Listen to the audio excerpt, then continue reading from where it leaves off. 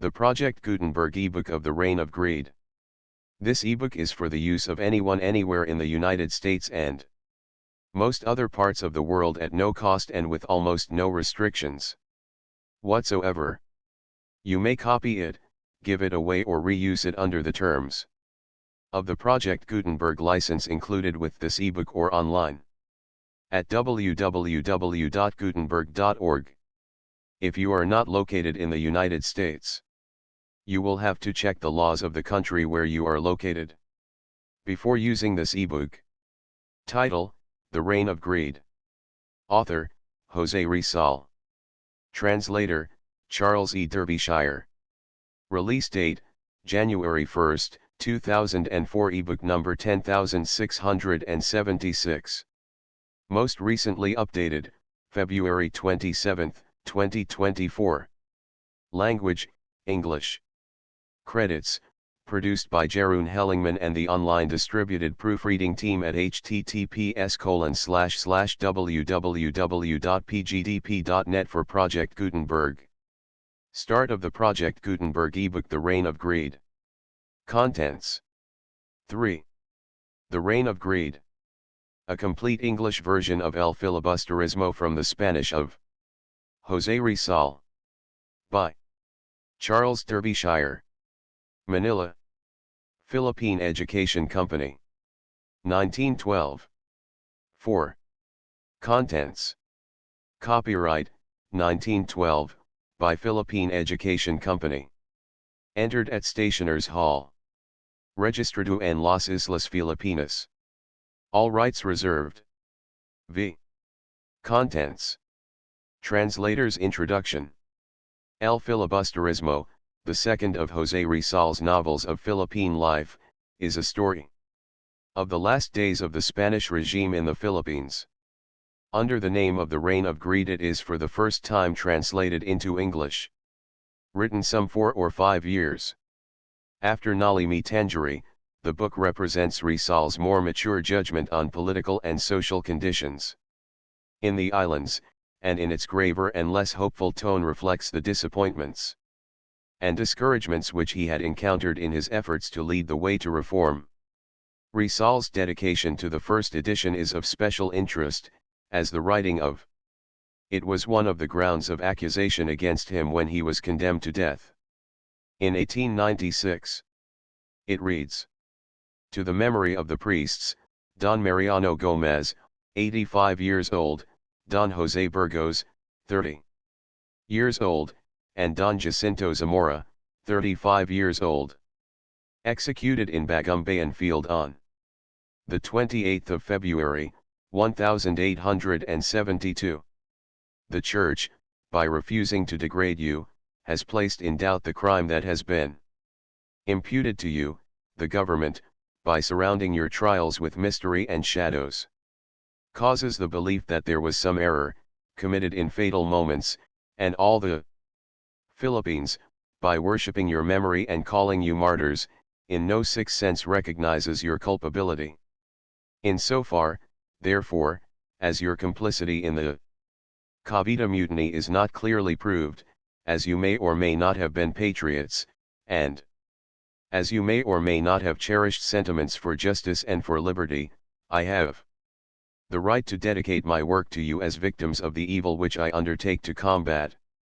And while we await expectantly upon Spain some day to restore your good name and cease to be answerable for your death, let these pages serve as a tardy wreath of dried leaves over your unknown tombs, and let it be understood that every one who without clear proofs attacks your memory stains his hands in your blood. J. Rizal. A brief recapitulation of the story in Nali Me Tangere, The Social Cancer, is essential to an understanding of such plot as there is in the present work, which the author called a continuation of the first story. Juan Crisostomo Ibarra is a young Filipino, who, after studying for 7 years in Europe, returns to his native land to find that his father, a wealthy landowner, has died in prison as the result of a quarrel with the parish curate, a Franciscan friar named Padre Damaso. Ibarra is engaged to a beautiful and accomplished girl, Maria. Clara, the supposed daughter and only child of the rich Don Santiago de los Santos. Commonly known as Capitan Tiago, a typical Filipino cacique, the predominant character. Fostered by the friar regime. 7. Ibarra resolves to forego all quarrels and to work for the betterment of his people. To show his good intentions, he seeks to establish, at his own expense, a public school.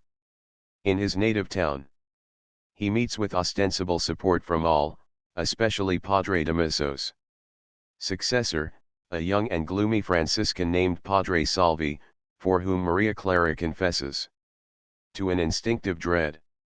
At the laying of the cornerstone for the new schoolhouse, a suspicious accident, apparently aimed at Ibarra's life, occurs, but the festivities proceed until the dinner, where Ibarra is grossly and wantonly insulted over the memory of his father by Fray Damaso. The young man loses control of himself and is about to kill the friar, who is saved by the intervention of Maria Clara. Ibarra is excommunicated, and Capitan Tiago, through his fear of the friars, is forced to break the engagement and agree to the marriage of Maria Clara with a young and inoffensive Spaniard provided by Padre Damaso.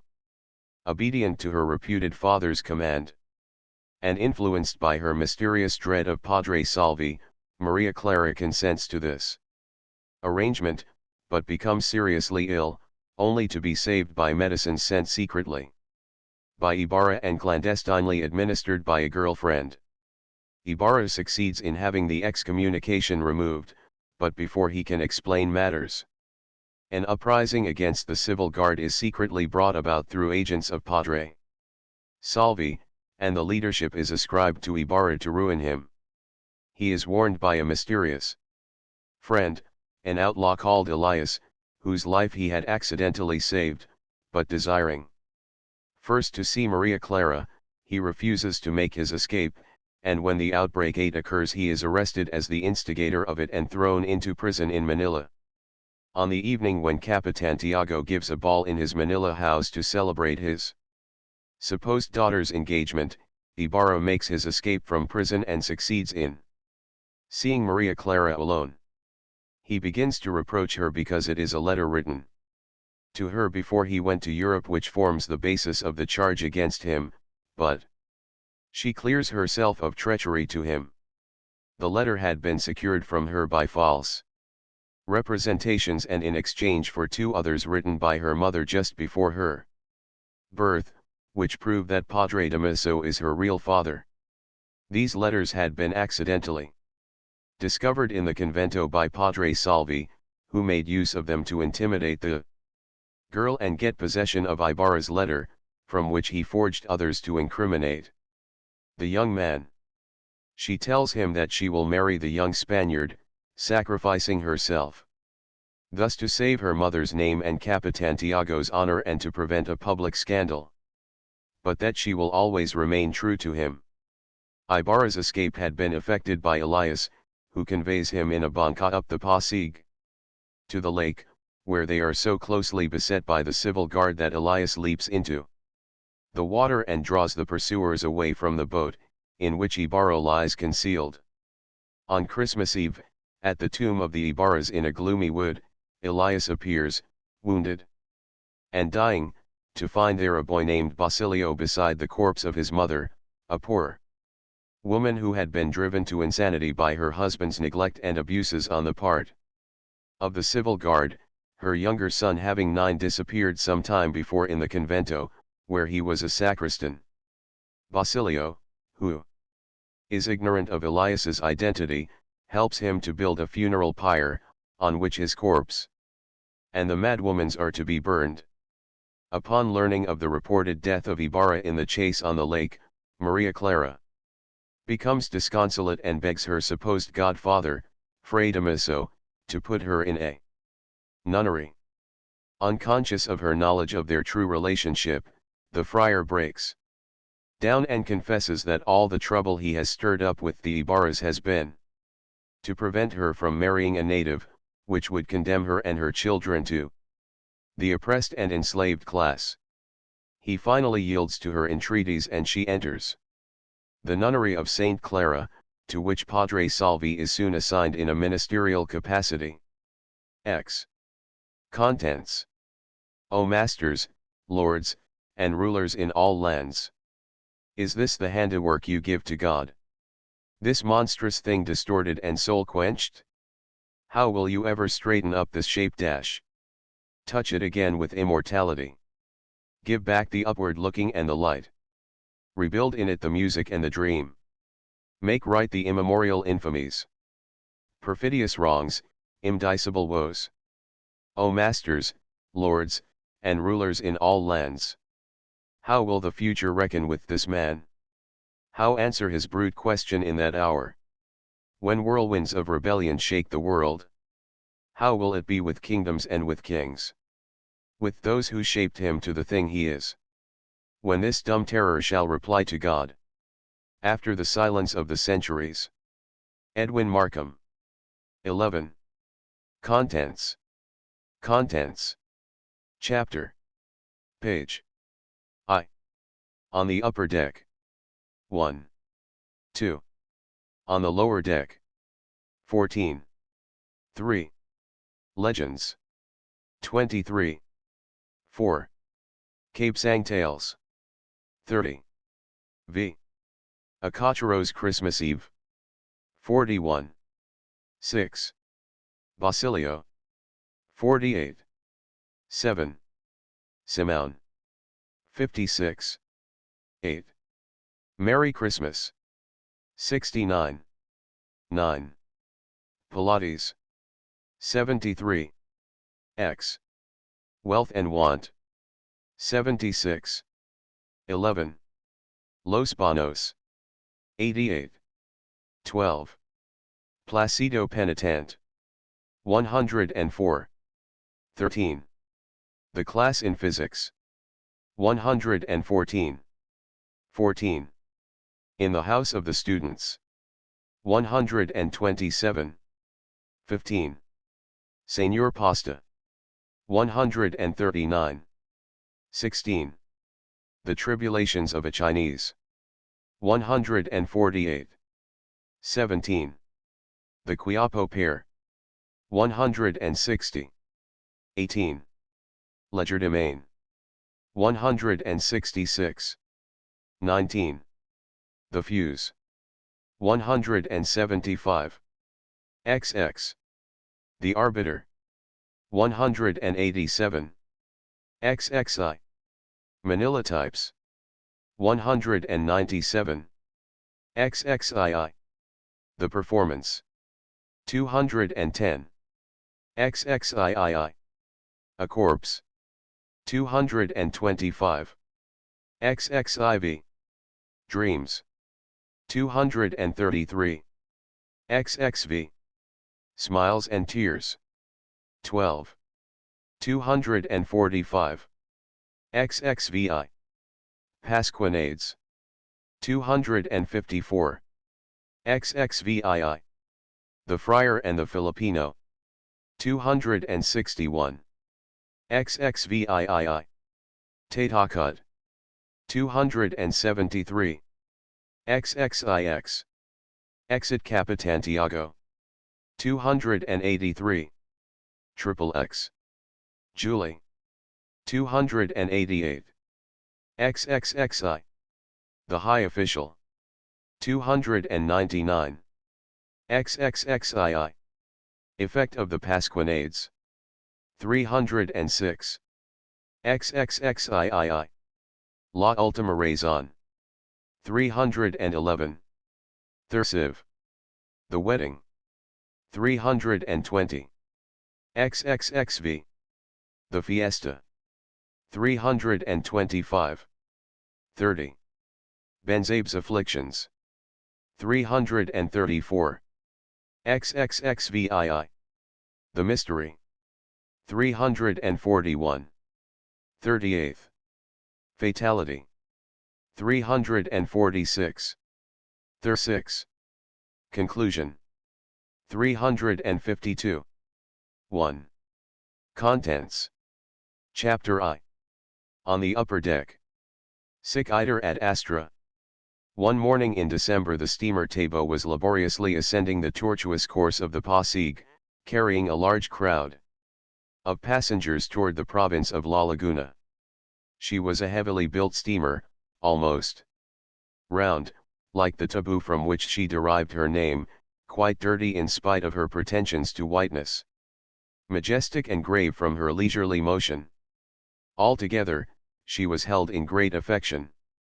In that region, perhaps from her Tagalog name, or from the fact that she bore the characteristic impress of things in the country, representing something like a triumph over progress, a steamer that was not a steamer at all, an organism, stolid, imperfect, yet unimpeachable, which, when it wished to pose as being rankly progressive, proudly contented itself with putting on a fresh coat of paint. Indeed, the happy steamer was genuinely Filipino. If a person were only reasonably considerate, she might even have been taken for the ship of state, constructed, as she had been, under the inspection of reverendos and illustrissimos, bathed in the sunlight of a morning that made the waters of the river sparkle and the breezes rustle in the bending bamboo on its banks. There she goes with her white silhouette throwing out great clouds of smoke. The ship of state, so the joke runs, also has the vice of smoking. The whistle shrieks at every moment, hoarse and commanding, like a tyrant who would rule by shouting, so that no one on board can hear his own thoughts. She menaces everything she meets. Now she looks as though she would grind to bits the salambaw, insecure fishing apparatus which in their movements resemble skeletons of giants. Saluting an antediluvian tortoise, now she speeds straight toward the clumps of bamboo, or against the amphibian structures, carajan or wayside lunch stands, which, amid gumamelas and other flowers, look like indecisive bathers who with their feet already in the water cannot bring themselves to make the final plunge. At times, following a sort of channel marked out in the river by tree trunks, she moves along with a satisfied air, except when a sudden shock disturbs the passengers and throws them off their balance, all the result of a collision with a sandbar which no one dreamed was there. Moreover, if the comparison with the ship of state is not yet complete, note the arrangement of the passengers. On the lower deck appear brown faces and black heads, types of Indians, one Chinese, and mestizos, wedged in between bales of merchandise and boxes, while there, on the upper deck, beneath an awning that protects them from the sun, are seated in comfortable chairs a few passengers dressed in the fashion of Europeans, friars, and government clerks, each with his puro cigar, and gazing at the landscape apparently without heeding the efforts of the captain and the sailors to overcome the obstacles in the river. The captain was a man of kindly aspect, well along in years, an old sailor who in his youth had plunged into far vaster seas, but who now in his age had to exercise much greater attention, care, and vigilance to avoid dangers of a trivial character.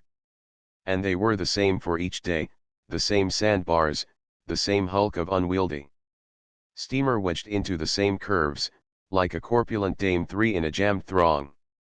So, at each moment, the good man had to stop, to back up, to go forward at half speed, sending now to port, now to starboard the 5 sailors equipped with long bamboo poles to give force to the turn the rudder had suggested. He was like a veteran who, after leading men through hazardous campaigns, had in his age become the tutor of a capricious, disobedient, and lazy boy. Dona Victorina, the only lady seated in the European group, could say whether the Tabo was not lazy, disobedient, and capricious. Dona Victorina, who, nervous as ever, was hurling invectives against the cascos, bancas, rafts of coconuts, the Indians paddling about, and even the washerwomen and bathers, who fretted her with their mirth and chatter. Yes, the Tabo would move along very well if there were no Indians in the river, no Indians in the country. Yes, if there were not a single Indian in the world, regardless of the fact that the helmsmen were Indians, the sailors Indians, Indians the engineers, Indians. 99% of the passengers, and she herself also an Indian if the rouge were scratched off and her pretentious gown removed. That morning Dona Victorina was more irritated than usual because the members of the group took very little notice of her, reason for which was not lacking, for just consider there could be found 3 friars, convinced that the world would move backwards the very day they should take a single step to the right, an indefatigable Don Custodio who was sleeping peacefully, satisfied with his projects, a prolific writer like Benzabe, anagram of Ibanez, who believed that the people of Manila thought because he, Benzabe, was a thinker. A canon like Padre Irene, who added luster to the clergy with his rubicund face, carefully shaven, from which towered a beautiful Jewish nose, and his silken cassock of neat cut and small buttons, and a wealthy jeweler like Simon, who was reputed to be the advisor and inspirer of all the acts of His Excellency, the Captain General. For just consider the presence there of these pillars sine quibus non of the country, seated there in agreeable discourse, showing little sympathy for a renegade Filipina who dyed her hair red. Now wasn't this enough to exhaust the patience of a female job sober que Dona Victorina always applied to herself when put out with anyone? The ill humor of the señora increased every time the captain shouted port, starboard, to the sailors, who then hastily seized their poles and thrust them against the banks, thus with the strength of their legs and shoulders preventing the steamer from shoving its hull ashore at that particular point. Seen under these circumstances, the ship of state might be said to have been converted from a tortoise into a crab every time any danger threatened. But, Captain, why don't your stupid steersman go in that direction? Asked the lady, with great indignation. Because it's very shallow in the other, señora, answered the captain, deliberately, slowly winking one eye, a little habit which he had cultivated as if to say to his words on their way out, slowly, slowly. Half speed. Botheration, half speed, protested Dona Victorina disdainfully. Why not full? Because we should then be traveling over those rice fields, señora, replied the imperturbable captain, pursing his lips to indicate the cultivated fields and indulging in 2 circumspect winks. This Dona Victorina was well known in the country for her caprices and extravagances. She was often seen in society, where she was tolerated whenever she appeared in the company of her niece, Paulita Gomez, a very beautiful and wealthy orphan, to whom she was a kind of guardian. At a rather advanced age she had married a poor wretch named Don Tiburcio de Espadina, and at the time we now see her, carried upon herself 15 years of wedded life, false frizzes and a half European costume, for her whole ambition had been to Europeanize herself, with the result that from the ill-omened day of her wedding she had gradually, thanks to her criminal attempts, succeeded in so transforming herself that at the present time Quatrefages and Verkov together could not have told where to classify her among the known races. Her husband, who had borne all her impositions with the resignation of a fakir through so many years of married life, at last on one luckless day had had his bad half-hour, and administered to her a superb whack with his crutch. The surprise of Madame Job at such an inconsistency of character made her insensible to the immediate effects, and only after she had recovered from her astonishment and her husband had fled did she take notice of the pain, then remaining in bed for several days, to the great delight of Paulita, who was very fond of joking and laughing at her aunt. As for her husband, horrified at the impiety of what appeared to him to be a terrific parricide, he took to flight, pursued by the matrimonial furies, 2 curs and a parrot, with all the speed his lameness permitted, climbed into the first carriage he encountered. jumped into the first bangka he saw on the river, and, a Philippine Ulysses, began to wander from town to town, from province to province, from island to island, pursued and persecuted by his bespectacled Calypso, who bored every one that had the misfortune to travel in her company. She had received a report of his being in the province of La Laguna, concealed in one of the towns, so thither she was bound to seduce him back with her dyed frizzes. Her fellow travelers had taken measures of defense by keeping up among themselves a lively conversation on any topic whatsoever. At that moment the windings and turnings of the river led them to talk about straightening the channel and, as a matter of course, about the port works. Benzabe, the journalist with the countenance of a friar, was disputing with a young friar who in turn had the countenance of an artilleryman. Both were shouting, gesticulating, waving their arms, spreading out their hands, stamping their feet, talking of levels, fish corrals, the San Mateo River too, of cascos, of Indians, and so on, to the great satisfaction of their listeners and the undisguised disgust of an elderly Franciscan, remarkably thin and withered, and a handsome Dominican about whose lips flitted constantly a scornful smile. The thin Franciscan, understanding the Dominican's smile, decided to intervene and stop the argument. He was undoubtedly respected, for with a wave of his hand he cut short the speech of both at the moment when the friar artilleryman was talking about experience and the journalist friar about scientists. Scientists, Benzabe, do you know what they are? Asked the Franciscan in a hollow voice, scarcely stirring in his seat and making only a faint gesture with his skinny hand. Here you have in the province a bridge, constructed by a brother of ours, which was not completed because the scientists, relying on their theories, condemned it as weak and scarcely safe. Yet look, it is the bridge that has withstood all the floods and earthquakes. 3. That's it, Punalese, that very thing, that was exactly what I was going to say, exclaimed the friar artilleryman, thumping his fists down on the arms of his bamboo chair.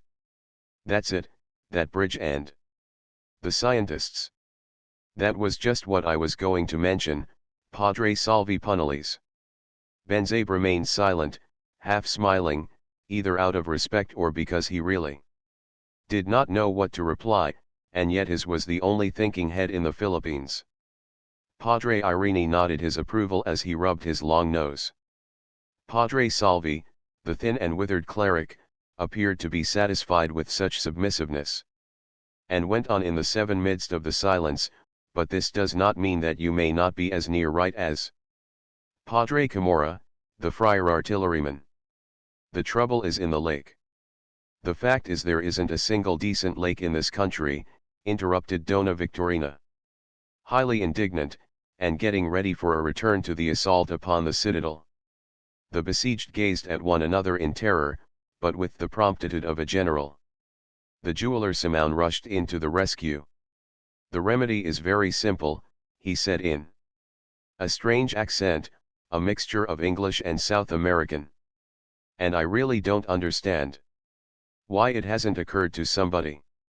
All turned to give him careful attention, even the Dominican. The jeweler was a tall, meager, nervous man, very dark, dressed in the English fashion and wearing a pith helmet.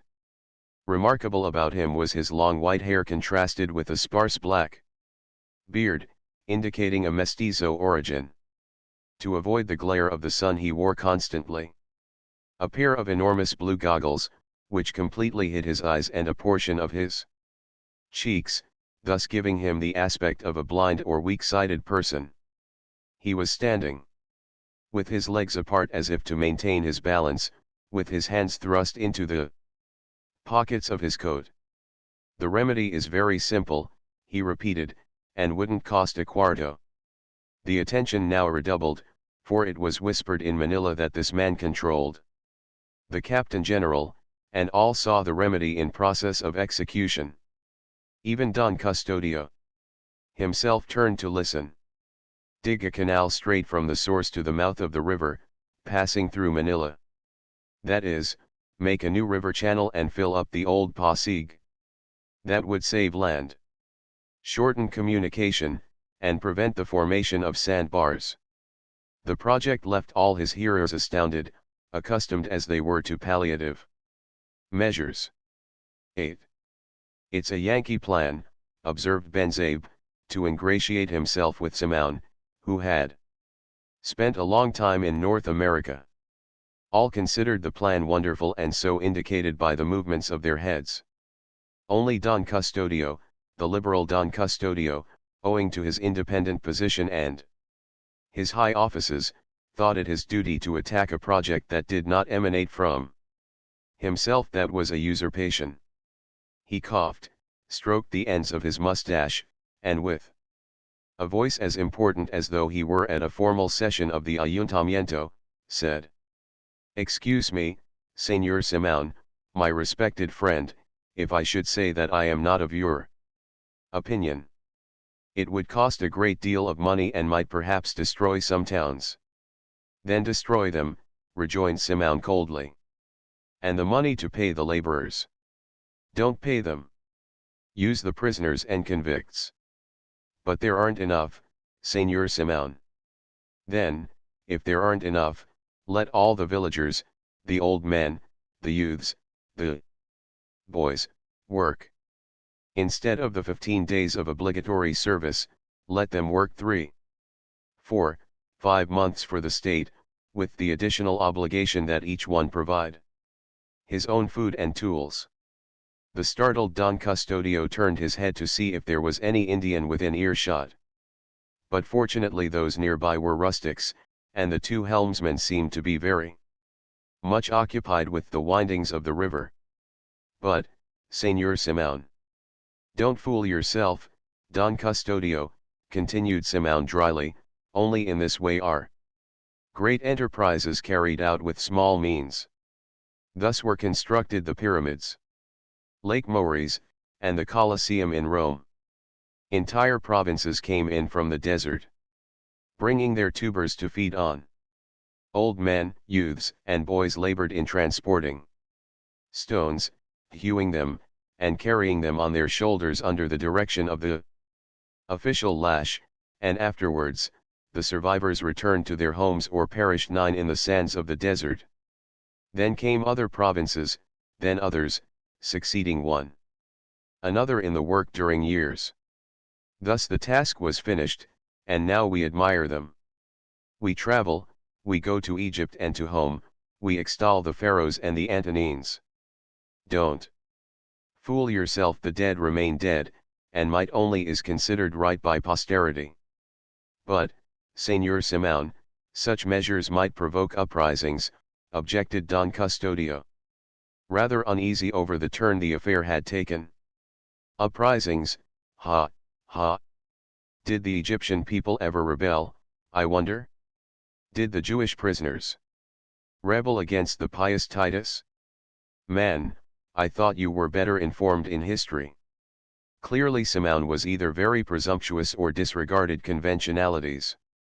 To say to Don Custodio's face that he did not know history, it was enough to make anyone lose his temper. So it seemed, for Don Custodio forgot himself and retorted, "But the fact is that you're not among Egyptians or Jews. And these people have rebelled more than once," added the Dominican, somewhat timidly. "In the times when they were forced to transport heavy timbers for the construction of ships, if it hadn't been for the clerics." "Those times are far away," answered Simeon, with a laugh even drier than usual. "These islands will never again rebel, no matter how much work and taxes they have. Haven't you lauded to me, Padre Salvi," he added, turning to the Franciscan, "the house and hospital at Los Banos, where His Excellency is at present?" Padre Salvi gave a nod and looked up, evading the question. "Well, didn't you tell me that both buildings were constructed by forcing the people to work on them under the whip of a lay brother?" Perhaps that wonderful bridge was built in the same way. Now tell me, did these people rebel? 10. The fact is they have rebelled before, replied the Dominican, and ab actu ad posse valet illatio. No, no, nothing of the kind, continued Simon, starting down a hatchway to the cabin. What's said, is said. And you, Padre Sibylla, don't talk either Latin or nonsense. What are you friars good for if the people can rebel? Taking no notice of the replies and protests, Simon descended the small companionway that led below, repeating disdainfully, bosh, bosh. Padre Sibylla turned pale. This was the first time that he, vice-rector of the university, had ever been credited with nonsense. Don Custodio turned green. At no meeting in which he had ever found himself had he encountered such an adversary. An American mulatto, he fumed. A British Indian, observed Benzabe in a low tone. An American, I tell you, and shouldn't I know, retorted Don Custodio in ill humor. His Excellency has told me so. He's a jeweler whom the latter knew in Havana, and, as I suspect, the one who got him advancement by lending him money. So to repay him, he has had him come here to let him have a chance and increase his fortune by selling diamonds imitations, who knows? And he's so ungrateful, that, after getting money from the Indians, he wishes The sentence was concluded by a significant wave of the hand. No one dared to join in this diatribe. Don Custodio could discredit himself with his Excellency, if he wished, but neither Benzabe, nor Padre Irene, nor Padre Salvi, nor the offended Padre Sibylla had any confidence in the discretion of the others. The fact is that this man, being an American, thinks no doubt that we are dealing with the Redskins. To talk of these matters on a steamer, compel, force the people. And he's the very person who advised the expedition to 11 the Carolines and the campaign in Mindanao, which is going to bring us to disgraceful ruin. He's the one who has offered to superintend the building of the cruiser, and, I say, what does a jeweler, no matter how rich and learned he may be, know about naval construction? All this was spoken by Don Custodio in a guttural tone to his neighbor Benzabe, while he gesticulated, shrugged his shoulders, and from time to time with his looks consulted the others, who were nodding their heads ambiguously. The Canon Irene indulged in a rather equivocal smile, which he half hid with his hand as he rubbed his nose. I tell you, Benzabe, continued Don Custodio, slapping the journalist on the arm, all the trouble comes from not consulting the old-timers. Here. A project in fine words, and especially with a big appropriation, with an appropriation in round numbers, dazzles, meets with acceptance at once, for this. Here, in further explanation, he rubbed the tip of his thumb against his middle and forefinger point 4. There's something in that, Benzabe thought it his duty to remark, since in his capacity of journalist he had to be informed about everything. Now look here, before the port works I presented a project, original, simple, useful, economical, and practicable, for clearing away the bar in the lake, and it hasn't been accepted because there wasn't any of that in it. He repeated the movement of his fingers, shrugged his shoulders, and gazed at the others as though to say, have you ever heard of such a misfortune? May we know what it was? Asked several, drawing nearer and giving him their attention. The projects of Don Custodio were as renowned as Quack's specifics. Don Custodio was on the point of refusing to explain it from resentment at not having found any supporters in his diatribe against Simon. When there's no danger, 12 you want me to talk, and when there is, you keep quiet, he was going to say. But that would cause the loss of a good opportunity, and his project, now that it could not be carried out, might at least be known and admired. After blowing out 2 or 3 puffs of smoke, coughing, and spitting through a scupper, he slapped Benzabe on the thigh and asked, "You've seen ducks?" "I rather think so, we've hunted them on the lake," answered the surprised journalist. "No, I'm not talking about wild ducks, I'm talking of the domestic ones, of those that are raised in Pateros and Pasig. Do you know what they feed on?" Benzabe, the only thinking head, did not know he was not engaged in that business. "On snails, man, on snails," exclaimed Padre Camorra. "One doesn't have to be an Indian to know that, it's sufficient to have eyes." "Exactly so, on snails," repeated Don Custodio, flourishing his forefinger. "And do you know where they get them?" Again the thinking head did not know. "Well, if you had been in the country as many years as I have, you would know that they fish them out of the bar itself, where they abound, mixed with the sand." "Then your project?" "Well, I'm coming to that. My idea was to compel all the towns round about, near the bar, to raise ducks, and you'll see how they, all by themselves, will deepen the channel. By fishing for the snails, no more and no less, no more and no less." Here Don Custodio extended his arms and gazed triumphantly at the stupefaction of his hearers. To none of them had occurred such an original idea. "Will you allow me to write an article about that?" asked Benzabe. "In this country, there is so little thinking done." 13.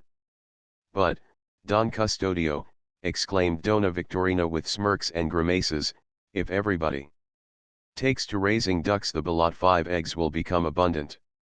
"Ugh, how nasty! Rather, let the bar close up entirely." 14. 1. The Spanish designation for the Christianized Malay of the Philippines was Indio, Indian, a term used rather contemptuously, the name Filipino being generally applied in a restricted sense to the children of Spaniards born in the islands. Tr upward arrow.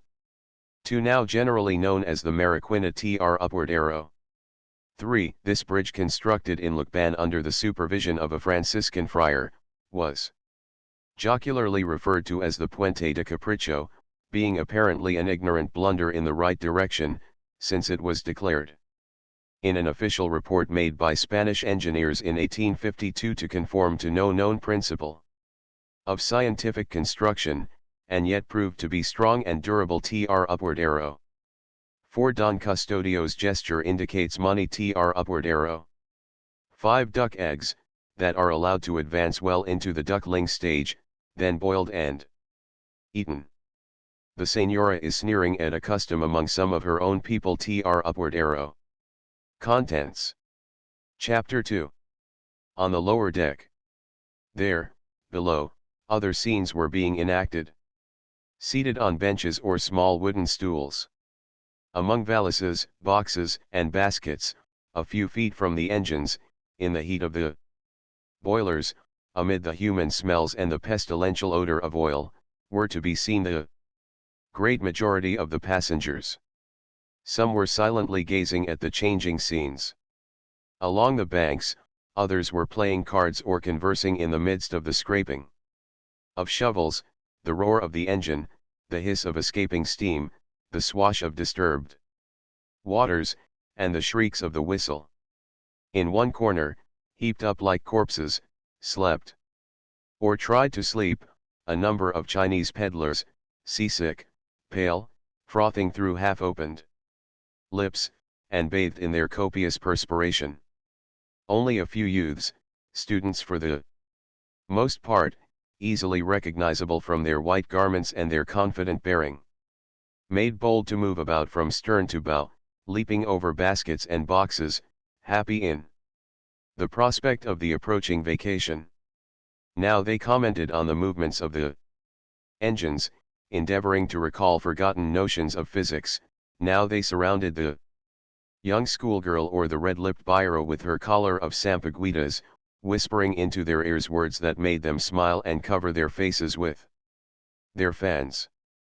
Nevertheless, 2 of them, instead of engaging in these fleeting gallantries, stood In the bow talking with a man, advanced in years, but still vigorous and erect.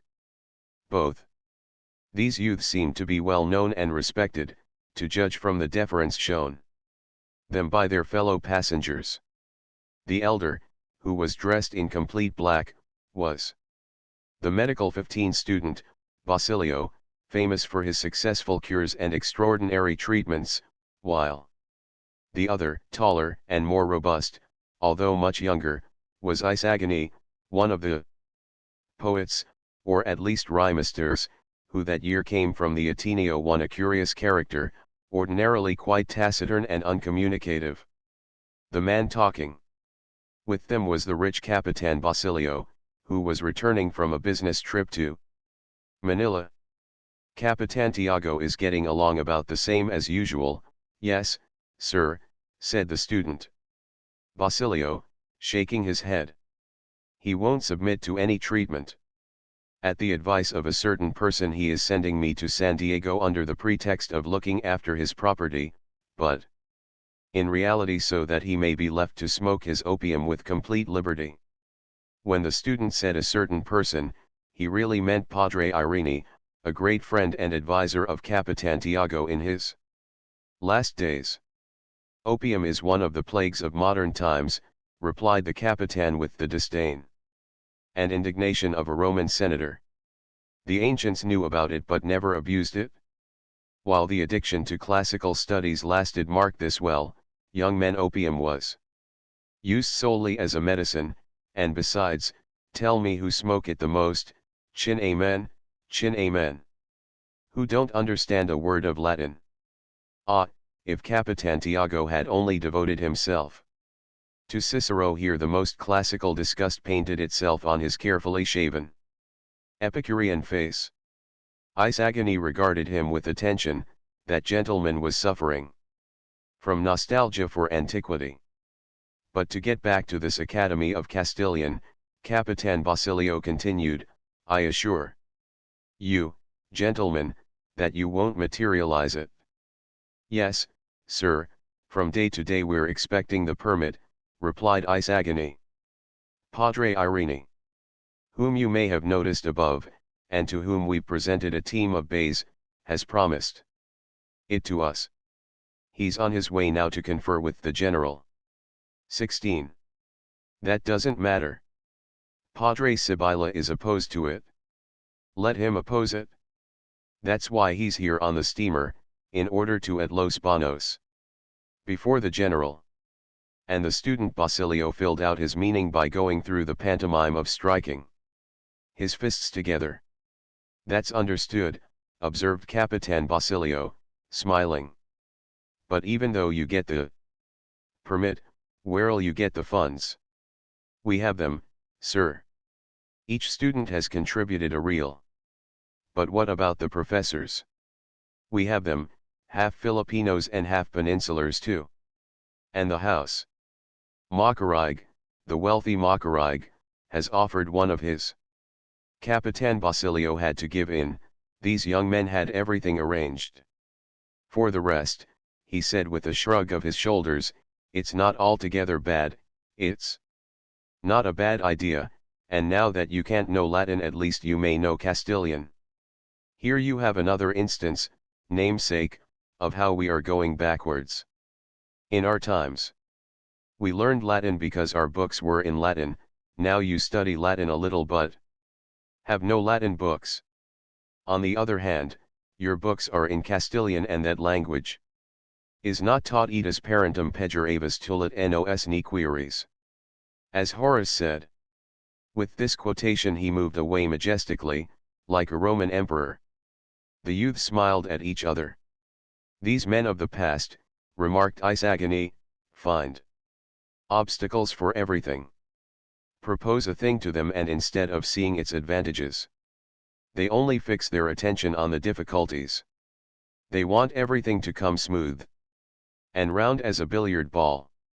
He's right at home with your uncle, observed Basilio. 17. They talk of past times. But listen, speaking of uncles, what does yours say about Paulita? Isagani blushed. he preached me a sermon about the choosing of a wife. I answered him that there wasn't in Manila another like her, beautiful, well-bred, an orphan. Very wealthy, elegant, charming, with no defect other than a ridiculous aunt, added Basilio, at which both smiled. In regard to the aunt, do you know that she has charged me to look for her husband, Dona Victorina? And you've promised, in order to keep your sweetheart. Naturally. But the fact is that her husband is actually hidden in my uncle's house. Both burst into a laugh at this, while Isagani continued, that's why my uncle, being a conscientious man, won't go on the upper deck, fearful that Dona Victorina will ask him about Don Tiburcio. Just imagine, when Dona Victorina learned that I was a steerage passenger, she gazed at me with a disdain that. At that moment Simon came down and, catching sight of the two young men, greeted Basilio in a patronizing tone, hello, Don Basilio, you're off for the vacation? Is the gentleman a townsman of yours? Basilio introduced Isagani with the remark that he was not a townsman, but that their homes were not very far apart. Isagani lived on the seashore of the opposite coast. Simon examined him with such marked attention that he was annoyed, turned squarely around, and faced the jeweler with a provoking stare. Well, what is the province like? The latter asked, turning again to Basilio. Why, aren't you familiar with it? How the devil am I to know it when I've never set foot in it? I've been told that it's very poor and doesn't buy jewels. 18. We don't buy jewels, because we don't need them, rejoined Isagani dryly, piqued in his provincial pride. A smile played over Simon's pallid lips. Don't be offended, young man, he replied.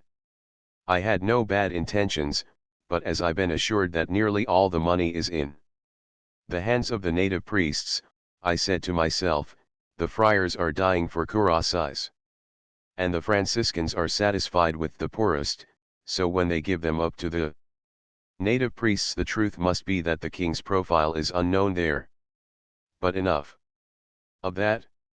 Come and have a beer with me and we'll drink to the prosperity of your province.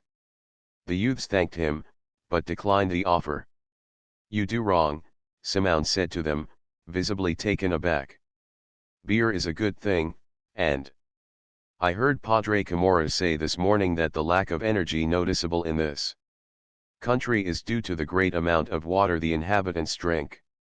Isagani was almost as tall as the jeweler, and at this he drew himself up.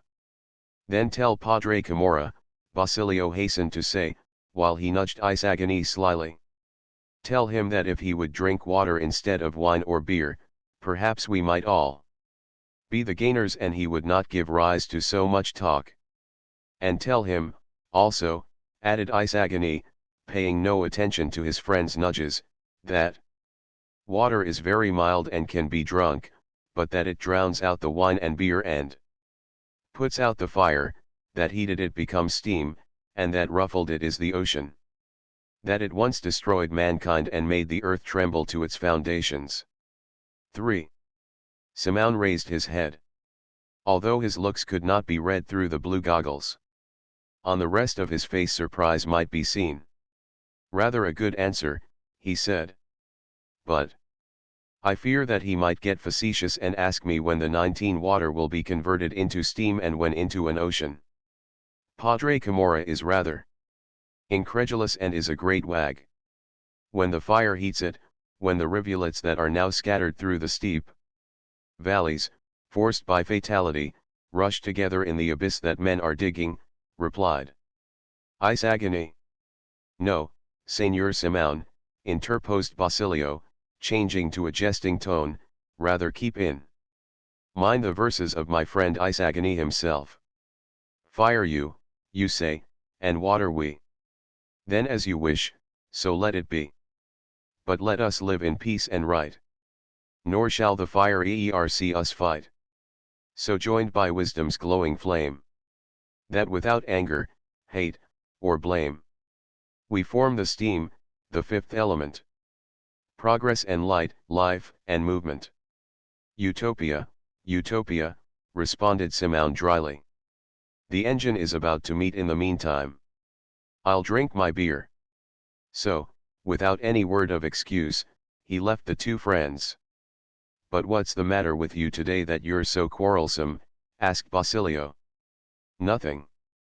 I don't know why, but that man fills me with horror, fear almost. I was nudging you with my elbow. Don't you know that he's called the Brown Cardinal? The Brown Cardinal. Or Black Eminence, as you wish. I don't understand. Richelieu had a Capuchin advisor who was called the Grey Eminence. Well, that's what this man is to the general. Really? That's what I've heard from a certain person who always speaks ill of him behind his back and flatters him to his face. Does he also visit Capitan Tiago? From the first day after his arrival, and I'm sure that a certain person looks upon him as a rival in the inheritance. I believe that he's going to see the general about the question of instruction in Castilian. At that moment Isagani was called away by a servant to his uncle. On one of the benches at the stern, huddled in among the other passengers, sat a native priest gazing at the landscapes that were successively unfolded to his view. His neighbors made room for him, the men on passing taking off their hats, and the gamblers not daring to set their table near where he was. He said little, but neither smoked nor assumed arrogant airs, nor did he disdain to mingle with the other men, returning the salutes with courtesy and affability as if he felt much honored and very grateful.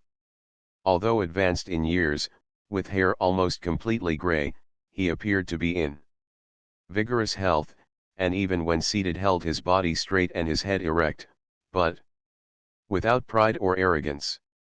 He differed from the ordinary native priests, few enough, indeed, who at that period served merely as coadjutors or administered some cuirassies. Temporarily, in a certain self-possession and gravity, like one who was conscious of his personal dignity and the sacredness of his office. A superficial examination of his appearance, if not his white hair, revealed at once that he belonged to another epoch, another generation, when the better young men were not afraid to risk their dignity by becoming priests, when the native clergy looked any friar at all in the face, and when their class, not yet degraded and vilified, called for free men and not slaves, superior intelligences, and not servile wills. In his sad and serious features was to be read the serenity of a soul fortified by study and meditation, perhaps tried out by deep moral suffering. This priest was Padre Florentino, Isagani's uncle, and his story is easily told. Scion of a wealthy and influential family of Manila, of agreeable appearance and cheerful disposition, suited to shine in the world, he had never felt any call to the sacerdotal 21 profession, but by reason of some promises or vows, his mother, after not a few struggles and violent disputes, compelled him to enter the seminary. She was a great friend of the archbishop, had a will of iron, and was as inexorable as is every devout woman who believes that she is interpreting the will of God.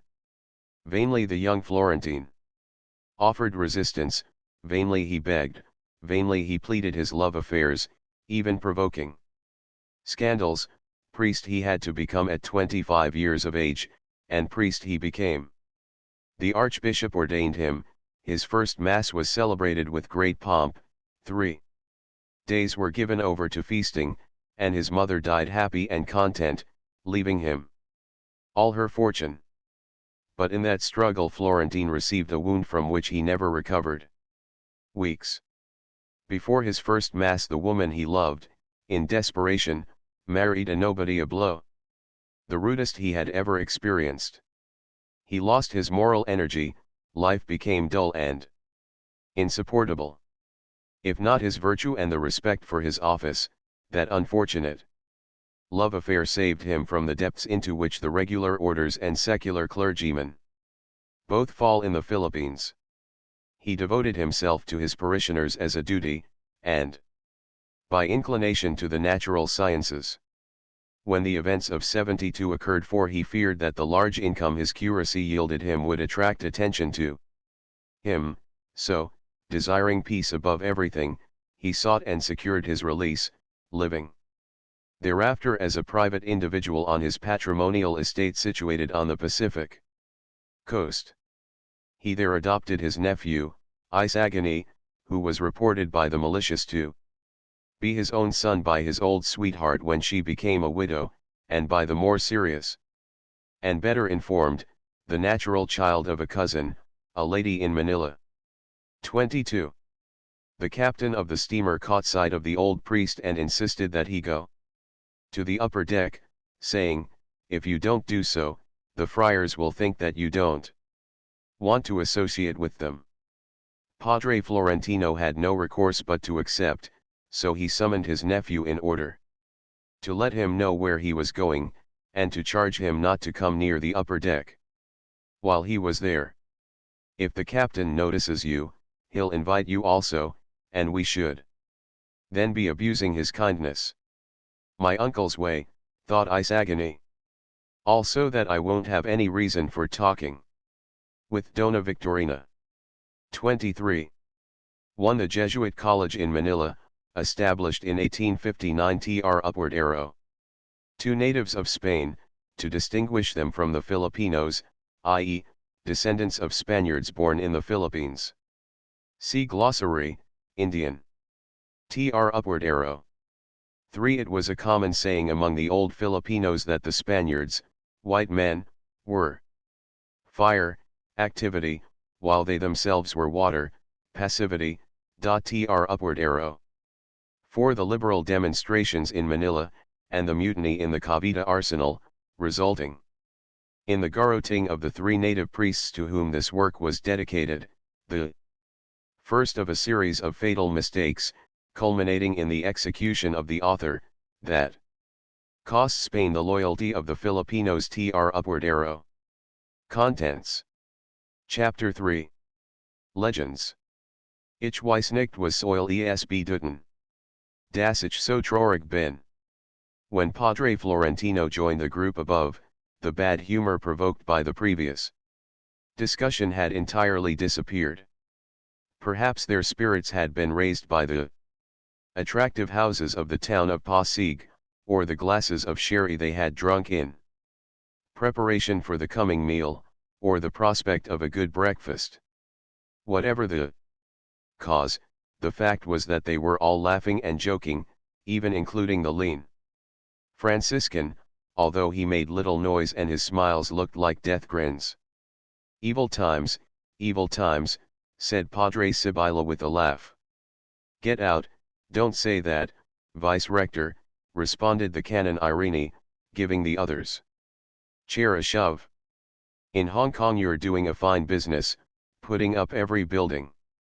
That ha, tut, was the reply. You don't see our expenses, and the tenants on our estates are beginning to complain. Here, enough of complaints, Punalies, else I'll fall to weeping, cried Padre Camorra gleefully. We're not complaining. And we haven't either estates or banking houses. You know that my Indians are beginning to haggle over the fees and to flash schedules on me. Just look how they cite schedules to me now, and none other than those of the Archbishop Basilio Sancho I, as if from his time 24 up to now prices had not risen. Ha. Why should a baptism cost less than a chicken?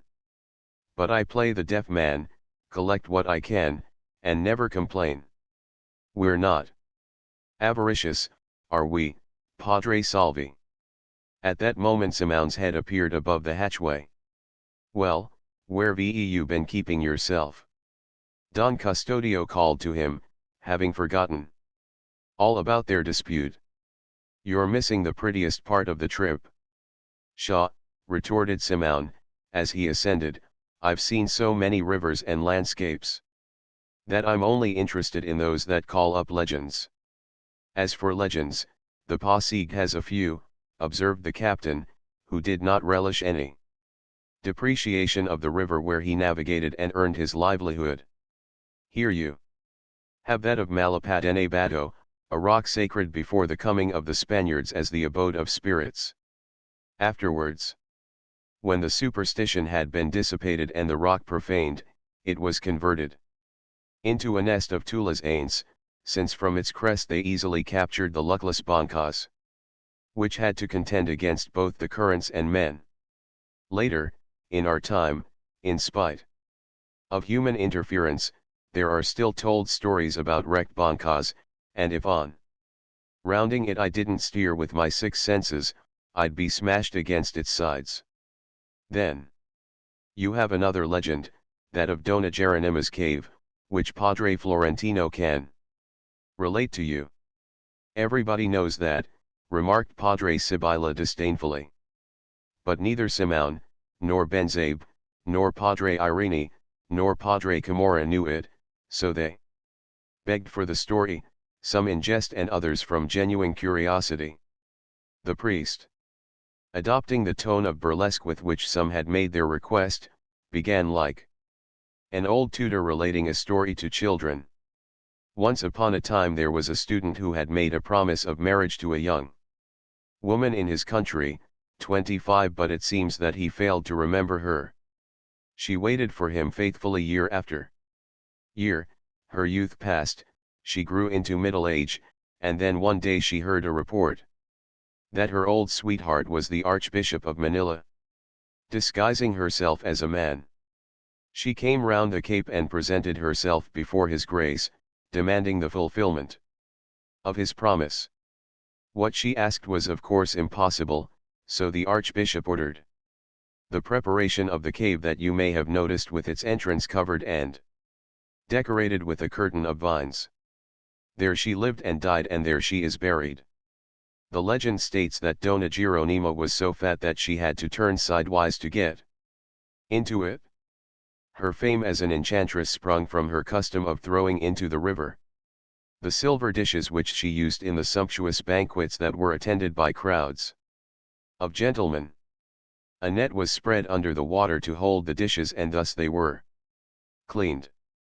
It hasn't been 20 years since the river washed the very entrance of the cave, but it has gradually been receding, just as the memory of her is dying out among the people.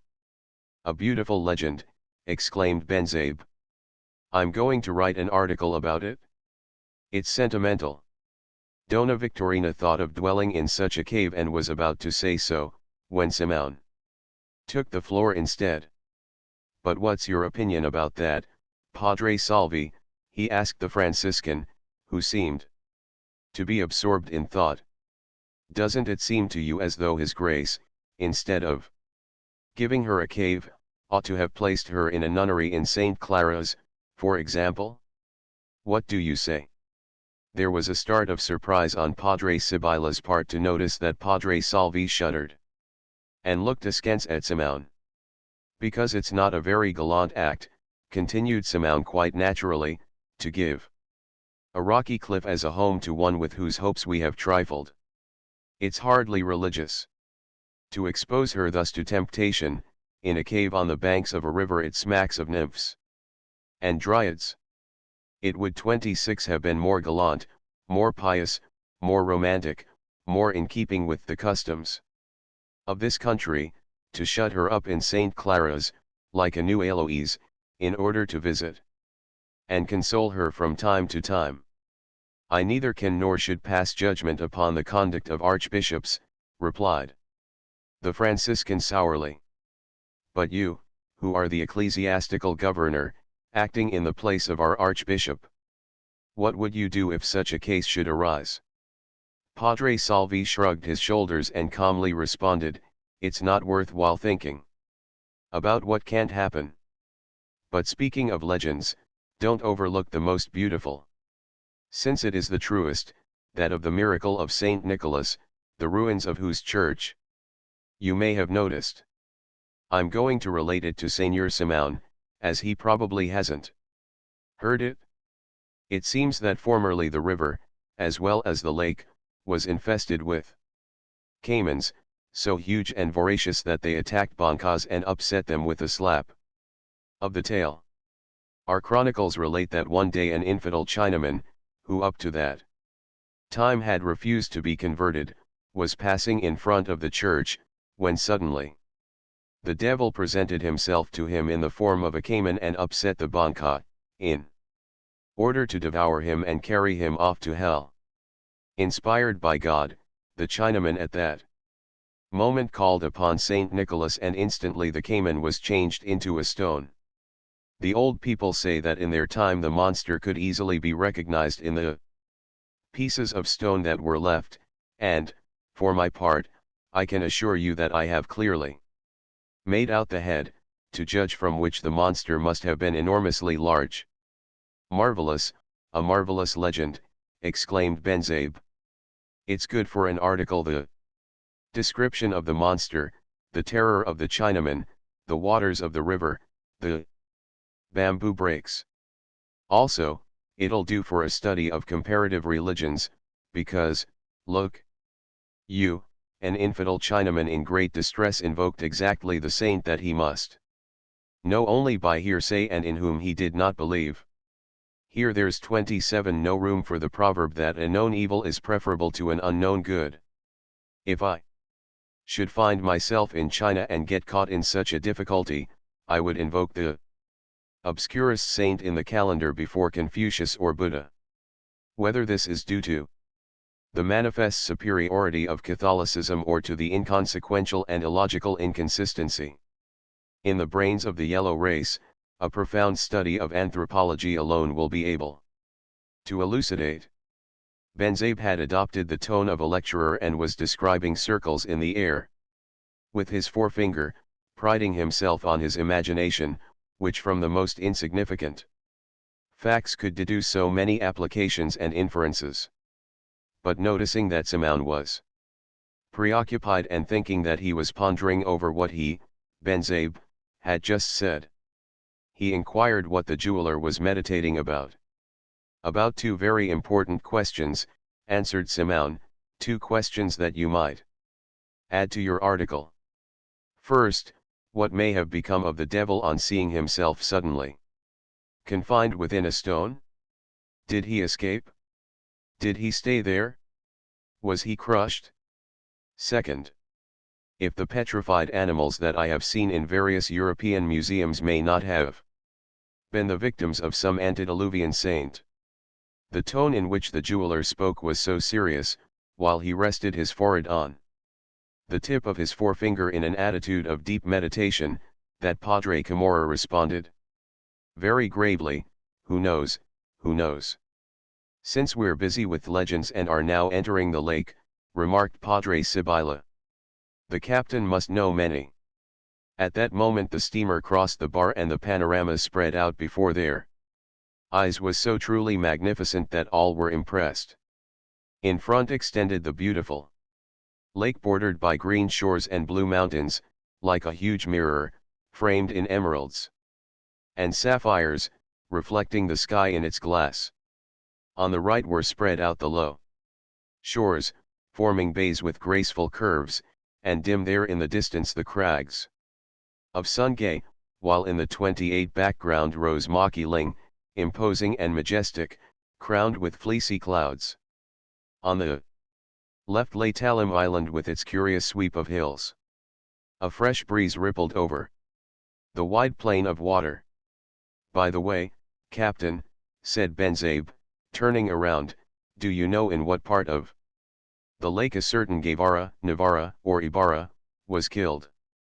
The group looked toward the captain, with the exception of Simon, who had turned away his head as though to look for something on the shore. "Ah, yes," exclaimed Dona Victorina. "Where, Captain? Did he leave any tracks in the water?"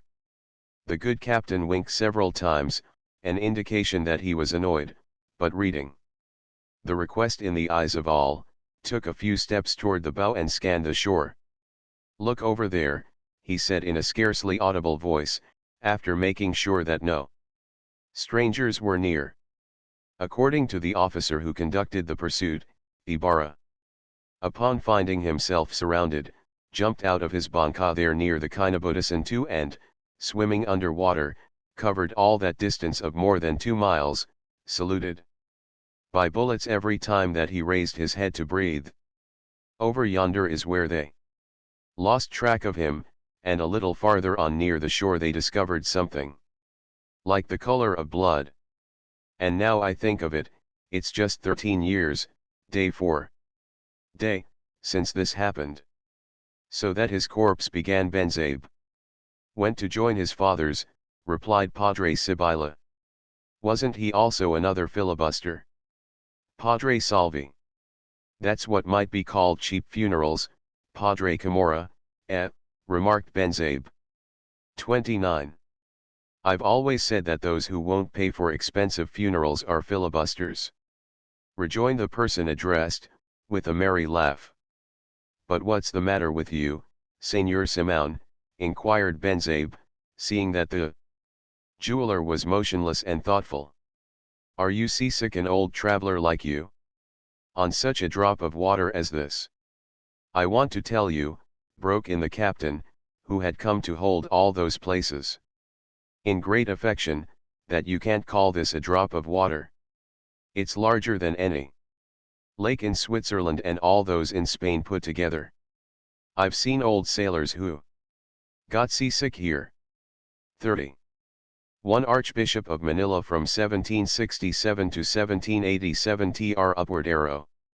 2 Between this island, Talim, and Hala Hala Point extends a strait a mile wide and a league long, which the Indians call Kinabutusan, a name that in their language means place that was cleft open, from which it is inferred that in other times the island was joined to the mainland and was separated from it by some severe earthquake, thus leaving this strait. Of this there is an old tradition among the Indians. Fray Martinez. De Zuniga's Estatismo, 1803. Upward arrow. Contents. Chapter 4. Capesang Tales. Those who have read the first part of this story will perhaps remember an old woodcutter who lived in the depths of the forest. One Tandang Selo is still alive, and though his hair has turned completely white, he yet preserves his good health. He no longer hunts or cuts firewood, for his fortunes have improved and he works only at making brooms. His son Tales, abbreviation of Telesforo, had worked at first on shares on the lands of a capitalist, but later, having become the owner of 2 carabaos and several hundred pesos, determined to work on his own account, aided by his father, his wife, and his 3 children. So they cut down and cleared away some thick woods which were situated on the borders of the town and which they believed belonged to no one. During the labors of cleaning and cultivating the new land, the whole family fell ill with malaria. And the mother died, along with the eldest daughter, Lucia, in the flower of her age. This, which was the natural consequence of breaking up new soil infested with various kinds of bacteria, they attributed to the anger of the woodland spirit, so they were resigned and went on with their labor, believing him pacified. But when they began to harvest their first crop, a religious corporation, which owned land in the neighboring town, laid claim to the fields, alleging that they fell within their boundaries, and to prove it they at once started to set up 31 their marks. However, the administrator of the religious order left to them, for humanity's sake, the usufruct of the land on condition that they pay a small sum annually, a mere bagatelle, 20 or 30 pesos. Tales, as peaceful a man as could be found, was as much opposed to lawsuits as anyone and more submissive to the friars than most people, so, in order not to smash a palioc against a kawala, as he said, for to him the friars were iron pots and he a clay jar, he had the weakness to yield to their claim, remembering that he did not know Spanish and had no money to pay lawyers. Besides, Tandang Selo said to him, "Patience. You would spend more in 1 year of Litigation then in 10 years of paying what the white padres demand. And perhaps they'll pay you back in masses. Pretend that those 30 pesos had been lost in gambling. Or had fallen into the water and been swallowed by a caiman. The harvest was abundant and sold well, so Tales planned to build a wooden house in the barrio of Sagpang, of the town of Tiani, which adjoins San Diego. Another year passed, bringing another good crop, and for this reason the friars raised the rent to 50 pesos, which Tales paid in order not to quarrel and because he expected to sell his sugar at a good price. Patience. Pretend that the caiman has grown some, old Cello consoled him. That year he at last saw his dream realized, to live in the barrio of Sagpang in a wooden house. The father and grandfather then thought of providing some education for the two children, especially the daughter Juliana, or Julie, as they called her. For she gave promise of being accomplished and beautiful. A boy who was a friend of the family, Basilio, was studying in Manila, and he was of as lowly origin as they. But this dream seemed destined not to be realized. The first care the community took, when they saw the family prospering, was to appoint as cabeza de barangay its most 32 industrious member, which left only Teno, the son, who was only 14 years old. The father was therefore called Cape Sangtales and had to order a sack coat, buy a felt hat, and prepare to spend his money. In order to avoid any quarrel with the curate or the government, he settled from his own pocket the shortages in the tax lists, paying for those who had died or moved away, and he lost considerable time in making the collections and on his trips to the capital. Patience. Pretend that the caiman's relatives have joined him, advised Tandang Cello, smiling placidly. Next year you'll put on a long skirt and go to Manila to study like the young ladies of the town, Cape Sangtales told his daughter every time he heard her talking of Basilio's progress. But that next year did not come, and in its stead there was another increase in the rent. Cape Sangtales became serious and scratched his head. The clay jar was giving up all its rice to the iron pot. When the rent had risen to 200 pesos, Tales was not content with scratching his head and sighing, he murmured and protested. The friar administrator then told him that if he could not pay, someone else would be assigned to cultivate that land. Many who desired it had offered themselves. He thought at first that the friar was joking, but the friar was talking seriously, and indicated a servant of his to take possession of the land. Poor Tales turned pale. He felt a buzzing in his ears, he saw in the red mist that rose before his eyes his wife and daughter, pallid, emaciated, dying, victims of the intermittent fevers then. He saw the thick forest converted into productive fields, he saw the stream of sweat watering its furrows, he saw himself plowing under the hot sun, bruising his feet against the stones and roots, while this friar had been driving about in his carriage with the wretch who was to get the land following like a slave behind his master. No, 1033 times, no. First let the fields sink into the depths of the earth and bury them all. Who was this intruder that he should have any right to his land? Had he brought from his own country a single handful of that soil? Had he crooked a single one of his fingers to pull up the roots that ran through it? Exasperated by the threats of the friar, who tried to uphold his authority at any cost in the presence of the other tenants, Cape Sangtales rebelled and refused to pay a single cuarto, having ever before himself that red mist, saying that he would give up his fields to the first man who could irrigate it with blood drawn from his own veins. Old Cello, on looking at his son's face, did not dare to mention the caiman, but tried to calm him by talking of clay jars, reminding him that the winner in a lawsuit was left without a shirt to his back. We shall all be turned to clay, father, and without shirts we were born, was the reply. So he resolutely refused to pay or to give up a single span of his land unless the friars should first prove the legality of their claim by exhibiting a title deed of some kind. As they had none, a lawsuit followed, and Cape Sangtales entered into it, confiding that some at least, if not all, were lovers of justice and respecters of the law. I serve and have been serving the king with my money and my services, he said to those who remonstrated with him. I'm asking for justice and he is obliged to give it to me. Drawn on by fatality, and as if he had put into play in the lawsuit the whole future of himself and his children, he went on spending his savings to pay lawyers, notaries, and solicitors, not to mention the officials and clerks who exploited his ignorance and his needs. He moved to and fro between the village and the capital, passed his days without eating and his nights without sleeping, while his talk was always about briefs, exhibits, and appeals. There was then seen a struggle such as was never before carried on under the skies of the Philippines, that of a poor Indian, 34 ignorant and friendless, confiding in the justness and righteousness of his cause, fighting against a powerful corporation before which justice bowed her head, while the judges let fall the scales and surrendered the sword.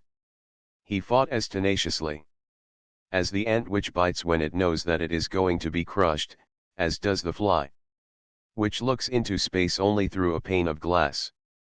Yet the clay jar defying the iron pot and smashing itself into 1,000 pieces bad in it something impressive it had the sublimeness of desperation. On the days when his journeys left him free he patrolled his fields armed with a shotgun, saying that the Tulas aints were hovering around and he had need of defending himself, in order not to fall into their hands and thus lose his lawsuit. As if to improve his marksmanship, he shot at birds and fruits, even the butterflies, with such accurate aim that the friar administrator did not dare to go to Sagpang without an escort of civil guards, while the friar's hireling, who gazed from afar at the threatening figure of Tails wandering over the fields like a sentinel upon the walls, was terror-stricken, and refused to take the property away from him. But the local judges and those at the capital, warned by the experience of one of their number who had been summarily dismissed, dared not give him the decision, fearing their own dismissal. Yet they were not really bad men, those judges, they were upright and conscientious, good citizens, excellent fathers, dutiful sons, and they were able to appreciate poor Tails' situation better than Tails himself could. Many of them were versed in the scientific and historical basis of property.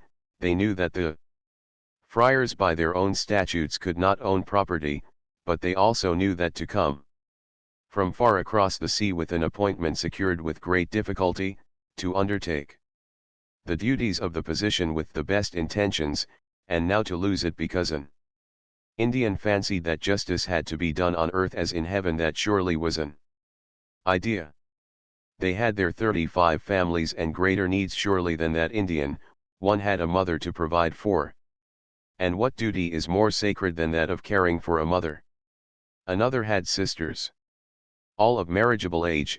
That other there had many little children who expected their daily bread and who, like fledglings in a nest, would surely die of hunger the day he was out of a job. Even the very least of them had there, far away, a wife who would be in distress if the monthly remittance failed. All these moral and conscientious judges tried everything in their power in the way of counsel, advising Cape Sangtales to pay the rent demanded. But Tails, like all simple souls, once he had seen what was just, went straight toward it. He demanded proofs, documents, papers, title deeds.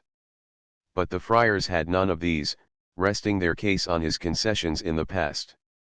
Cape Sangtales' constant reply was, "If every day I give alms to a beggar to escape annoyance, who will oblige me to continue my gifts if he abuses my generosity?" From this stand no one could draw him, nor were there any threats that could intimidate him. In vain Governor M made a trip expressly to talk to him and frighten him. His reply to it all was, "You may do what you like, Mr. Governor, I'm ignorant and powerless. But I've cultivated those fields, my wife and daughter died while helping me clear them, and I won't give them up to anyone but him who can do more with them than I've done. Let him first irrigate them with his blood and bury in them his wife and daughter." The upshot of this obstinacy was that the honorable judges gave the decision to the friars, and everybody laughed at him, saying that lawsuits are not won by justice. But Cape Sangtails appealed, loaded his shotgun, and patrolled his fields with deliberation. During this period his life seemed to be a wild dream.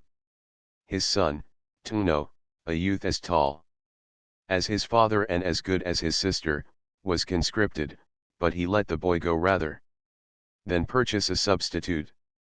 36. "I have to pay the lawyers," he told his weeping daughter. "If I win the case I'll find a way to get him back, and if I lose it I won't have any need for sons." So the son went away and nothing more was heard of him except that his hair had been cropped and that he slept under a cart. 6 months later it was rumored that he had been seen embarking for the Carolines. Another report was that he had been seen in the uniform of the Civil Guard. "Tuno in the Civil Guard!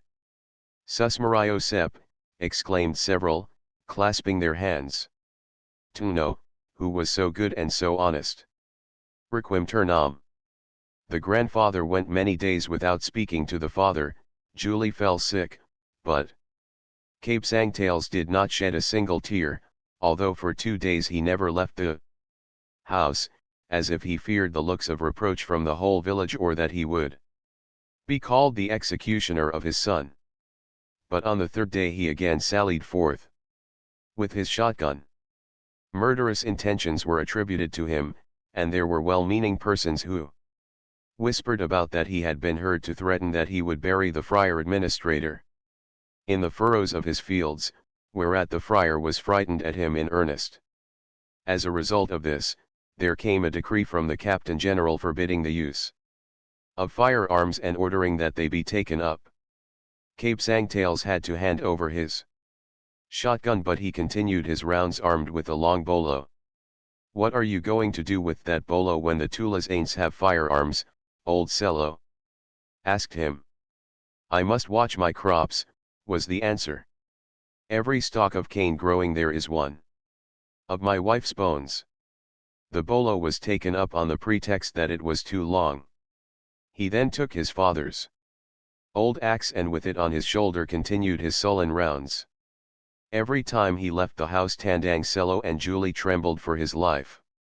The latter would get up from her loom, go to the window, pray, make vows to the saints, and 37 recite novenas. The grandfather was at times unable to finish the handle of a broom, and talked of returning to the forest. Life in that house was unbearable. At last their fears were realized. As the fields were some distance from the village, Cape Sangtails, in spite of his axe, fell into the hands of Tulas Ains who had revolvers and rifles. They told him that since he had money to pay judges and lawyers he must have some also for the outcasts and the hunted. They therefore demanded a ransom of 500 pesos through the medium of a rustic, with the warning that if anything happened to their messenger, the captive would pay for it with his life. 2 days of grace were allowed. This news threw the poor family into the wildest terror, which was augmented when they learned that the civil guard was going out in pursuit of the bandits. In case of an encounter, the first victim would be the captive. This they all knew. The old man was paralyzed, while the pale and frightened daughter tried often to talk but could not. Still, another thought more terrible, an idea more cruel, roused them from their stupor. The rustic sent by the Tulas Ains said that the band would probably have to move on, and if they were slow in sending the ransom the 2 days would elapse, and Cape Sangtails would have his throat cut. This drove those two beings to madness, weak and powerless as they were. Tandang Selo got up, sat down, went outside, came back again, knowing not where to go, where to seek aid. Julie appealed to her images, counted and recounted her money, but her 200 pesos did not increase or multiply. Soon she dressed herself, gathered together all her jewels, and asked the advice of her grandfather, if she should go to see the gobernadorcillo, the judge, the notary, the lieutenant of the civil guard. The old man said yes to everything, or when she said no, he too said no. At length came the neighbors, their relatives and friends, some poorer than others, in their simplicity, magnifying 38 the fears. The most active of all was Sister Bali, a great Penguingara, who had been to Manila to practice religious exercises in the nunnery of the sodality. Julie was willing to sell all her jewels, except a locket set with diamonds and emeralds, which Basilio had given her, for this locket had a history. A nun, the daughter of Capitan Tiago, had given it to a leper, who, in return for professional treatment, had made a present of it to Basilio. So she could not sell it without first consulting him. Quickly the shell combs and earrings were sold, as well as Julie's rosary, to their richest neighbor, and thus 50 pesos were added, but 250 were still lacking. The locket might be pawned, but Julie shook her head. A neighbor suggested that the house be sold, and Tandang Selo approved the idea, satisfied to return to the forest and cut firewood as of old, but Sister Bali observed that this could not be done because the owner was not present. The judge's wife once sold me her tapi for a peso, but her husband said that the sale did not hold because it hadn't received his approval. Abba. He took back the tapi and she hasn't returned the peso yet, but I don't pay her when she wins at Penguingui, Abba. In that way I've collected 12 quartos, and for that alone I'm going to play with her. I can't bear to have people fail to pay what they owe me, Abba. Another neighbor was going to ask Sister Bali why then did not she settle a little account with her, but the quick Penguingara suspected this and added at once, do you know, Julie, what you can do? Borrow 250 pesos on the house, payable when the lawsuit is won. This seemed to be the best proposition, so they decided to act upon it that same day. Sister Bali offered to accompany her, and together they visited the houses of all the rich folks in Tiani, but no one would accept the proposal. The case, they said, was already lost, and to show favors to an enemy of the friars was to expose themselves to their 39 vengeance. At last a pious woman took pity on the girl and lent the money on condition that Julie should remain with her as a servant until the debt was paid. Julie would not have so very much to do, so, pray, accompany her to Mass, and fast for her now. And then the girl accepted with tears in her eyes, received the money, and promised to enter her service on the following day, Christmas. When the grandfather heard of that sale he fell to weeping like a child.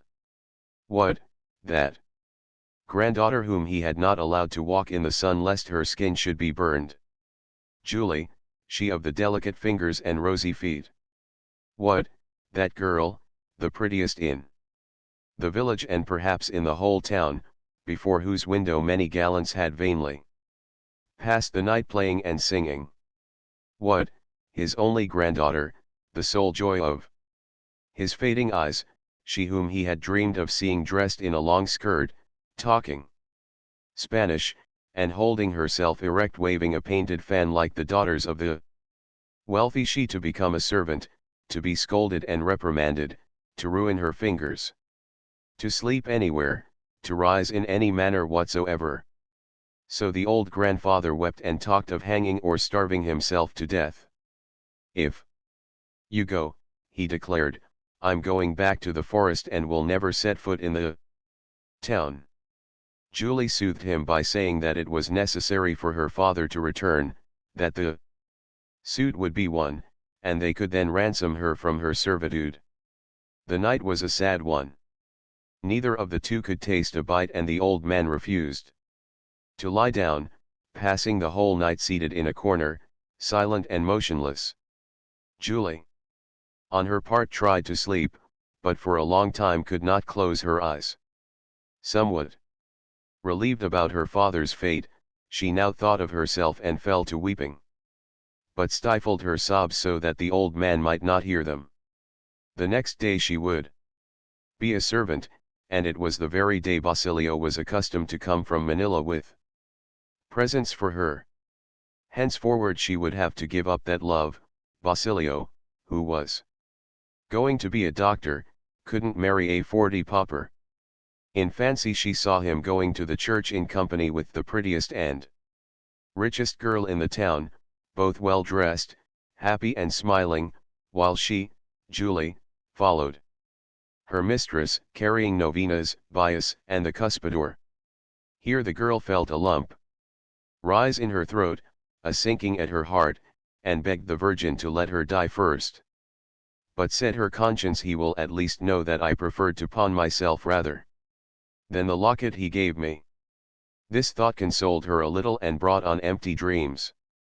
Who knows but that a miracle might happen? She might find the 250 pesos under the image of the Virgin. She had read of many similar miracles. The sun might not rise nor morning come, and meanwhile the suit would be won.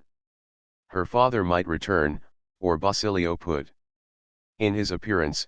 She might find a bag of gold in the garden. The Tulazanes would send the bag of gold. The curate, Padre Camorra, who was always teasing her, would come with the Tulazanes. So her ideas became more and more confused, until at length, worn out by fatigue and sorrow, she went to sleep with dreams of her childhood in the depths of the forest. She was bathing in the torrent along with her two brothers. There were little fishes of all colors that let themselves be caught like fools, and she became impatient because she found no pleasure in catching such foolish little fishes. Basilio was under the water, but Basilio for some reason had the face of her brother Teno. Her new mistress was watching them from the bank. 41. 1. The reference is to the novel Nali Me Tangere, The Social Cancer, the author's first work, of which, the present is in a way a continuation. Tr upward arrow. Contents. Chapter V. A Cacharo's Christmas Eve. Basilio reached San Diego just as the Christmas Eve procession was passing through the streets. He had been delayed on the road for several hours because the Cacharo, having forgotten his cedula, was held up by the civil guard, had his memory jogged by a few blows from a rifle butt, and afterwards was taken before the commandant. Now the Caromata was again detained to let the procession pass, while the abused Cacharo took off his hat reverently and recited a paternoster to the first image that came along, which seemed to be that of a great saint. It was the figure of an old man with an exceptionally long beard, seated at the edge of a grave under a tree filled with all kinds of stuffed birds. A kalan with a clay jar, a mortar, and a calicut for mashing bio were his only utensils, as if to indicate that he lived on the border of the tomb and was doing his cooking there. This was the Methuselah of the religious iconography of the Philippines. His colleague and perhaps contemporary is called in Europe Santa Claus, and is still more smiling and agreeable. In the time of the saints, thought the Cacharo, surely there were no civil guards, because one can't live long on blows from rifle butts. Behind the great old man came the three Magian kings on ponies that were capering about, especially that of the Negro Melchior, which seemed to be about to trample its companions. No, there couldn't have been any civil guards, decided the Cacharo, secretly envying those fortunate times, because if there had been, that Negro who is cutting up 42 such capers beside those two Spaniards Gaspar and Balthazar would have gone to jail. Then, observing that the Negro wore a crown and was a king, like the other two, the Spaniards, his thoughts naturally turned to the king of the Indians, and he sighed. "Do you know, sir," he asked Basilio respectfully, "if his right foot is loose yet?" Basilio had him repeat the question. "Whose right foot?" "The king's," whispered the cochero mysteriously. "What king's?" "Our king's, the king of the Indians." Basilio smiled and shrugged his shoulders, while the cochero again sighed. "The Indians. In the country places preserve the legend that their king, imprisoned and chained in the cave of San Mateo, will come some day to free them. Every 100th year he breaks one of his chains, so that he now has his hands and his left foot loose only. The right foot remains bound. This king causes the earthquakes when he struggles or stirs himself, and he is so strong that in shaking hands with him it is necessary to extend to him a bone, which he crushes in his grasp. For some unexplainable reason, the Indians call him King Bernardo, perhaps by confusing him with Bernardo del Carpio. 1. When he gets his right foot loose," muttered the cochero, stifling another sigh, "I'll give him my horses, and offer him my services even to death, for he'll free us from the civil guard." With a melancholy gaze he watched the three kings move on. 43. The boys came behind in two files, sad and serious as though they were there under compulsion. They lighted their way, some with torches, others with tapers, and others with paper lanterns on bamboo poles, while they recited the rosary at the top of their voices, as though quarreling with somebody. Afterwards came Saint Joseph on a modest float, with a look of sadness and resignation on his face, carrying his stalk of lilies.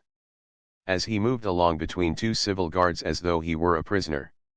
This enabled the cochero to understand the expression on the saint's face, but whether the sight of the guards troubled him or he had no great respect for a saint who would travel in such company, he did not recite a single requiem. Behind Saint Joseph came the girls bearing lights, their heads covered with handkerchiefs knotted under their chins, also reciting the rosary, but with less wrath than the boys. In their midst were to be seen several lads dragging along little rabbits made of Japanese paper, lighted by red candles, with their short paper tails erect. The lads brought those toys into the procession to enliven the birth of the Messiah. The little animals, fat and round as eggs, seemed to be so pleased that at times they would take a leap, lose their balance, fall, and catch fire. The owner would then hasten to extinguish such burning enthusiasm, puffing and blowing until he finally beat out the fire, and then, seeing his toy destroyed, would fall to weeping. The cochero observed with sadness that the race of little paper animals disappeared each year, as if they had been attacked by the pest like the living animals. He, the abused Sinon, remembered his two magnificent horses, which, at the advice of the curate, he had caused to be blessed to save them from plague, spending therefore 10 pesos for. Neither the government nor the curates have found any better remedy for the epizootic end. They had died after all. Yet he consoled himself by remembering also that after the shower of holy water, the Latin phrases of the Padre, and the ceremonies, the horses had become so vain and self-important that 44 they would not even allow him, Sinon, a good Christian, to put them in harness, and he had not dared to whip them, because a tertiary sister had said that they were sanctified. The procession was closed by the Virgin dressed as the Divine Shepherd, with a pilgrim's hat of wide brim and long plumes to indicate the journey to Jerusalem. That the birth might be made more explicable, the curate had ordered her figure to be stuffed with rags and cotton under her skirt, so that no one could be in any doubt as to her condition. It was a very beautiful image, with the same sad expression of all the images that the Filipinos make, and a mien somewhat ashamed, doubtless at the way in which the curate had arranged her.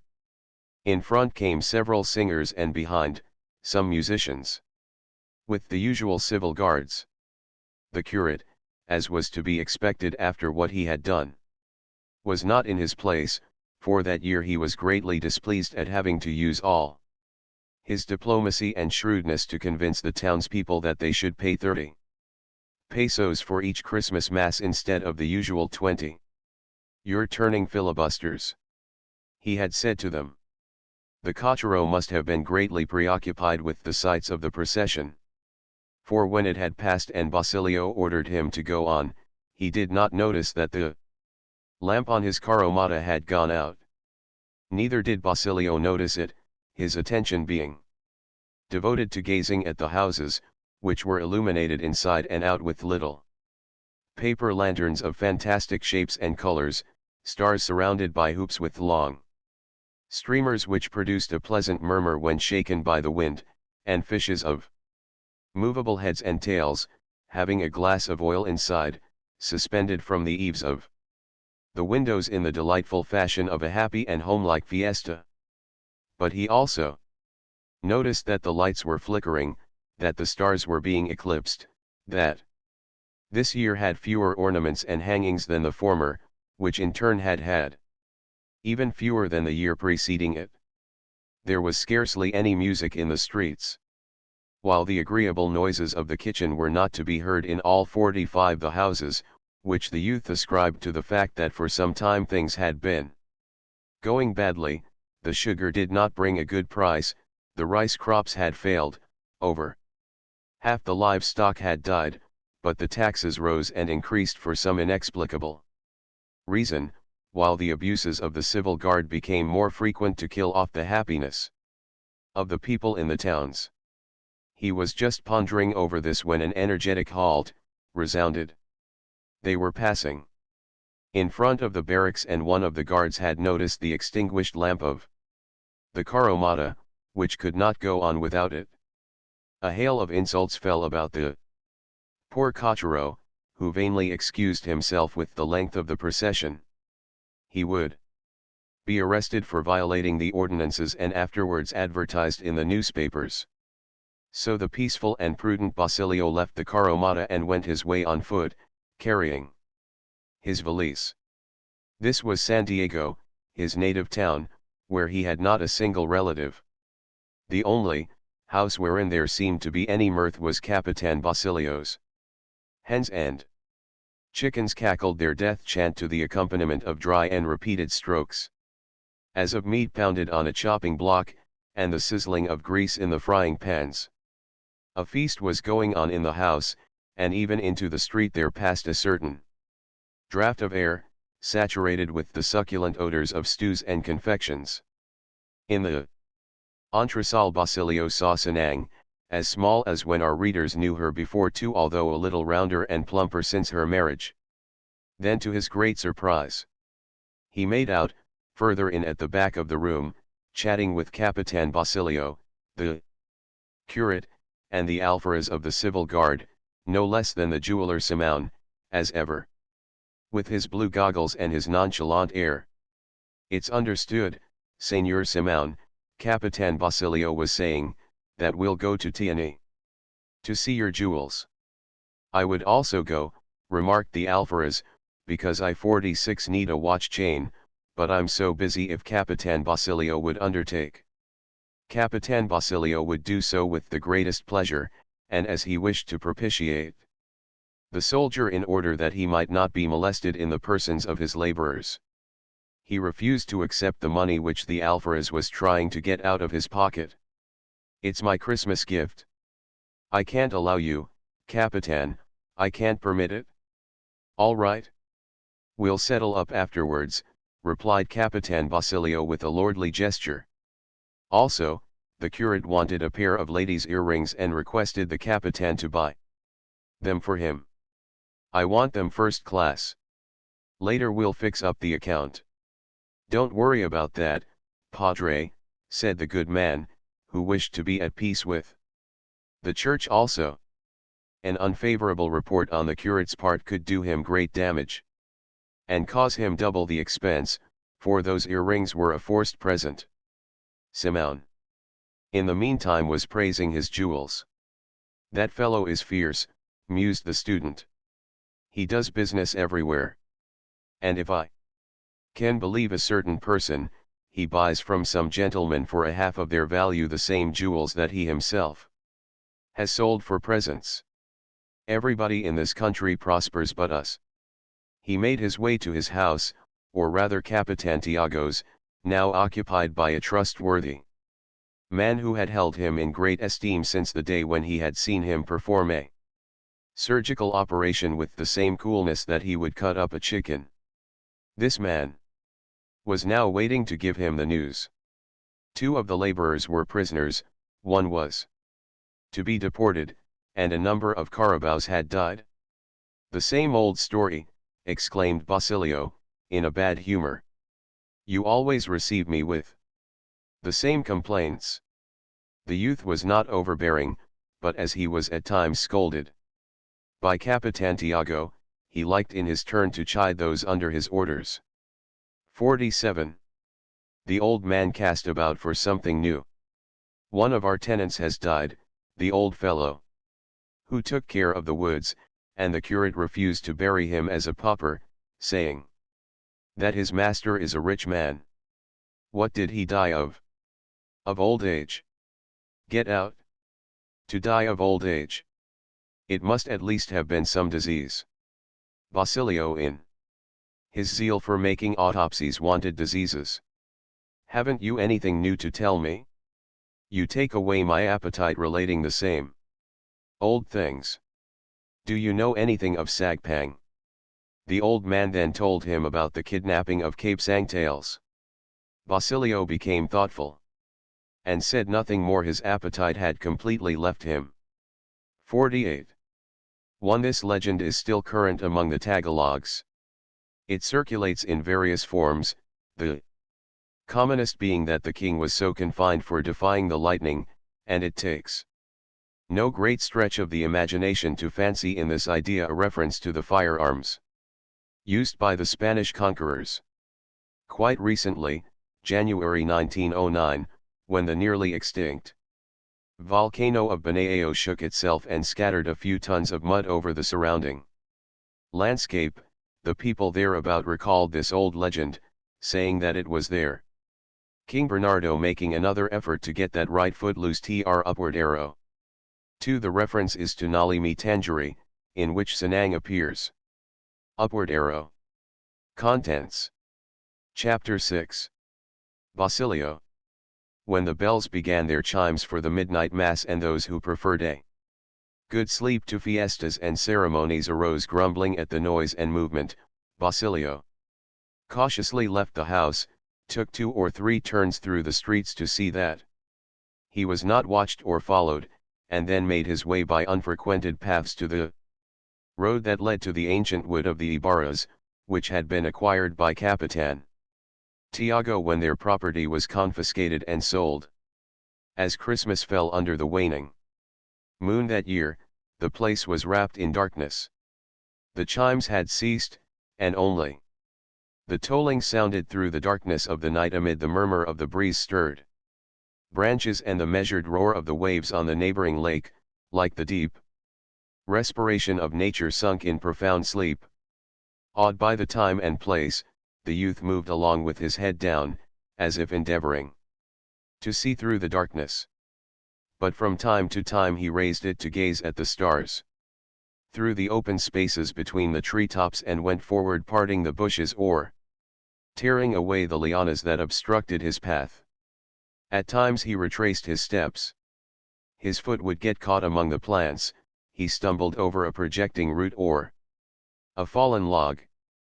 At the end of a half hour he reached a small brook on the opposite side of which arose a hillock, a black and shapeless mass that in the darkness took on the proportions of a mountain. Basilio crossed the brook on the stones that showed black against the shining surface of the water, ascended the hill, and made his way to a small space enclosed by old and 49 crumbling walls. He approached the bale tree that rose in the center, huge, mysterious, venerable, formed of roots that extended up and down among the confusedly interlaced trunks. Pausing before a heap of stones, he took off his hat and seemed to be praying.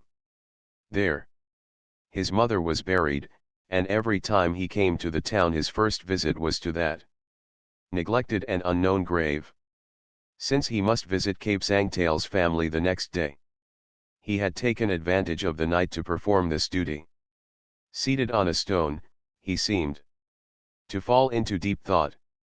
His past rose before him like a long black film, rosy at first, then shadowy with spots of blood, then black, gray, and then light. Ever lighter. The end could not be seen, hidden as it was by a cloud through which shone lights and the hues of dawn.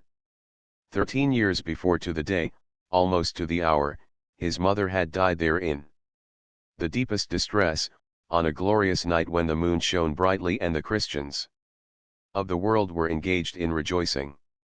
Wounded and limping, he had reached there. In pursuit of her, she mad and terrified, fleeing from her son as from a ghost. There she had died, and there had come a stranger who had commanded him to build a funeral pyre. He had obeyed mechanically, and when he returned he found a second stranger by the side of the other's corpse.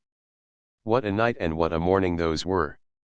The stranger helped him raise the pyre, whereon they burned the corpse of the first, dug the grave in which they buried his mother, and then, after giving him some pieces of money, told him to leave the place. It was the first time that he had seen that man, tall, with bloodshot eyes, pale lips, and a sharp nose.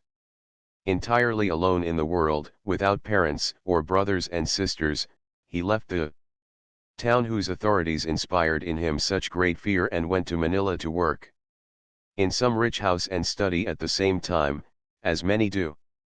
His journey was an odyssey of sleeplessness and startling surprises, in which hunger counted for little, for he ate the 50 fruits in the woods, whither he retreated whenever he made out from afar the uniform of the civil guard, a sight that recalled the origin of all his misfortunes. Once, in Manila, ragged and sick, he went from door to door offering his services. A boy from the provinces who knew not a single word of Spanish, and sickly besides. Discouraged, hungry, and miserable, he wandered about the streets, attracting attention by the wretchedness of his clothing.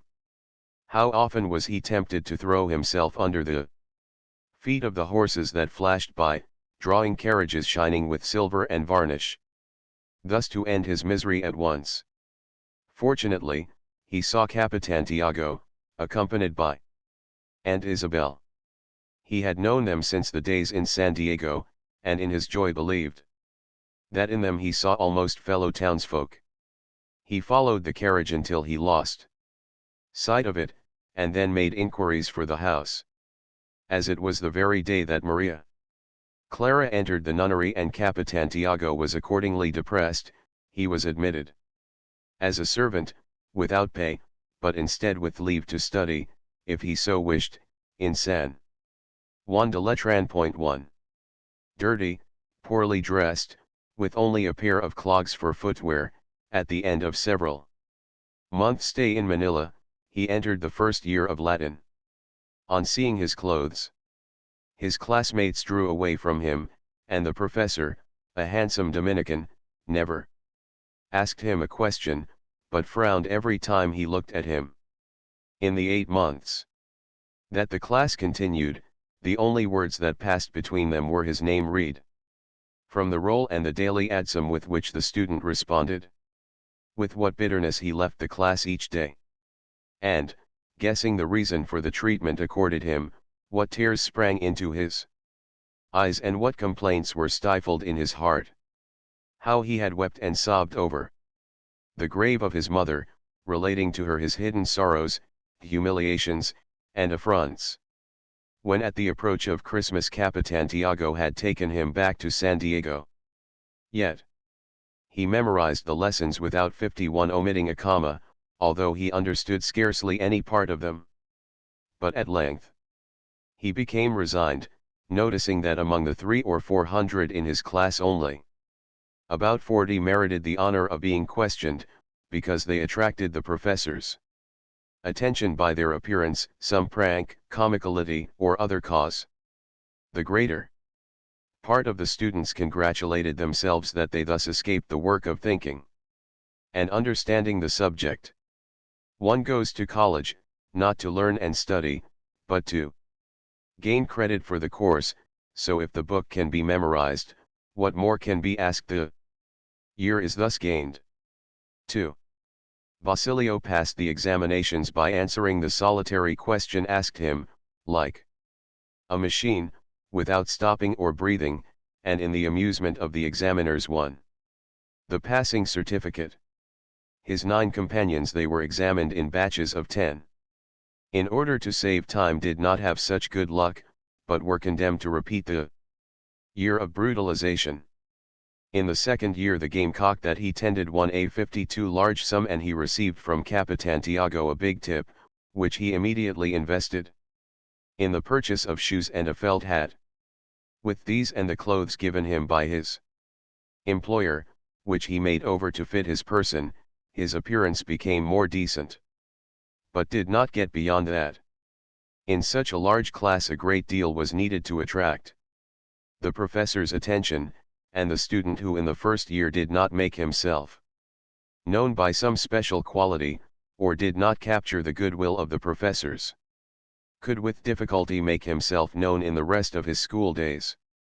But Basilio kept on, for perseverance was his chief trait. His fortune seemed to change somewhat when he entered the third year.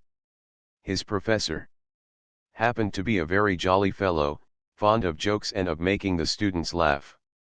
Complacent enough in that he almost always had his favorites recite the lessons in fact, he was satisfied with anything. At this time Basilio now wore shoes and a clean and well-ironed camisa. As his professor noticed that he laughed very little at the jokes and that his large eyes seemed to be asking something like an eternal question, he took him for a fool, and one day decided to make him conspicuous by calling on him for the lesson. Basilio recited it from beginning to end, without hesitating over a single letter, so the professor called him a parrot and told a story to make the class laugh. Then, to increase the hilarity and justify the epithet, he asked several questions, at the same time winking to his favorites, as if to say to them, "You'll see how we're going to amuse ourselves."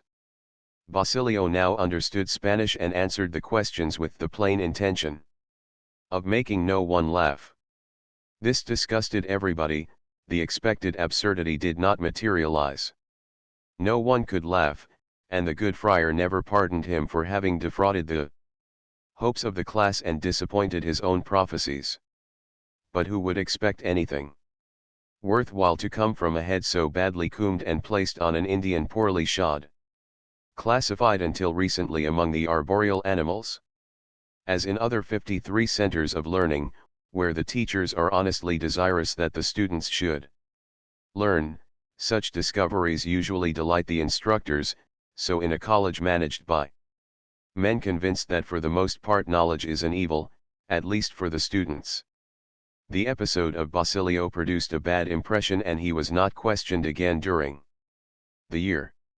Why should he be, when he made no one laugh? Quite discouraged and thinking of abandoning his studies, he passed to the fourth year of Latin. Why study at all? Why not sleep like the others and trust to luck? One of the 2 professors was very popular, beloved by all, passing for a sage, a great poet, and a man of advanced ideas.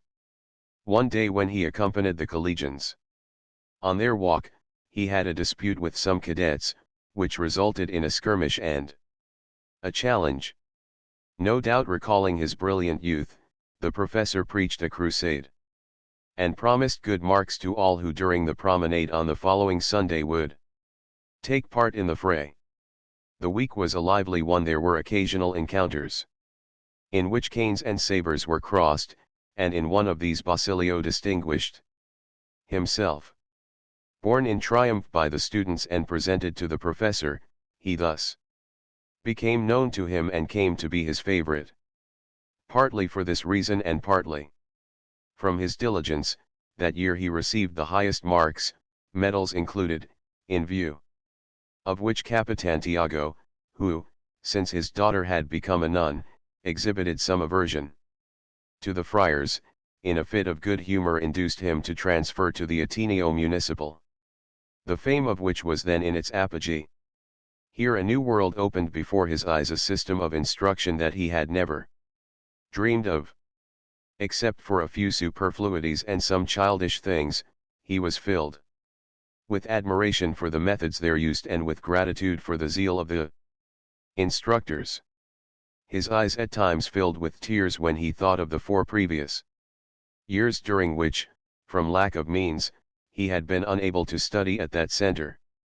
He had to make extraordinary efforts to get 50 for himself to the level of those who had had a good preparatory course, and it might be said that in that 1 year he learned the whole 5 of the secondary curricula. He received his bachelor's degree, to the great satisfaction of his instructors, who, in the examinations, showed themselves to be proud of him before the Dominican examiners sent there to inspect the school.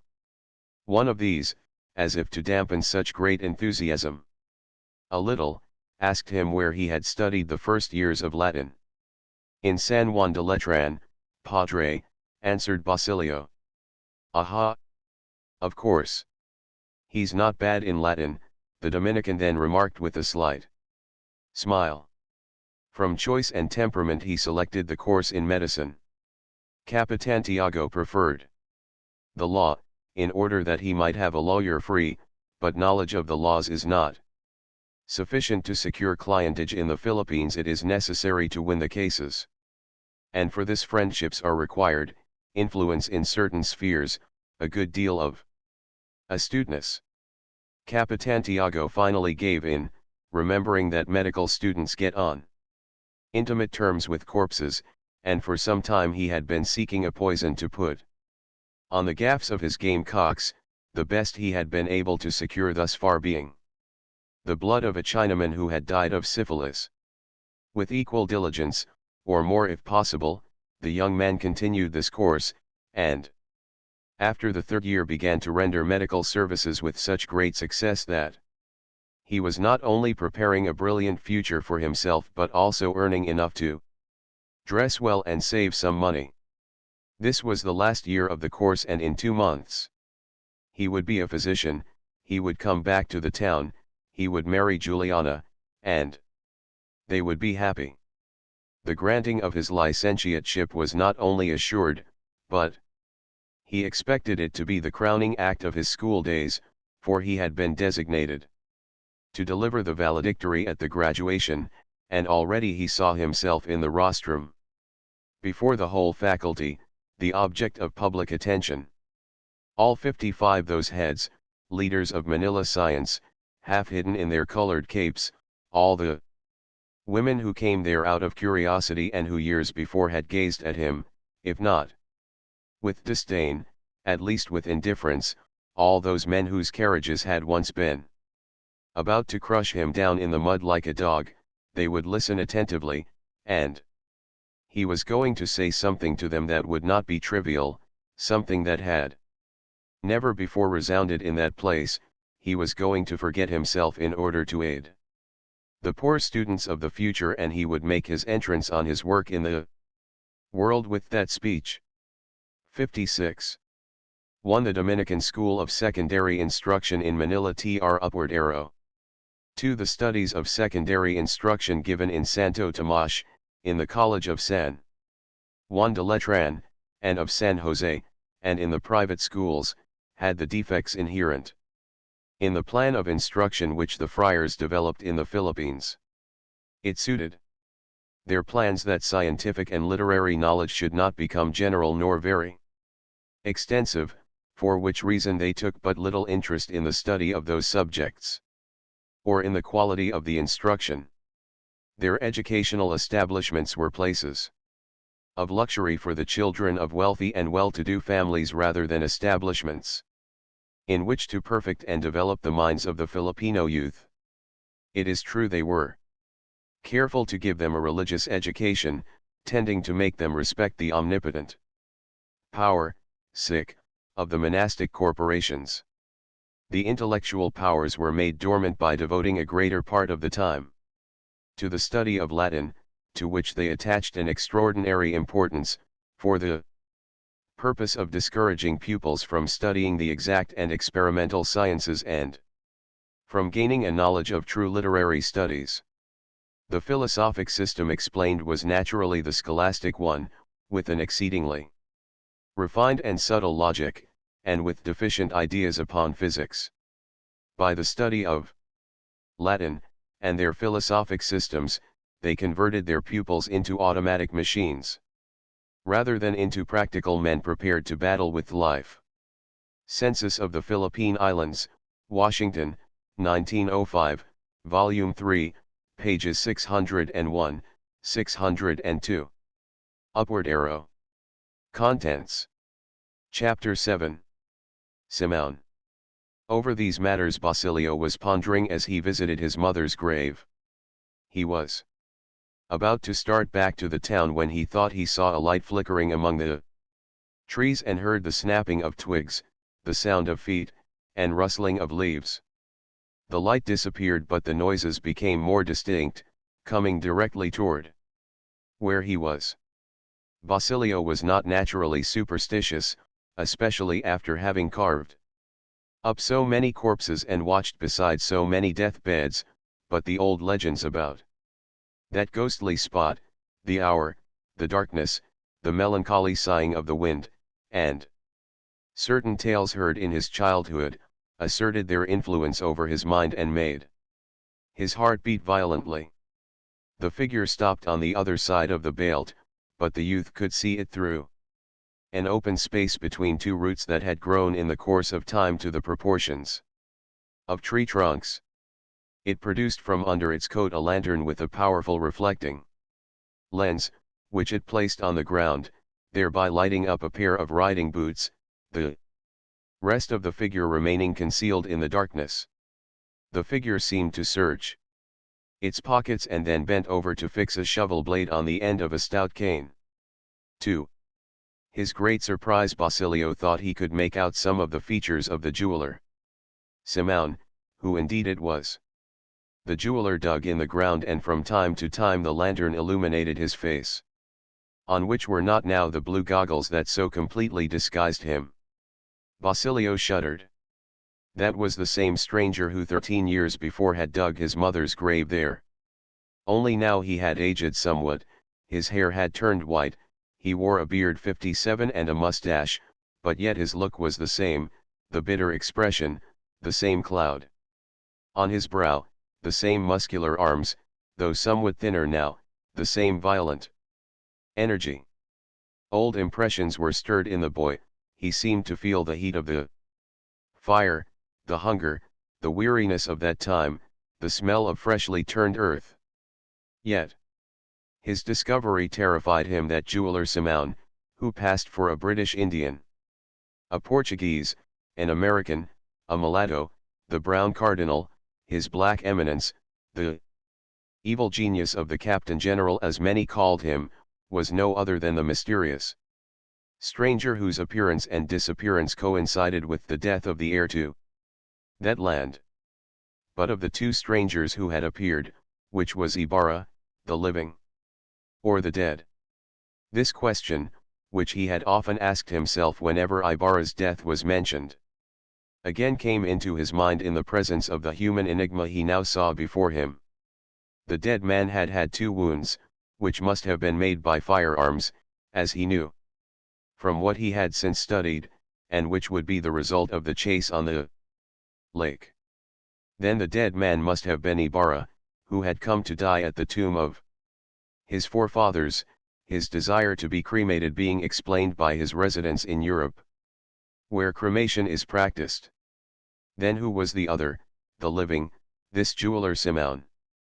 At that time with such an appearance of poverty and wretchedness, but who had now returned loaded with gold and a friend of the authorities. There was the mystery. And the student, with his characteristic cold-bloodedness, determined to clear it up at the first opportunity. Simeon dug away for some time, but Basilio noticed that his old vigor had declined. He panted and had to rest every few moments. Fearing that he might be discovered, the boy made a sudden resolution. Rising from his seat and issuing from his hiding place, he asked in the most matter-of-fact tone, "Can I help you, sir?" Simeon straightened up with the spring of a tiger 58 attacked at his prey, thrust his hand in his coat pocket, and stared at the student with a pale and lowering gaze. 13 years ago you rendered me a great service, sir, went on Basilio unmoved. In this very place, by burying my mother, and I should consider myself happy if I could serve you now. Without taking his eyes off the youth, Simeon drew a revolver from his pocket and the click of a hammer being cocked was heard. "For whom do you take me?" he asked, retreating a few paces. "For a person who is sacred to me," replied Basilio with some emotion, for he thought his last moment had come. "For a person whom all, except me, believe to be dead, and whose misfortunes I have always lamented." An impressive silence followed these words, a silence that to the youth seemed to suggest eternity. But Simeon, after some hesitation, approached him and placing a hand on his shoulder said in a moving tone, "Basilio, you possess a secret that can ruin me, and now you have just surprised me in another, which puts me completely in your hands, the divulging of which would upset all my plans. For my own security and for the good of the cause in which I labor, I ought to seal your lips forever, for what is the life of one man compared to the end I seek? The occasion is fitting, no one knows that I have come here, I am armed, you are defenseless, your death would be attributed to the outlaws, if not to more supernatural causes, yet I'll let you live and trust that I shall not regret it. You have toiled, you have struggled with energetic perseverance, and like myself, you have your scores to settle with society. Your brother was murdered, your mother driven to insanity, and society has prosecuted neither the assassin nor the executioner. You and I are the dregs of justice, and instead of destroying we ought to aid each other." Simeon paused with a repressed sigh, and then slowly resumed, while his gaze wandered about. "Yes, I am he who came here 13 years ago, sick and wretched, to pay 59 the last tribute to a great and noble soul that was willing to die for me. The victim of a vicious system, I have wandered over the world, working night and day to amass a fortune and carry out my plan. Now I have returned to destroy that system, to precipitate its downfall, to hurl it into the abyss toward which it is senselessly rushing, even though I may have to shed oceans of tears and blood. It has condemned itself, it stands condemned, and I don't want to die before I have seen it in fragments at the foot of the precipice." Simeon extended both his arms toward the earth, as if with that gesture he would like to hold there the broken remains. His voice took on a sinister, even lugubrious tone, which made the student shudder. "Called by the vices of the rulers, I have returned to these islands, and under the cloak of a merchant have visited the towns. My gold has opened a way for me, and wheresoever I have beheld greed in the most execrable forms, sometimes hypocritical, sometimes shameless, sometimes cruel, fatten on the dead organism, like a vulture on a corpse. I have asked myself, why was there not, festering in its vitals, the corruption, the ptomaine, the poison of the tombs, to kill the foul bird? The corpse was letting itself be consumed, the vulture was gorging itself with meat, and because it was not possible for me to give it life so that it might turn against its destroyer, and because the corruption developed slowly, I have stimulated greed, I have abetted it. The cases of injustice and the abuses multiplied themselves, I have instigated crime and acts of cruelty, so that the people might become accustomed to the idea of death. I have stirred up trouble so that to escape from it some remedy might be found.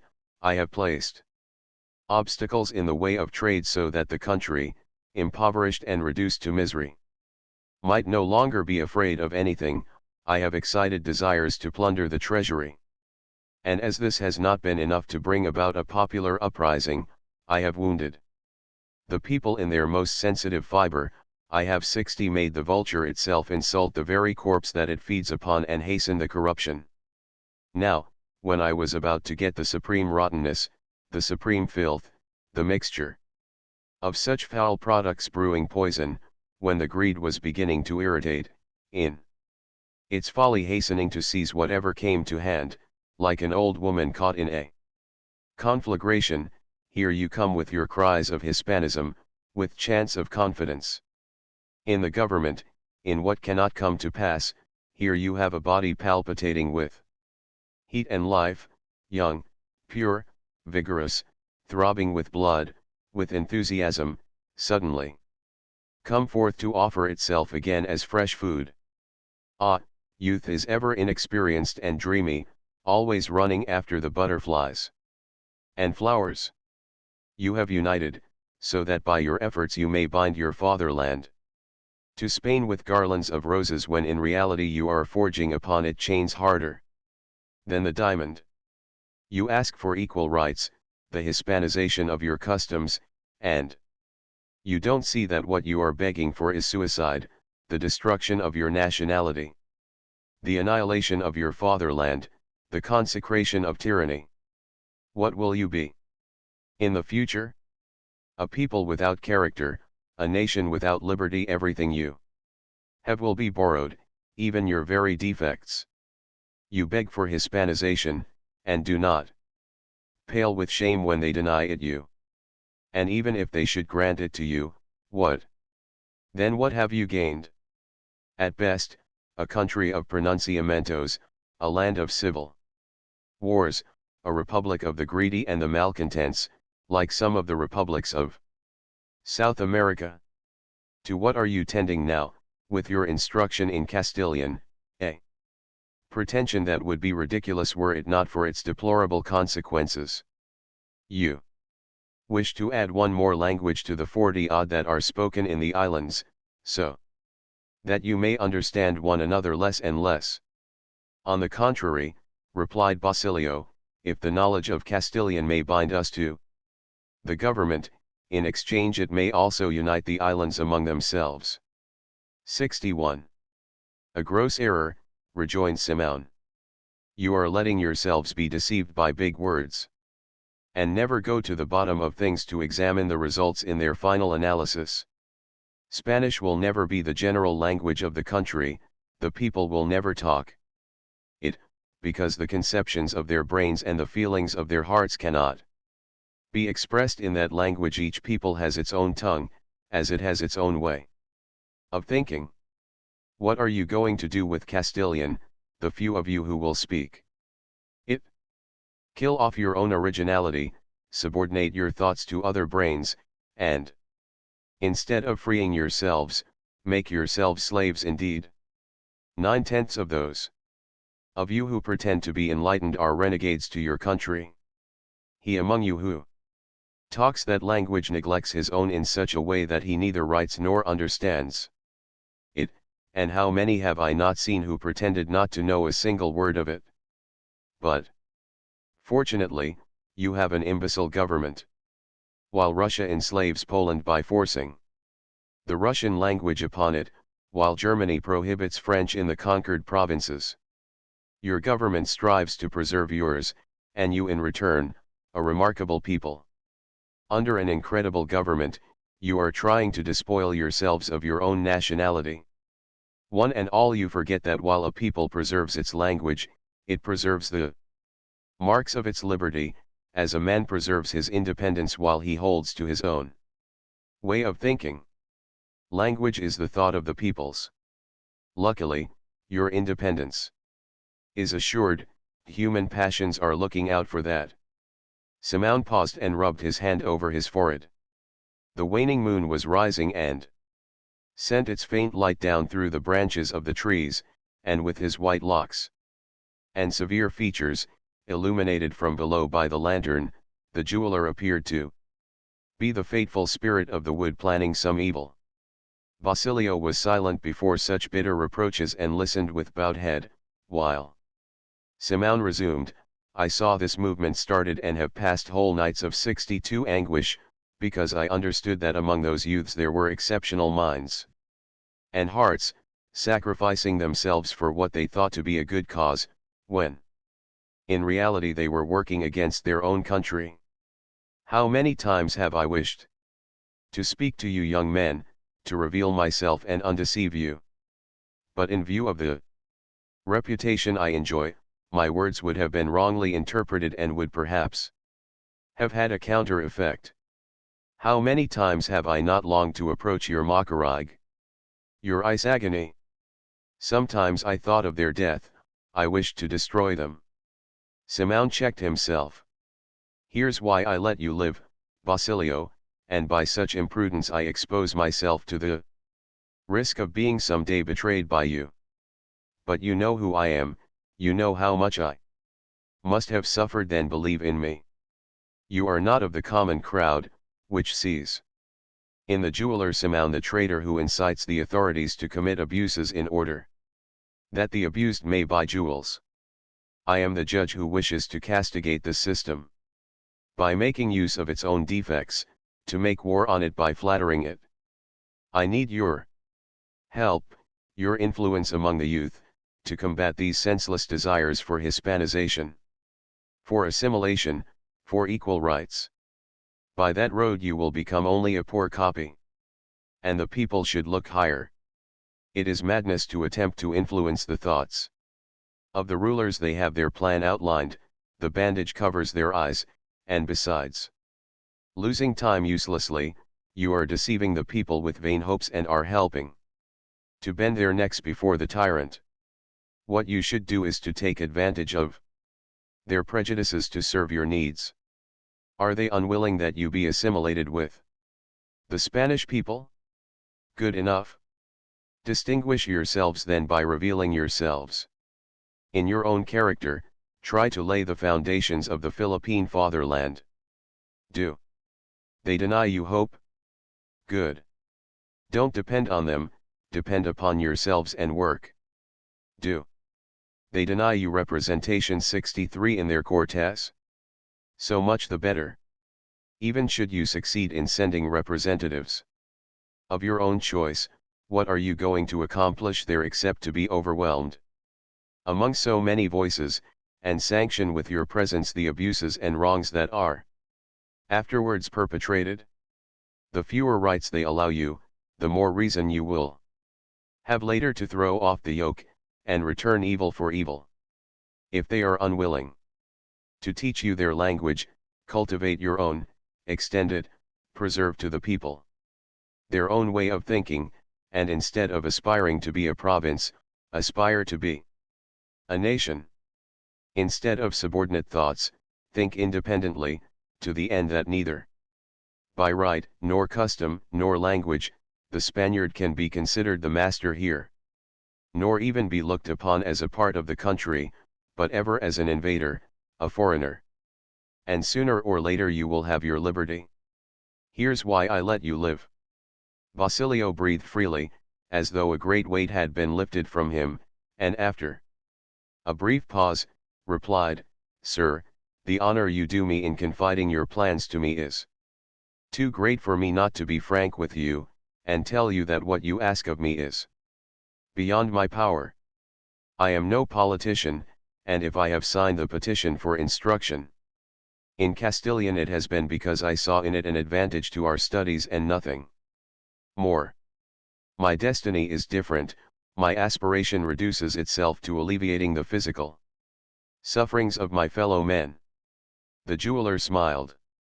What are physical sufferings compared to moral tortures? What is the death of a man in the presence of the death of a society? Some day you will perhaps be a great physician, if they let you go your way in peace, but greater yet will be he who can inject a new idea into this anemic people. You, what are you doing? For the land that gave you existence, that supports your life, that affords you knowledge?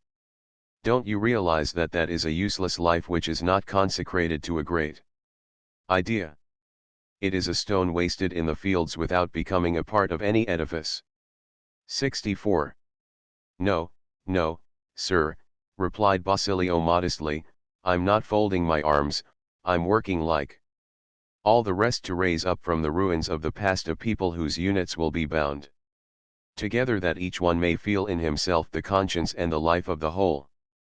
But however enthusiastic our generation may be, we understand that in this great social fabric there must be a division of labor. I have chosen my task and will devote myself to science. Science is not the end of man, declared Simone. The most civilized nations are tending toward it? Yes, but only as a means of seeking their welfare. Science is more eternal, it's more human, it's more universal, exclaimed the youth, in a transport of enthusiasm. Within a few centuries, when humanity has become redeemed and enlightened, when there are no races, when all peoples are free, when there are neither tyrants nor slaves, colonies, nor mother countries, when justice rules and man is a citizen of the world, the pursuit of science alone will remain. The word patriotism will be equivalent to fanaticism, and he who prides himself on patriotic ideas will doubtless be isolated as a dangerous disease, as a menace to the social order. Simone smiled sadly. Yes, yes, he said with a shake of his head, yet to reach that condition it is necessary that there be no tyrannical and no enslaved peoples. It is necessary that man go about freely, that he know how to respect the rights of others in their own individuality, and for this there is yet much blood to be shed.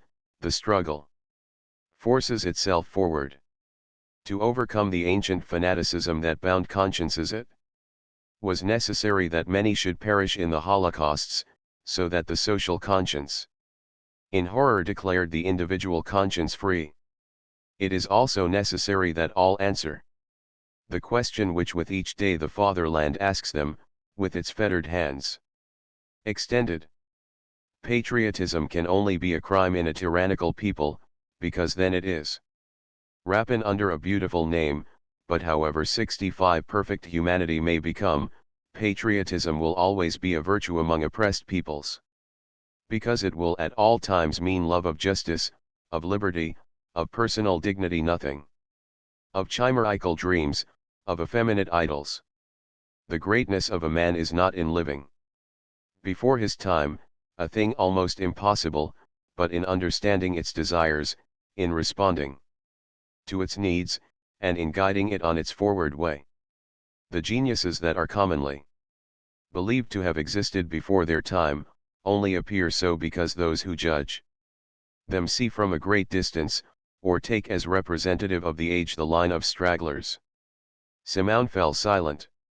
Seeing that he could awake no enthusiasm in that unresponsive mind, he turned to another subject and asked with a change of tone, and what are you doing for the memory of your mother and your brother?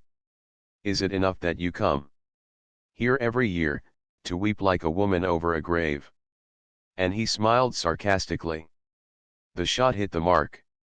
Basilio changed color and advanced a step. What do you want me to do? He asked angrily.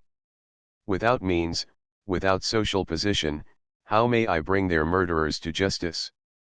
I would merely be another victim, shattered like a piece of glass hurled against a rock. Ah, you do ill to recall this to me, since it is wantonly reopening a wound. But what if I should offer you my aid? Basilio shook his head and remained pensive.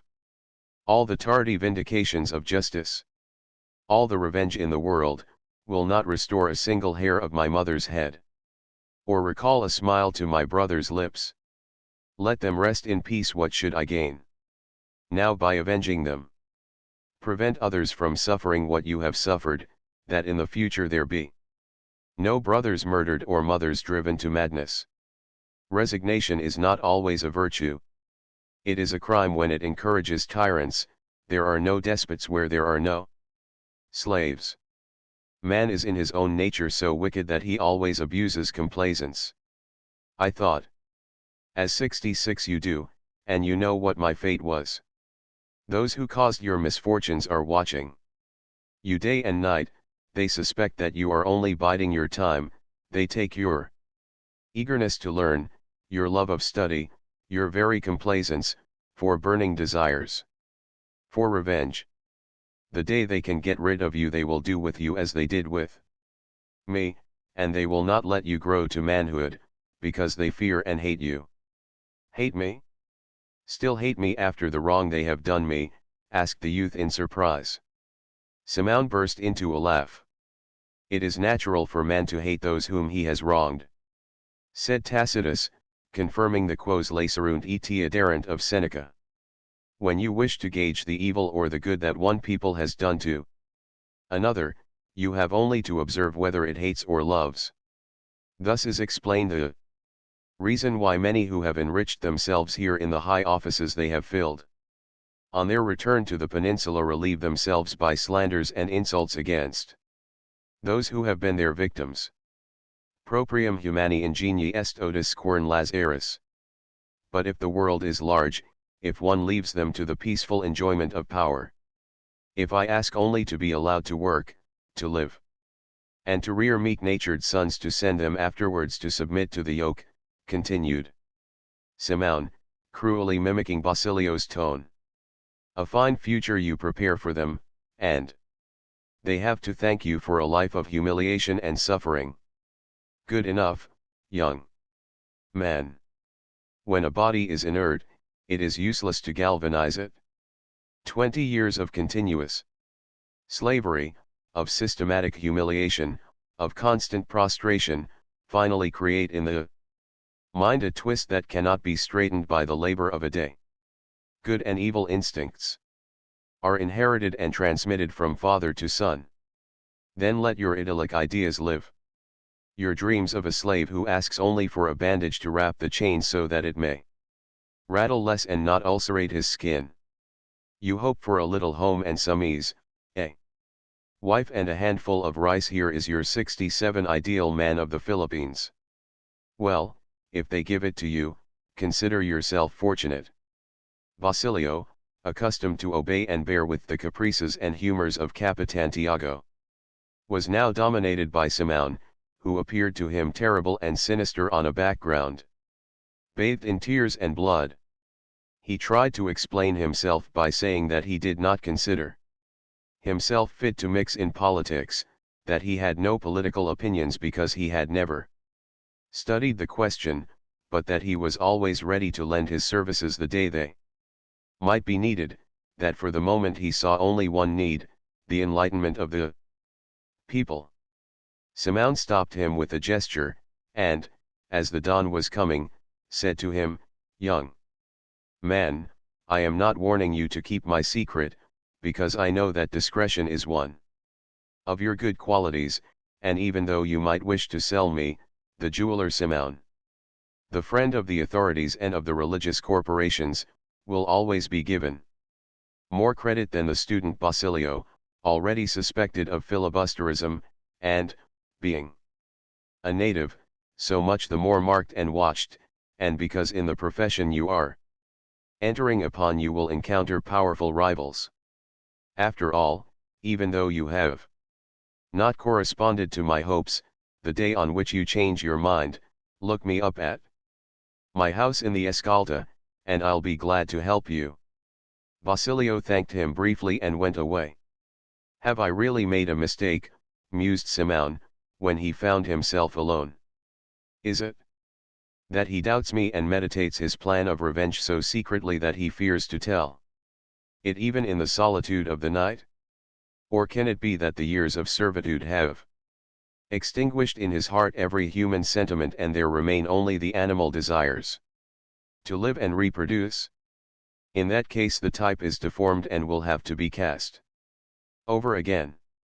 Then the hecatomb is preparing, let the unfit perish and only the strongest survive. Then he added sadly, as if apostrophizing someone, 68 Have patience, you who left me a name and a home, have patience. I have lost all country, future, prosperity, your very tomb, but have patience. And thou, noble spirit, great soul, generous heart, who didst live with only one thought and didst sacrifice thy life without asking the gratitude or applause of anyone, have patience, have patience. The methods that I use may perhaps not be thine, but they are the most direct. The day is coming, and when it brightens I myself will come to announce it to you who are now indifferent. Have patience. 69. Contents. Chapter 8. Merry Christmas. When Julie opened her sorrowing eyes, she saw that the house was still dark, but the cocks were crowing. Her first thought was that perhaps the Virgin had performed the miracle and the sun was not going to rise, in spite of the invocations of the cocks.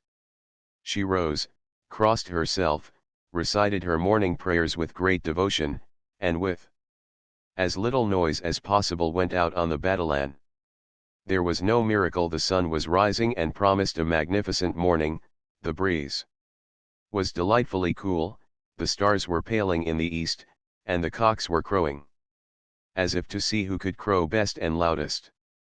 That had been too much to ask. It were much easier to request the Virgin to send the 250 pesos. What would it cost the Mother of the Lord to give them? But underneath the image she found only the letter of her father asking for the ransom of 500 pesos. There was nothing to do but go, so, seeing that her grandfather was not stirring, she thought him asleep, and began to prepare breakfast. Strange, she was calm, she even had a desire to laugh. What had she had last night to afflict her so? She was not going very far, she could come every second day to visit the house, her grandfather could see her, and as for Basilio, he had known for some time the bad turn her father's affairs had taken, since he had often said to her, when I'm a physician and we are married, your father won't need his fields.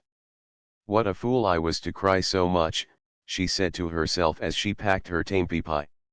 Her fingers struck against the locket and she pressed it to her lips, but immediately 70 wiped them from fear of contagion, for that locket set with diamonds and emeralds had come from a leper.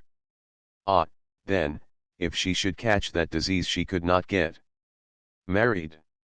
As it became lighter, she could see her grandfather seated in a corner, following all her movements with his eyes, so she caught up her tampipi of clothes and approached him smilingly to kiss his hand. The old man blessed her silently, while she tried to appear merry. When father comes back, tell him that I have at last gone to college. My mistress talks Spanish. It's the cheapest college I could find.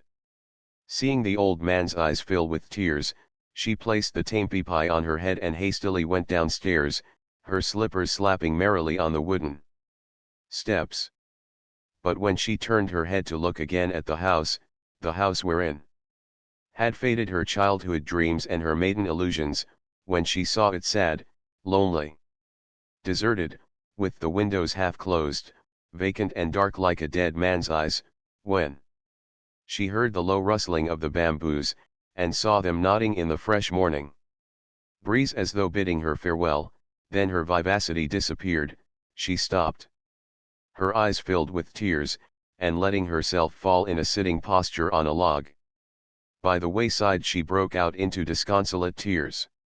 Julie had been gone several hours and the sun was quite high overhead when Tandang Cello gazed from the window at the people in their festival garments going to the town to attend the high mass. nearly all led by the hand or carried in their arms a little boy or girl decked out as if for a fiesta.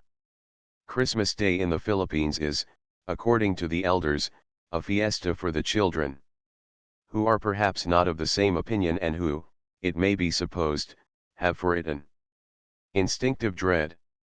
They are roused early, washed, dressed, and decked out with everything new, dear, and precious that they possess: high silk shoes, big hats, woolen or velvet suits, without overlooking 4 or 5 71 scapularies, which contain texts from St. John, and thus burdened they are carried to the high mass, where for almost an hour they are subjected to the heat and the human smells from so many crowding, perspiring people, and if they are not made to recite the rosary they must remain quiet, bored, or asleep.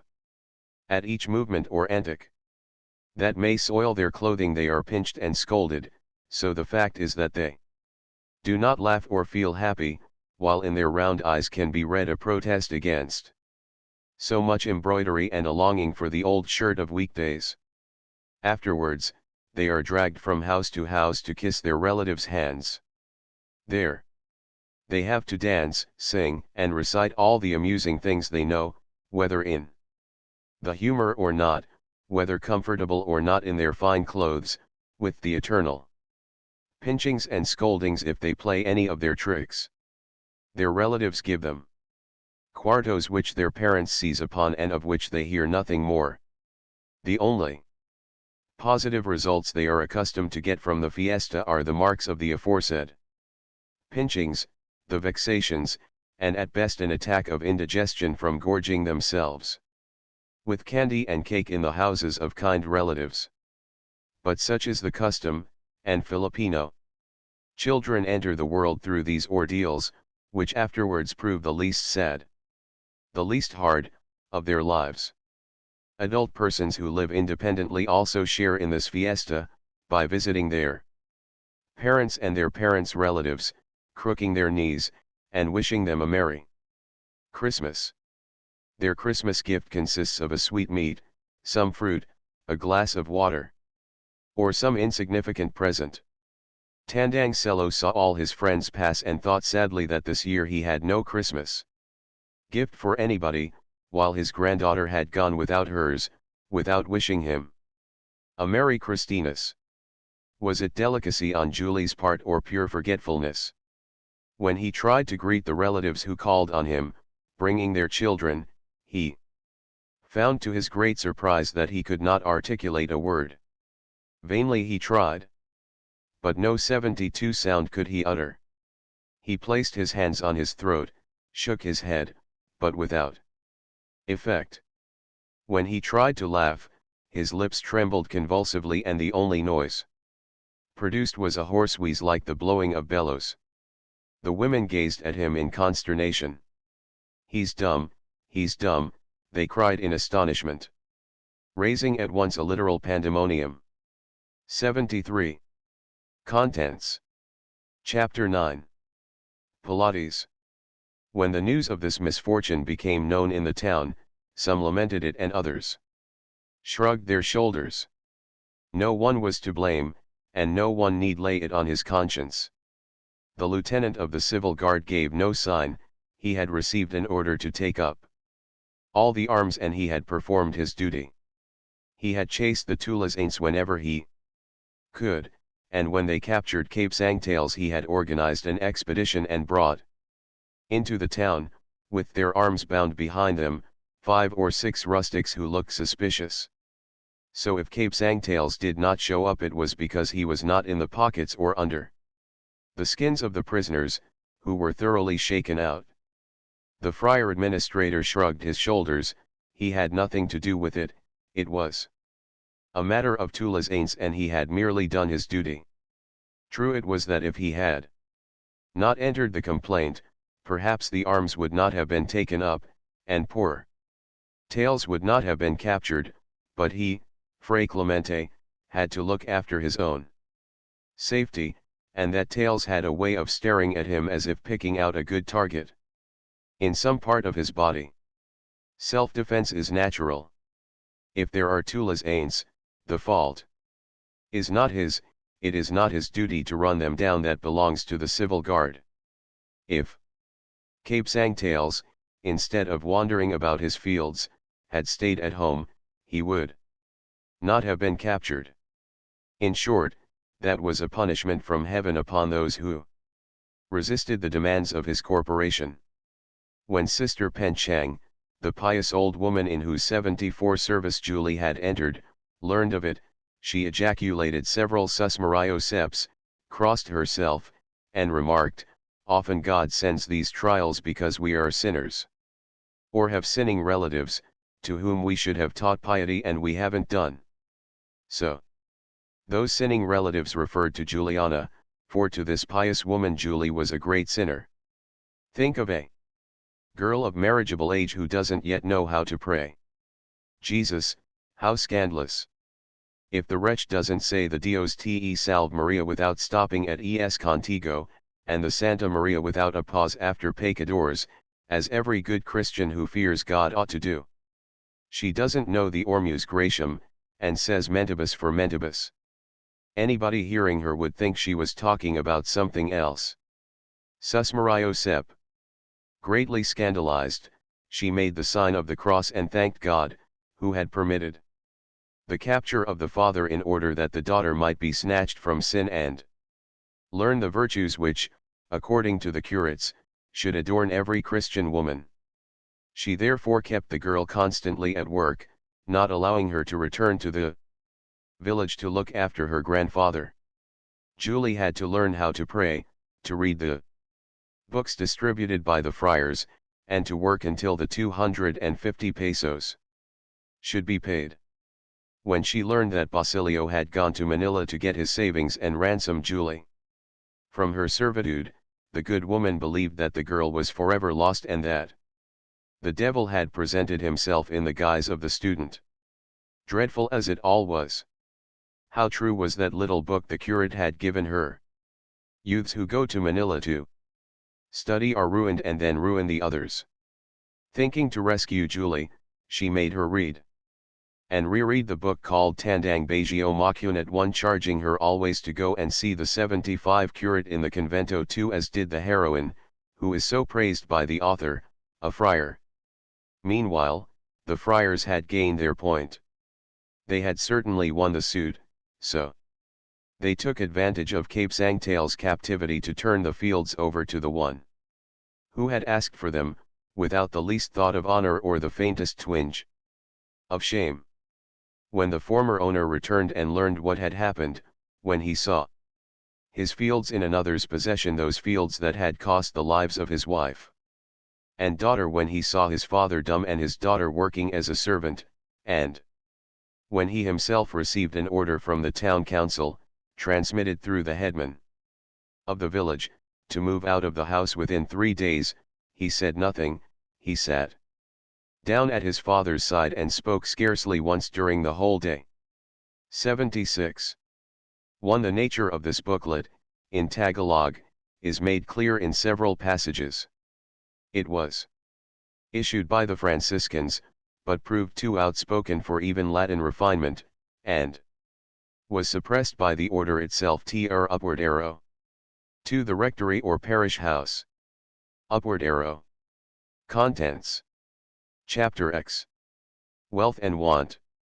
On the following day, to the great surprise of the village, the jeweler Simon, followed by 2 servants, each carrying a canvas-covered chest, requested the hospitality of Cape Sangtails, who even in the midst of his wretchedness did not forget the good Filipino customs. Rather, he was troubled to think that he had no way of properly entertaining the stranger.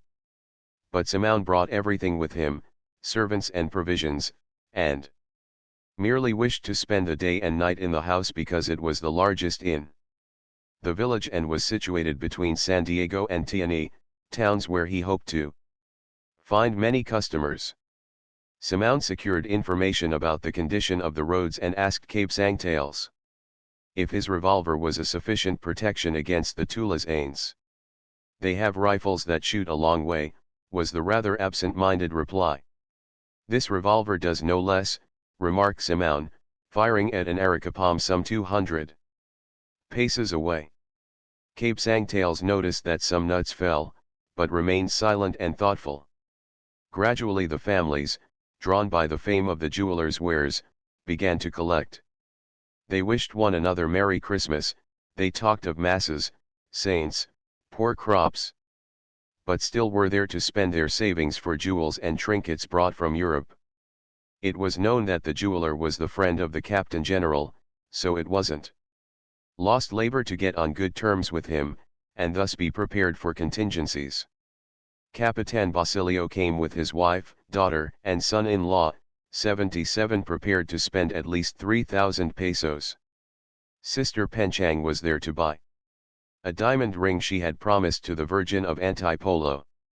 She had left Julie at home, memorizing a booklet the curate had sold her for 4 cuartos, with 40 days of indulgence granted by the Archbishop to everyone who read it or listened to it read. Jesus, said the pious woman to Capitana Tika, that poor girl has grown up like a mushroom planted by the tikbalan. I've made her read the book at the top of her voice at least 50 times and she doesn't remember a single word of it. She has a head like a sieve full when it's in the water. All of us hearing her, even the dogs and cats, have won at least 20 years of indulgence. Simon arranged his 2 chests on the table, one being somewhat larger than the other. You don't want plated jewelry or imitation gems. This lady, turning to Sanang, wants real diamonds. That's it, yes, sir, diamonds, old diamonds, antique stones, you know, she responded. Papa will pay for them, because he likes antique things, antique stones. Sanang was accustomed to joke about the great deal of Latin her father understood and the little her husband knew. It just happens that I have some antique jewels, replied Simon, taking the canvas cover from the smaller chest, a polished steel case with bronze trimmings and stout locks. I have necklaces of Cleopatra's, real and genuine, discovered in the pyramids. Rings of Roman senators and knights, found in the ruins of Carthage. Probably those that Hannibal sent back after the Battle of Cannae, exclaimed Capitan Basilio seriously, while he trembled with pleasure. The good man, thought he had read much about the ancients, had never, by reason of the lack of museums in Filipinas, seen any of the objects of those times. I have brought besides costly earrings of Roman ladies, 78 discovered in the villa of Annius Mucius Populinus in Pompeii. Capitan Isolio nodded to show that he understood and was eager to see such precious relics. The women remarked that they also wanted things from Rome, such as rosaries blessed by the Pope, holy relics that would take away sins without the need of confessions, and so on. When the chest was opened and the cotton packing removed, there was exposed a tray filled with rings, reliquaries, lockets, crucifixes, brooches, and such like. The diamonds set in among variously colored stones flashed out brightly and shimmered among golden flowers of varied hues, with petals of enamel, all of peculiar designs and rare arabesque workmanship. Simon lifted the tray and exhibited another filled with quaint jewels that would have satisfied the imaginations of 7 debutantes on the eves of the balls in their honor. Designs, one more fantastic than the other, combinations of precious stones and pearls worked into the figures of insects with azure backs and transparent forewings. Sapphires, emeralds, rubies, turquoises, diamonds, joined to form dragonflies, wasps, bees, butterflies, beetles, serpents, lizards, fishes, sprays of flowers. There were diadems, necklaces of pearls and diamonds, so that some of the girls could not withhold an echo of admiration, and Sanang gave a cluck with her tongue, whereupon her mother pinched her to prevent her from encouraging the jeweler to raise his prices, for Capitana Taika still pinched her daughter even after the latter was married. "Here you have some old diamonds," explained the jeweler. "This ring belonged to the Princess Lamala and those earrings to one of Marie Antoinette's ladies. They consisted of some beautiful solitaire diamonds, as large as grains of corn, with somewhat bluish lights, and pervaded with a severe elegance, as though they still reflected in their sparkles the shuddering of the Reign of Terror." 79. "Those two earrings," exclaimed Sanang, looking at her father and instinctively covering the arm next to her mother. "Something more ancient yet, something Roman," said Capitan Basilio with a wink. The pious Sister Penchang thought that with such a gift the Virgin of Antipolo would be softened and grant her most vehement desire. For some time she had begged for a wonderful miracle to which her name would be attached, so that her name might be immortalized on earth and she then ascend into heaven, like the Capitana Inés of the curates. She inquired the price and Simone asked 3,000 pesos, which made the good woman cross herself sus Mario Sep. Simone now exposed the third tray, which was filled with watches, cigar and match cases, decorated with the rarest enamels, reliquaries set with diamonds and containing the most elegant miniatures. The fourth tray, containing loose gems, stirred a murmur of admiration. Sanang again clucked with her tongue, her mother again pinched her, although at the same time herself emitting a suspiria of wonder. No one there had ever before seen so much wealth. In that chest lined with dark blue velvet, arranged in trays, were the wonders of the Arabian Nights, the dreams of Oriental fantasies. Diamonds as large as peas glittered there, throwing out attractive rays as if they were about to melt or burn with all the hues of the spectrum, emeralds from Peru, of varied forms and shapes, rubies from India, red as drops of blood, sapphires from Ceylon, blue and white, turquoises from Persia, oriental pearls, some rosy, some lead-colored, others black. Those who have at night seen a great rocket burst in the azure darkness of the sky into thousands of colored lights, so bright that they make the eternal stars look dim, can imagine the aspect the tray presented. As if to increase the admiration of the beholders, Simone 80 took the stones out with his tapering brown fingers, gloating over their crystalline hardness, their luminous stream, as they poured from his hands like drops of water, reflecting the tints of the rainbow. The reflections from so many facets, the thought of their great value, fascinated the gaze of everyone. Cape Sangtales, who had approached out of curiosity, closed his eyes and drew back hurriedly, as if to drive away an evil thought.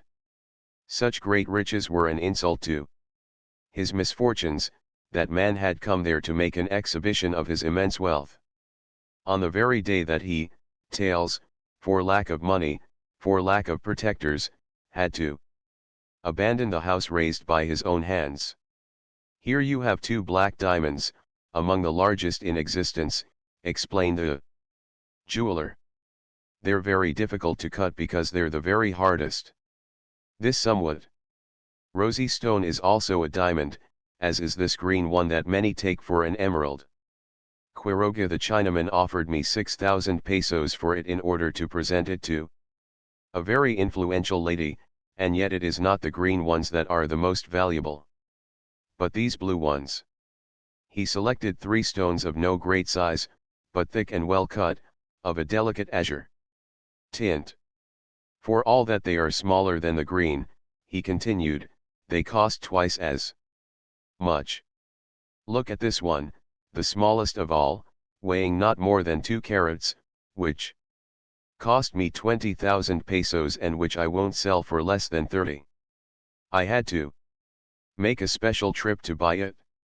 This other one, from the mines of Golconda, weighs 3.5 carats and is worth over 70,000. The Viceroy of India, in a letter I received the day before yesterday, offers me 12,000 pounds. sterling for it? Before such great wealth, all under the power of that man who talked so unaffectedly. The spectators felt a kind of awe mingled with dread. Sanang clucked several times. And her mother did not pinch her, perhaps because she too was overcome, or perhaps because she reflected that a 81 jeweler like Simon was not going to try to gain 5 pesos more or less as a result of an exclamation more or less indiscreet. All gazed at the gems, but no one showed any desire to handle them, they were so awe-inspiring. Curiosity was blunted by wonder. Cape Sangtail stared out into the field, thinking that with a single diamond, perhaps the very smallest there, he could recover his daughter, keep his house, and perhaps rent another farm. Could it be that those gems were worth more than a man's home? The safety of a maiden, the peace of an old man in his declining days? As if he guessed the thought, Simon remarked to those about him, "Look here with one of these little blue stones, which appear so innocent and inoffensive, pure as sparks scattered over the arch of heaven, with one of these, seasonably presented, a man was able to have his enemy deported, the father of a family, as a disturber of the peace, and with this other little one like it, red as one's heart blood, as the feeling of revenge, and bright as an orphan's tears, he was restored to liberty. The man was returned to his home, the father to his children, the husband to the wife, and a whole family saved from a wretched future." He slapped the chest and went on in a loud tone in bad Tagalog, "Here I have, as in a medicine chest, life and death, poison and bomb, and with this handful I can drive to tears all the inhabitants of the Philippines." The listeners gazed at him awestruck, knowing him to be right. In his voice there could be detected a strange ring, while sinister flashes seemed to issue from behind the blue goggles. Then, as if to relieve the strain of the impression made by the gems on such simple folk, he lifted up the tray and exposed at the bottom the sanctum sanctorum. Cases of Russian leather, separated by layers of cotton, covered a bottom lined with grey velvet. All expected wonders, and Sanang's husband thought he saw carbuncles. Gems that 82 flashed fire and shone in the midst of the shadows. Capitan Basilio was on the threshold of immortality, he was going to behold something real, something beyond his dreams. "This was a necklace of Cleopatra's," said Simon, taking out carefully a flat case, "in the shape of a half-moon. It's a jewel that can't be appraised, an object for a museum, only for a rich government." It was a necklace fashioned of bits of gold representing little idols among green and blue beetles, with a vulture's head made from a single piece of rare jasper at the center between two extended wings, the symbol and decoration of Egyptian queens. Sanang turned up her nose and made a grimace of childish depreciation, while Capitan Basilio, with all his love for antiquity, could not restrain an exclamation of disappointment. "It's a magnificent jewel, well preserved, almost 2,000 years old." "Pshaw!" Sanang made haste to exclaim, to prevent her father's falling into temptation. "Fool," he chided her, after overcoming his first disappointment. "How do you know but that to this necklace is due the present condition of the world? With this Cleopatra may have captivated Caesar, Mark Antony. This has heard the burning declarations of love from the greatest warriors of their time, it has listened to speeches in the purest and most elegant Latin, and yet you would want to wear it? I wouldn't give 3 pesos for it." "You could give 20, silly," said Capitana Tika in a judicial tone. "The gold is good and melted down would serve for other jewelry. This is a ring that must have belonged to Sulla," continued Simon, exhibiting a heavy ring of solid gold with a seal on it. "With that he must have signed the death warrants during his dictatorship," exclaimed Capitan Basilio, pale 83 with emotion. He examined it and tried to decipher the seal, but though he turned it over and over he did not understand paleography, so he could not read it. What a finger Sulla had, he observed finally. This would fit two of ours, as I've said, we're degenerating. I still have many other jewels. If they're all that kind, never mind, interrupted Sanang. I think I prefer the modern. Each one selected some piece of jewelry, one a ring, another a watch, another a locket. Capitana Taika bought a reliquary that contained a fragment of the stone on which our Savior rested at his third fall, Sanang a pair of earrings, and Capitan Basilio the watch chain for the alferez, the ladies' earrings for the curate, and other gifts. The families from the town of Tiani, not to be outdone by those of San Diego, in like manner emptied their purses. Simone bought or exchanged old jewelry, brought there by economical mothers, to whom it was no longer of use. You, haven't you something to sell? He asked Cape Sangtails, noticing the latter watching the sales and exchanges with covetous eyes, but the reply was that all his daughter's jewels had been sold, nothing of value remained. What about Maria Clara's locket? Inquired Sanang. True, the man exclaimed, and his eyes blazed for a moment. It's a locket set with diamonds and emeralds, Sanang told the jeweler. My old friend wore it before she became a nun. Simone said nothing, but anxiously watched Cape Sangtails, who, after opening several boxes, found the locket. He examined it carefully, opening and shutting it repeatedly. It was the same locket that Maria Clara had worn during the fiesta in San Diego and which she had in a moment of compassion given to a leper. I like the design, said Simone. How much do you want for it? 84. Cape Sangtails scratched his head in perplexity, then his ear, then looked at the women. I've taken a fancy to this locket, Simone went on. Will you take 500 pesos? Do you want to exchange it for something else? Take your choice here. Tails stared foolishly at Simone, as if in doubt of what he heard. 500 pesos. He murmured. 500, repeated the jeweler in a voice shaking with emotion. Cape Sangtails took the locket and made several turns about the room, with his heart beating violently and his hands trembling. Dared he ask more? That locket could save him. This was an excellent opportunity, such as might not again present itself. The women winked at him to encourage him to make the sale, excepting Pen Chang, who, fearing that Julie would be ransomed, observed piously, I would keep it as a relic. Those who have seen Maria Clara in the nunnery say she has got so thin and weak that she can scarcely talk, and it's thought that she'll die a saint. Padre Salvi speaks very highly of her, and he's her confessor. That's why Julie didn't want to give it up, but rather preferred to pawn herself. This speech had its effect. The thought of his daughter restrained Tails. If you will allow me, he said, I'll go to the town to consult my daughter. I'll be back before night. This was agreed upon, and Tails set out at once. But when he found himself outside of the village, he made out at a distance, on a path that entered the woods, the friar administrator and a man whom he recognized as the usurper of his land. A husband, seeing his wife enter a private room with another man, could not feel more wrath or jealousy than Cape Sangtails experienced when he saw them moving over his fields. The fields cleared by him, which he had thought to leave to his children. It seemed to him that 85 they were mocking him, laughing at his powerlessness.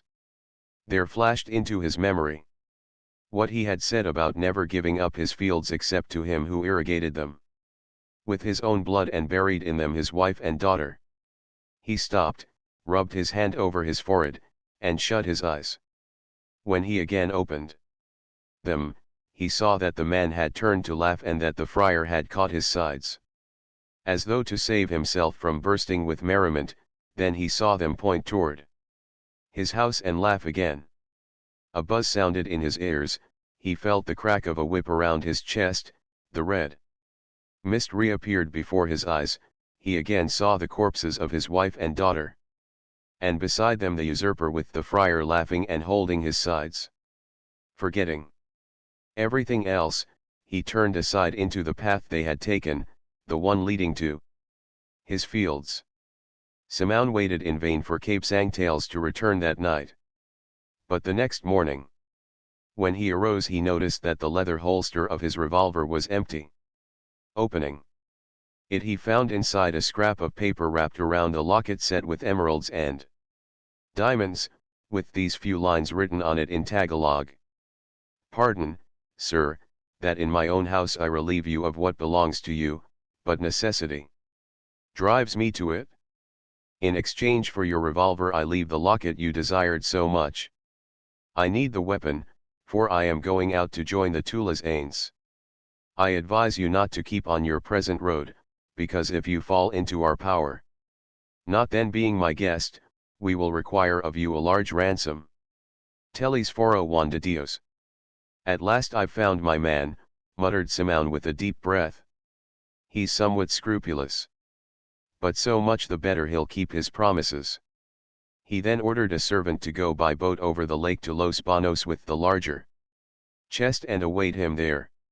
He would go on overland, taking the smaller chest, the 186 containing his famous jewels. The arrival of 4 civil guards completed his good humor. They came to arrest Cape Sangtales and not finding him took Tandang Selo away. Instead, 3 murders had been committed during the night. The friar administrator and the new tenant of Cape Sangtales land had been found dead, with their heads split open, and their mouths full of earth, on the border of the fields.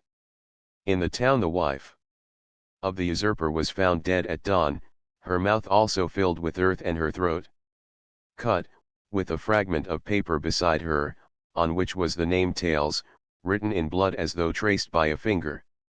"Calm yourselves, peaceful inhabitants of Calamba. None of you are named Tales, none of you have committed any crime. You are called Luis Habana, Matias Belarmino, Nicasio Igasani, Cayetano de Jesus, Mateo Elejord, Leandro Lopez, Antonino Lopez, Silvestre Ubaldo, Manuel Hidalgo, Paisano Mercado. Your name is the whole village of Calamba. 1 You cleared your fields, on them you have spent the labor of your whole lives, your savings, your vigils and privations, and you have been despoiled of them, driven from your homes, with the rest forbidden to show you hospitality. Not content with outraging justice, they too have trampled upon the sacred traditions of your country. You have served Spain and the king, and when in their name you have asked for justice, you were banished without trial, torn from your wives' arms and your children's caresses. Any one of you has suffered more than Cape Sangtales, and yet none, not one of you, has received justice. Neither pity nor humanity has been shown you. You have been persecuted beyond 87 the tomb, as was Mariano Herbasa. 3 Weep or laugh, there in those lonely isles where you wander vaguely, uncertain of the future. Spain, the generous Spain, is watching over you, and sooner or later you will have justice. 88. 1 Friends of the author, who suffered in Whaler's expedition, mentioned below tr upward arrow. 2 The Dominican Corporation, at whose instigation Captain General Valeriano Whaler sent a battery of artillery to Calamba to destroy the property of tenants who were contesting in the courts the friars' titles to land there. The author's family were the largest sufferers tr upward arrow. 3 A relative of the author, whose body was dragged from the tomb and thrown to the dogs, on the pretext that he had died without receiving final absolution tr upward arrow. Contents. Chapter 11. Los Banos. His Excellency, the Captain General and Governor of the Philippine Islands, had been hunting in Boso Boso. But as he had to be accompanied by a band of music, since such an exalted personage was not to be esteemed less than the wooden images carried in the processions, and as devotion to the divine art of Saint Cecilia has not yet been popularized among the deer and wild boars of Boso Boso, His Excellency, with the band of music and train of friars, soldiers, and clerks, had not been able to catch a single rat or a solitary bird. The provincial authorities foresaw dismissals and transfers. The poor gobernadorcillos and cabezas de barangay were restless and sleepless, fearing that the mighty hunter in his wrath might have a notion to make up with their persons for the lack of submissiveness on the part of the beasts of the forest, as had been done years before by an alcalde who had traveled on the shoulders of impressed porters because he found no horses gentle enough to guarantee his safety. There was not lacking an evil rumor that His Excellency had decided to take some action, since in this he saw the first symptoms of a rebellion which should be strangled in its infancy, that a fruitless hunt hurt the prestige of the Spanish name, that he already had his eye on a wretch to be dressed up as a deer, when His Excellency, with clemency that Benze lacked words to extol sufficiently, dispelled all the fears by declaring that it pained him to sacrifice to his pleasure the beasts of the forest. But to tell the truth, His Excellency was secretly very well satisfied, for what would have happened had he missed 89 a shot at a deer, one of those not familiar with political etiquette? What would the prestige of the sovereign power have come to then?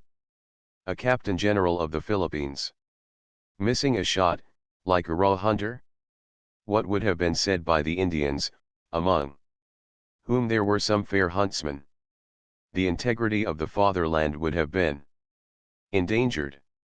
So it was that His Excellency, with a sheepish smile, and posing as a disappointed hunter, ordered an immediate return to Los Banos. During the journey he related with an indifferent air his hunting exploits in this or that forest of the peninsula, adopting a tone somewhat depreciative, as suited the case, toward hunting in Filipinas.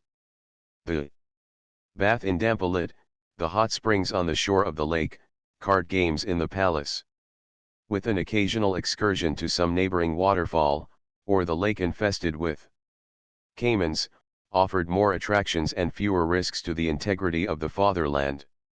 Thus on one of the last days of December, His Excellency found himself in the sala, taking a hand at cards while he awaited the breakfast hour. He had come from the bath with the usual glass of coconut milk and its soft meat, so he was in the best of humors for granting favors and privileges. His good humor was increased by his winning a good many hands, for Padre Irene and Padre Sibylla, with whom he was playing, were exercising all their skill in secretly trying to lose, to the great irritation of Padre Camorra, who on account of his late arrival only that morning was not informed as to the game they were playing on the general.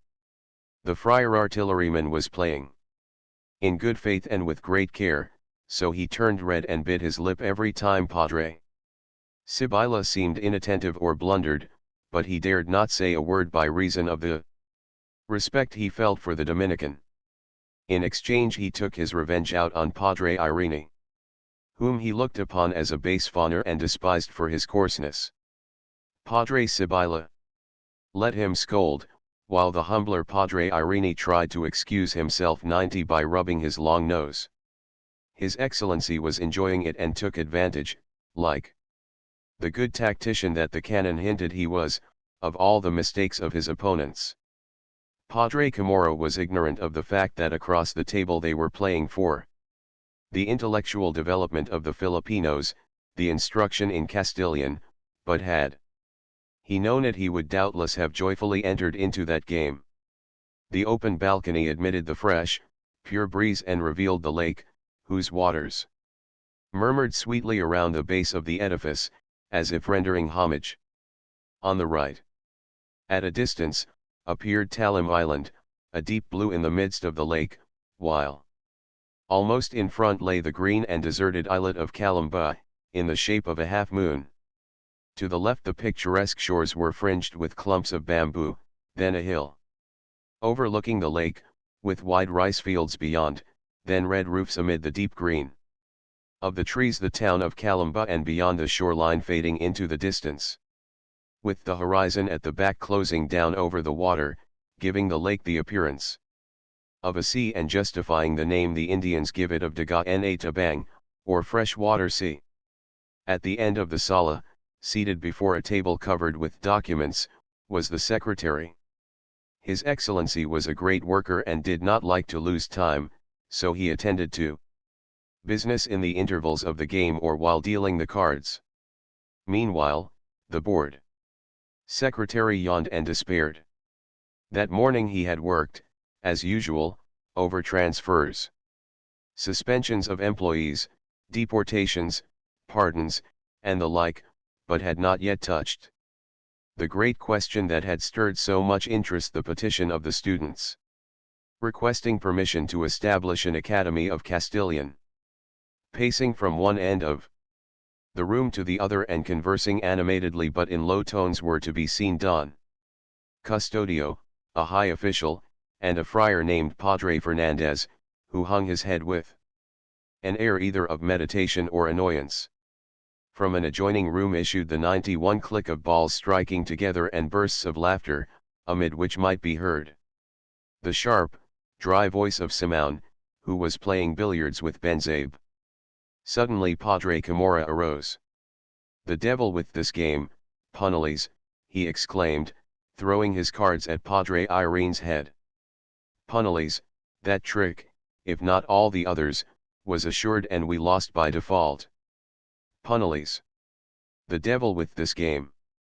He explained the situation angrily to all the occupants of the sala, addressing himself especially to the three walking about, as if he had selected them for judges.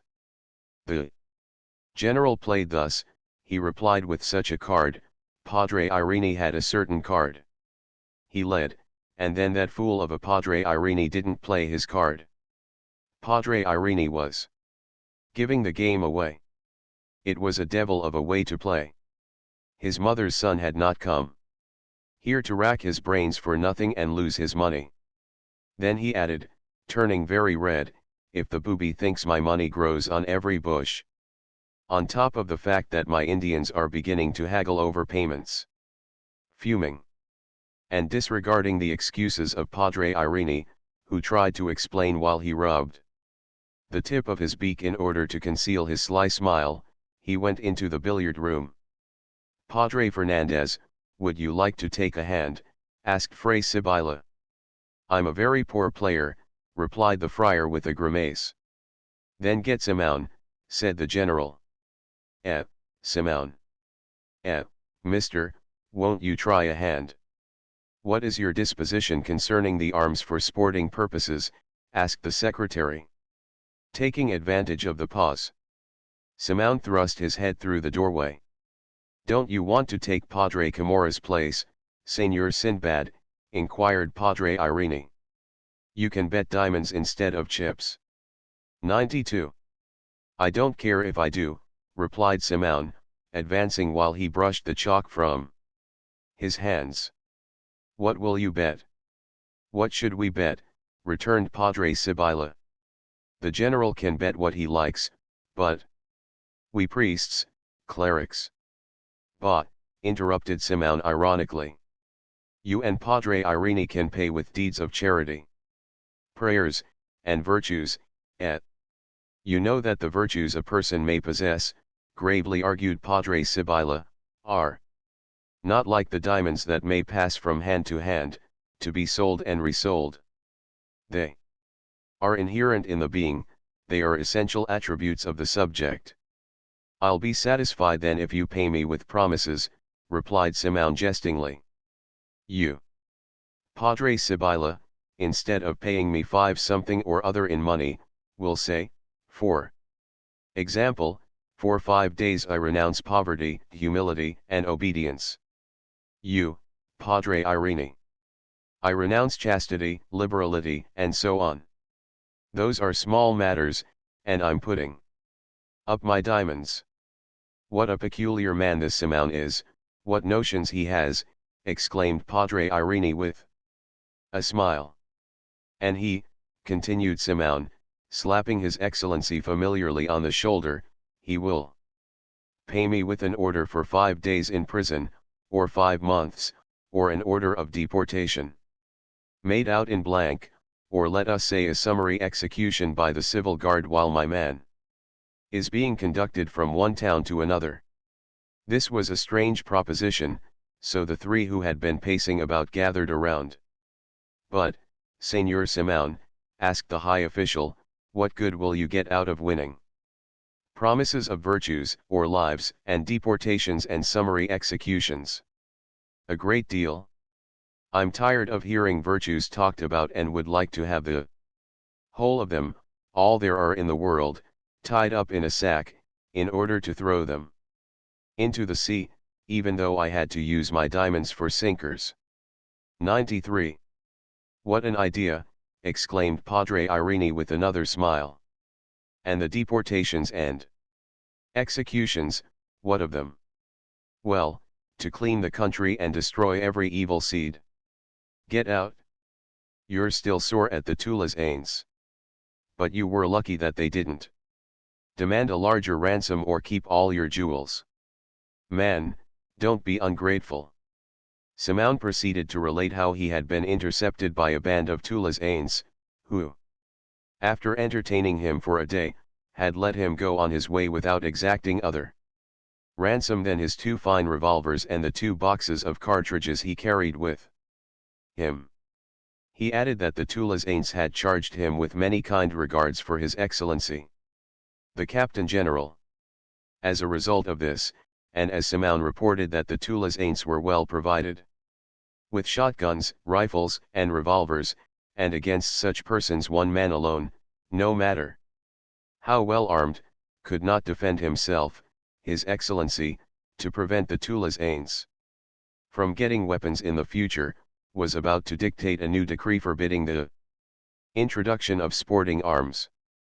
On the contrary, protested Simon, for me the Toulousains are the most respectable men in the country, they're the only ones who earn their living honestly. Suppose I had fallen into the hands of you yourselves, for example, would you have let me escape without taking half of my jewels, at least? Don Custodio was on the point of protesting, that Simon was really a rude American mulatto taking advantage of his friendship with the Captain General to insult Padre Irene, although it may be true also that Padre Irene would hardly have set him free for so little. The evil is not, went on Simon, in that there are Toulousains in the mountains and uninhabited parts. The evil lies in the Toulousains in the towns and cities. Like yourself, put in the canon with a smile. 94. Yes, like myself, like all of us. Let's be frank, for no Indian is listening to us. Here, continued the jeweler. The evil is that we're not all openly declared Toulousains. When that happens and we all take to the woods, on that day the country will be saved. On that day will rise a new social order which will take care of itself, and His Excellency will be able to play his game in peace, without the necessity of having his attention diverted by his secretary. The person mentioned at that moment yawned, extending his folded arms above his head, and stretching his crossed legs under the table as far as possible, upon noticing which all laughed. His Excellency wished to change the course of the conversation. So, throwing down the cards he had been shuffling, he said half seriously, Come, enough of jokes and cards. Let's get to work in earnest, since we still have a half hour before breakfast. Are there many matters to be got through with? All now gave their attention. That was the day for joining battle over the question of instruction in Castilian, for which purpose Padre Sibylla and Padre Irene had been there several days. It was known that the former, as vice-rector, was opposed to the project and that the latter supported it, and his activity was in turn supported by the Countess. "What is there, what is there?" asked His Excellency impatiently. "The petition about sporting arms," replied the secretary with a stifled yawn. "Forbidden." "Pardon, General," said the high official gravely, "Your Excellency will permit me to invite your attention to the fact that the use of sporting arms is permitted in all the countries of the world." The general shrugged his shoulders and remarked dryly, "We are not imitating any nation in the world." Between His Excellency and the high official there was always a difference of opinion. So it was sufficient that 95 the latter offer any suggestion whatsoever to have the former remain stubborn. The high official tried another tack. "Sporting arms can harm only rats and chickens, they'll say." "But are we chickens?" interrupted the general, again shrugging his shoulders. "Am. I've demonstrated that I'm not." "But there's another thing," observed the secretary. 4 months ago, when the possession of arms was prohibited, the foreign importers were assured that sporting arms would be admitted." His Excellency knitted his brows. "That can be arranged," suggested Simeon. "How?" "Very simply. Sporting arms nearly all have a caliber of 6 mm, at least. Those now in the market authorize only the sale of those that haven't these 6 mm.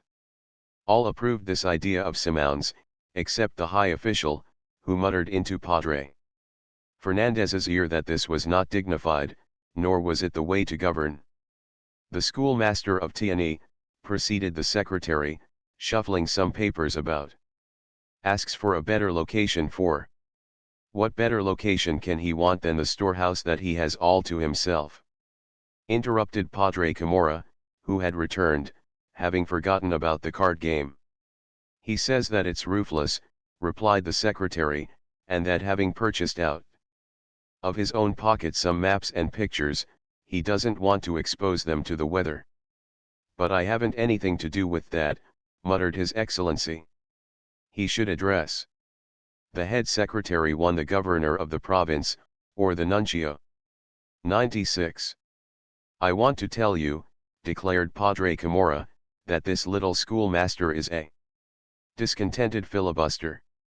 Just imagine the heretic teaches that corpses rot just the same, whether buried with great pomp or without any.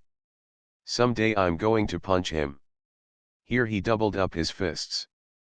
"To tell the truth," observed Padre Sibylla, as if speaking only to Padre Irene, "he who wishes to teach, teaches everywhere, in the open air.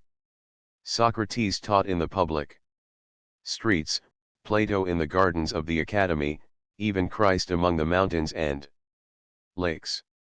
"I've heard several complaints against this schoolmaster," said His Excellency, exchanging a glance with Simeon. "I think the best thing would be to suspend him." "Suspended," repeated the secretary. The luck of that unfortunate, who had asked for help and received his dismissal, pained the high official, and he tried to do something for him. "It's certain," he insinuated rather timidly, "that education is not at all well provided for." "I've already decreed large sums for the purchase of supplies," exclaimed His Excellency haughtily, as if to say, "I've done more than I ought to have done. But since suitable locations are lacking, the supplies purchased get ruined." "Everything can't be done at once," said His Excellency dryly. "The schoolmasters here are doing wrong in asking for buildings when those in Spain starve to death. It's great presumption to be better off here than in the mother country itself. Filibusterism. Before everything the fatherland. Before everything else we are Spaniards," added Benzabe, his eyes glowing with patriotism, but he blushed somewhat when he noticed that he was speaking alone. "In the future," decided the general, "all who complain will be suspended." 97. "If my project were accepted," Don Custodio ventured to remark, as if talking to himself. For the construction of schoolhouses. It's simple, practical, economical, and, like all my projects, derived from long experience and knowledge of the country. The towns would have schools without costing the government a quarto. That's easy, observed the secretary sarcastically. Compel the towns to construct them at their own expense, whereupon all laughed. No, sir. No, sir, cried the exasperated Don Custodio, turning very red. The buildings are already constructed and only wait to be utilized. Hygienic, unsurpassable, spacious. The friars looked at one another uneasily. Would Don Custodio propose that the churches and conventos be converted into schoolhouses? Let's hear it, said the general with a frown. Well, general, it's very simple, replied Don Custodio, drawing himself up and assuming his hollow voice of ceremony. The schools are open only on weekdays and the cockpits on holidays. Then convert these into schoolhouses, at least during the week. Man, man, man. What a lovely idea. What's the matter with you, Don Custodio? That's a grand suggestion. That beats them all. But, gentlemen, cried Don Custodio, in answer to so many exclamations, let's be practical. What places are more suitable than the cockpits? They're large, well constructed, and under a curse for the use to which they are put during the weekdays. From a moral standpoint, my project would be acceptable, by serving as a kind of expiation and weekly purification of the temple of chance, as we might say. But the fact remains that sometimes there are cockfights 98 during the week, objected Padre Camorra, and it wouldn't be right when the contractors of the cockpits pay the government too. Well, on those days close the school.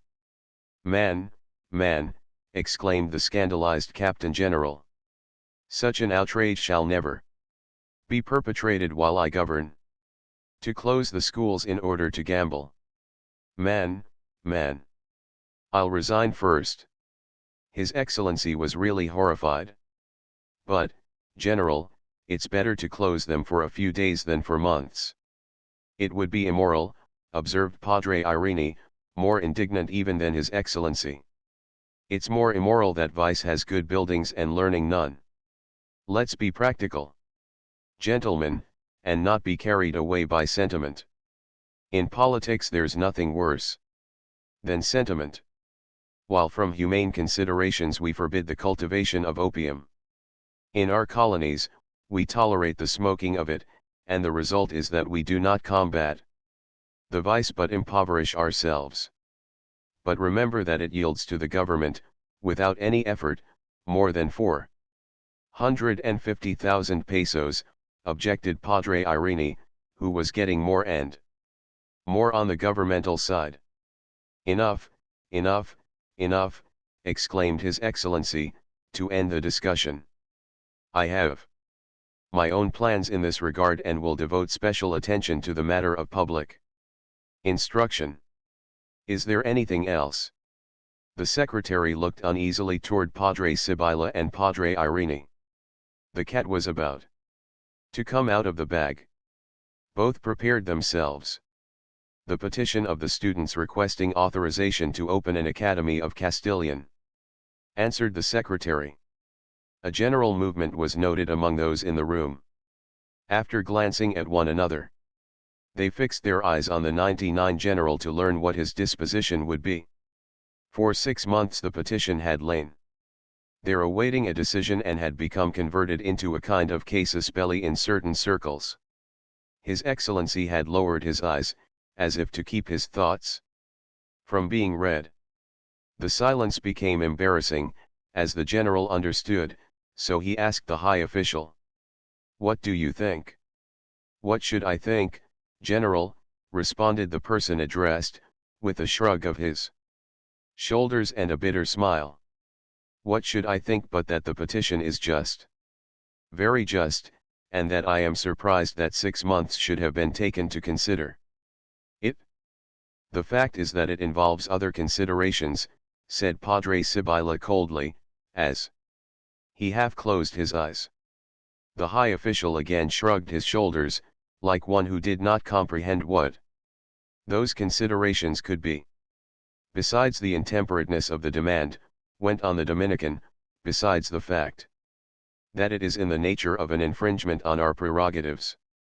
Padre Sibylla dared not go on, but looked at Simone.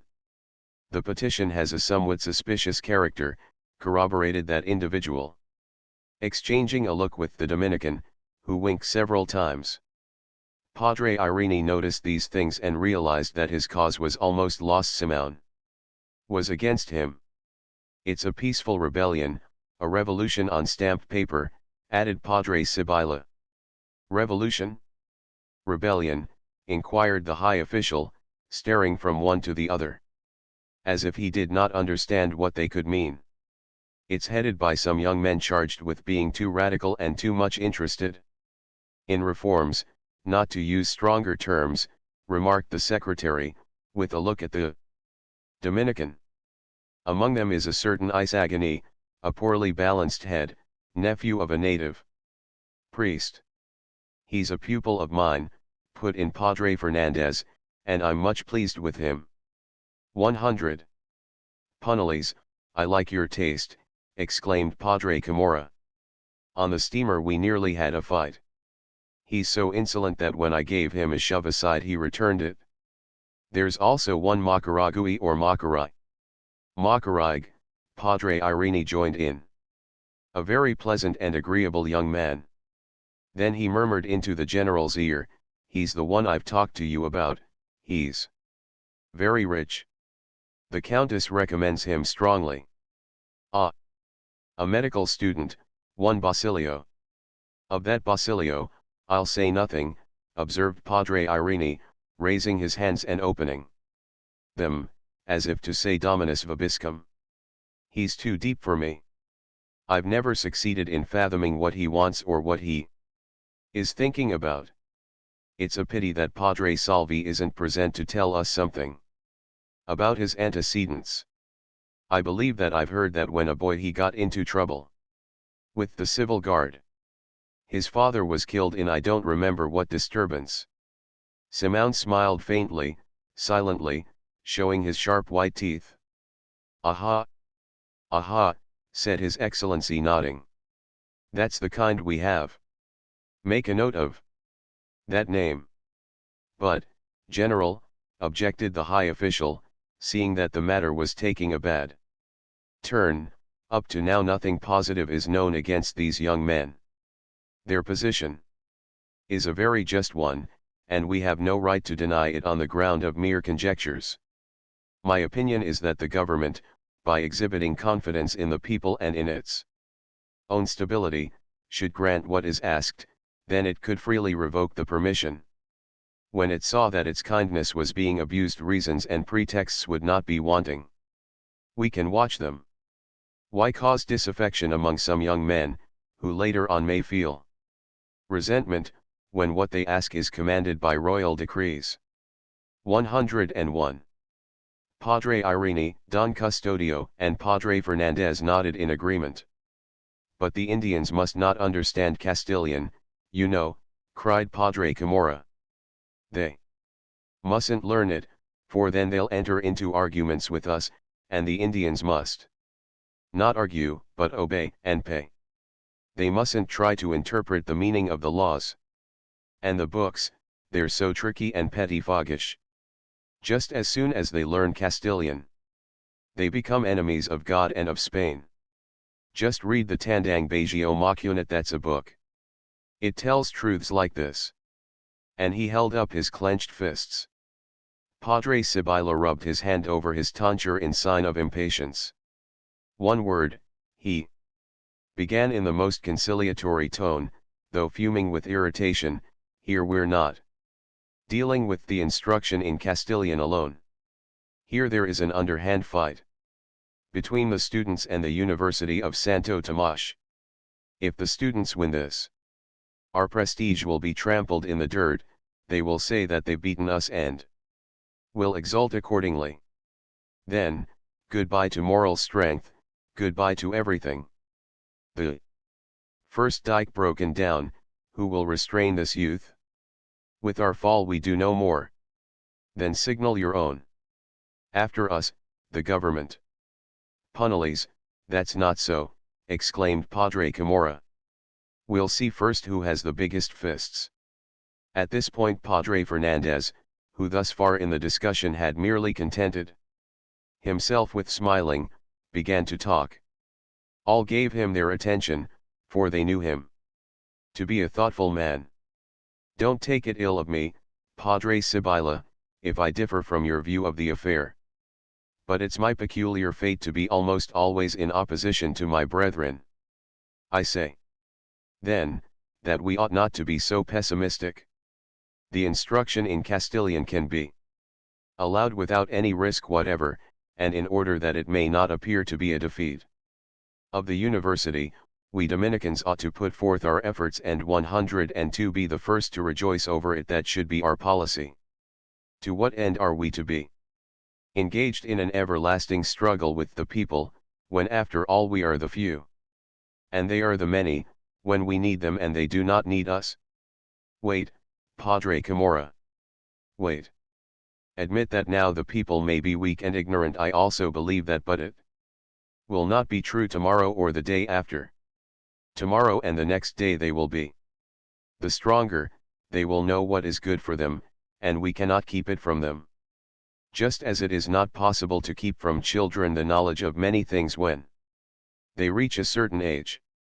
I say, then, why should we not take advantage of this condition of ignorance to change our policy completely, to place it upon a basis solid and enduring on the basis of justice, for example, instead of on the basis of ignorance? There's nothing like being just, that I've always said to my brethren, but they won't believe me. The Indian idolizes justice, like every race in its youth, he asks for punishment when he has done wrong, just as he is exasperated when he has not deserved it. There's a just desire? Then grant it. Let's give them all the schools they want, until they are tired of them. Youth is lazy, and what urges them to activity is our opposition. Our bond of prestige, Padre Sibylla, is about worn out, so let's prepare another, the bond of gratitude, for example. Let's not be fools, let's do as the crafty Jesuits. Padre Fernandez. Anything could be tolerated by Padre Sibylla except to propose the Jesuits to him as a model. Pale and trembling, he broke out into bitter recrimination. A Franciscan first. Anything before a Jesuit? He was beside himself. Oh, Padre. A general discussion broke out, regardless of the Captain General. All talked at once. They yelled, they misunderstood, and contradicted one another. Benzabe and Padre Camorra shook their fists in each other's faces, one talking 103 of simpletons and the other of ink-slingers. Padre Sibylla kept harping on the Capitulum, and Padre Fernandez on the Summa of St. Thomas, until the curate of Los Banos entered to announce that breakfast was served. His Excellency arose and so ended the discussion. Well, gentlemen, he said, we've worked like niggers and yet we're on a vacation. Someone has said that grave matters should be considered at dessert. I'm entirely of that opinion. We might get indigestion, remarked the secretary, alluding to the heat of the discussion. Then we'll lay it aside until tomorrow. As they rose, the high official whispered to the general, Your Excellency, the daughter of Cape Sangtales has been here again begging for the release of her sick grandfather, who was arrested in place of her father. His Excellency looked at him with an expression of impatience and rubbed his hand across his broad forehead. Carambas! Can't one be left to eat his breakfast in peace? This is the third day she has come. She's a poor girl.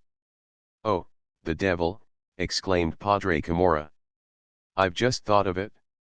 I have something to say to the general about that. That's what I came over for, to support that girl's petition." The general scratched the back of his ear and said, "Oh, go along. Have the secretary make out an order to the lieutenant of the civil guard for the old man's release. They shan't say that we're not clement and merciful." He looked at Benzabe. The journalist winked. 104. 1. Under the Spanish regime the government paid no attention to education, the schools being under the control of the religious orders and the friar curates of the towns. Tr upward arrow. 2. The cockpits are farmed out annually by the local governments, the terms contract and contractor, having now been softened into license and licensee. Tr upward arrow. Contents. Chapter 12. Placido Penitent. Reluctantly, and almost with tearful eyes, Placido Penitent was going along the Escalda, on his way to the University of Santo Tomás. It had hardly been a week since he had come from his town, yet he had already written to his mother twice, reiterating his desire to abandon his studies and go back there to work. His mother answered that he should have patience, that at the least he must be graduated as a Bachelor of Arts, since it would be unwise to desert his books after 4 years of expense and sacrifices on both their parts. Whence came to Penitent this aversion to study, when he had been one of the most diligent in the famous college conducted by Padre Valerio in Tanawan? Their Penitent had been considered one of the best Latinists and the subtlest disputants, one who could tangle or untangle the simplest as well as the most abstruse questions. His townspeople considered him very clever, and his curate, influenced by that opinion, already classified him as a filibuster, a sure proof that he was neither foolish nor incapable. His friends could not explain those desires for abandoning his studies and returning. He had no sweethearts, was not a gambler, hardly knew anything about Hunkian, and rarely tried his luck at the more familiar Revesino. He did not believe in the advice of the curates, laughed at Tandang Bagio Macunat, had plenty of money and good clothes, yet he went to school reluctantly and looked with repugnance on his books. On the bridge of Spain, a bridge whose name alone came from Spain, since even its ironwork came from foreign 105 countries, he fell in with the long procession of young men on their way to the walled city to their respective schools. Some were dressed in the European fashion and walked rapidly, carrying books and notes, absorbed in thoughts of their lessons and essays. These were the students of the Ateneo. Those from San Juan de Letran were nearly all dressed in the Filipino costume, but were more numerous and carried fewer books. Those from the university are dressed more carefully and elegantly and saunter along carrying canes instead of books. The collegians of the Philippines are not very noisy or turbulent. They move along in a preoccupied manner, such that upon seeing them one would say that before their eyes shone no hope, no smiling future. Even though here and there the line is brightened by the attractive appearance of the schoolgirls of the Escuela Municipal, one with their sashes across their shoulders and their books in their hands, followed by their servants, yet scarcely a laugh resounds or a joke can be heard, nothing of song or jest, at best a few heavy jokes or scuffles among the smaller boys. The older ones nearly always proceed seriously and composedly, like the German students. Placido was proceeding along the Paseo de Magallanes toward the breach formerly the gate of Santo Domingo, when he suddenly felt a slap on the shoulder, which made him turn quickly in ill humor. "Hello, Penitent. Hello, Penitent." It was his schoolmate Juanito Peles, the barbero or pet of the professors, as big a rascal as he could be, with a roguish look and a clownish smile. The son of a Spanish mestizo, a rich merchant in one of the suburbs, who based all his hopes and joys on the boy's talent. He promised well with his roguery, and, thanks to his custom of playing tricks on everyone and then hiding behind his companions. 106 He had acquired a peculiar hump, which grew larger whenever he was laughing over his deviltry. "What kind of time did you have, penitent?" was his question as he again slapped him on the shoulder. So, answered Placido, rather bored. "And you?" "Well, it was great. Just imagine, the curate of Tiani invited me to spend the vacation in his town, and I went." "Old man, you know Padre Camorra, I suppose?" "Well, he's a liberal curate, very jolly, frank, very frank, one of those like Padre Paco. As there were pretty girls, we serenaded them all, he with his guitar and songs and I with my violin. I tell you, old man, we had a great time. There wasn't a house we didn't try." He whispered a few words in Placido's ear and then broke out into laughter. As the latter exhibited some surprise, he resumed, "I'll swear to it. They can't help themselves. Because with a governmental order you get rid of the father, husband, or brother. And then Merry Christmas. However, we did run up against a little fool, the sweetheart, I believe, of Basilio, you know. Look, what a fool this Basilio is.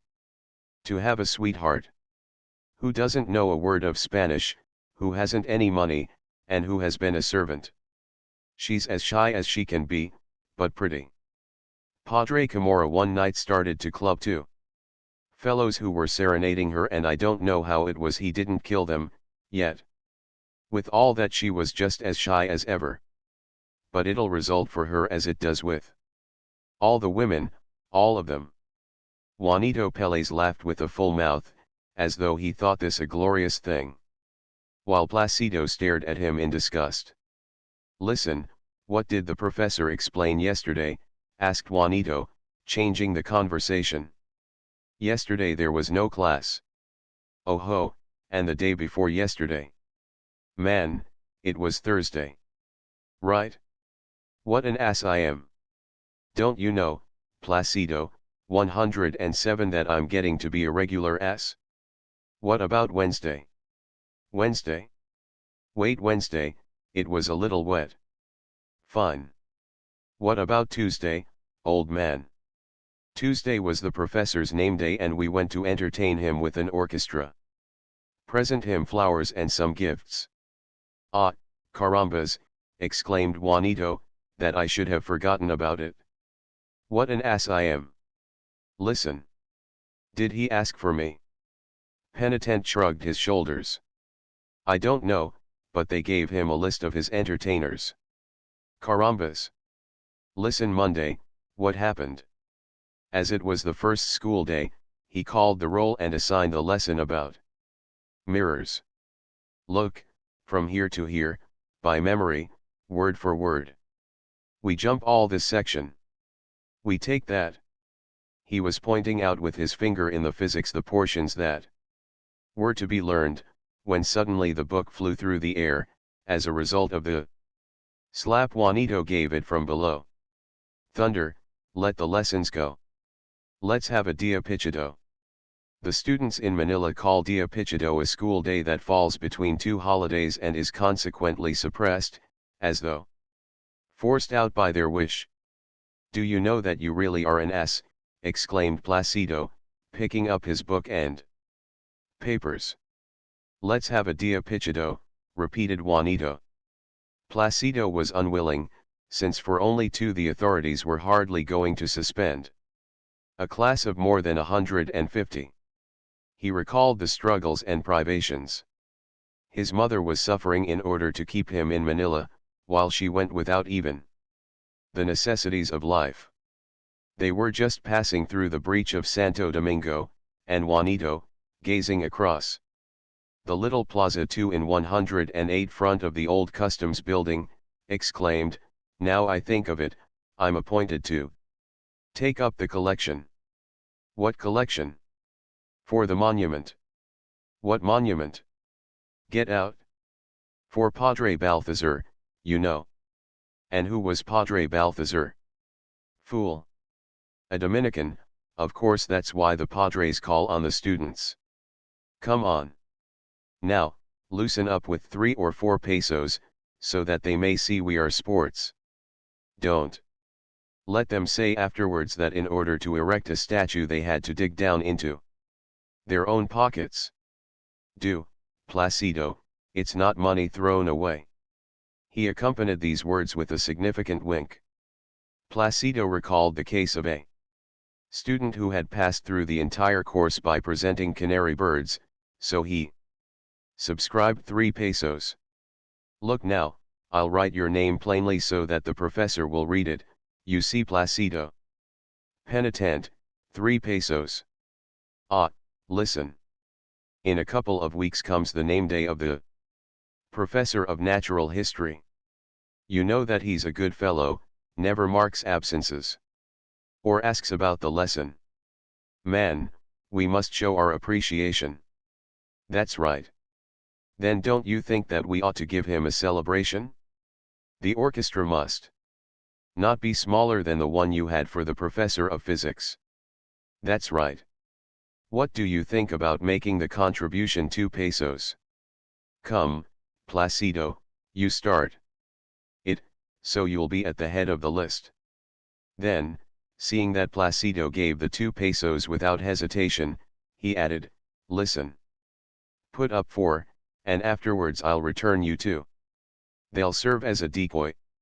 Well, if you're going to return them to me, why give them to you? It'll be sufficient for you to write 4. Ah, that's right. What an ass I am. Do you know, 109 I'm getting to be a regular ass. But let me have them anyhow, so that I can show them. Placido, in order not to give the lie to the priest who christened him, gave what was asked, just as they reached the university. In the entrance and along the walks on each side of it were gathered the students, awaiting the appearance of the professors. Students of the preparatory year of law, of the 5th of the secondary course, of the preparatory in medicine, formed lively groups. The latter were easily distinguished by their clothing and by a certain air that was lacking in the others, since the greater part of them came from the Ateneo Municipal. Among them could be seen the poet Isagani, explaining to a companion the theory of the refraction of light. In another group they were talking, disputing, citing the statements of the professor, the textbooks, and scholastic principles. In yet another they were gesticulating and waving their books in the air or making demonstrations with their canes by drawing diagrams on the ground. Farther on, they were entertaining themselves in watching the pious women go into the neighboring church. All the students making facetious remarks.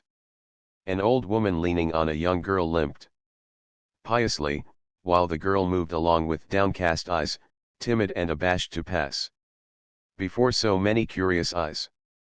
The old lady, catching up her coffee-colored skirt, of the Sisterhood of Saint Rita, to reveal her big feet and white stockings, scolded her companion and shot furious glances at the staring bystanders. The rascals, she grunted. Don't look at them, keep your eyes down. Everything was noticed, everything called forth jokes and comments. Now it was a magnificent Victoria which stopped at the door to set down a family of votaries on their way to visit the Virgin of the Rosary 3 on her favorite 110 day, while the inquisitive sharpened their eyes to get a glimpse of the shape and size of the young ladies' feet as they got out of the carriages. Now it was a student who came out of the door with devotion still shining in his eyes, for he had passed through the church to beg the Virgin's help in understanding his lesson and to see if his sweetheart was there, to exchange a few glances with her and go on to his class with the recollection of her loving eyes. Soon there was noticed some movement in the groups, a certain air of expectancy, while Isagani paused and turned pale. A carriage drawn by a pair of well-known white horses had stopped at the door. It was that of Paulita Gomez, and she had already jumped down, light as a bird, without giving the rascals time to see her foot. With a bewitching whirl of her body and a sweep of her hand she arranged the folds of her skirt, shot a rapid and apparently careless glance toward Isagani, spoke to him and smiled. Dona. Victorina descended in her turn, gazed over her spectacles, saw Juanito Pérez, smiled, and bowed to him affably. Isagani, flushed with excitement, returned a timid salute, while Juanito bowed profoundly, took off his hat, and made the same gesture as the celebrated clown and caricaturist. Panza when he received applause. Heavens, what a girl, exclaimed one of the students, starting forward. Tell the professor that I'm seriously ill. So Tadeo, as this invalid youth was known, entered the church to follow the girl. Tadeo went to the university every day to ask if the classes would be held, and each time seemed to be more and more astonished that they would. He had a fixed idea of a latent and eternal holiday, and expected it to come any day. So each morning, after vainly proposing that they play truant, he would go away alleging important business, an appointment, or illness, just at the very moment when his companions were going to their classes. But by some occult, thaumaturgic art Tadeo passed the examinations, was beloved 111 by the professors, and had before him a promising future. Meanwhile, the groups began to move inside, for the professor of physics and chemistry had put in his appearance. The students appeared to be cheated in their hopes and went toward the interior of the building with exclamations of discontent. Placido went along with the crowd. Penitent, penitent, called a student with a certain mysterious air. Sign this. What is it? Never mind, sign it. It seemed to Placido that someone was twitching his ears. He recalled the story of a cabeza de Baranai in his town who, for having signed a document that he did not understand, was kept a prisoner for months and months, and came near to deportation. An uncle of Placido's, in order to fix the lesson in his memory, had given him a severe ear-pulling, so that always whenever he heard signatures spoken of, his ears reproduced the sensation. Excuse me, but I can't sign anything without first understanding what it's about. What a fool you are! If 2 celestial carbineers have signed it, what have you to fear? The name of celestial carbineers inspired confidence, being, as it was, a sacred company created to aid God in the warfare against the evil spirit and to prevent the smuggling of heretical contraband into the markets of the New Zion. 4. Placido was about to sign to make an end of it, because he was in a hurry already. His classmates were reciting the Otoma, but again his ears twitched, so he said, after the class, I want to read it first. It's very long, don't you see?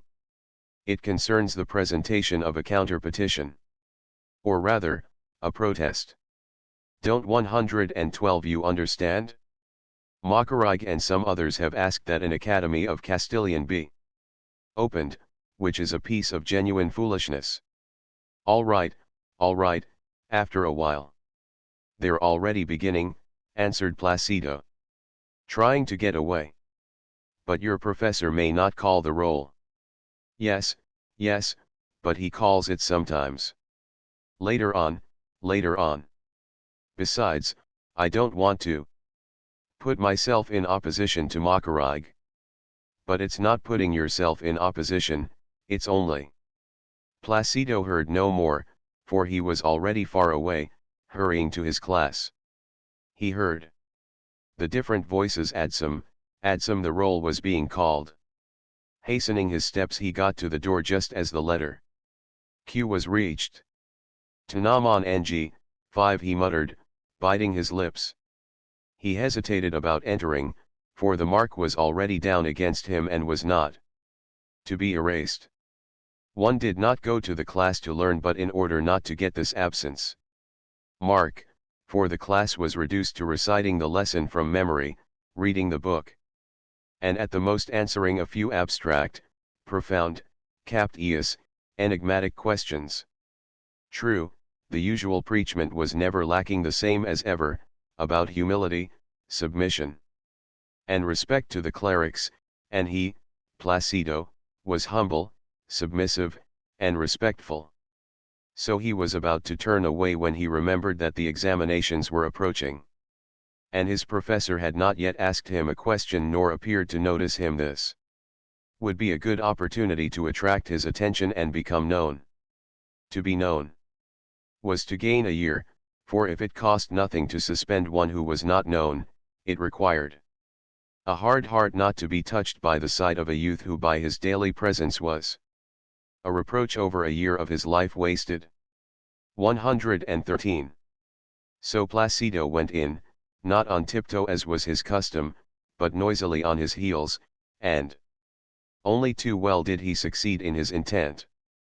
The professor stared at him, knitted his brows, and shook his head, as though to say, "Ah, little impudence, you'll pay for that." 114. 1. The Municipal School for Girls was founded by the Municipality of Manila in 1864. The institution was in charge of the Sisters of Charity Census of the Philippine Islands, Volume 3, p. 615. Upward arrow. 2. Now known as Plaza España tr upward arrow. 3. Patroness of the Dominican Order. She was formally and sumptuously recrowned a queen of the skies in 1907 tr upward arrow. 4. A burlesque on an association of students known as the Militia Angelica, organized by the Dominicans to strengthen their hold on the people. The name used is significant, carbineers being the local revenue officers, notorious in their later days for graft and abuse tr upward arrow. 5. Tinaman Angi Lintik. A Tagalog exclamation of anger, disappointment, or dismay, regarded as a very strong expression, equivalent to profanity. Literally, may the lightning strike you. Tr upward arrow. Contents. Chapter 13. The class in physics. The classroom was a spacious rectangular hall with large grated windows that admitted an abundance of light and air. Along the two sides extended 3 wide tiers of stone, covered with wood, filled with students arranged in alphabetical order. At the end, opposite the entrance, under a print of St. Thomas Aquinas, rose the professor's chair, on an elevated platform with a little stairway on each side. With the exception of a beautiful blackboard in a narrow frame, scarcely ever used, since there was still written on it the viva that had appeared on the opening day, no furniture, either useful or useless, was to be seen. The walls, painted white and covered with glazed tiles to prevent scratches, were entirely bare, having neither a drawing nor a picture, nor even an outline of any physical apparatus. The students had no need of any, no one missed the practical instruction in an extremely experimental science. For years and years it has been so taught and the country has not been upset, but continues just as ever. Now and then some little instrument descended from heaven and was exhibited to the class from a distance, like the monstrance to the prostrate worshippers look, but touch not. From time to time, when some complacent professor appeared, one day in the year was set aside for visiting the mysterious laboratory and gazing from without at the puzzling apparatus arranged in glass cases. No one could complain, for on that day there were to be seen quantities of brass and glassware, tubes, discs, wheels, bells, and the like. The exhibition did not get beyond that, and the country was not upset. 115. Besides, the students were convinced that those instruments had not been purchased for them. The friars would be fools. The laboratory was intended to be shown to the visitors and the high officials who came from the peninsula, so that upon seeing it, they would nod their heads with satisfaction, while their guide would smile, as if to say, you thought you were going to find some backward monks. Well, we're right. Up with the times, we have a laboratory.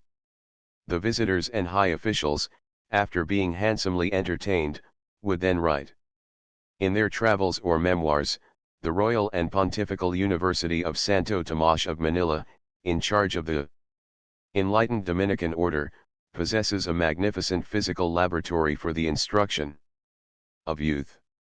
Some 250 students annually study this subject, but whether from apathy, indolence, the limited capacity of the Indian, or some other ethnological or incomprehensible reason, up to now there has not developed a Lavoisier, a Secchi, or a Tyndall, not even in miniature, in the Malay Filipino race.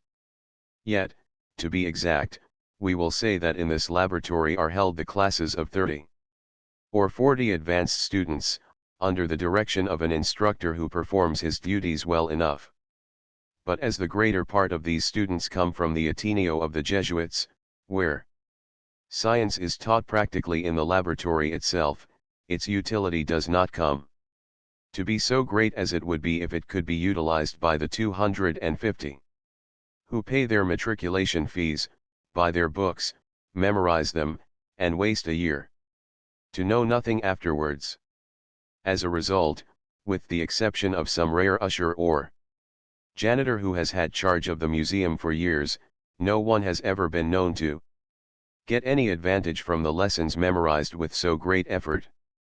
But let us return to the class. The professor was a young Dominican, who had filled several chairs in San Juan de Letran with zeal and good repute.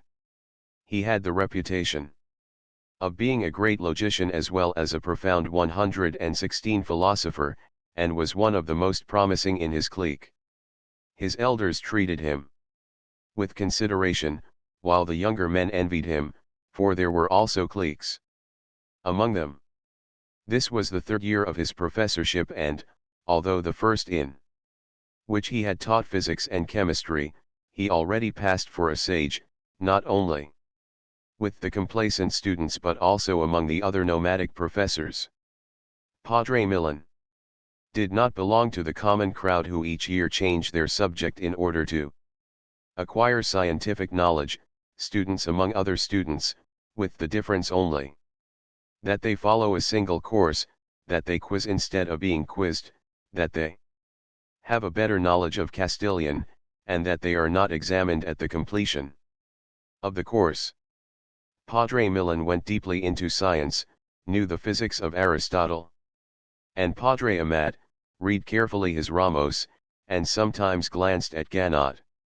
With all that, he would often shake his head with an air of doubt, as he smiled and murmured, "Transcede."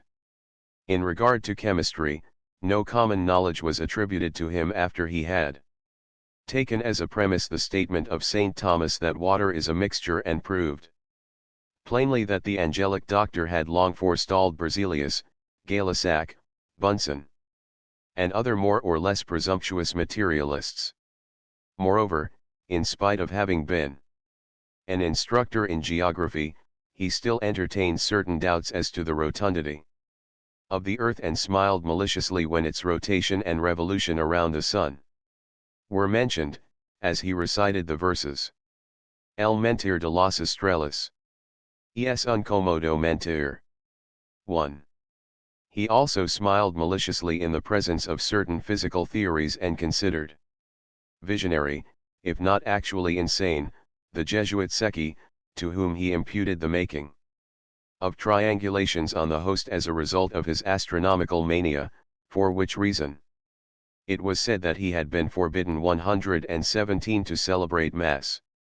Many persons also noticed in him some aversion to the sciences that he taught, but these vagaries were trifles, scholarly and religious prejudices that were easily explained, not only by the fact that the physical sciences were eminently practical, of pure observation and deduction, while his forte was philosophy, purely speculative, of abstraction and induction, but also because, like any good Dominican Jealous of the fame of his order, he could hardly feel any affection for a science in which none of his brethren had excelled. He was the first who did not accept the chemistry of St. Thomas Aquinas, and in which so much renown had been acquired by hostile, or rather, let us say, rival orders.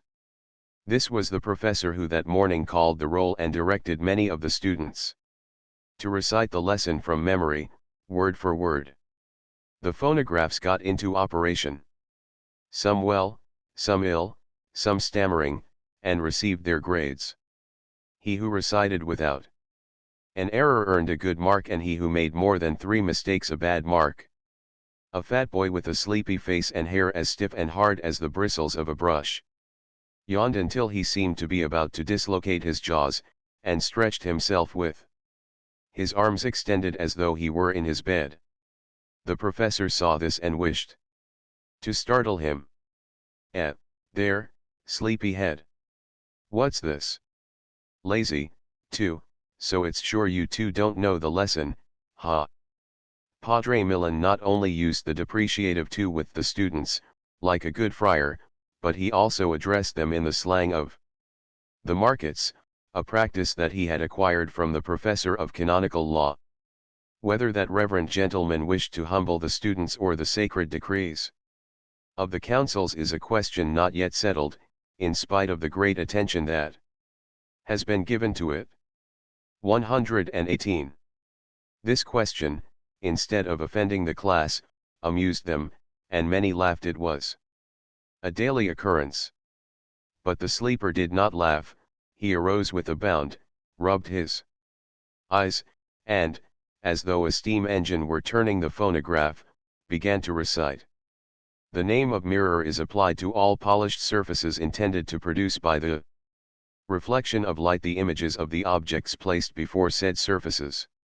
From the substances that form these surfaces, they are divided into metallic mirrors and glass mirrors. Stop, stop, stop, interrupted the professor. Heavens, what a rattle! We are at the point where the mirrors are divided into metallic and glass. Now if I should present to you a block of wood, a piece of Comigon for instance, well polished and varnished, or a slab of black marble well burnished, or a square of jet, which would reflect the images of objects placed before them, how would you classify those mirrors?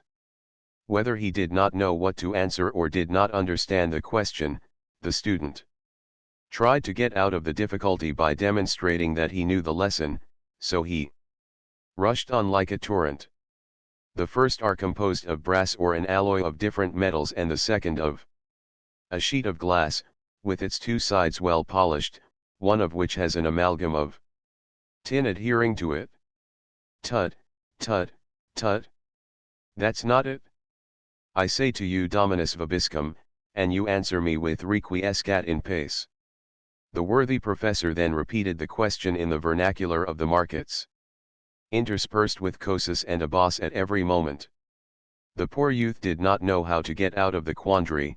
He doubted whether to include the Comigon with the metals, or the marble with glasses, and leave the jet as a neutral substance, until Juanito Pérez maliciously prompted him. The mirror of Comigon among the wooden mirrors. 119.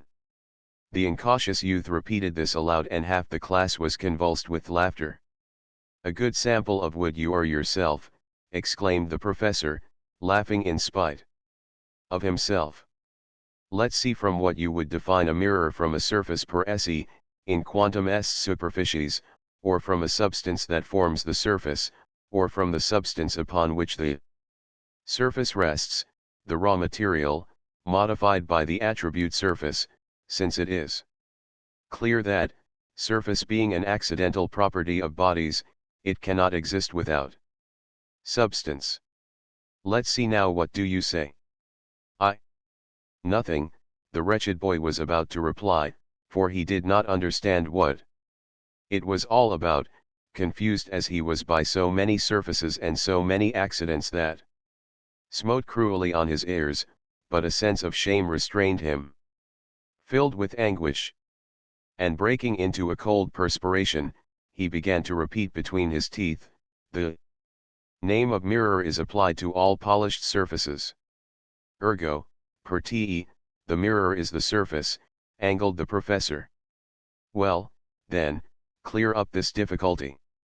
If the surface is the mirror, it must be of no consequence to the essence of the mirror what may be found behind the surface, since what is behind it does not affect the essence that is before it, id est, the surface, qui super faciam est, qui evocator superficies, facies ea qui superviditur. Do you admit that or do you not admit it?" The poor youth's hair stood up straighter than ever, as though acted upon by some magnetic force. "Do you admit it or do you not admit it?" "Anything. Whatever you wish, padre," was his thought, but he did not dare to express it from fear of ridicule. That was a dilemma indeed, and he had never been in a worse one. He had a vague idea that the most innocent thing could not be admitted to the friars, but that they, or rather their estates and cuirassiers, would get out of it all the results and advantages imaginable. So his good angel prompted him to deny everything. With all the energy 120 of his soul and refractoriness of his hair, and he was about to shout a proud nego, for the reason that he who denies everything does not compromise himself in anything. As a certain lawyer had once told him, but the evil habit of disregarding the dictates of one's own conscience, of having little faith in legal folk, and of seeking aid from others where one is sufficient unto himself, was his undoing.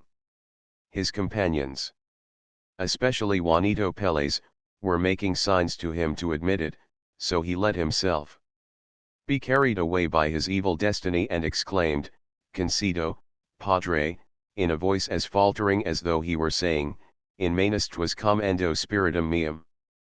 "Concedo antecedentum," echoed the professor, smiling maliciously. "Ergo, I can scratch the mercury off a looking glass, put in its place a piece of bibinka, and we shall still have a mirror, eh? Now what shall we have?" The youth gazed at his prompters, but seeing them surprised and speechless, contracted his features into an expression of bitterest reproach. Deus meus, quare dereliquist me," said his troubled eyes, while his lips muttered linentecan. Vainly he coughed, fumbled at his shirt bosom, stood first on one foot and then on the other, but found no answer. "Come now, what have we?" urged the professor, enjoying the effect of his reasoning. "Bibinka," whispered Juanito Pérez. "Bibinka." "Shut up, you fool," cried the desperate youth, hoping to get out of the difficulty by turning it into a complaint. "Let's see, Juanito, if you can answer the question for me," the professor then said to Pérez, who was one of his pets. The latter rose slowly, not without first giving Penitent, who followed him on the roll, a nudge that meant, "Don't forget to prompt me." "Nego consequentiam, padre," he replied resolutely. "Aha, then probo consequentiam. Per te, the polished surface constitutes the essence of the mirror." 121. "Nego suppositum," interrupted Juanito, as he felt Placido pulling at his coat. "How? Per te. Nego. Ergo, you believe that what is behind affects what is in front." "Nego," the student cried with still more ardor, feeling another jerk at his coat. Juanito, or rather Placido, who was prompting him, was unconsciously adopting Chinese tactics, not to admit the most inoffensive foreigner in order not to be invaded. "Then where are we?" asked the professor, somewhat disconcerted, and looking uneasily at the refractory student. "Does the substance behind affect, or does it not affect the surface?" To this precise and categorical question, a kind of ultimatum, Juanito did not know what to reply, and his coat offered no suggestions. In vain he made signs to Placido. But Placido himself was in doubt. Juanito then took advantage of a moment in which The professor was staring at a student who was cautiously and secretly taking off the shoes that hurt his feet, to step heavily on Placido's toes and whisper, "Tell me, hurry up, tell me. I distinguish, get out." "What an ass you are," yelled Placido unreservedly, as he stared with angry eyes and rubbed his hand over his patent leather shoe.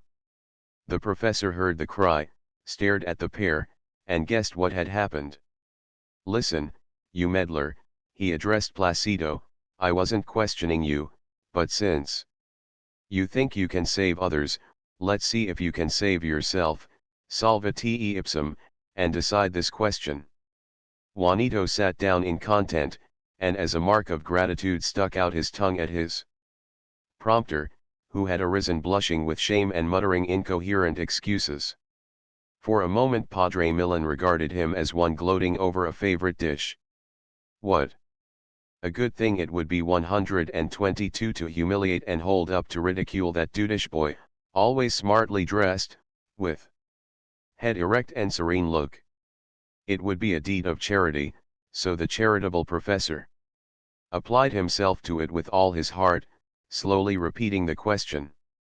"The book says that the metallic mirrors are made of brass and an alloy of different metals. Is that true or is it not true?" "So the book says, Padre. Liber dixit, ergo ita est. Don't pretend that you know more than the book does." It then adds that the glass mirrors are made of a sheet of glass whose two surfaces are well polished, one of them having applied to it an amalgam of tin, nota bene, an amalgam of tin. Is that true? If the book says so, Padre. Is tin a metal? It seems so, Padre. The book says so. It is, and the word amalgam means that it is compounded with mercury, which is also a metal. Ergo, a glass mirror is a metallic mirror, ergo, the terms of the distinction are confused, ergo, the classification is imperfect. How do you explain that, meddler?" He emphasized the ergos and the familiar use with indescribable relish, at the same time winking, as though to say, "You're done for." It means that, stammered Placido. "It means that you haven't learned the lesson, you petty meddler, you don't understand it yourself, and yet you prompt your neighbor." The class took no offense, but on the contrary many thought the epithet funny and laughed. Placido bit his lips. "What's your name?" the professor asked him. "Placido," was the curt reply. "Aha! Placido penitent, although you look more like Placido the prompter or the prompted. But, penitent, I'm going to impose some penance on you for your promptings." 123. Pleased with his play on words, he ordered the youth to recite the lesson, and the latter, in the state of mind to which he was reduced, made more than 3 mistakes. Shaking his head up and down, the professor slowly opened the register and slowly scanned it while he called off the names in a low voice. "Palencia Palamo Panganaban Pedraza Pelado Peles Penitents, aha! Placido penitent. 15 unexcused absences." Placido started up. 15 absences, Padre."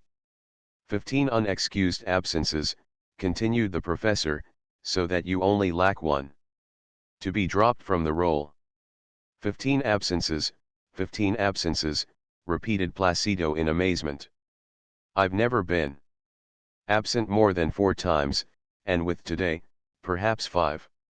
Gesso, Monsieur, 3, replied the professor, examining the youth over his gold eye-glasses.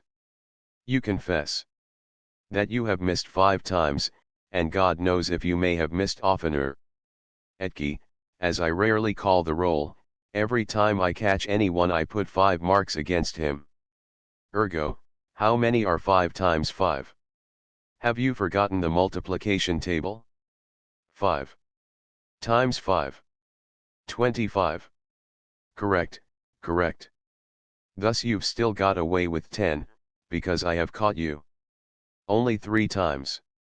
Huh, if I had caught you every time now, How many are 3 times 5?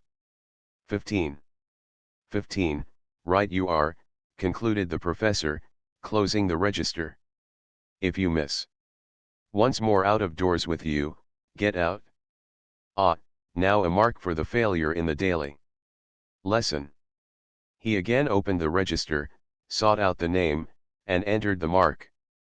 Come, only 1 mark, he said, since you hadn't any before.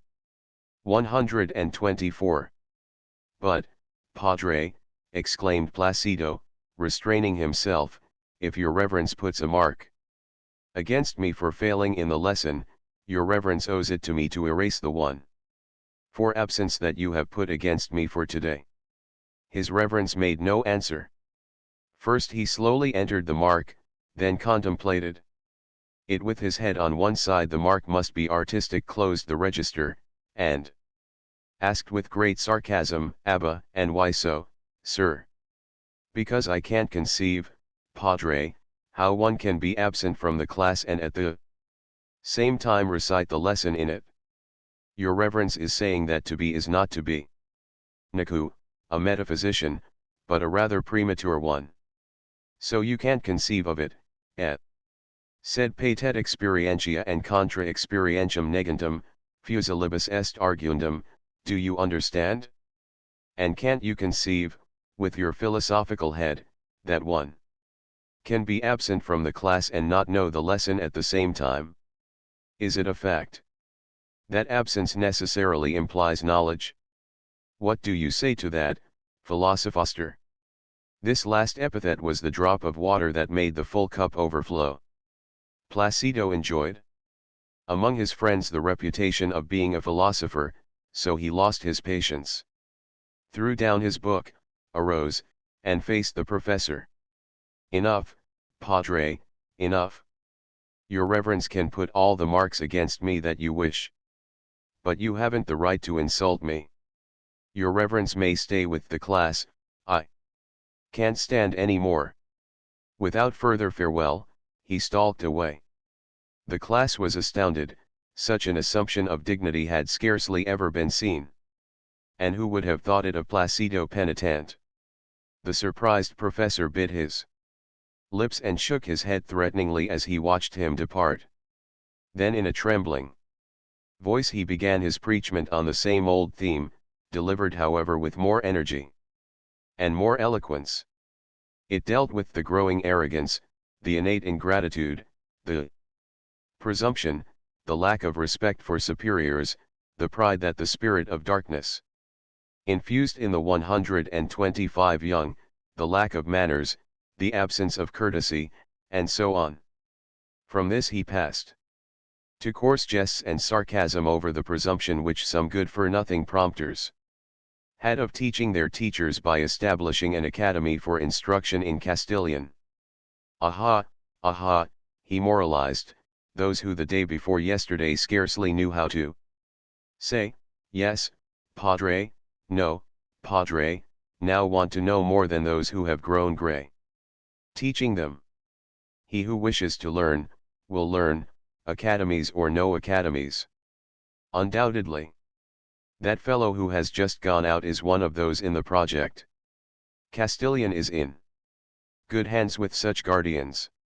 When are you going to get the time to attend the academy? If you have scarcely enough to fulfill your duties in the regular classes? We wish that you may all know Spanish and that you pronounce it well, so that you won't split our eardrums with your twist of expression and your P's, for but first business and then pleasure, finish your studies first, and afterwards learn Castilian, and all become clerks, if you so wish. So he went on with his harangue until the bell rang and the class was over. The 234 students, after reciting their prayers, went out as ignorant as when they went in, but breathing more freely, as if a great weight had been lifted from them. Each youth had lost another hour of his life and with it a portion of his dignity and self-respect, and in exchange there was an increase of discontent, of aversion to study, of resentment in their hearts. After all this ask for knowledge, dignity, gratitude. De nobis, post haec, tristis sententia furter. Just as the 234 spent their class hours, so the thousands of students who preceded them have spent theirs, and, if matters do not mend, so will those yet to come spend theirs, and be brutalized, while wounded dignity and youthful enthusiasm will be converted into 126 hatred and sloth, like the waves that become polluted along one part of the shore, and roll on one after another, each in succession depositing a larger sediment of filth. But yet he who from eternity watches the consequences of a deed develop like a thread through the loom of the centuries, he who weighs the value of a second and has ordained for his creatures as an elemental law progress and development, he, if he is just, will demand a strict accounting from those who must render it, of the millions of intelligences darkened and blinded, of human dignity trampled upon in millions of his creatures, and of the incalculable time lost and effort wasted. And if the teachings of the gospel are based on truth, so also will these have to answer the millions and millions who do not know how to preserve the light of their intelligences and their dignity of mind, as the master demanded an accounting from the cowardly servant for the talent that he let be taken from him. 127. 1. To lie about the stars is a safe kind of lying. Tr upward arrow. 2. Throughout this chapter the professor uses the familiar to in addressing the students, thus giving his remarks a contemptuous tone. Tr upward arrow. 3. The professor speaks these words in vulgar dialect. Upward arrow. 4. To confuse the letters P and F in speaking Spanish was a common error among uneducated Filipinos. Tr upward arrow. Contents. Chapter 14. In the house of the students. The house where Macarig lived was worth visiting. Large and spacious, with 2 entressols. Provided with elegant gratings, it seemed to be a school during the first hours of the morning and pandemonium from 10 o'clock on. During the boarders' recreation hours. From the lower hallway of the spacious entrance up to the main floor, there was a bubbling of laughter, shouts, and movement. Boys in scanty clothing played sipa or practiced gymnastic exercises on improvised trapezes, while on the staircase a fight was in progress between 8 or 9 armed with canes, sticks, and ropes, but neither attackers nor attack did any great damage, their blows generally falling sidewise upon the shoulders of the Chinese peddler who was there selling his outlandish mixtures and indigestible pastries. Crowds of boys surrounded him, pulled at his already disordered queue, snatched pies from him, haggled over the prices, and committed a thousand deviltries. The Chinese yelled, swore, furswore, in all the languages he could jabber, not omitting his own. He whimpered, laughed, pleaded, put on a smiling face when an ugly one would not serve, or the reverse. He cursed them as devils, savages, no keelies to knows one but that mattered nothing.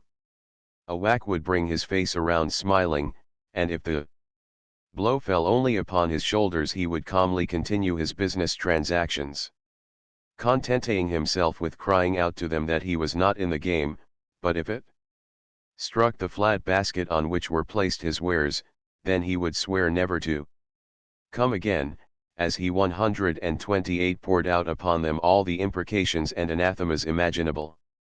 Then the boys would redouble their efforts to make him rage the more, and when at last his vocabulary was exhausted and they were satiated with his fearful mixtures, they paid him religiously, and sent him away happy, winking, chuckling to himself, and receiving as caresses the light blows from their canes that the students gave him as tokens of farewell.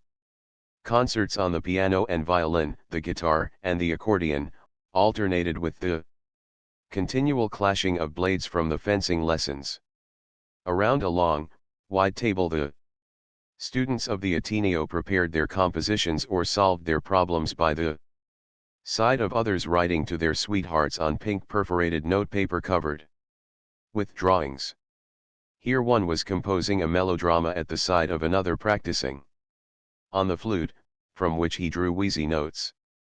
Over there, the older boys, students in professional courses, who affected silk socks and embroidered slippers, amused themselves in teasing the smaller boys by pulling their ears, already red from repeated Phillips, while 2 or 3 held down a little fellow who yelled and cried, defending himself with his feet against being reduced to the condition in which he was born.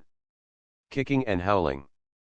In one room, around a small table, 4 were playing Revesino with laughter and jokes, to the great annoyance of another who pretended to be studying his lesson but who was in reality waiting his turn to play. Still another came in with exaggerated wonder, scandalized as he approached the table. How wicked you are! So early in the morning and already gambling. Let's see. You fool, take it with the 3 of spades. Closing his book, he too joined in the game. Cries and blows were heard. 2 boys were fighting in the adjoining room, a lame student who was very sensitive about his infirmity and an unhappy newcomer from the provinces who was just commencing his studies.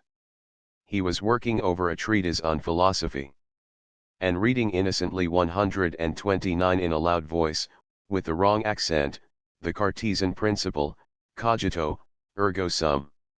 The little lame boy, el cogito, took this as an insult and the others intervened to restore peace, but in reality only to sow discord and come to blows themselves.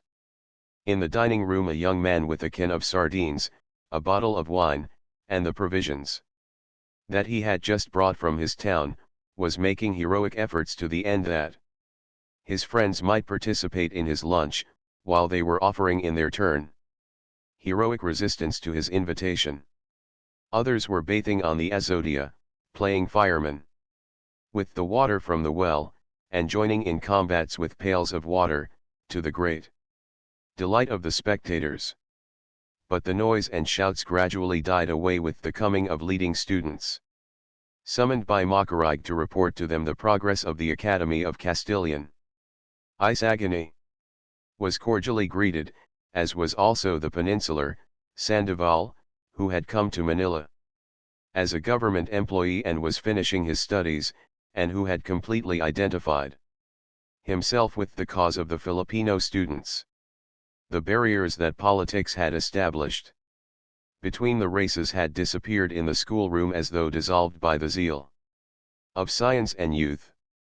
From lack of lyceums and scientific, literary, or political centers, Sandoval took advantage of all the meetings to cultivate his great oratorical gifts, delivering speeches and arguing on any subject, to draw forth applause from his friends and listeners. At that moment the subject of conversation was the instruction in Castilian, but as Macarig had not yet arrived, conjecture was still the order of the day. What can have happened? What has the general decided? Has he refused the permit? Has Padre Irene or Padre Sibila won? Such were the questions they asked one another, questions that could be answered only by Macarig. 130. Among the young men gathered together there were optimists like Isagani and Sandoval, who saw the thing already accomplished and talked of congratulations and praise from the government for the patriotism of the students. Outbursts of optimism that led Juanito Pérez to claim for himself a large part of the glory of founding the society. All this was answered by the pessimist Pecson, a chubby youth with a wide, clownish grin, who spoke of outside influences, whether the Bishop A, the Padre B, or the Provincial C, had been consulted or not, whether or not they had advised that the whole association should be put in jail, a suggestion that made Juanito Pérez so uneasy that he stammered out, "Carambas, don't you drag me into." Sandoval, as a peninsular and a liberal, became furious at this. "But Shaw," he exclaimed, "that is holding a bad opinion of His Excellency. I know that he's quite a friar lover. But in such a matter as this he won't let the friars interfere. Will you tell me, Pekson, on what you base your belief that the general has no judgment of his own? I didn't say that, Sandoval, replied Pekson, grinning until he exposed his wisdom tooth. For me the general has his own judgment, that is, the judgment of all those within his reach.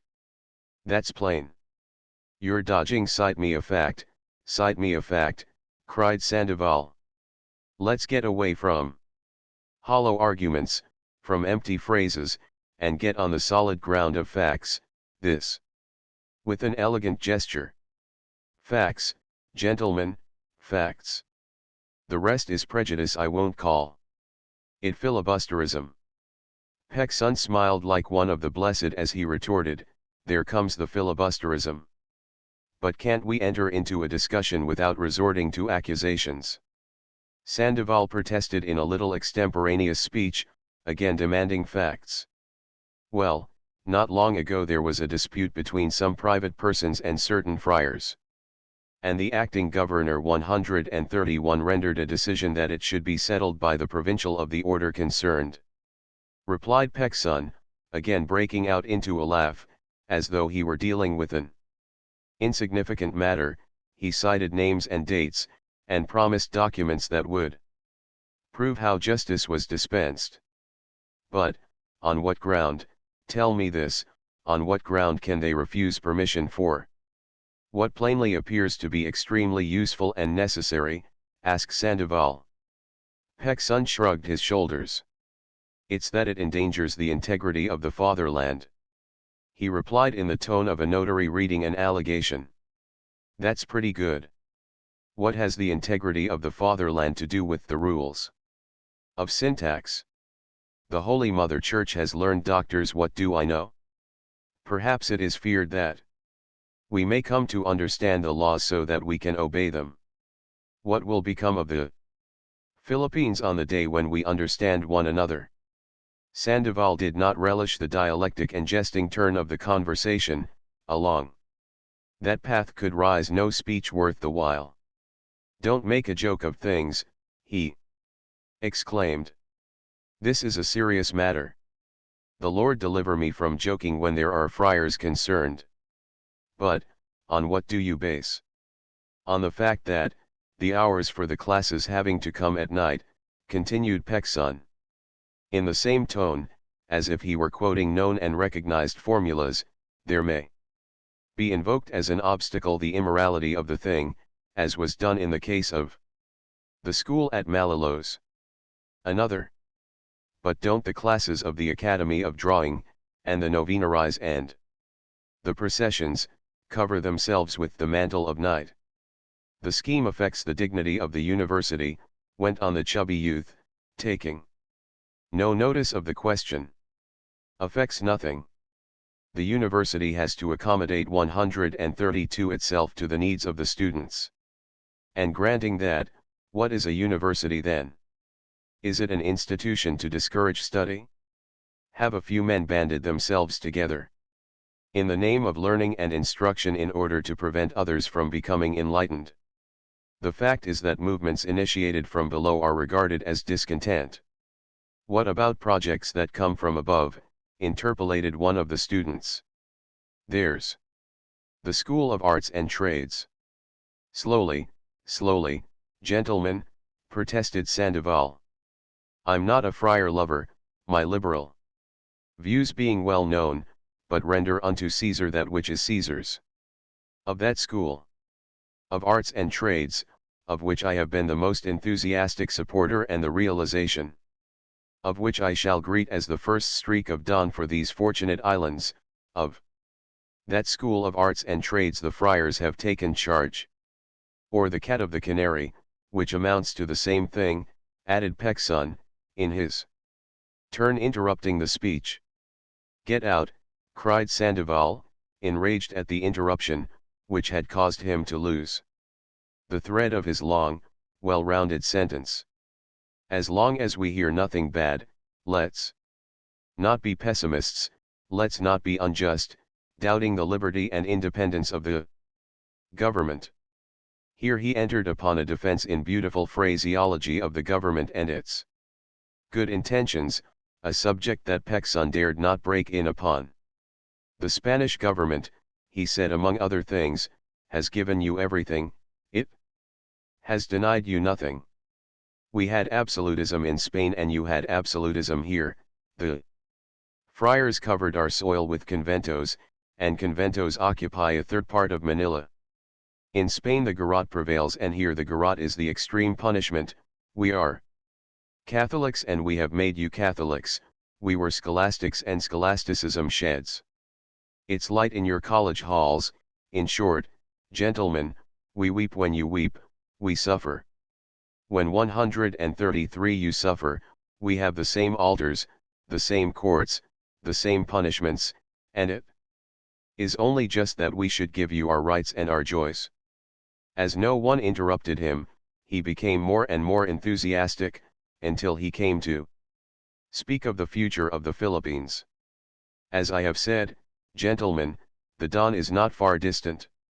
Spain is now breaking the eastern sky for her beloved Philippines, and the times are changing, as I positively know, faster than we imagine. This government, which, according to you, is vacillating and weak, should be strengthened by our confidence, that we may make it see that it is the custodian of our hopes. Let us remind it by our conduct, should it ever forget itself, which I do not believe can happen, that we have faith in its good intentions, and that it should be guided by no other standard than justice and the welfare of all the governed. No, gentlemen, he went on in a tone more and more declamatory.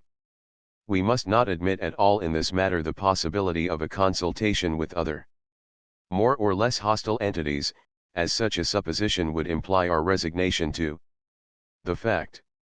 Your conduct up to the present has been frank, loyal, without vacillation. Above suspicion, you have addressed it simply and directly, the reasons you have presented could not be more sound. Your aim is to lighten the labor of the teachers in the first years and to facilitate study among the hundreds of students who fill the college halls and for whom one solitary professor cannot suffice. If up to the present the petition has not been granted, it has been for the reason, as I feel sure, that there has been a great deal of material accumulated, but I predict that the campaign is 1. That the summons of Macarag is to announce to us the victory, and tomorrow we shall see our efforts crowned with the applause and appreciation of the country, and who knows, gentlemen, but that the government may confer upon you some handsome decoration of merit, benefactors as you are of the fatherland. 134. Enthusiastic applause resounded. All immediately believed in the triumph, and many in the decoration. Let it be remembered, gentlemen, observed Juanito, that I was one of the first to propose it. The pessimist Pecson was not so enthusiastic. Just so we don't get that decoration on our ankles, he remarked, but fortunately for Peles this comment was not heard. In the midst of the applause, when they had quieted down a little, Pecson replied, "Good, good, very good, but one supposition, if in spite of all that, the general consults and consults and consults, and afterwards refuses the permit." This question fell like a dash of cold water. All turned to Sandoval, who was taken aback. Then he stammered.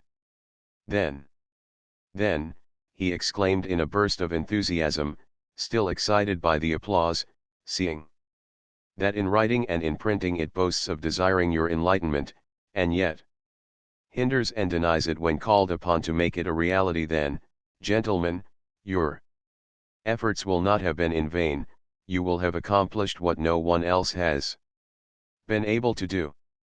Make them drop the mask and fling down the gauntlet to you.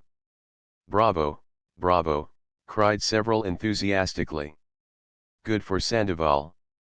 Hurrah for the gauntlet, added others. Let them fling down the gauntlet to us, repeated Peksun disdainfully.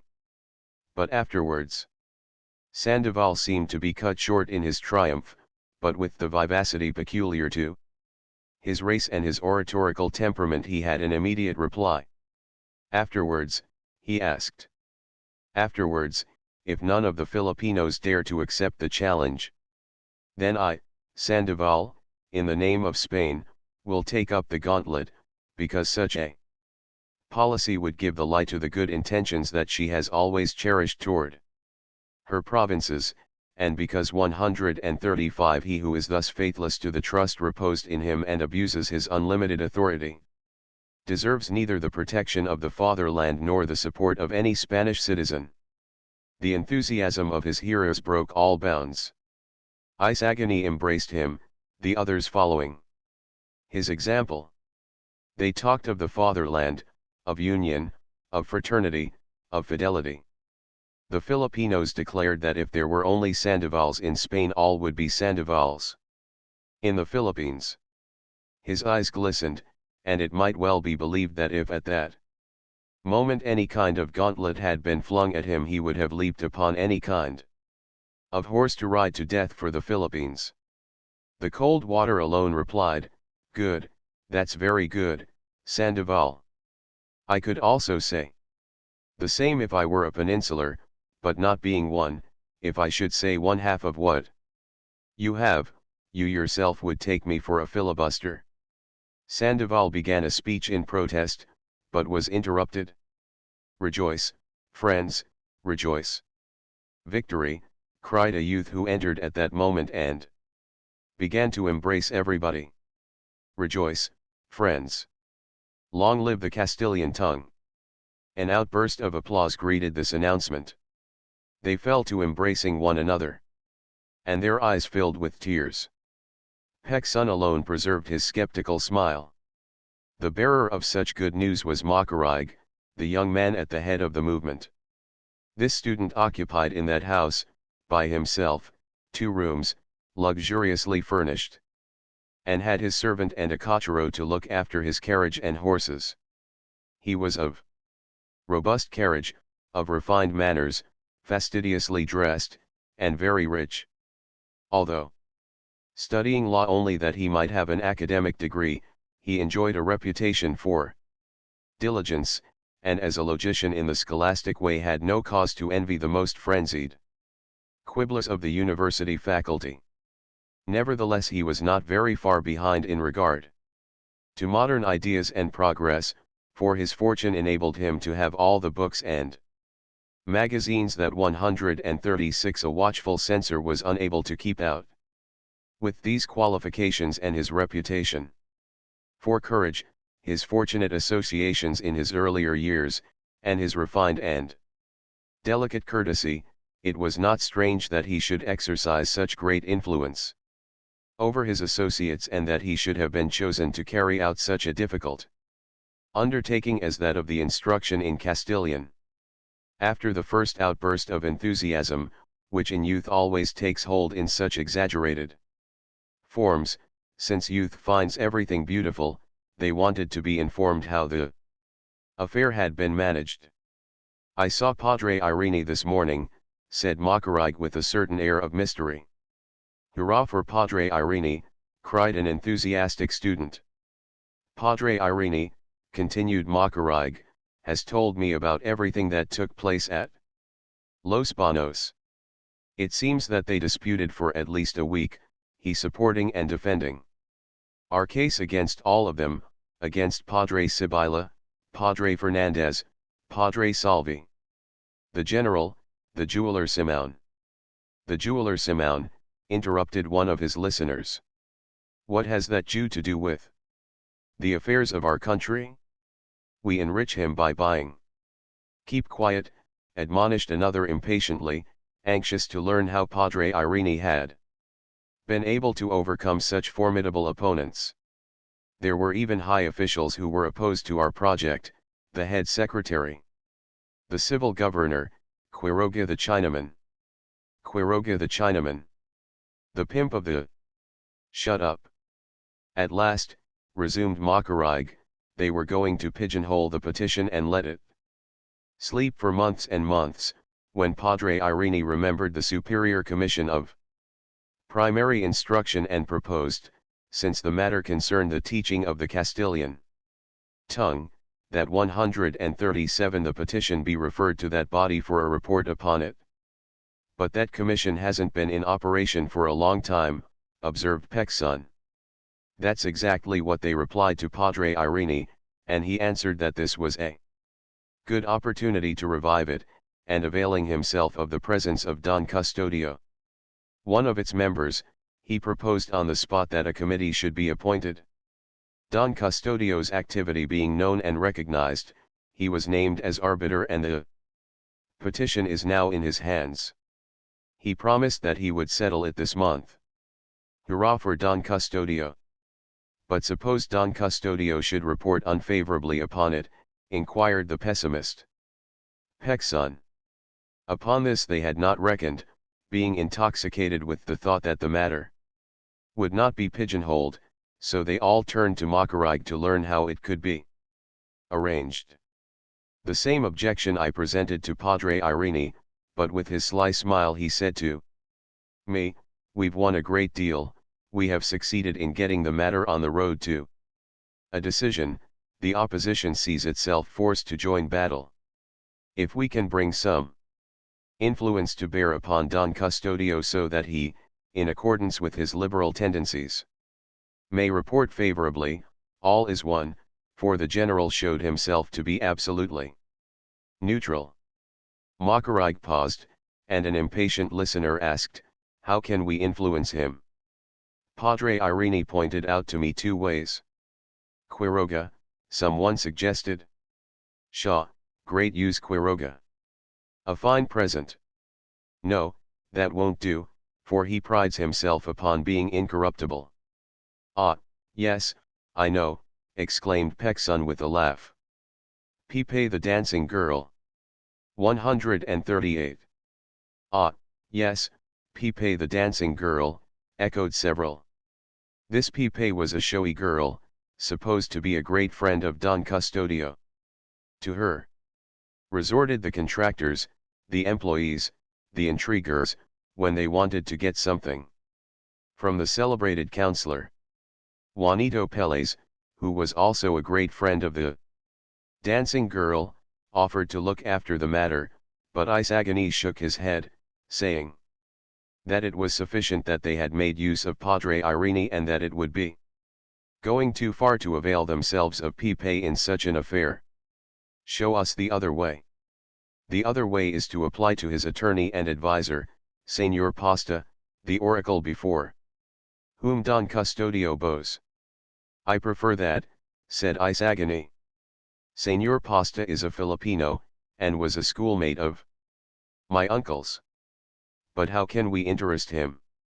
There's the quid, replied Macarig, looking earnestly at Isagani.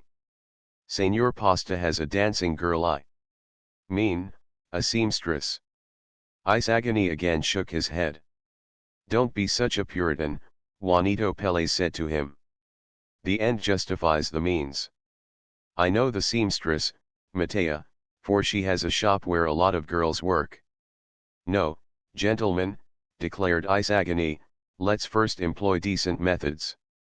I'll go to Señor Pasta and, if I don't accomplish anything, then you can do what you wish with the dancing girls and seamstresses. They had to accept this proposition, agreeing that Isagani should talk to Señor Pasta that very day, and in the afternoon report to his associates at the university the result of the interview. 139. 1. No Cristianos, not Christians, i.e., savages tr upward arrow. Contents. Chapter 15. Señor Pasta. Isagani presented himself in the house of the lawyer, one of the most talented minds in Manila, whom the friars consulted in their great difficulties. The youth had to wait some time on account of the numerous clients, but at last his turn came and he entered the office, or buffet, as it is generally called in the Philippines. The lawyer received him with a slight cough, looking down furtively at his feet, but he did not rise or offer a seat, as he went on writing. This gave Isagani an opportunity for observation and careful study of the lawyer, who had aged greatly. His hair was grey and his baldness extended over nearly the whole crown of his head. His countenance was sour and austere.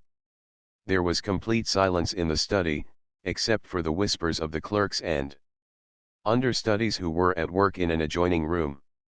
Their pens scratched as though quarreling with the paper. At length the lawyer finished what he was writing, laid down his pen, raised his head, and, recognizing the youth, let his face light up with a smile as he extended his hand affectionately. "Welcome, young man. But sit down, and excuse me, for I didn't know that it was you. How is your uncle?" Isagani took courage, believing that his case would get on well. He related briefly what had been done, the while studying the effect of his words. Señor Pasta listened impassively at first and, although he was informed of the efforts of the students, pretended ignorance, as if to show that he had nothing to do with such childish matters. But when he began to suspect what was wanted of him and 140 heard mention of the vice-rector, friars, the captain general, a project, and so on, his face slowly darkened and he finally exclaimed, "This is the land of projects. But go on, go on." Isagani was not yet discouraged. He spoke of the manner in which a decision was to be reached and concluded with an expression of the confidence which the young men entertained that he, Señor Pasta, would intercede in their behalf in case Don Custodio should consult him, as was to be expected. He did not dare to say would advise, deterred by the wry face the lawyer put on. But Señor Pasta had already formed his resolution, and it was not to mix at all in the affair, either as consultor or consulted. He was familiar with what had occurred at Los Banos. He knew that there existed two factions, and that Padre Irene was not the only champion on the side of the students, nor had he been the one who proposed submitting the petition to the Commission of Primary Instruction, but quite the contrary.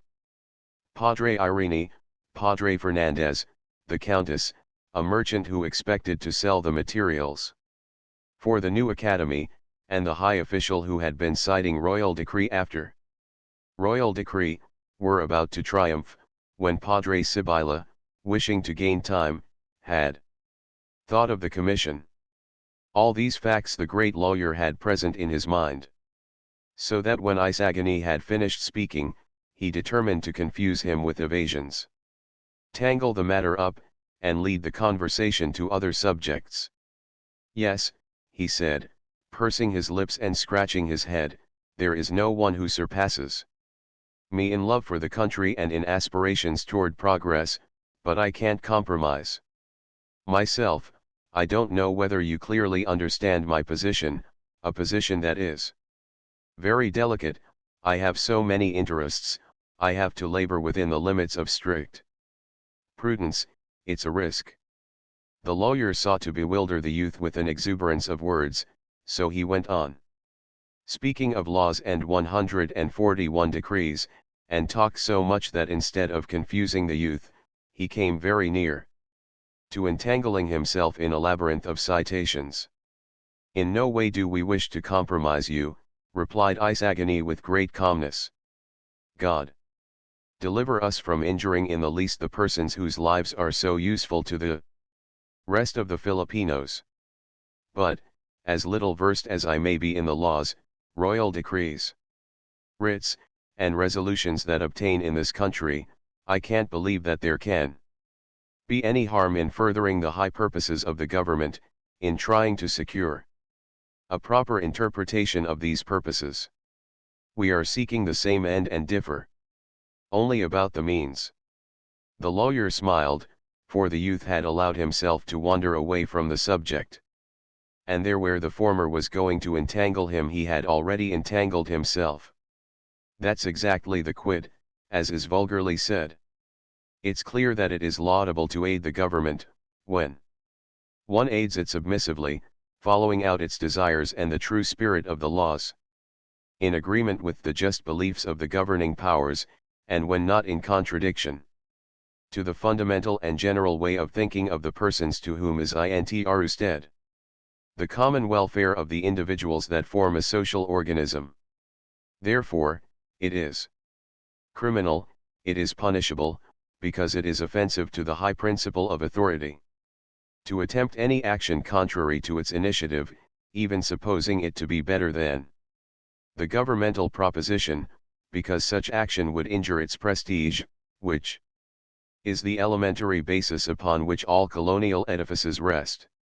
Confident that this broadside had at least stunned Isagani, the old lawyer fell back in his armchair, outwardly very serious, but laughing to himself. Isagani, however, ventured to reply. I should think that governments, the more they are threatened, would be all the more careful to seek bases that are impregnable. The basis of prestige for colonial governments is the weakest 142 of all, since it does not depend upon themselves but upon the consent of the governed. While the latter are willing to recognize it, the basis of justice or reason would seem to be the most durable. The lawyer raised his head. How was this did that youth dare to reply and argue with him, Señor Pasta? Was he not yet bewildered with his big words? Young man, you must put those considerations aside, for they are dangerous, he declared, with a wave of his hand. What I advise is that you let the government attend to its own business. Governments are established for the welfare of the peoples, and in order to accomplish this purpose properly they have to follow the suggestions of the citizens, who are the ones best qualified to understand their own needs. Those who constitute the government are also citizens, and among the most enlightened. But, being men, they are fallible, and ought not to disregard the opinions of others. They must be trusted, they have to attend to everything. There is a Spanish proverb which says, no tears, no milk, in other words, to him who does not ask, nothing is given. Quite the reverse, replied the lawyer with a sarcastic smile, with the government. Exactly the reverse occurs. But he suddenly checked himself, as if he had said too much and wished to correct his imprudence.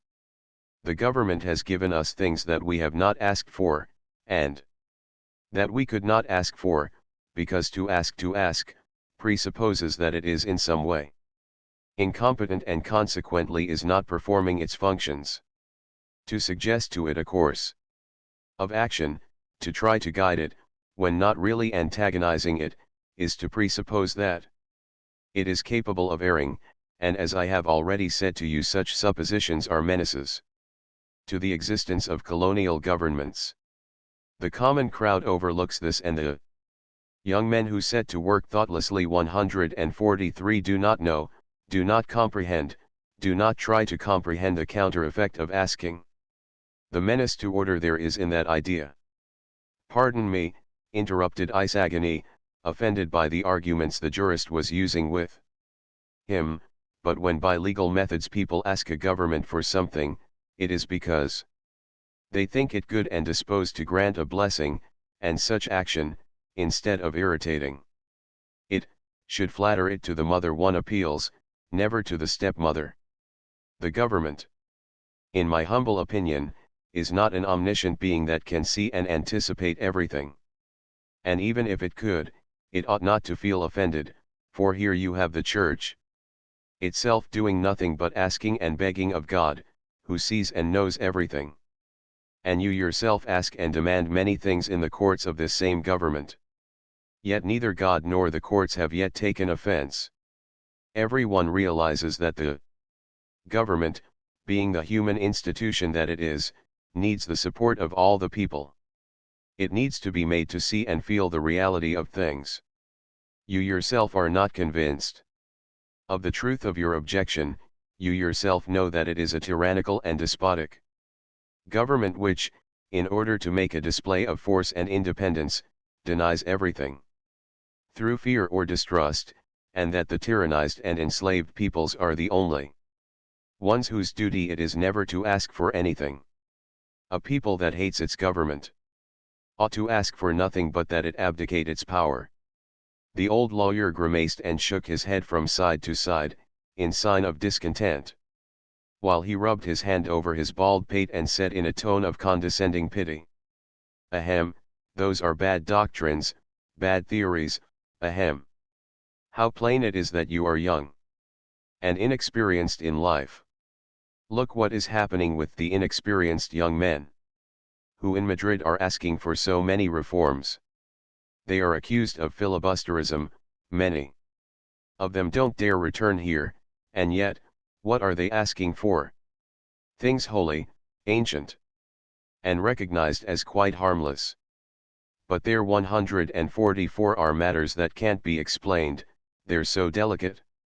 Let's see, I confess to you that there are other reasons besides those expressed that might lead a sensible government to deny systematically the wishes of the people. No, but it may happen that we find ourselves under rulers so fatuous and ridiculous, but there are always other reasons.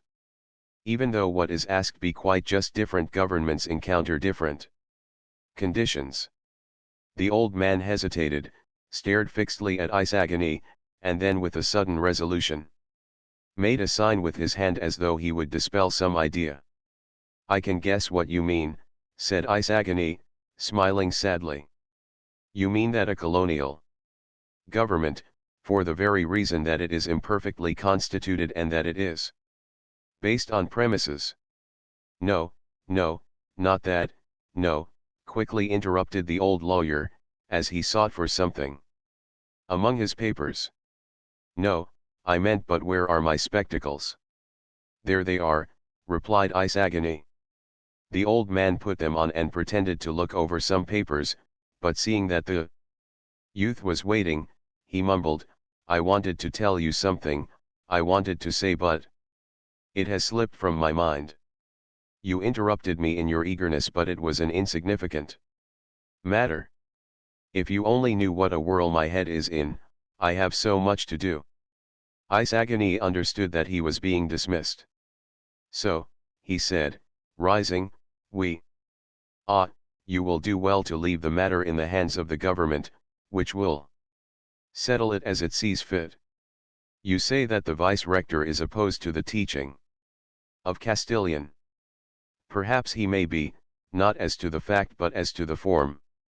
It is said that the rector who is on his way will bring a project for reform in education. Wait a while, give time a chance, apply yourself to your studies as the examinations are near, and carambas, you who already speak Castilian and express yourself easily, what 145 are you bothering yourself about? What interest have you in seeing it specially taught? Surely Padre Florentino thinks as I do. Give him my regards." "My uncle," replied Isagani, "has always admonished me to think of others as much as of myself.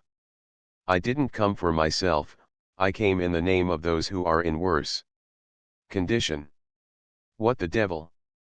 Let them do as you have done, let them singe their eyebrows studying, and come to be bald like myself, stuffing whole paragraphs into their memories. I believe that if you talk Spanish it is because you have studied it. You're not of Manila, or of Spanish parents. Then let them learn it as you have, and do as I have done. I've been a servant to all the friars, I've prepared their chocolate, and while with my right hand I stirred it, with the left I held a grammar, I learned, and, thank God, have never needed other teachers or academies or permits from the government. Believe me, he who wishes to learn, learns and becomes wise. But how many among those who wish to learn come to be what you are? 1 in 10,000. And more. Pish. Why any more, retorted the old man, shrugging his shoulders. There are too many lawyers now, many of them become mere clerks. Doctors. They insult and abuse one another, and even kill each other in competition for a patient. Laborers, sir. Laborers, are what we need, for agriculture. Isagani realized that he was losing time, but still could not forbear replying, undoubtedly. There are many doctors and lawyers, but I won't say there are too many, since we have towns that lack them entirely, and if they do abound in quantity, perhaps they are deficient in quality. Since the young men can't be prevented from studying, and no other professions are open to us, why let them waste their time and effort? And if the instruction, deficient as it is, does not keep many from becoming lawyers and doctors, if we must finally have them, why not have good 146 ones? After all, even if the sole wish is to make the country a country of farmers and laborers, and condemn in it all intellectual activity, I don't see any evil in enlightening those same farmers and laborers, in giving them at least an education that will aid them in perfecting themselves and in perfecting their work, in placing them in a condition to understand many things of which they are at present ignorant. Bah, bah, bah, exclaimed the lawyer, drawing circles in the air with his hand to dispel the idea suggested. To be a good farmer no great amount of rhetoric is needed. Dreams, illusions, fancies. Will you take a piece of advice? He arose and placed his hand affectionately on the youth's shoulder, as he continued. I'm going to give you one, and a very good one, because I see that you are intelligent. And the advice will not be wasted. You're going to study medicine? Well, confine yourself to learning how to put on plasters and apply leeches, and don't ever try to improve or impair the condition of your kind. When you become a licentiate, marry a rich and devout girl, try to make cures and charge well, shun everything that has any relation to the general state of the country, attend mass, confession, and communion when the rest do, and you will see afterwards how you will thank me, and I shall see it, if I am still alive. Always remember that charity begins at home, for man ought not to seek on earth more than the greatest amount of happiness for himself, as Bentham says. If you involve yourself in quixotisms you will have no career, nor will you get married. Nor will you ever amount to anything. All will abandon you, your own countrymen will be the first to laugh at your simplicity. Believe me, you will remember me and see that I am right, when you have gray hairs like myself, gray hairs such as these. Here the old lawyer stroked his scanty white hair, as he smiled sadly and shook his head. When I have gray hairs like those, sir, replied Isagani 147 with equal sadness, and turn my gaze back over my past and see that I have worked only for myself, without having done what I plainly could and should have done for the country that has given me everything, for the citizens that have helped me to live. Then, sir, every gray hair will be a thorn, and instead of rejoicing, they will shame me. So saying, he took his leave with a profound bow. The lawyer remained motionless in his place, with an amazed look on his face. He listened to the footfalls that gradually died away, then resumed his seat. Poor boy, he murmured, similar thoughts also crossed my mind once. What more could any one desire than to be able to say, I have done this for the good of the fatherland. I have consecrated my life to the welfare of others. A crown of laurel, steeped in aloes, dry leaves that cover thorns and worms. That is not life, that does not get us our daily bread, nor does it bring us honors. The laurel would hardly serve for a salad, nor produce ease, nor aid us in winning lawsuits, but quite the reverse. Every country has its code of ethics, as it has its climate and its diseases, different from the climate and the diseases of other countries. After a pause, he added, poor boy. If all should think and act as he does, I don't say but that poor boy. Poor Florentino. 148. Contents. Chapter 16. The Tribulations of a Chinese. In the evening of that same Saturday, Quiroga, the Chinese, who aspired to the creation of a consulate for his nation, gave a dinner in the rooms over his bazaar, located in the Escalda. His feast was well attended. Friars, government employees, soldiers, merchants, all of them his customers, partners, or patrons, were to be seen there. For his store supplied the curates and the conventos with all their necessities. He accepted the chits of all the employees, and he had servants who were discreet, prompt, and complacent. The friars themselves did not disdain to pass whole hours in his store, sometimes in view of the public, sometimes in the chambers with agreeable company.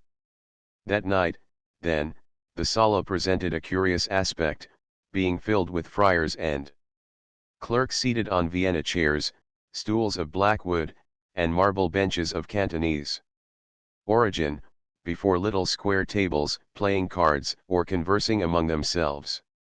Under the brilliant glare of the gilt chandeliers or the subdued light of the Chinese lanterns, which were brilliantly decorated with long silken tassels. On the walls, there was a lamentable medley of landscapes in dim and gaudy colors, painted in Canton or Hong Kong, mingled with tawdry chromos of odalisques, half-nude women, effeminate lithographs of Christ, the deaths of the just and of the sinners made by Jewish houses in Germany to be sold in the Catholic countries. Nor were there lacking the Chinese prints on red paper representing a man seated, of venerable aspect, with a calm, smiling face, behind whom stood a servant, ugly, horrible, diabolical, threatening, armed with a lance having a wide, 149 keen blade. Among the Indians some call this figure Mohammed, others Santiago. We do not know why, nor do the Chinese themselves give a very clear explanation of this popular pair. The pop of champagne corks, the rattle of glasses, laughter, cigar smoke, and that odor peculiar to a Chinese habitation, a mixture of punk, opium, and dried fruits, completed the collection. Dressed as a Chinese mandarin in a blue tasseled cap, Quiroga moved from room to room, stiff and straight, but casting watchful glances here and there as though to assure himself that nothing was being stolen. Yet in spite of this natural distrust, he exchanged handshakes with each guest, greeted some with a smile sagacious and humble, others with a patronizing air, and still others with a certain shrewd look that seemed to say, "I know. You didn't come on my account, you came for the dinner." And Quiroga was right. That fat gentleman who is now praising him and speaking of the advisability of a Chinese consulate in Manila, intimating that to manage it there could be no one but Quiroga, is the Señor Gonzalez who hides behind the pseudonym Pidilay when he attacks Chinese immigration through the columns of the newspapers. That other, an elderly man who closely examines the lamps, pictures, and other furnishings with grimaces and ejaculations of disdain, is Don Timoteo Pérez, Juanito's father, a merchant who inveighs against the Chinese competition that is ruining his business. The one over there, that thin, brown individual with a sharp look and a pale smile, is the celebrated originator of the dispute over Mexican pesos, which so troubled one of Quiroga's protégés. That government clerk is regarded in Manila as very clever. That one farther on, he of the frowning look and unkempt mustache, is a government official who passes for a most meritorious fellow because he has the courage to speak ill of the business in lottery tickets carried on between Quiroga 150 and an exalted dame in Manila society. The fact is that 2/3 of the tickets go to China, and the few that are left in Manila are sold at a premium of a half real. The honorable gentleman entertains the conviction that some day he will draw the first prize, and is in a rage at finding himself confronted with such tricks. The dinner, meanwhile, was drawing to an end. From the dining room floated into the sala snatches of toasts, interruptions, bursts and ripples of laughter. The name of Quiroga was often heard mingled with the words consul, equality, justice. The amphitryon himself did not eat European dishes, so he contented himself with drinking a glass of wine with his guests from time to time, promising to dine with those who were not seated at the first table. Simón, who was present, having already dined, was in the sala talking with some merchants who were complaining of business conditions. Everything was going wrong, trade was paralyzed, the European exchanges were exorbitantly high. They sought information from the jeweler or insinuated to him a few ideas, with the hope that these would be communicated to the Captain General. To all the remedies suggested Simón responded with a sarcastic and unfeeling exclamation about nonsense, until one of them in exasperation asked him for his opinion. My opinion, he retorted. Study how other nations prosper, and then do as they do. And why do they prosper, Señor Simón? Simón replied with a shrug of his shoulders. The port works, which weigh so heavily upon commerce, and the port not yet completed. Sighed Don Timoteo Peles. A Penelope's web, as my son says, that is spun and unspun. The taxes. You complaining, exclaimed another. Just as the general has decreed the destruction of houses of light materials, 2 NU with a shipment of galvanized iron. 151. Yes, rejoined Don Timoteo, but look what that decree cost me. Then, the destruction will not be carried out for a month, not until Lent begins, and other shipments may arrive. I would have wished them destroyed right away, but besides, what are the owners of those houses going to buy from me if they are all poor, all equally beggars? You can always buy up their shacks for a trifle, and afterwards have the decree revoked and sell them back at double the price. That's business. Simón smiled his frigid smile. Seeing Quiroga approach, he left the querulous merchants to greet the future consul, who on catching sight of him lost his satisfied expression, and assigned a countenance like those of the merchants, while he bent almost double. Quiroga respected the jeweler greatly, not only because he knew him to be very wealthy, but also on account of his rumored influence with the Captain General. It was reported that Simón favored Quiroga's ambitions, that he was an advocate for the consulate, and a certain newspaper hostile to the Chinese had alluded to him in many paraphrases, veiled allusions, and suspension points, in the celebrated controversy with another sheet that was favorable to the queued folk. Some prudent persons added with winks and half-uttered words that His Black Eminence was advising the general to avail himself of the Chinese in order to humble the tenacious pride of the natives. To hold the people in subjection, he was reported to have said, there's nothing like humiliating them and humbling them in their own eyes. To this end an opportunity had soon presented itself. The guilds of mestizos and natives were continually watching one another, venting their bellicose spirits and their activities in jealousy and distrust. At mass one day the gobernadorcillo of the natives was seated on a bench to the right, and, being extremely thin, happened to cross one of his legs over the other, thus adopting a nonchalant 152 attitude, in order to expose his thighs more and display his pretty shoes. The gobernadorcillo of the Guild of Mestizos, who was seated on the opposite bench, as he had bunions, and could not cross his legs on account of his obesity, spread his legs wide apart to expose a plain waistcoat adorned with a beautiful gold chain set with diamonds. The two cliques comprehended these maneuvers and joined battle.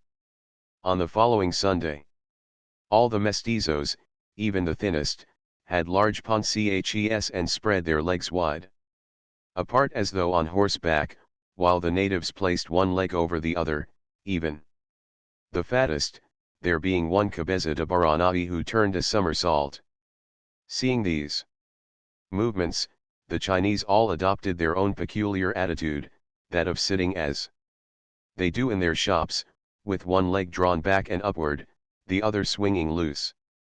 There resulted protests and petitions, the police rushed to arms ready to start a civil war, the curates rejoiced, the Spaniards were amused and made money out of everybody. Until the general settled the quarrel by ordering that everyone should sit as the Chinese did, since they were the heaviest contributors, even though they were not the best Catholics. The difficulty for the mestizos and natives then was that their trousers were too tight to permit of their imitating the Chinese. But to make the intention of humiliating them the more evident, the measure was carried out with great pomp and ceremony, the church being surrounded by a troop of cavalry, while all those within were sweating. The matter was carried to the Cortes, but it was repeated that the Chinese, as the ones who paid, should have their way in the religious ceremonies.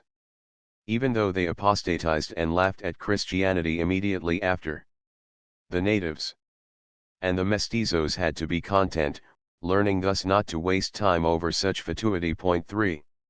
153. Quiroga, with his smooth tongue and humble smile, was lavishly and flatteringly attentive to Simon. His voice was caressing and his bows numerous, but the jeweler cut his blandishments short by asking brusquely, did the bracelet suit her? At this question all Quiroga's liveliness vanished like a dream. His caressing voice became plaintive, he bowed lower, gave the Chinese salutation of raising his clasped hands to the height of his face, and groaned, "Ah, Señor Simón. I'm lost, I'm ruined." 4. How, Quiroga, lost and ruined when you have so many bottles of champagne and so many guests? Quiroga closed his eyes and made a grimace. Yes, the affair of that afternoon, that affair of the bracelets, had ruined him. Simón smiled, for when a Chinese merchant complains it is because all is going well, and when he makes a show that things are booming it is quite certain that he is planning an assignment or flight to his own country. You didn't know that I'm lost, I'm ruined. Ah, Señor Simón, I'm busted. To make his condition 154 plainer, he illustrated the word by making a movement as though he were falling in collapse. Simón wanted to laugh, but restrained himself and said that he knew nothing at all, as Quiroga led him to a room and closed the door. He then explained the cause of his misfortune. 3 diamond bracelets that he had secured from Simón on pretense of showing them to his wife were not for her, a poor native shut up in her room like a Chinese woman, but for a beautiful and charming lady, the friend of a powerful man, whose influence was needed by him in a certain deal in which he could clear some 6,000 pesos. As he did not understand feminine tastes and wished to be gallant, the Chinese had asked for the 3 finest bracelets the jeweler had, each priced at 3 to 4,000 pesos. With affected simplicity and his most caressing smile, Quiroga had begged the lady to select the one she liked best, and the lady, more simple and caressing still, had declared that she liked all 3, and had kept them. Simón burst out into laughter. "Ah, sir, I'm lost, I'm ruined," cried the Chinese, slapping himself lightly with his delicate hands, but the jeweler continued his laughter. "Ugh, bad people, surely not a real lady," went on the Chinaman, shaking his head in disgust. "What? She has no decency, while me, a Chinaman, me always polite. Ah! Surely she not a real lady, a Segura has more decency." They've caught you," exclaimed Simón, poking him in the chest. "And everybody's asking for loans and never pays. What about that? Clerks, officials, lieutenants, soldiers." He checked them off on his long-nailed fingers. "Ah, Señor Simón, I'm lost, I'm busted." Get out with your complaints, said Simone. I've saved you from many officials that wanted money from you. I've lent it to them so that they wouldn't bother you, even when I knew that they couldn't pay. 155.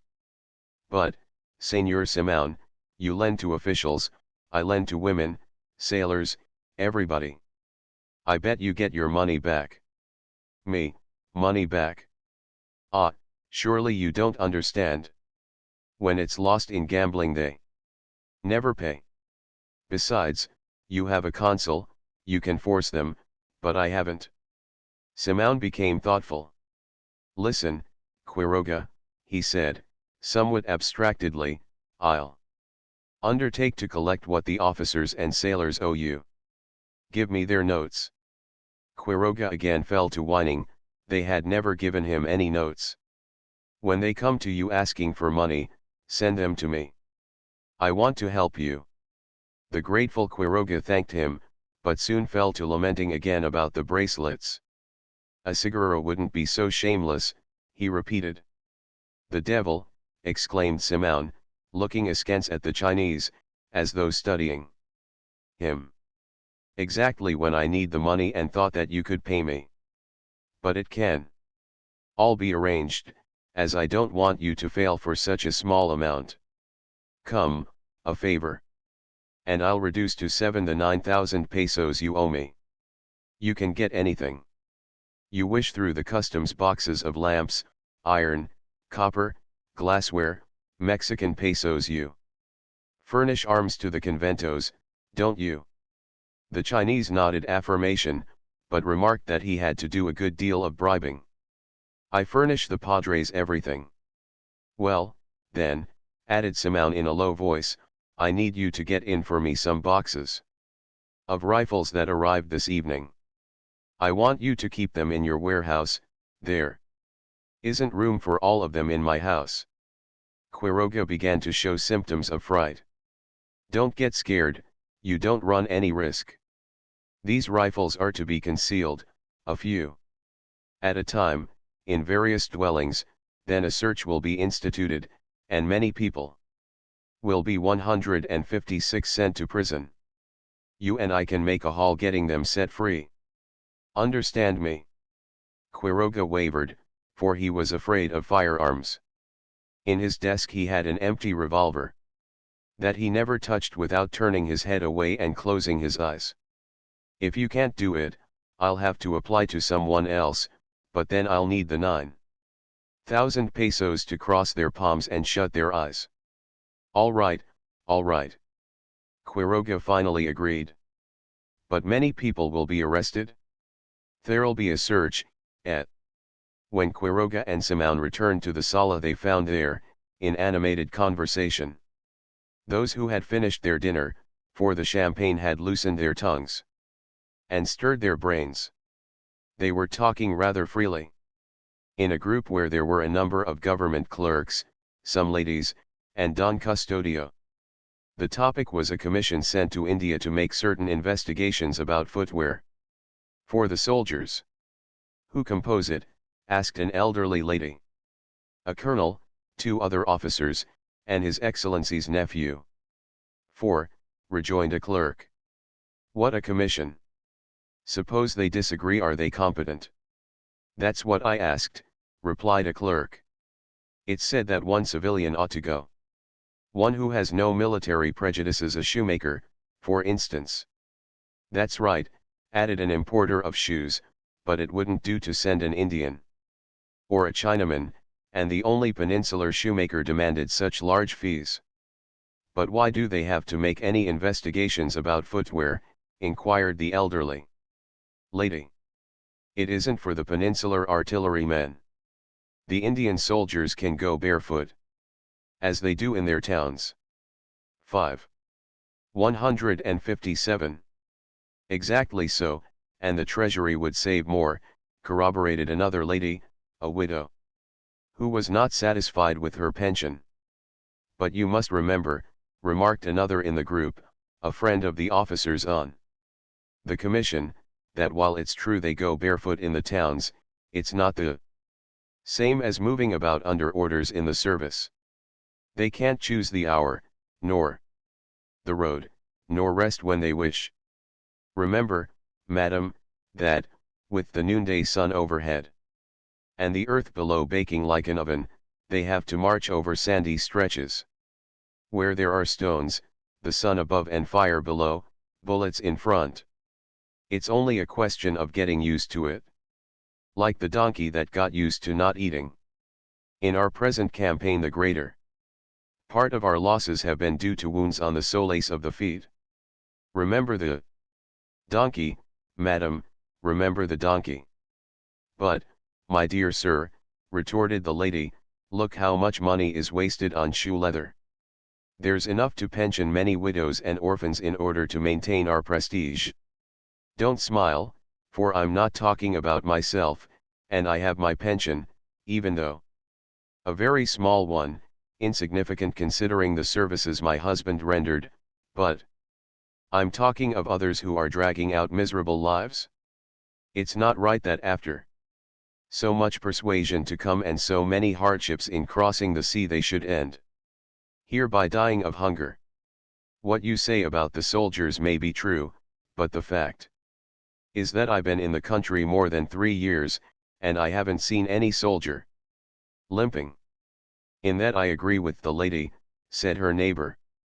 Why issue them shoes when they were born without them? And why shirts? And why trousers? Just calculate what we should economize on soldiers clothed only in their skins, concluded he who was defending the army. 158. In another group the conversation was more heated. Benzabe was talking and declaiming, while Padre Camorra, as usual, was constantly interrupting him.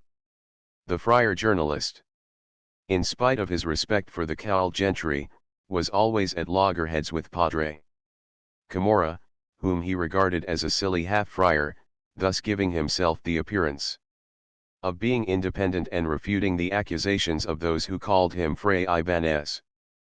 Padre Camorra liked his adversary, as the latter was the only person who would take seriously what he styled his arguments. They were discussing magnetism, spiritualism, magic, and the like.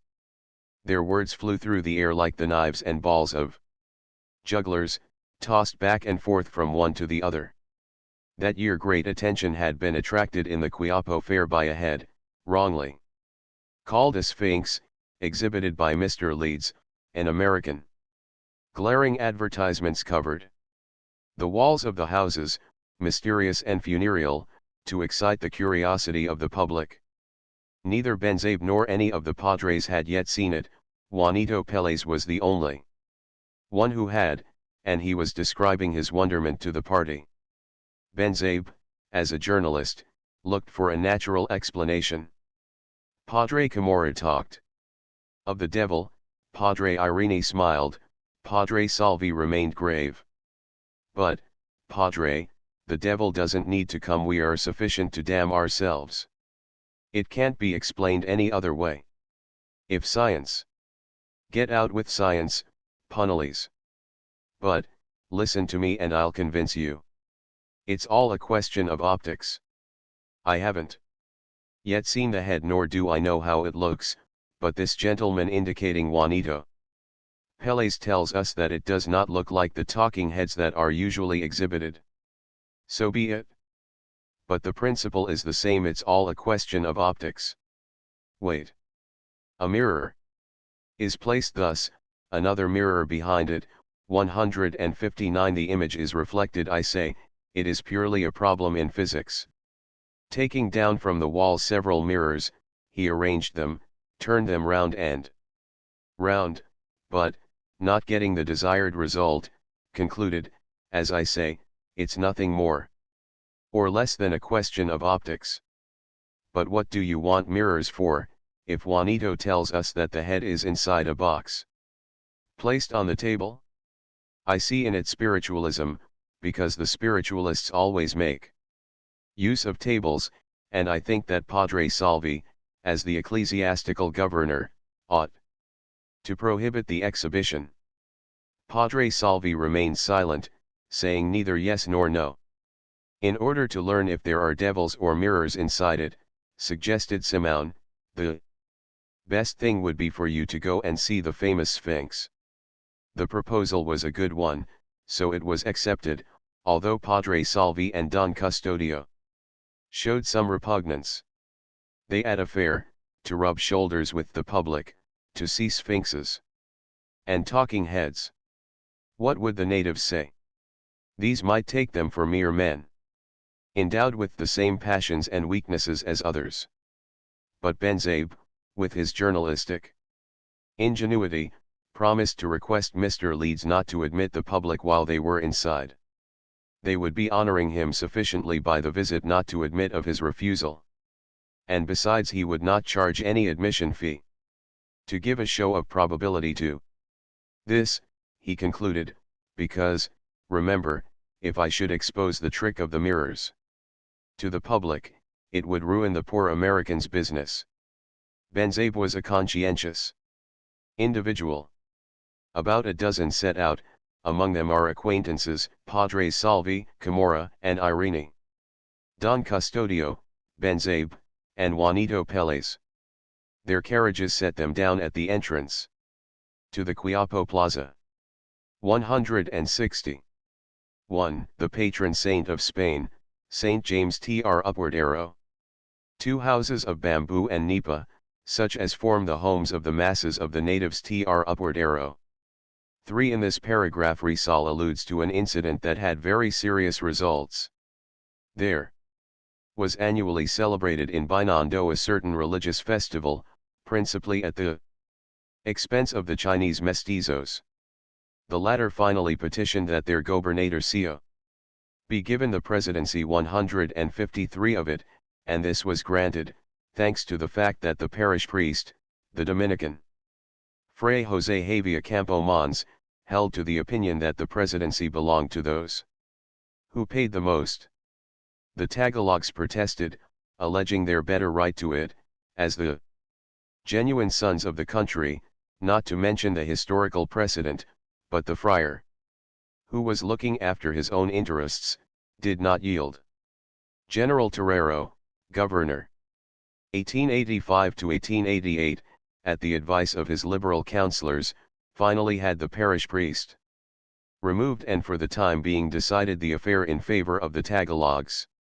The matter reached the colonial office, Ministerio de Ultramar, and the minister was not even content merely to settle it in the way the friars desired, but made amends to Padre Javia by appointing him a bishop.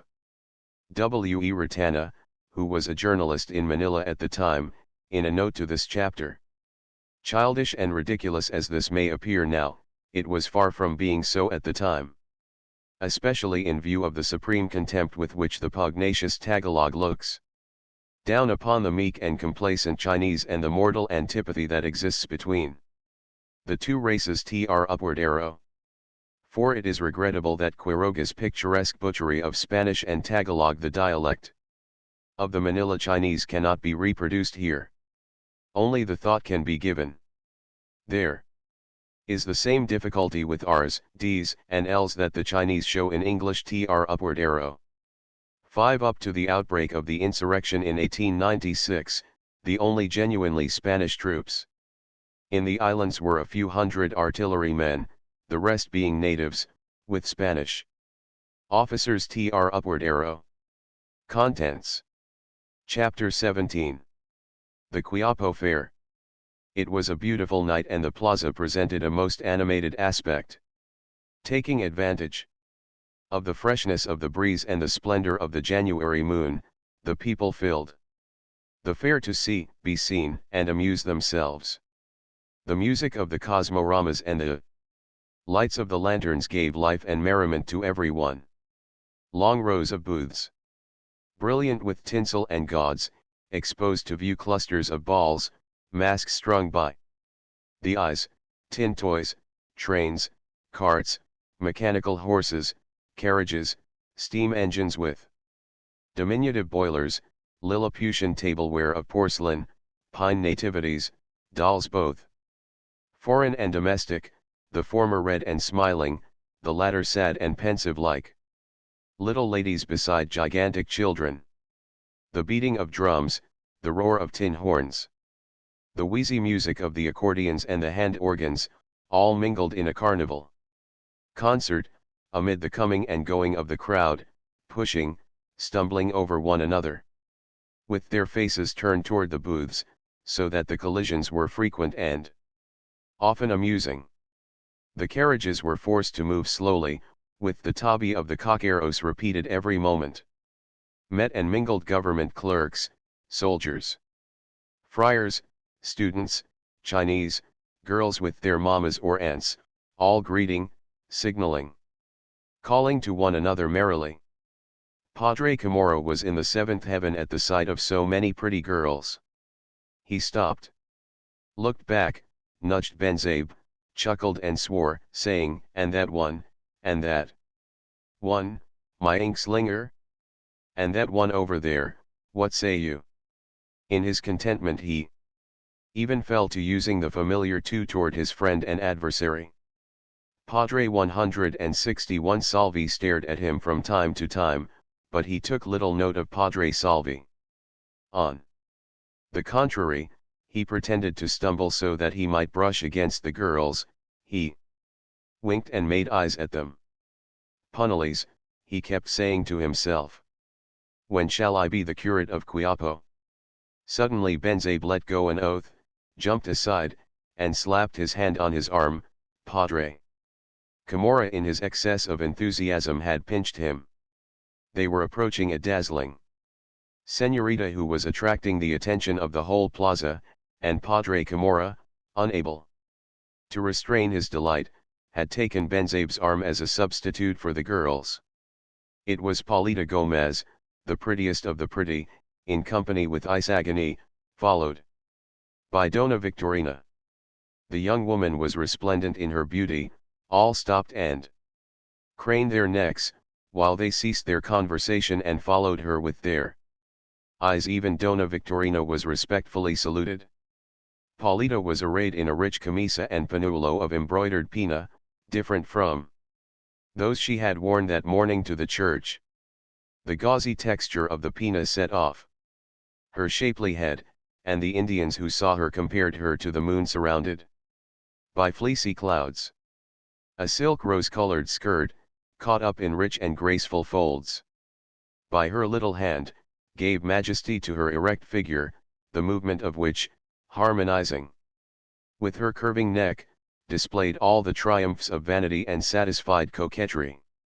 Isagani appeared to be rather disgusted, for so many curious eyes fixed upon the beauty of his sweetheart annoyed him. The stares seemed to him robbery and the girl's smiles faithlessness. Juanito saw her and his hump increased when he spoke to her.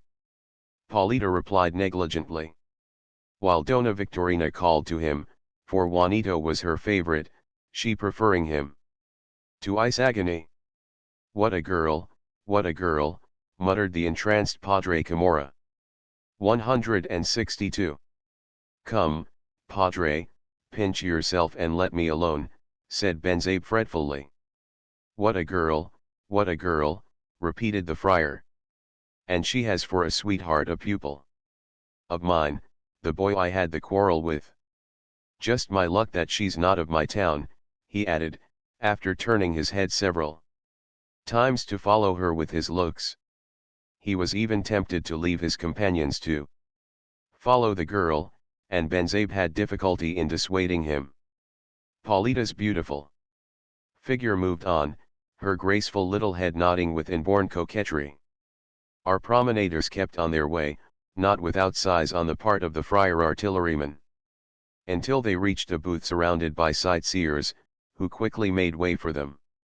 It was a shop of little wooden figures, of local manufacture, representing in all shapes and sizes the costumes, races, and occupations of the country: Indians, Spaniards, Chinese, mestizos, friars, clergymen, government clerks, gobernadorcillos, students, soldiers, and so on. Whether the artists had more affection for the priests, the folds of whose habits were better suited to their aesthetic purposes, or whether the friars, holding such an important place in Philippine life, engaged the attention of the sculptor more. The fact was that, for one cause or another, images of them abounded, well turned and finished, representing them in the sublimest moments of their lives, the opposite of what is done in Europe, where they are pictured as sleeping on casks of wine, playing cards, emptying tankards, rousing themselves to gaiety, or patting the cheeks of a buxom girl. No, the friars of the Philippines were different, elegant, handsome, well-dressed. Their tonsures neatly shaven, their features symmetrical and serene, their gaze meditative. Their expression saintly, somewhat rosy-cheeked, cane in hand and patent leather shoes on their feet, inviting adoration and a place in a glass case. Instead of the symbols of gluttony and incontinence of their brethren in 163 Europe, those of Manila carried the book, the crucifix, and the palm of martyrdom. Instead of kissing the simple country lasses, those of Manila gravely extended the hand to be kissed by children and grown men doubled over almost to kneeling. Instead of the full refectory and dining hall, their stage in Europe, in Manila they had the oratory, the study table, instead of the mendicant friar who goes from door to door with his donkey and sack, begging alms. The friars of the Philippines scattered gold from full hands among the miserable Indians. "Look, here's Padre Camorra," exclaimed Benzabe, upon whom the effect of the champagne still lingered. He pointed to a picture of a lean friar of thoughtful mien who was seated at a table with his head resting on the palm of his hand, apparently writing a sermon by the light of a lamp. The contrast suggested drew laughter from the crowd. Padre Camorra, who had already forgotten about Paulita, saw what was meant and laughing his clownish laugh, asked in turn, "Whom does this other figure resemble, Benzabe?" It was an old woman with one eye, with disheveled hair, seated on the ground like an Indian idol, ironing clothes. The sad iron was carefully imitated, being of copper, with coals of red tinsel and smoke wreaths of dirty twisted cotton. Benzabe, it wasn't a fool who designed that?" asked Padre Camorra with a laugh. "Well, I don't see the point," replied the journalist. "But, Punales, don't you see the title, the Philippine Press? That utensil with which the old woman is ironing is here called the press." All laughed at this, Benzabe himself joining in good-naturedly. Two soldiers of the civil guard, appropriately labeled, were placed behind a man who was tightly bound and had his face covered by his hat. It was entitled "The Country of 164 Abacawan," and from appearances they were going to shoot him. Many of our visitors were displeased with the exhibition. They talked of rules of art, they sought proportion. One said that this figure did not have 7 heads, that the face lacked a nose, having only 3, all of which made Padre Camorra somewhat thoughtful, for he did not comprehend how a figure, to be correct, need have 4 noses and 7 heads. Others said, if they were muscular, that they could not be Indians. Still others remarked that it was not sculpture, but mere carpentry.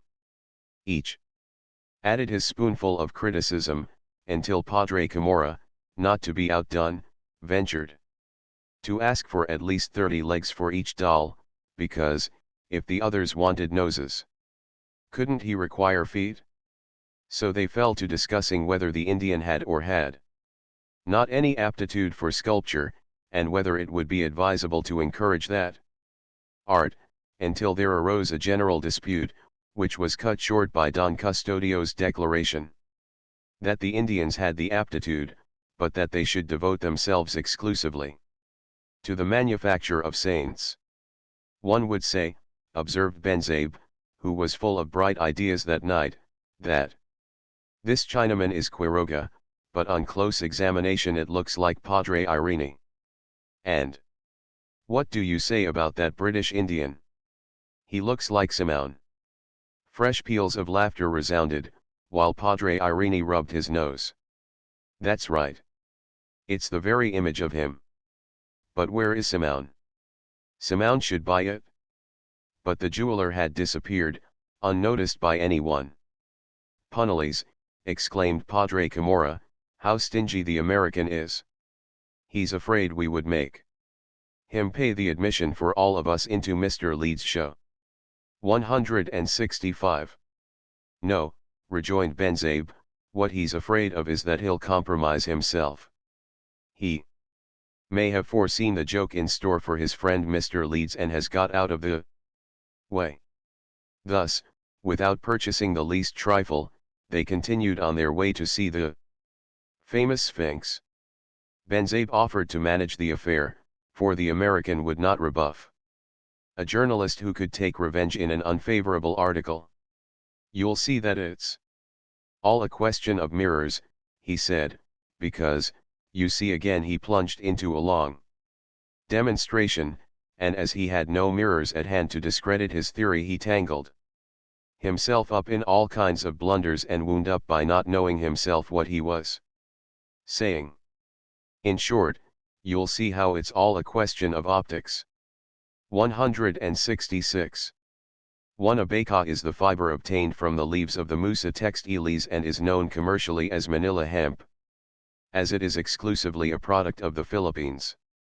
It may be taken here to symbolize the country tr upward arrow. Contents. Chapter 18. Legerdemain. Mr. Leeds, a genuine Yankee, dressed completely in black, received his visitors with great deference.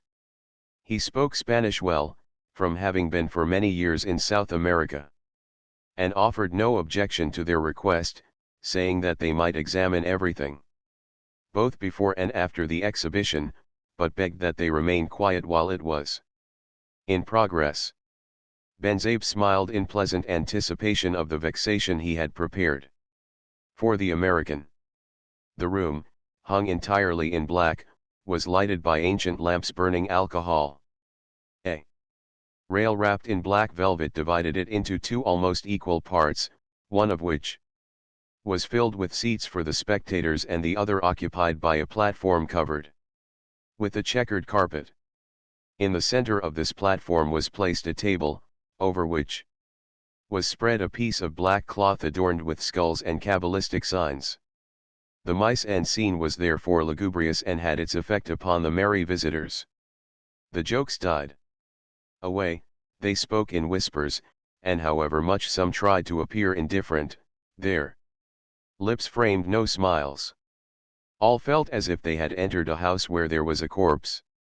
An illusion accentuated by an odor of wax and incense. Don Custodio and Padre Salvi consulted in whispers over the expediency of prohibiting such shows. Benzabe, in order to cheer the dispirited group and embarrass Mr. Leeds, said to him in a familiar tone, Mister, since there are none but ourselves here and we aren't Indians who can be fooled, won't you let us see 167 the trick? We know of course that it's purely a question of optics, but as Padre Camorra won't be convinced. Here he started to jump over the rail, instead of going through the proper opening. While Padre Camorra broke out into protests, fearing that Benzabe might be right. And why not, sir, rejoined the American. But don't break anything, will you? The journalist was already on the platform. You will allow me, then, he asked, and without waiting for the permission, fearing that it might not be granted, raised the cloth to look for the mirrors that he expected should be between the legs of the table. Benzabe uttered an exclamation and stepped back, again placed both hands under the table and waved them about. He encountered only empty space. The table had three thin iron legs, sunk into the floor. The journalist looked all about as though seeking something. Where are the mirrors? Asked Padre Camorra. Benzabe looked and looked, felt the table with his fingers, raised the cloth again, and rubbed his hand over his forehead from time to time, as if trying to remember something. "Have you lost anything?" inquired Mr. Leeds. "The mirrors, mister, where are the mirrors?" "I don't know where yours are, mine are at the hotel." "Do you want to look at yourself?" "You're somewhat pale and excited."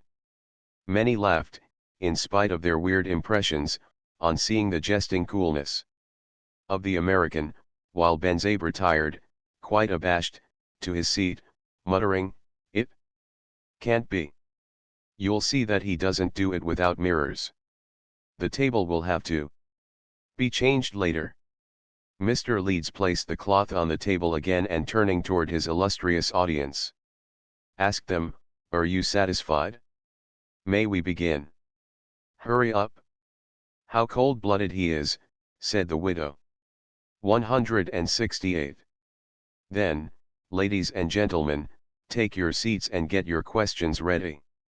Mr. Leeds disappeared through a doorway and in a few moments returned with a black box of worm-eaten wood, covered with inscriptions in the form of birds, beasts, and human heads. "Ladies and gentlemen," he began solemnly, "once having had occasion to visit the Great Pyramid of Khufu, a pharaoh of the 4th dynasty, I chanced upon a sarcophagus of red granite in a forgotten chamber. My joy was great, for I thought that I had found a royal mummy, but what was my disappointment on opening the coffin, at the cost of infinite labor, to find nothing more than this box, which you may examine." He handed the box to those in the front row. Padre Camorra drew back in loathing. Padre Salvi looked at it closely as if he enjoyed sepulchral things. Padre Irene smiled a knowing smile. Don Custodio affected gravity and disdain, while Benzabe hunted for his mirrors. There they must be, for it was a question of mirrors. "It smells like a corpse," observed one lady, fanning herself furiously. "Ugh! It smells of 40 centuries, remarked someone with emphasis. Benzabe forgot about his mirrors to discover who had made this remark. It was a military official who had read the history of Napoleon. Benzabe felt jealous and to utter another epigram that might annoy Padre Camorra. A little said, "It smells of the church." "This box, ladies and gentlemen," continued the American, "contained a handful of ashes and a piece of papyrus on which were written some words. Examine them yourselves. But I beg of you not to breathe heavily, because if any of the dust is lost my sphinx will appear in a mutilated condition." The humbug, described with such seriousness and conviction, 169 was gradually having its effect, so much so that when the box was passed around, no one dared to breathe. Padre Camorra, who had so often depicted from the pulpit of Tiani the torments and sufferings of hell, while he laughed in his sleeves at the terrified looks of the sinners, held his nose, and Padre Salvi, the same Padre Salvi, who had on All Souls' Day prepared a phantasmagoria of the souls in purgatory with flames and transparencies illuminated with alcohol lamps and covered with tinsel, on the high altar of the church in a suburb, in order to get alms and orders for masses. The lean and taciturn Padre Salvi held his breath and gazed suspiciously at that handful of ashes. "Memento, homo, quia pulvis es," muttered Padre Irene with a smile. "Pish," sneered Benzabe. The same thought had occurred to him, and the canon had taken the words out of his mouth. "Not knowing what to do," resumed Mr. Leeds, closing the box carefully, "I examined the papyrus and discovered 2 words whose meaning was unknown to me. I deciphered them, and tried to pronounce them aloud. Scarcely had I uttered the first word when I felt the box slipping from my hands, as if pressed down by an enormous weight, and it glided along the floor, whence I vainly endeavored to remove it. But my surprise was converted into terror when it opened and I found within a human head that stared at me fixedly. Paralyzed with fright and uncertain what to do in the presence of such a phenomenon, I remained for a time stupefied, trembling like a person poisoned with mercury, but after a while recovered myself and, thinking that it was a vain illusion, tried to divert my attention by reading the second word. Hardly had I pronounced it, when the box closed, the head disappeared, and in its place I again found the handful of ashes. Without suspecting it, I had discovered the two most potent words in nature. The words of creation and destruction, of life and of death. 170. He paused for a few moments to note the effect of his story, then with grave and measured steps approached the table and placed the mysterious box upon it. "The cloth, mister," exclaimed the incorrigible Benzabe. "Why not?" rejoined Mr. Leeds, very complacently. Lifting the box with his right hand, he caught up the cloth with his left, completely exposing the table sustained by its three legs. Again he placed the box upon the center, and with great gravity turned to his audience. "Here's what I want to see," said Benzabe to his neighbor. "You notice how he makes some excuse." Great attention was depicted on all countenances and silence reigned. The noise and roar of the street could be distinctly heard, but all were so affected that a snatch of dialogue which reached them produced no effect. "Why can't we go in?" asked a woman's voice. "Abba, there's a lot of friars and clerks in there," answered a man. "The Sphinx is for them only. The friars are inquisitive too," said the woman's voice, drawing away. "They don't want us to know how they're being fooled." "Why, is the head of friars Querida?" In the midst of a profound silence the American announced in a tone of emotion, "Ladies and gentlemen, with a word I am now going to reanimate the handful of ashes, and you will talk with a being that knows the past, the present, and much of the future." Here the prestidigitator uttered a soft cry, first mournful, then lively, a medley of sharp sounds like imprecations and hoarse notes like threats, which made Benzabe's hair stand on end. "Diremov," cried the American. The curtains on the wall rustled, the lamps burned low, the table creaked. A feeble groan responded from the interior of the box. Pale and uneasy, all stared at one another, while one terrified Signora caught hold of Padre Salvi. 171. The box then opened of its own accord and presented to the eyes of the audience a head of cadaverous aspect, surrounded by long and abundant black hair. It slowly opened its eyes and looked around the whole audience. Those eyes had a vivid radiance, accentuated by their cavernous sockets, and, as if deep were calling unto deep, fixed themselves upon the profound, sunken eyes of the trembling Padre Salvi, who was staring unnaturally, as though he saw a ghost. "Sphinx," commanded Mr. Leeds, "tell the audience who you are." A deep silence prevailed, while a chill wind blew through the room and made the blue flames of the sepulchral lamps flicker. The most skeptical shivered. "I am Imathes," declared the head in a funereal, but strangely menacing, voice. "I was born in the time of Amasis and died under the Persian domination, when Cambyses was returning from his disastrous expedition into the interior of Libya. I had come to complete my education after extensive travels through Greece, Assyria, and Persia, and had returned to my native Lod to dwell in it until Thoth should call me before his terrible tribunal. But to my undoing, on passing through Babylonia, I discovered an awful secret, the secret of the false Smerdis who usurped the throne, the bold Magian Gaumata who governed as an impostor. Fearing that I would betray him to Cambyses, he determined upon my ruin through the instrumentality of the Egyptian priests, who at that time ruled my native country. They were the owners of 2/3 of the land. The monopolizers of learning, they held the people down in ignorance and tyranny. They brutalized them, thus making them fit to pass without resistance from one domination to another. The invaders availed themselves of them, and knowing their usefulness, protected and enriched them.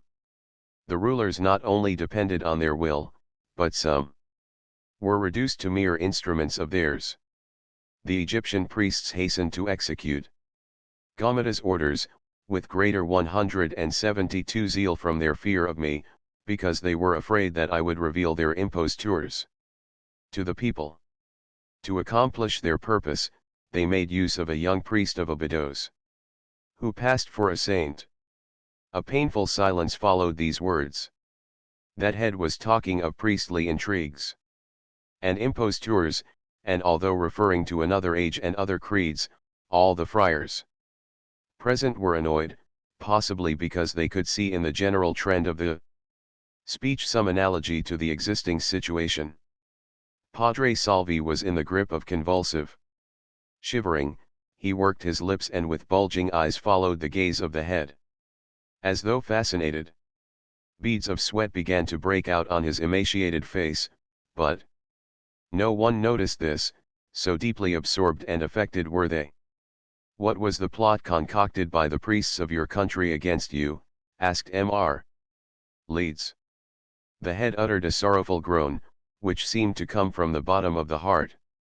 And the spectators saw its eyes, those fiery eyes, clouded and filled with tears. Many shuddered and felt their hair rise. No, that was not an illusion, it was not a trick, the head was the victim and what it told was its own story. It moaned, shaking with affliction, I loved a maiden, the daughter of a priest. Pure as light, like the freshly opened lotus. The young priest of Abydos also desired her and planned a rebellion, using my name and some papyri that he had secured from my beloved. The rebellion broke out at the time when Cambyses was returning in rage over the disasters of his unfortunate campaign. I was accused of being a rebel, was made a prisoner, and having effected my escape was killed in the chase on Lake Moeris. From out of eternity I saw the imposture triumph. I saw the priest of Abydos night and day persecuting the maiden, who had taken refuge in a temple of Isis on the island of Philae. I saw him persecute and harass her, even in the subterranean chambers. I saw him drive her mad with terror and suffering, like a huge bat pursuing a white dove. 173 Priest, priest of Abydos, I have returned to life to expose your infamy, and after so many years of silence, I name thee murderer, hypocrite, liar. A dry, hollow laugh accompanied these words, while a choked voice responded, no mercy. It was Padre Salvi, who had been overcome with terror and with arms extended was slipping in collapse to the floor. What's the matter with your reverence? Are you ill? Asked Padre Irene. The heat of the room. This odor of corpses we're breathing here. Murderer, slanderer, hypocrite, repeated the head. I accuse you murderer, murderer, murderer. Again the dry laugh, sepulchral and menacing, resounded, as though that head were so absorbed in contemplation of its wrongs that it did not see the tumult that prevailed in the room. Mercy! She still lives, groaned Padre Salvi, and then lost consciousness. He was as pallid as a corpse. Some of the ladies thought it their duty to faint also, and proceeded to do so. He is out of his head.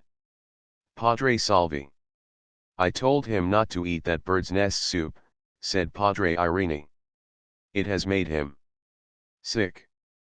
But he didn't eat anything, rejoined Don Custodio shivering. As the head has been staring at him fixedly, it has mesmerized him. So disorder prevailed, the room seemed to be a hospital or a battlefield.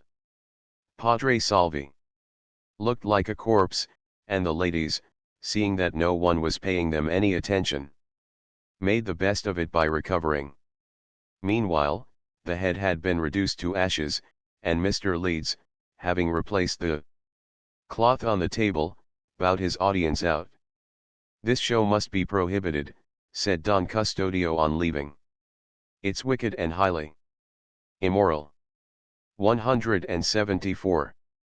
And above all, because it doesn't use mirrors, added Benzabe, who before going out of the room tried to assure himself finally, so he leaped over the rail, went up to the table, and raised the cloth. Nothing, absolutely nothing. On the following day he wrote an article in which he spoke of occult sciences, spiritualism, and the like. An order came immediately from the ecclesiastical governor prohibiting the show, but Mr. Leeds had already disappeared, carrying his secret with him to Hong Kong. 175. Yet Benzabe was not very much mistaken. The three legs of the table have grooves in them in which slide the mirrors hidden below the platform and covered by the squares of the carpet. By placing the box upon the table a spring is pressed and the mirrors rise gently. The cloth is then removed, with care to raise it instead of letting it slide off, and then there is the ordinary table of the talking heads. The table is connected with the bottom of the box. The exhibition ended, the prestidigitator again covers the table, presses another spring, and the mirrors descend. Author's note. Upward arrow. Contents. Chapter 19. The Fuse. Placido Penitent left the class with his heart overflowing with bitterness and sullen gloom in his looks. He was worthy of his name when not driven from his usual course. But once irritated he was a veritable torrent, a wild beast that could only be stopped by the death of himself or his foe. So many affronts, so many pinpricks, day after day, had made his heart quiver, lodging in it to sleep the sleep of lethargic vipers. And they now were awaking to shake and hiss with fury. The hisses resounded in his ears with the jesting epithets of the professor, the phrases in the slang of the markets. And he seemed to hear blows and laughter. 1,000 schemes for revenge rushed into his brain, crowding one another, only to fade immediately like phantoms in a dream. His vanity cried out to him with desperate tenacity that he must do something. Placido Penitent, said the voice, show these youths that you have dignity, that you are the son of a valiant and noble province, where wrongs are washed out with blood. You're a Batanon, Placido Penitent. Avenge yourself, Placido Penitent. The youth groaned and gnashed his teeth, stumbling against everyone in the street and on the bridge of Spain, as if he were seeking a quarrel. In the latter place he saw a carriage in which was the vice-rector, Padre Sibila, accompanied by Don Custodio. And he had a great mind to seize the friar and throw him into the river. He proceeded along the Escalta and was tempted to assault two Augustinians who were seated in the doorway 176 of Quiroga's Bazaar, laughing and joking with other friars who must have been inside in joyous conversation, for their merry voices and sonorous laughter could be heard. Somewhat farther on, two cadets blocked up the sidewalk, talking with the clerk of a warehouse, who was in his shirt sleeves. Penitents moved toward them to force a passage. And they, perceiving his dark intention, good-humoredly made way for him.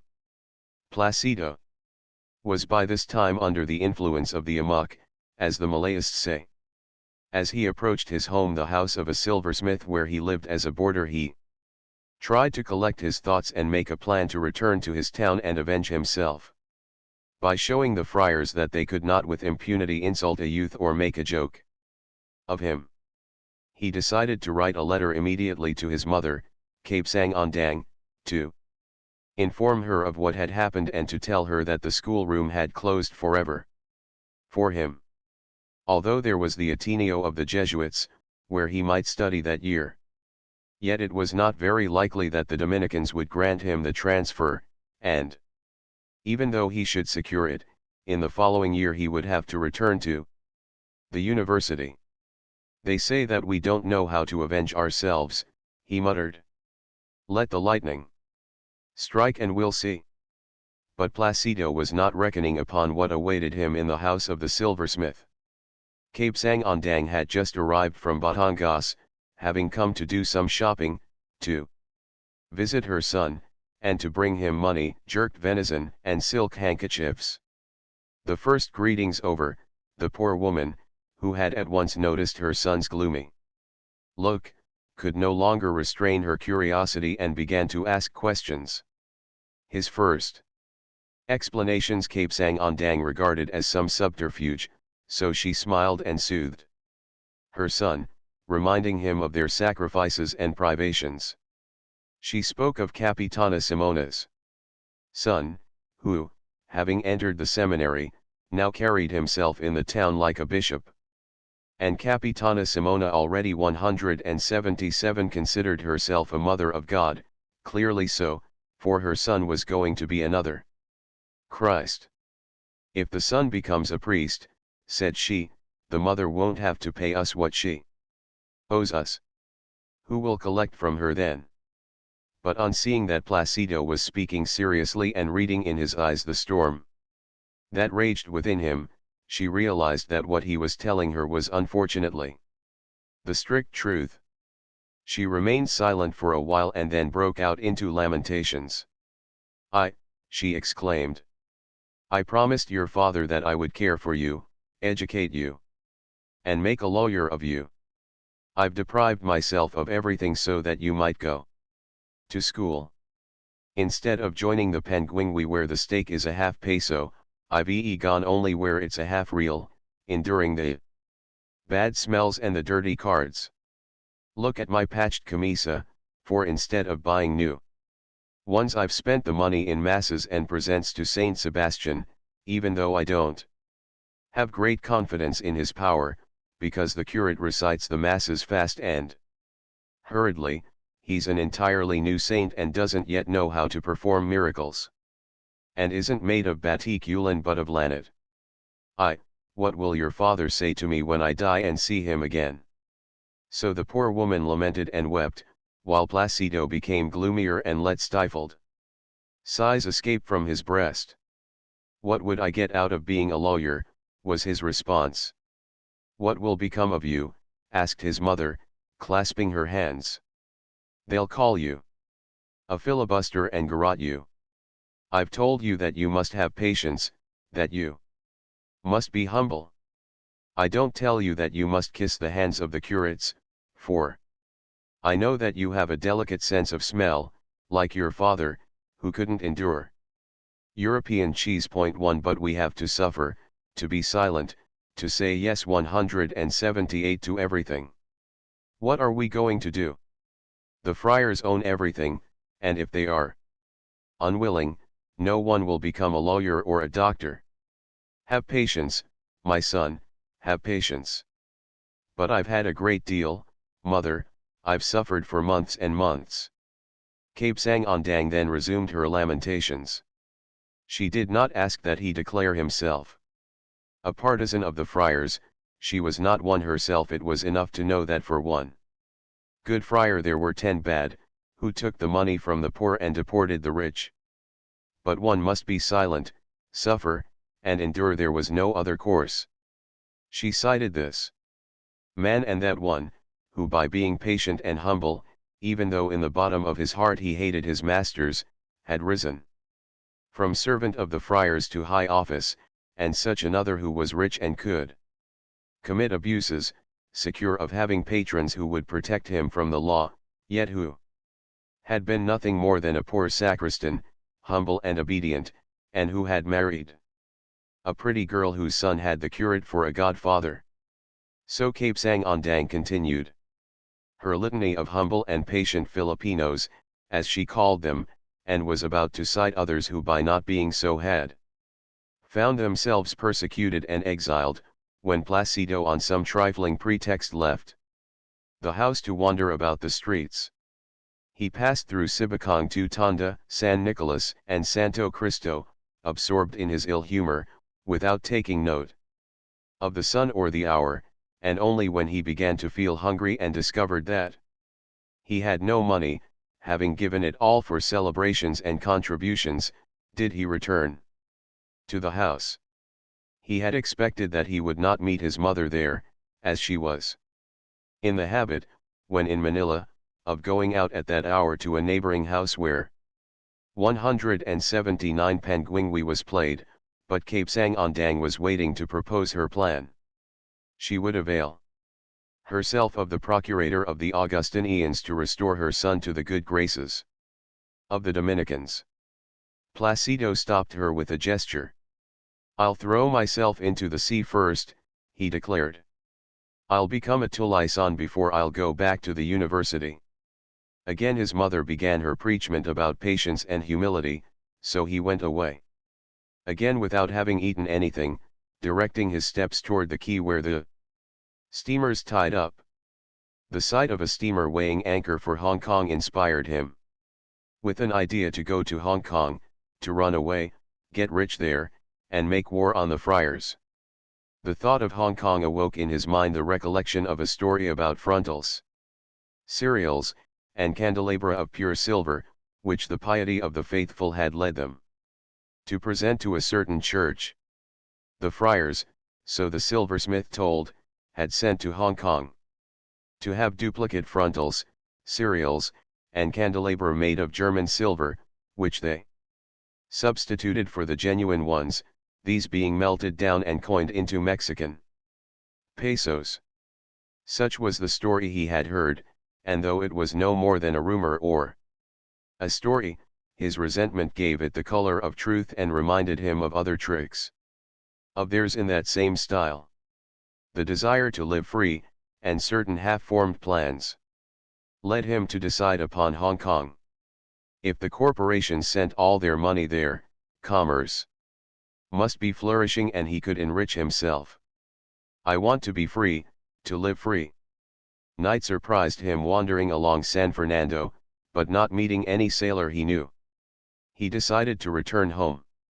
As the night was beautiful, with a brilliant moon transforming the squalid city into a fantastic fairy kingdom, he went to the fair. There he wandered back and forth, passing booths without taking any notice of the articles in them, ever with the thought of Hong Kong, of living free, of enriching himself. 180. He was about to leave the fair when he thought he recognized the jeweler Simão bidding goodbye to a foreigner, both of them speaking in English. To Placido every language spoken in the Philippines by Europeans, when not Spanish, had to be English, and besides, he caught the name Hong Kong. If only the jeweler would recommend him to that foreigner, who must be setting out for Hong Kong. Placido paused. He was acquainted with the jeweler, as the latter had been in his town peddling his wares, and he had accompanied him on one of his trips, when Simão had made himself very amiable indeed, telling him of the life in the universities of the free countries. What a difference! So he followed the jeweler. "Señor Simão," he called. The jeweler was at that moment entering his carriage. Recognizing Placido, he checked himself. "I want to ask a favor of you, to say a few words to you." Simão made a sign of impatience which Placido in his perturbation did not observe. In a few words the youth related what had happened and made known his desire to go to Hong Kong. "Why?"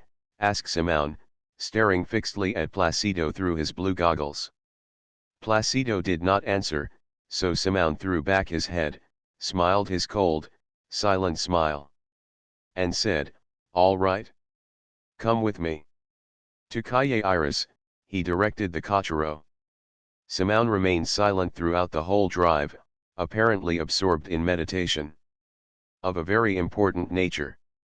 Placido kept quiet, waiting for him to speak first, and entertained himself in watching the promenaders who were enjoying the clear moonlight. Pairs of infatuated lovers, followed by watchful mammas or aunts, groups of students in white clothes that the moonlight made whiter still, half-drunken soldiers in a carriage, 6 together, on their way to visit some Nipa temple dedicated to Cytherea. 181 children playing their games and Chinese selling sugar cane. All these filled the streets, taking on in the brilliant moonlight fantastic forms and ideal outlines. In one house an orchestra was playing waltzes, and couples might be seen dancing under the bright lamps and chandeliers. What a sordid spectacle they presented in comparison with the sight the streets afforded. Thinking of Hong Kong, he asked himself if the moonlit nights in that island were so poetical and sweetly melancholy as those of the Philippines, and a deep sadness settled down over his heart. Simão ordered the carriage to stop and both alighted, just at the moment when Isagani and Paulita Gomez passed them murmuring sweet inanities. Behind them came Dona Victorina with Juanito Pérez, who was talking in a loud voice, busily gesticulating, and appearing to have a larger hump than ever. In his preoccupation Pérez did not notice his former schoolmate. "There's a fellow who's happy," muttered Placido with a sigh, as he gazed toward the group, which became converted into vaporous silhouettes, with Juanito's arms plainly visible, rising and falling like the arms of a windmill. "That's all he's good for," observed Simão. "It's fine to be young." To whom did Placido and Simão each allude? The jeweler made a sign to the young man, and they left the street to pick their way through a labyrinth of paths and passageways among various houses, at times leaping upon stones to avoid the muddles or stepping aside from the sidewalks that were badly constructed and still more badly tended. Placido was surprised to see the rich jeweler move through such places as if he were familiar with them. They at length reached an open lot where a wretched hut stood off by itself, surrounded by banana plants and areca palms. Some bamboo frames and sections of the same material led Placido to suspect that they were approaching the house of a pyrotechnist. 182. Simão rapped on the window and a man's face appeared. "Ah, sir," he exclaimed, and immediately came outside. "Is the powder here?" asked Simão. "In sacks. I'm waiting for the shells." "And the bombs?" "Are all ready." "All right, then. This very night you must go and inform the lieutenant and the corporal. Then keep on your way, and in Lamayan you will find a man in a banca. You will say Cabeza and he will answer tails. It's necessary that he be here tomorrow. There's no time to be lost." Saying this, he gave him some gold coins. "How's this, sir?" the man inquired in very good Spanish. "Is there any news?" "Yes, it'll be done within the coming week." "The coming week," exclaimed the unknown, stepping backward. "The suburbs are not yet ready. They hope that the general will withdraw the decree." "I thought it was postponed until the beginning of Lent." Simão shook his head. "We won't need the suburbs," he said. "With Cape Sangtails people, the ex-carbineers, and a regiment, we'll have enough. Later, Maria Clara may be dead. Start at once." The man disappeared. Placido, who had stood by and heard all of this brief interview, felt his hair rise and stared with startled eyes at Simão, who smiled. "You're surprised," he said with his icy smile, "that this Indian, so poorly dressed, speaks Spanish well?" He was a schoolmaster who persisted in teaching Spanish to the children and did not stop until he had lost his position and had been deported as a disturber of the public peace, and for having been a friend of the unfortunate Ibarra.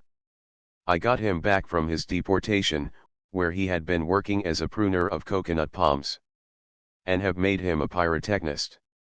They returned to the street and set out for Trezo. Before 183 a wooden house of pleasant and well-kept appearance was a Spaniard on crutches, enjoying the moonlight. When Simão accosted him, his attempt to rise was accompanied by a stifled groan. "You're ready?" Simão inquired of him. "I always am." "The coming week?" "So soon?" "At the first cannon shot." He moved away, followed by Placido, who was beginning to ask himself if he were not dreaming. Does it surprise you, Simón asked him, to see a Spaniard so young and so afflicted with disease? 2 years ago he was as robust as you are, but his enemies succeeded in sending him to Balabac to work in a penal settlement, and there he caught the rheumatism and fever that are dragging him into the grave. The poor devil had married a very beautiful woman. As an empty carriage was passing, Simón hailed it and with Placido directed it to his house in the Escalda, just at the moment when the clocks were striking 10:30. 2 hours later Placido left the jeweler's house and walked gravely and thoughtfully along the Escalda, then almost deserted, in spite of the fact that the cafes were still quite animated. Now and then a carriage passed rapidly, clattering noisily over the worn pavement. From a room in his house that overlooked the Pasig, Simón turned his gaze toward the walled city, which could be seen through the open windows, with its roofs of galvanized iron gleaming in the moonlight and its somber towers showing dull and gloomy in the midst of the serene night. He laid aside his blue goggles, and his white hair, like a frame of silver, surrounded his energetic bronzed features, dimly lighted by a lamp whose flame was dying out from lack of oil. Apparently wrapped in thought, he took no notice of the fading light and impending darkness. 184. Within a few days, he murmured, when on all sides that accursed city is burning. Den of presumptuous nothingness and impious exploitation of the ignorant and the distressed. When the tumults break out in the suburbs and there rush into the terrorized streets my avenging hordes, engendered by rapacity and wrongs, then will I burst the walls of your prison, I will tear you from the clutches of fanaticism, and my white dove, you will be the phoenix that will rise from the glowing embers. A revolution plotted by men in darkness tore me from your side, another revolution will sweep me into your arms and revive me. That moon, before reaching the apogee of its brilliance, will light the Philippines cleansed of loathsome filth. Simón stopped suddenly, as though interrupted. A voice in his inner consciousness was asking if he, Simón, were not also a part of the filth of that accursed city. Perhaps its most poisonous ferment. Like the dead who are to rise at the sound of the last trumpet, 1,000 bloody specters, desperate shades of murdered men, women violated, fathers torn from their families, vices stimulated and encouraged, virtues mocked, now arose in answer to the mysterious question. For the first time in his criminal career, since in Havana he had by means of corruption and bribery set out to fashion an instrument for the execution of his plans, a man without faith, patriotism, or conscience, for the first time in that life, something within rose up and protested against his actions. He closed his eyes and remained for some time motionless, then rubbed his hand over his forehead, tried to be deaf to his conscience, and felt fear creeping over him. No, he must not analyze himself, he lacked the courage to turn his gaze toward his past. The idea of his courage, his conviction, his self-confidence failing him at the very moment when his work was set before him. As the ghosts of the wretches in whose misfortunes he had taken a hand continued to hover before his eyes, as if issuing from the shining surface of the river to invade the room with appeals and hands extended toward 185 him, as reproaches and laments seemed to fill the air with threats and cries for vengeance. He turned his gaze from the window and for the first time began to tremble. No, I must be ill, I can't be feeling well, he muttered. There are many who hate me, who ascribe their misfortunes to me, but he felt his forehead begin to burn, so he arose to approach the window and inhale the fresh night breeze. Below him the Pasig dragged along its silvered stream, on whose bright surface the foam glittered, winding slowly about, receding and advancing, following the course of the little eddies. The city loomed up on the opposite bank, and its black walls looked fateful, mysterious, losing their sordidness in the moonlight. That idealizes and embellishes everything. But again Simon shivered. He seemed to see before him the severe countenance of his father, dying in prison, but dying for having done good, then the face of another man, severer still, who had given his life for him because he believed that he was going to bring about the regeneration of his country. "No, I can't turn back," he exclaimed, wiping the perspiration from his forehead. "The work is at hand and its success will justify me. If I had conducted myself as you did, I should have succumbed. Nothing of idealism, nothing of fallacious theories. Fire and steel to the cancer, chastisement to vice, and afterwards destroy the instrument. If it be bad.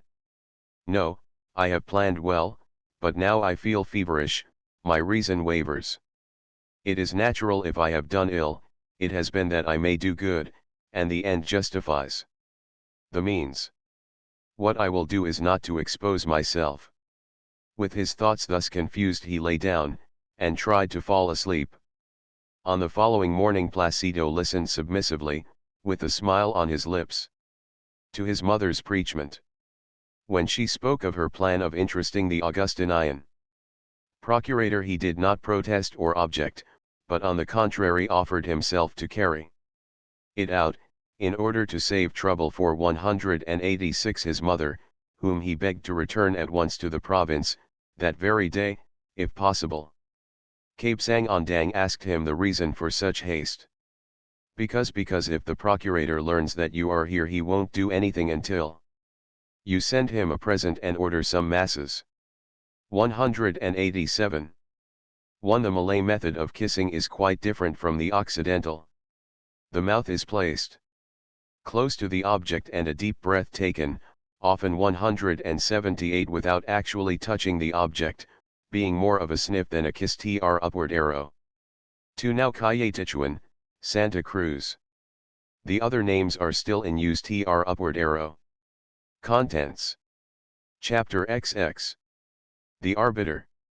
True it was that Padre Irene had said, the question of the Academy of Castilian, so long before broached, was on the road to a solution. Don Custodio, the active Don Custodio, the most active of all the arbiters in the world, according to Benzabe, was occupied with it, spending his days reading the petition and falling asleep without reaching any decision, waking on the following day to repeat the same performance, dropping off to sleep again, and so on continuously. How the good man labored, the most active of all the arbiters in the world. He wished to get out of the predicament by pleasing everybody, the friars, the high official, the countess, Padre Irene, and his own liberal principles. He had consulted with Señor Pasta, and Señor Pasta had left him stupefied and confused, after advising him to do a million contradictory and impossible things. He had consulted with Pipe the dancing girl, and Pipe, who had no idea what he was talking about, executed a pirouette, and asked him for 25 pesos to bury an aunt of hers who had suddenly died. For the 5th time, or the 5th aunt who had suddenly died, according to fuller explanations. At the same time requesting that he get a cousin of hers who could read, write, and play the violin, a job as assistant on the public works, all things that were far from inspiring Don Custodio with any saving idea.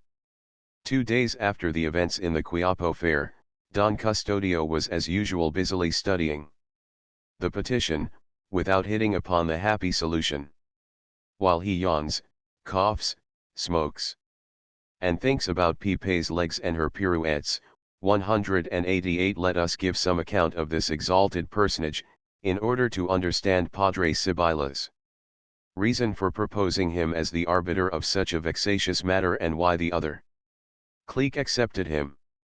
Don Custodio de Salazar y Sanchez de Monterredondo, often referred to as good authority, belonged to that class of Manila society which cannot take a step without having the newspapers heap titles upon them, calling each indeed fatigable, distinguished, zealous, active, profound, intelligent, well-informed, influential, and so on, as if they feared that he might be confused with some idle and ignorant possessor of the same name. Besides, no harm resulted from it, and the watchful censor was not disturbed. The good authority resulted from his friendship with Benzabe, when the latter, in his two noisiest controversies, which he carried on for weeks and months in the columns of the newspapers, about whether it was proper to wear a high hat, a derby, or a salakot, and whether the plural of character should be characteries or characteries, in order to strengthen his argument always came out with, "We have this on good authority. We learn this from good authority," later letting it be known, for in Manila everything becomes known, that this good authority was no other than Don Custodio de Salazar y Sanchez de Monterredondo. He had come to Manila very young, with a good position that had enabled him to marry a pretty mestiza belonging to one of the wealthiest families of the city. As he had natural talent, boldness, and great self-possession, and knew how to make use of the society in which he found himself, he launched into business with his wife's money, filling contracts for the government, by reason of which he was made alderman, afterwards alcalde, member of the Economic Society, one counselor of the administration, President 189 of the Directory of the Obras Pias, 2 member of the Society of Mercy, director of the Spanish Filipino Bank, etc., etc. Nor are these etceteras to be taken like those ordinarily placed after a long enumeration of titles. Don Custodio, although never having seen a treatise on hygiene, came to be vice-chairman of the Board of Health, for the truth was that of the 8 who composed this board, only one had to be a physician, and he could not be that one. So also he was a member of the Vaccination Board, which was composed of 3 physicians and 7 laymen, among these being the Archbishop and 3 provincials. He was a brother in all the confraternities of the common and of the most exalted dignity, and, as we have seen, director of the Superior Commission of Primary Instruction, which usually did not do anything, all these being quite sufficient reason for the newspapers to heap adjectives upon him no less when he traveled than when he sneezed. In spite of so many offices, Don Custodio was not among those who slept through the sessions, contenting themselves, like lazy and timid delegates, in voting with the majority. The opposite of the numerous kings of Europe who bear the title of King of Jerusalem, Don Custodio made his dignity felt and got from it all the benefit possible. Often frowning, making his voice impressive, coughing out his words, often taking up the whole session telling a story, presenting a project, or disputing with a colleague who had placed himself in open opposition to him. Although not past 40, he already talked of acting with circumspection, of letting the figs ripen, adding under his breath pumpkins, of pondering deeply and of stepping with careful tread, of the necessity for understanding the country, because the nature of the Indians, because the prestige of the Spanish name, because they were first of all Spaniards, because religion, and so on. Remembered yet in Manila is a speech of his when for the first time it was proposed to 190 light the city with kerosene in place of the old coconut oil, in such an innovation.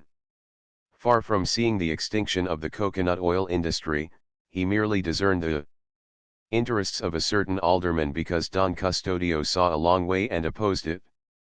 With all the resonance of his buccal cavity, considering the project too premature, and predicting great social cataclysms. No less celebrated was his opposition to a sentimental serenade that some wished to tender a certain governor on the eve of his departure. Don Custodio, who felt a little resentment over some slight or other, succeeded in insinuating the idea that the rising star was the mortal enemy of the setting one. Whereat the frightened promoters of the serenade gave it up.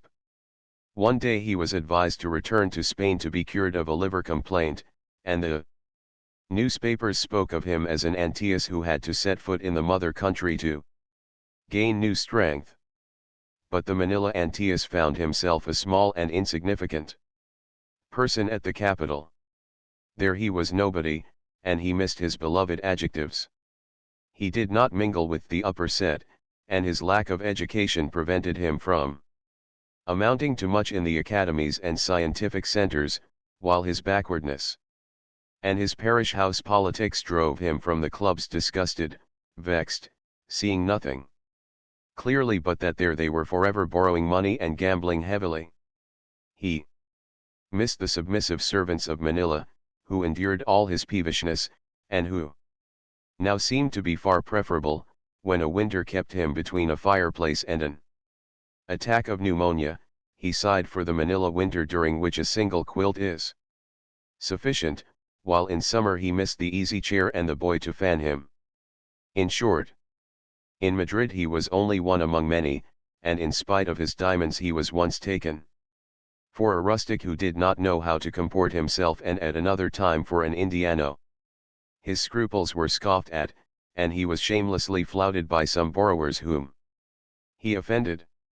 Disgusted with the conservatives, who took no great notice of his advice, as well as with the 191 sponges who rifled his pockets, he declared himself to be of the liberal party and returned within a year to the Philippines, if not sound in his liver, yet completely changed in his beliefs.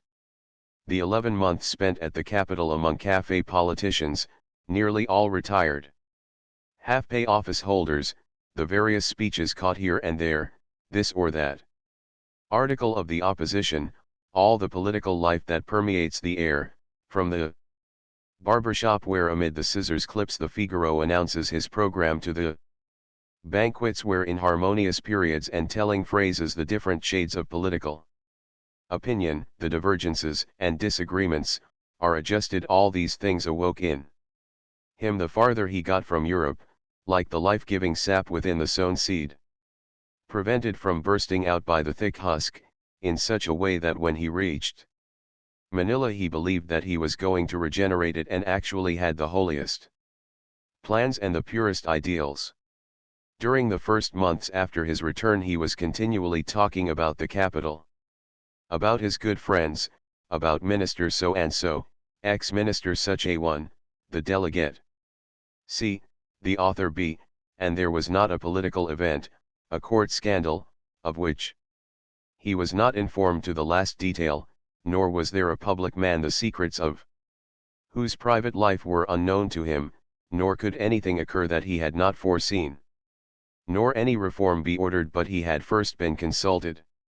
All this was seasoned with attacks on the conservatives in righteous indignation, with apologies of the liberal party, with a little anecdote here, a phrase there from some great man, dropped in as one who did not wish offices and employments, which same he had refused in order not to be beholden to the conservatives.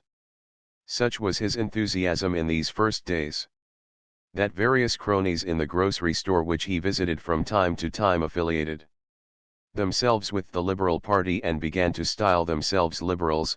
Don Euligio Badena, a retired sergeant of carbineers, the honest Armendia, by 192 profession a pilot, and a rampant Carlist, Don Eusebio Picote, customs inspector, and Don Bonifacio Taken, shoe and harness maker. 3. But nevertheless, from lack of encouragement and of opposition, his enthusiasm gradually waned. He did not read the newspapers that came from Spain, because they arrived in packages, the sight of which made him yawn. The ideas that he had caught having been all expended, he needed reinforcement, and his orators were not there, and although in the casinos of Manila there was enough gambling, and money was borrowed as in Madrid, no speech that would nourish his political ideas was permitted in them. But Don Custodio was not lazy, he did more than wish he worked. Foreseeing that he was going to leave his bones in the Philippines, he began to consider that country his proper sphere, and to devote his efforts to its welfare. Thinking to liberalize it, he commenced to draw up a series of reforms or projects, which were ingenious, to say the least. It was he who, having heard in Madrid mention of the wooden street pavements of Paris, not yet adopted in Spain, proposed the introduction of them in Manila by covering the streets with boards nailed down as they are on the sides of houses. It was he who, deploring the accidents to two-wheeled vehicles, planned to avoid them by putting on at least 3 wheels. It was also he who, while acting as vice president of the Board of Health, ordered everything fumigated, even the telegrams that came from infected places. It was also he who, in compassion for the convicts that worked in the sun, and with a desire of saving to the government the cost of their equipment, suggested that they be clothed in a simple breechclout and set to work not by day but at night. He marveled, he stormed, that his projects should encounter objectors, but consoled himself with the reflection that the man who is worth enemies has them, and revenged himself by attacking and 193 tearing to pieces any project, good or bad, presented by others. As he prided himself on being a liberal, upon being asked what he thought of the Indians, he would answer, like one conferring a great favor, that they were fitted for manual labor and the imitative arts, meaning thereby music, painting, and sculpture, adding his old postscript that to know them one must have resided many, many years in the country. Yet when he heard of any one of them excelling in something that was not manual labor or an imitative art in chemistry, medicine, or philosophy, for example, he would exclaim, "Ah, he promises fairly, fairly well, he's not a fool," and feel sure that a great deal of Spanish blood must flow in the veins of such an Indian. If unable to discover any in spite of his good intentions, he then sought a Japanese origin, for it was at that time the fashion began of attributing to the Japanese or the Arabs whatever good the Filipinos might have in them. For him the native songs were Arabic music, as was also the alphabet of the ancient Filipinos. He was certain of this, although he did not know Arabic nor had he ever seen that alphabet. Arabic, the purest Arabic, he said to Benzabe in a tone that admitted no reply. At best, Chinese. Then he would add, with a significant wink, nothing can be, nothing ought to be original with the Indians, you understand. I like them greatly, but they mustn't be allowed to pride themselves upon anything, for then they would take heart and turn into a lot of wretches.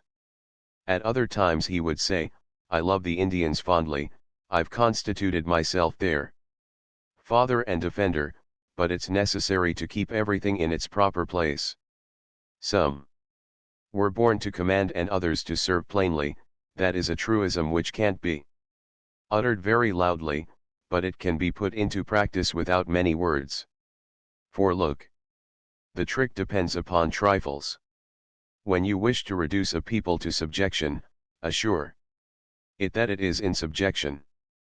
The 194 first day it will laugh, the second protest, the third doubt, and the fourth be convinced. To keep the Filipino docile, he must have repeated to him day after day what he is. To convince him that he is incompetent. What good would it do, besides, to have him believe in something else that would make him wretched? Believe me, it's an act of charity to hold every creature in his place. That is order, harmony. That constitutes the science of government. In referring to his policies, Don Custodio was not satisfied with the word art, and upon pronouncing the word government, he would extend his hand downwards to the height of a man bent over on his knees. In regard to his religious ideas, he prided himself on being a Catholic, very much. A Catholic, Catholic Spain, the land of Maria Santissima. A liberal could be and ought to be a Catholic, when the reactionaries were setting themselves up as gods or saints, just as a mulatto passes for a white man in Kaffirland. But with all that, he ate meat during Lent, except on Good Friday, never went to confession. Believed neither in miracles nor the infallibility of the Pope, and when he attended Mass, went to the one at 10 o'clock, or to the shortest, the military Mass. Although in Madrid he had spoken ill of the religious orders, so as not to be out of harmony with his surroundings, considering them anachronisms, and had hurled curses against the Inquisition, while relating this or that lurid or droll story wherein the habits danced, or rather friars without habits, yet in speaking of the Philippines, which should be ruled by special laws, he would cough, look wise, and again extend his hand downwards to that mysterious altitude. The friars are necessary, they're a necessary evil, he would declare. But how he would rage when any Indian dared to doubt the miracles or did not acknowledge the Pope. All the tortures of the Inquisition were insufficient to punish such temerity. When it was objected that to rule or to live at the expense 195 of ignorance has another and somewhat ugly name and is punished by law when the culprit is a single person, he would justify his position by referring to other colonies. We, he would announce in his official tone, can speak out plainly. We're not like the British and the Dutch who, in order to hold people in subjection, make use of the lash. We avail ourselves of other means, milder and surer. The salutary influence of the friars is superior to the British lash. This last remark made his fortune. For a long time Benzabe continued to use adaptations of it, and with him all Manila. The thinking part of Manila applauded it, and it even got to Madrid, where it was quoted in the Parliament as from a liberal of long residence there. The friars, flattered by the comparison and seeing their prestige enhanced, sent him sacks of chocolate, presents which the incorruptible Don Custodio returned, so that Benzabe immediately compared him to Epaminondas. Nevertheless, this modern Epaminondas made use of the rattan in his choleric moments, and advised its use. At that time the conventos, fearful that he would render a decision favorable to the petition of the students, increased their gifts, so that on the afternoon when we see him he was more perplexed than ever, his reputation for energy was being compromised. It had been more than a fortnight since he had had the petition in his hands, and only that morning the high official, after praising his zeal, had asked for a decision. Don Custodio had replied with mysterious gravity, giving him to understand that it was not yet completed. The high official had smiled a smile that still worried and haunted him. As we were saying, he yawned and yawned. In one of these movements, at the moment when he opened his eyes and closed his mouth, his attention was caught by a file of red envelopes, arranged in regular order on a magnificent Comigan desk. On the back of each could be read in large letters, Projects 196. For a moment he forgot his troubles and Pépé's pirouettes, to reflect upon all that those files contained, which had issued from his prolific brain in his hours of inspiration. How many original ideas, how many sublime thoughts, how many means of ameliorating the woes of the Philippines. Immortality and the gratitude of the country were surely his. Like an old lover who discovers a moldy package of amorous epistles, Don Custodio arose and approached the desk. The first envelope, thick, swollen, and plethoric, bore the title, Projects in Project. No, he murmured, they're excellent things, but it would take a year to read them over. The second, also quite voluminous, was entitled, Projects Under Consideration. No. Not those either. Then came the projects nearing completion, projects presented, projects rejected, projects approved, projects postponed. These last envelopes held little, but the least of all was that of the projects executed. Don Custodio wrinkled up his nose. What did it contain? He had completely forgotten. What was in it? A sheet of yellowish paper showed from under the flap, as though the envelope were sticking out its tongue. This he drew out and unfolded. It was the famous project for the School of Arts and Trades. What the devil, he exclaimed. If the Augustinian padres took charge of it? Suddenly he slapped his forehead and arched his eyebrows, while a look of triumph overspread his face. I have reached a decision, he cried with an oath that was not exactly Eureka. My decision is made. Repeating his peculiar Eureka 5 or 6 times, which struck the air like so many gleeful lashes, he sat down at his desk, radiant with joy, and began to write furiously. 197. 1. The Sociedad Económica de Amigos del País for the encouragement of agricultural and industrial development, was established by Bosco de Vargas in 1780 tr upward arrow. 2. Funds managed by the government for making loans and supporting charitable enterprises tr upward arrow. 3. The names are fictitious burlesques tr upward arrow. Contents. Chapter XXI. Manila Types. That night there was a grand function at the Teatro de Variedades.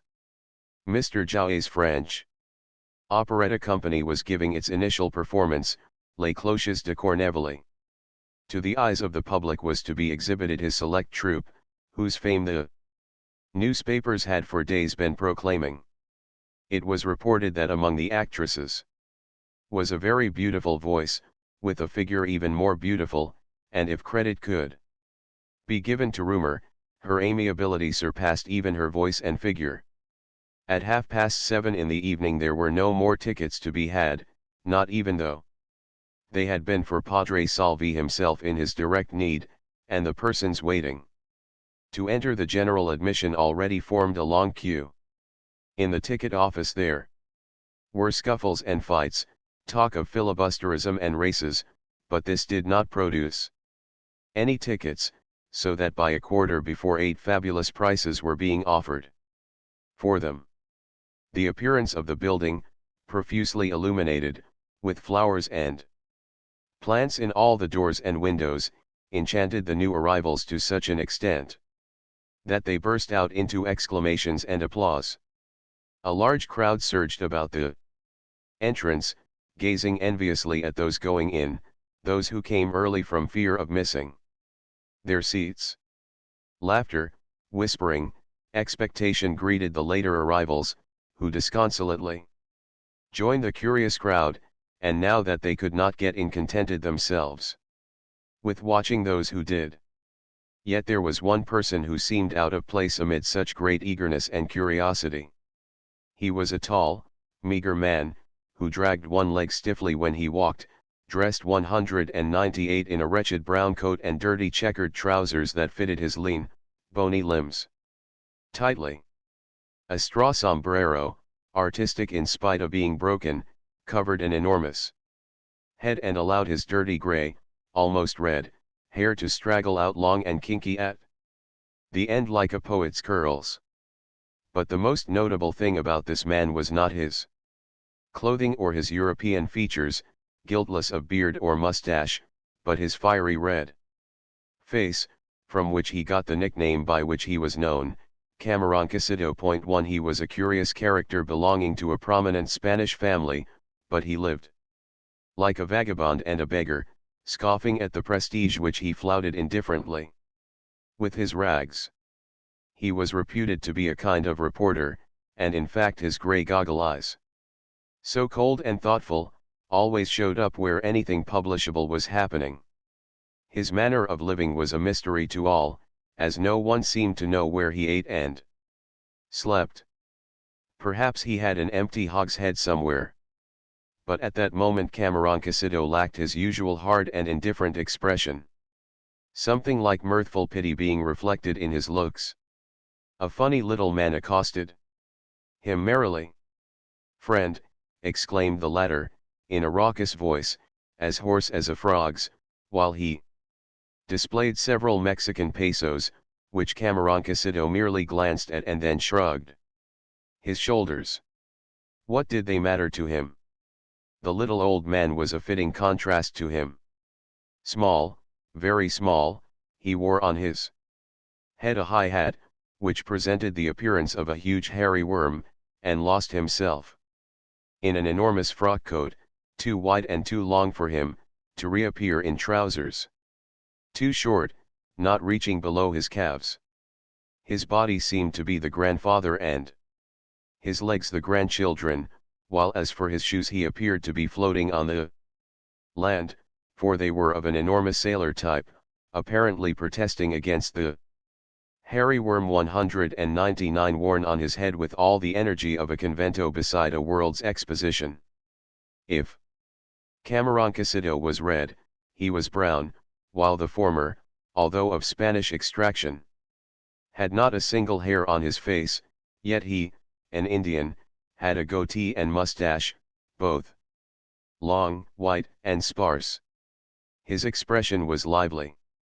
He was known as Tio Quico too, and like his friend lived on publicity, advertising the shows and posting the theatrical announcements, being perhaps the only Filipino who could appear with impunity in a silk hat and frock coat, just as his friend was the first Spaniard who laughed at the prestige of his race.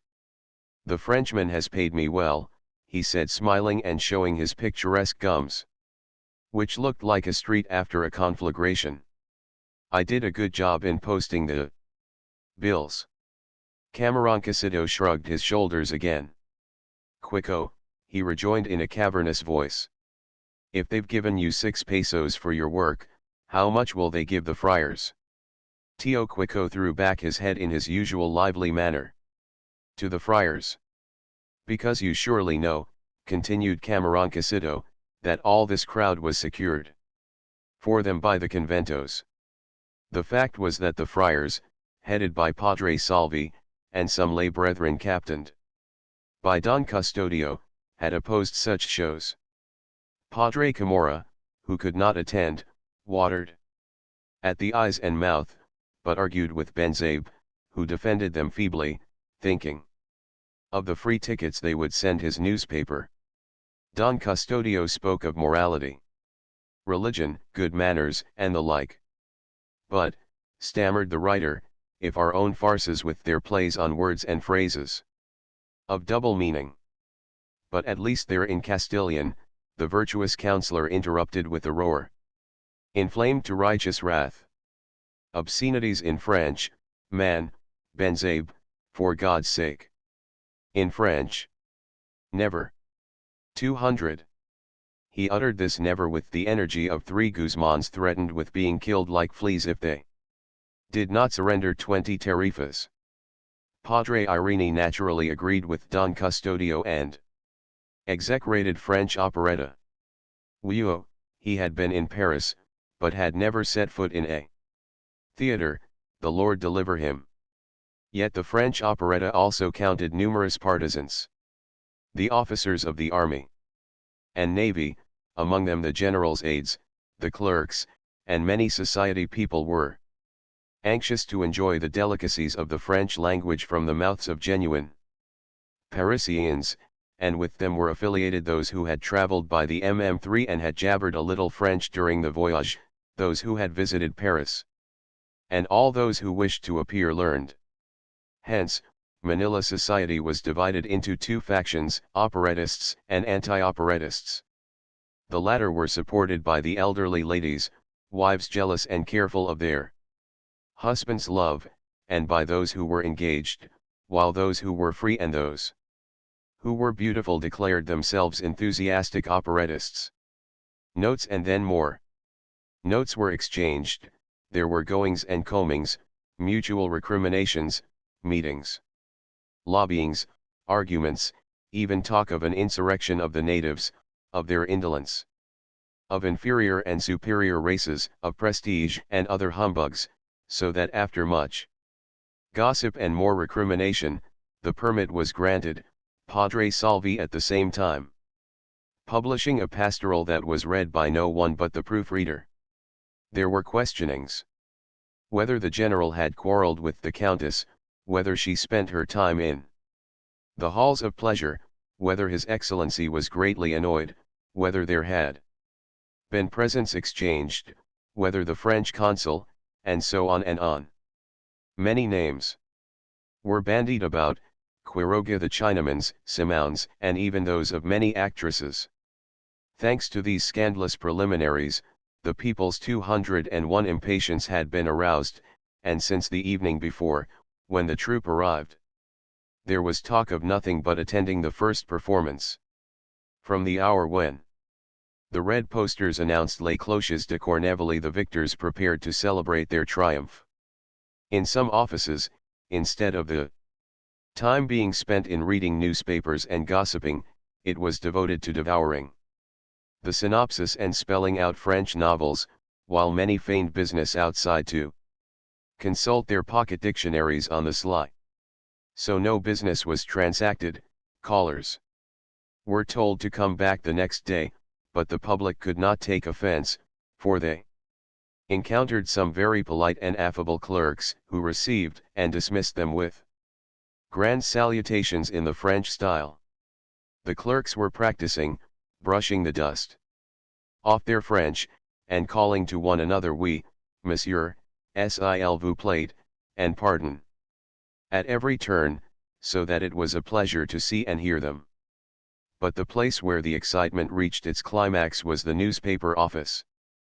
Benzabe, having been appointed critic and translator of the synopsis, trembled like a poor woman accused of witchcraft, as he saw his enemies picking out his blunders and throwing up to his face his deficient knowledge of French. When the Italian opera was on, he had very nearly received a challenge for having mistranslated a tenor's name, while an envious rival had immediately published an article referring to him as an ignoramus, him, the foremost thinking head in the Philippines. All the trouble he had had to defend himself. He had had to write at least 17 articles and consult 15 dictionaries. So with these salutary recollections, the wretched Benzabe moved about with leaden hands, to say nothing of his feet, for that would be plagiarizing Padre Camorra, who had once intimated that the journalist wrote with them. You see, Quico, said Cameroncasido. One half of the people have come because the friars told them not to, making it a kind of public protest, and the other half because 202 they say to themselves, do the friars object to it? Then it must be instructive. Believe me, Quico, your advertisements are a good thing, but the pastoral was better. Even taking into consideration the fact that it was read by no one. Friend, do you believe, asked Tio Quico uneasily, that on account of the competition with Padre Salvi my business will in the future be prohibited? Maybe so, Quico, maybe so, replied the other, gazing at the sky. Money's getting scarce. Tio Quico muttered some incoherent words. If the friars were going to turn theatrical advertisers, he would become a friar.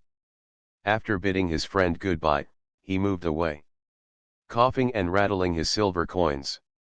With his eternal indifference, Cameroncasido continued to wander about here and there, with his crippled leg and sleepy looks. The arrival of unfamiliar faces caught his attention, coming as they did from different parts and signaling to one another with a wink or a cough. It was the first time that he had ever seen these individuals on such an occasion, he who knew all the faces and features in the city.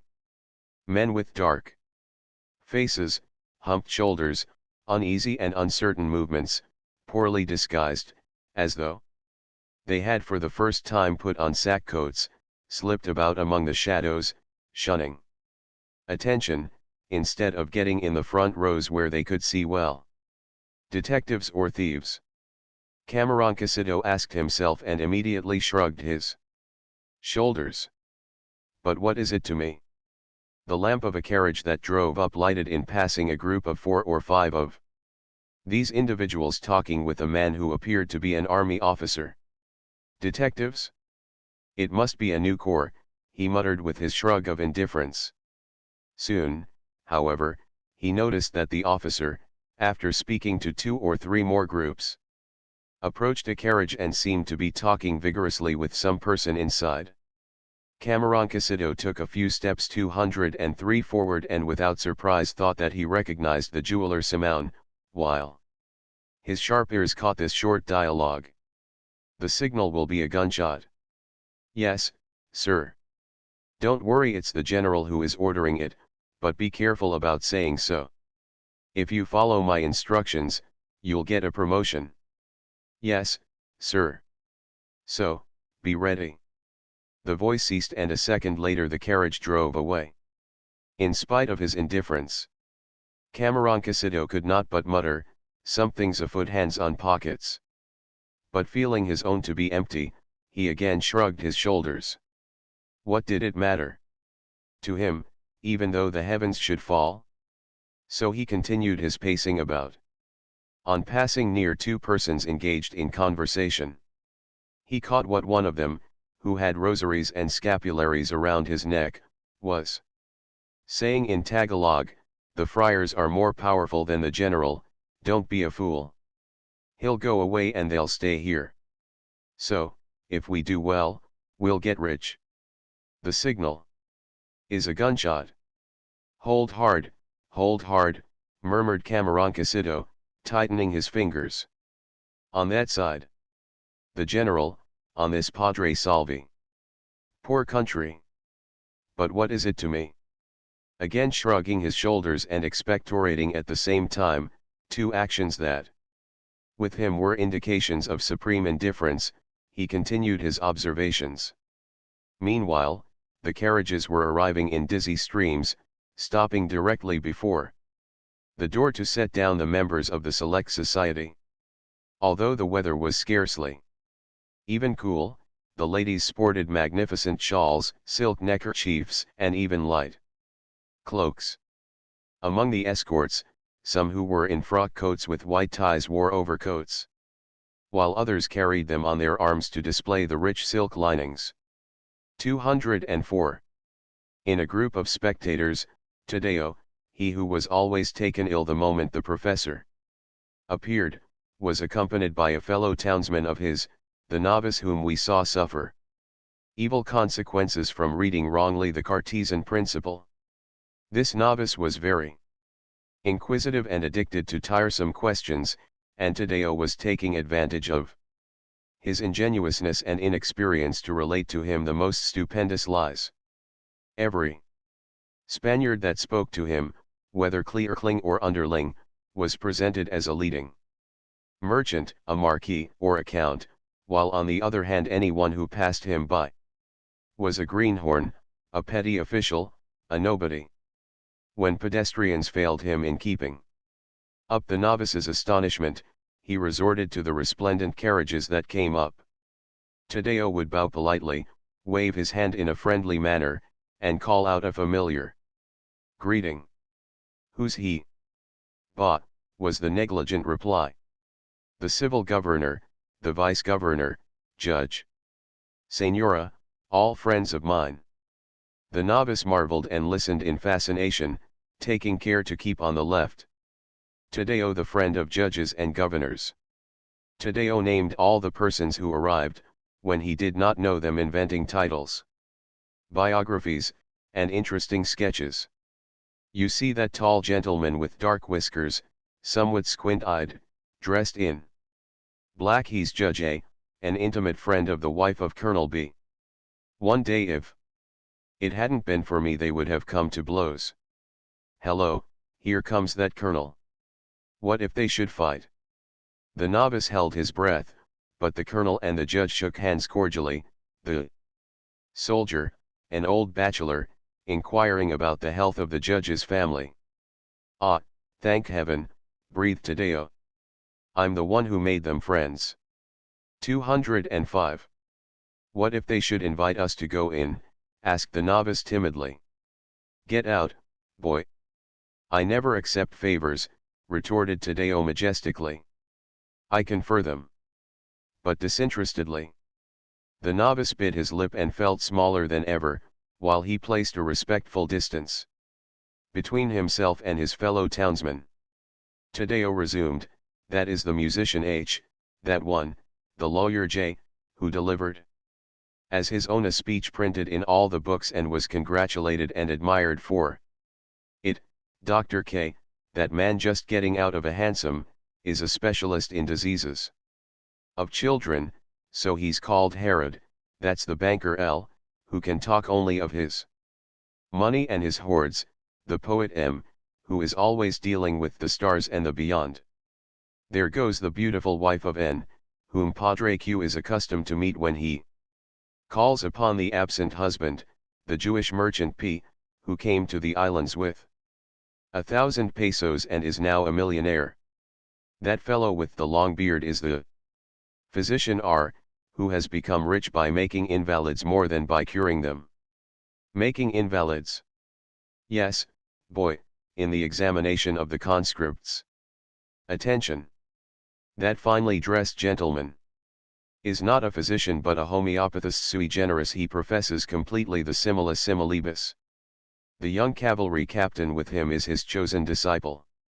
That man in a light suit, with his hat tilted back, is the government clerk whose maxim is never to be polite, and who rages like a demon when he sees a hat on anyone else's head. They say that he does it to ruin the German hatters. The man just arriving with his family is the wealthy merchant C, who has an income of over 100,000 pesos.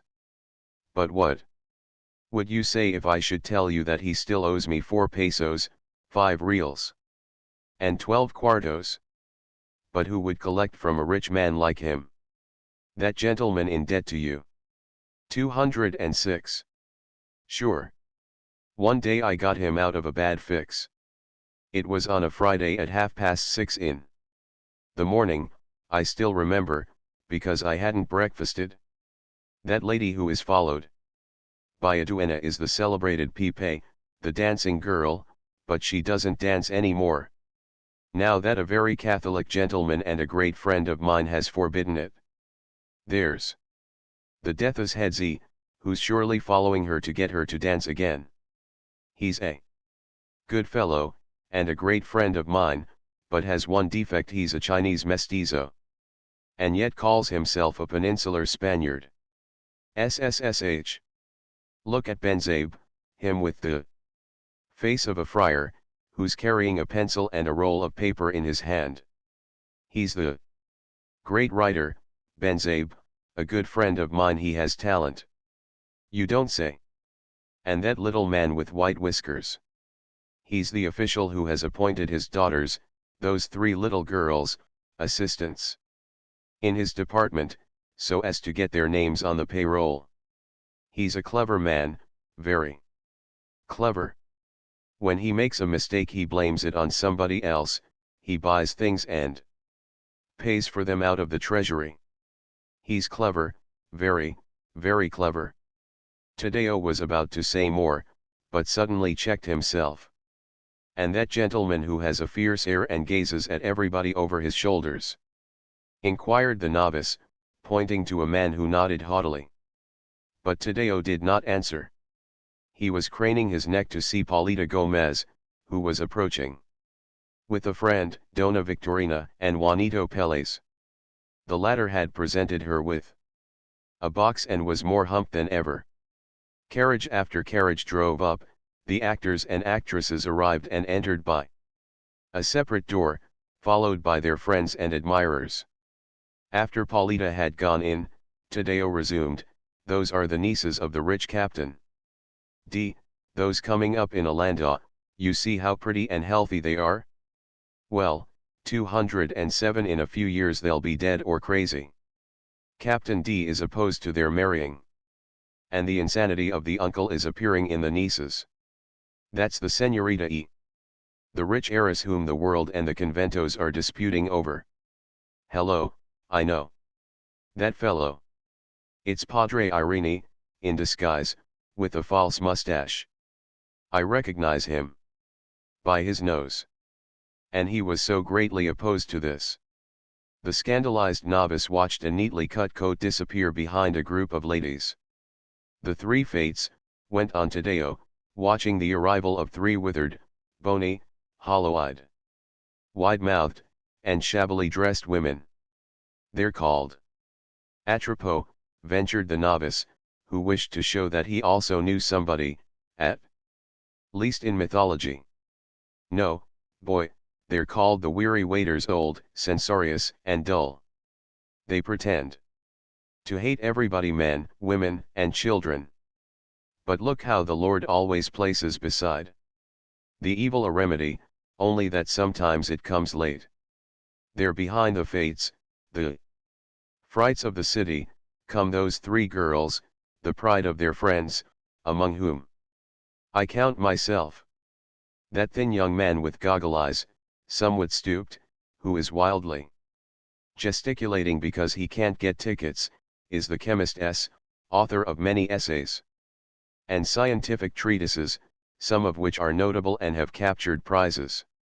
The Spaniards say of him, there's some hope for him, some hope for him. The fellow who is soothing him with his Voltairian smile is the poet T., a young man of talent. A great friend of mine, and, for the very reason that he has talent, he has thrown away his pen. That fellow who is trying to get in with the actors by the other door is the young physician U, who has effected some remarkable cures. It's also said of him that he promises well. He's not such a scoundrel as Pelés, but he's cleverer and slyer still. I believe that he'd shake dice with death and win. And that brown gentleman with a mustache like hog bristles. 208. Ah, that's the merchant F, who forges everything, even his baptismal certificate. He wants to be a Spanish mestizo at any cost, and is making heroic efforts to forget his native language. But his daughters are very white. Yes, that's the reason rice has gone up in price, and yet they eat nothing but bread. The novice did not understand the connection between the price of rice and the whiteness of those girls, but he held his peace. There goes the fellow that's engaged to one of them, that thin brown youth who is following them with a lingering movement and speaking with a protecting air to the three friends who are laughing at him. He's a martyr to his beliefs, to his consistency. The novice was filled with admiration and respect for the young man. He has the look of a fool, and he is one, continued Tadeo. He was born in San Pedro Macati and has inflicted many privations upon himself. He scarcely ever bathes or eats pork, because, according to him, the Spaniards don't do those things, and for the same reason he doesn't eat rice and dried fish, although he may be watering at the mouth and dying of hunger. Anything that comes from Europe, rotten or preserved, he considers divine. A month ago Basilio cured him of a severe attack of gastritis, for he had eaten a jar of mustard to prove that he's a European. At that moment the orchestra struck up a waltz. You see that gentleman, that hypochondriac who goes along turning his head from side to side, seeking salutes? That's the celebrated governor of Pangasinan, a good man, who loses his appetite whenever any Indian fails to salute him. He would have died if he hadn't issued the proclamation about salutes to which he owes his celebrity. Poor fellow, it's only been 3 days since he came from the province, and look how thin he has become. Oh, here's the great man, the illustrious. Open your eyes. 209. Who? That man with knitted brows. Yes, that's Don Custodio, the liberal, Don Custodio. His brows are knit because he's meditating over some important project. If the ideas he has in his head were carried out, this would be a different world. Ah, here comes Macarig, your housemate. It was in fact Macarig, with Pecson, Sandoval, and Isagani. Upon seeing them, Tadeo advanced and spoke to them. Aren't you coming in? Macarig asked him. We haven't been able to get tickets. Fortunately, we have a box, replied Macarig. Basilio couldn't come. Both of you come in with us. Tadeo did not wait for the invitation to be repeated, but the novice, fearing that he would intrude, with the timidity natural to the provincial Indian, excused himself. Nor could he be persuaded to enter. 210. 1 boiled shrimp tr upward arrow. 2 Uncle Frank. Tr upward arrow. 3 Message Rise Maritimes, a French line of steamers in the Oriental trade tr upward arrow. Contents. Chapter XXII. The performance. The interior of the theater presented a lively aspect. It was filled from top to bottom, with people standing in the corridors and in the aisles, fighting to withdraw a head from some hole where they had inserted it, or to shove an eye between a collar and an ear. The open boxes, occupied for the most part by ladies, looked like baskets of flowers, whose petals the fans shook in a light breeze, wherein hummed 1,000 bees. However, just as there are flowers of strong or delicate fragrance, flowers that kill and flowers that console, so from our baskets were exhaled like emanations. There were to be heard dialogues, conversations, remarks that bit and stung. 3 or 4 boxes, however, were still vacant, in spite of the lateness of the hour. The performance had been advertised for 8:30 and it was already 8:45, but the curtain did not go up, as His Excellency had not yet arrived. The gallery gods, impatient and uncomfortable in their seats, started a racket, clapping their hands and pounding the floor with their canes. Boom boom boom. Ring up the curtain. Boom boom boom. The artillerymen were not the least noisy. Emulators of Mars, as Benzabe called them. They were not satisfied with this music, thinking themselves perhaps at a bullfight. They made remarks at the ladies who passed before them in words that are euphemistically called flowers in Madrid, although at times they seem more like foul weeds. Without heeding the furious looks of the husbands, they 211 bandied from one to another the sentiments and longings inspired by so many beauties. In the reserved seats, where the ladies seemed to be afraid to venture, as few were to be seen there, a murmur of voices prevailed amid suppressed laughter and clouds of tobacco smoke. They discussed the merits of the players and talked scandal, wondering if His Excellency had quarreled with the friars, if his presence at such a show was a defiance or mere curiosity. Others gave no heed to these matters, but were engaged in attracting the attention of the ladies, throwing themselves into attitudes more or less interesting and statuesque, flashing diamond rings, especially when they thought themselves the foci of insistent opera glasses, while yet another would address a respectful salute to this or that senora or senorita, at the same time lowering his head gravely to whisper to a neighbor, "How ridiculous she is! And such a bore!" The lady would respond with one of her most gracious smiles and an enchanting nod of her head, while murmuring to a friend sitting near, amid lazy flourishes of her fan, "How impudent he is! He's madly in love, my dear." Meanwhile, the noise increased. There remained only 2 vacant boxes, besides that of His Excellency, which was distinguished by its curtains of red velvet.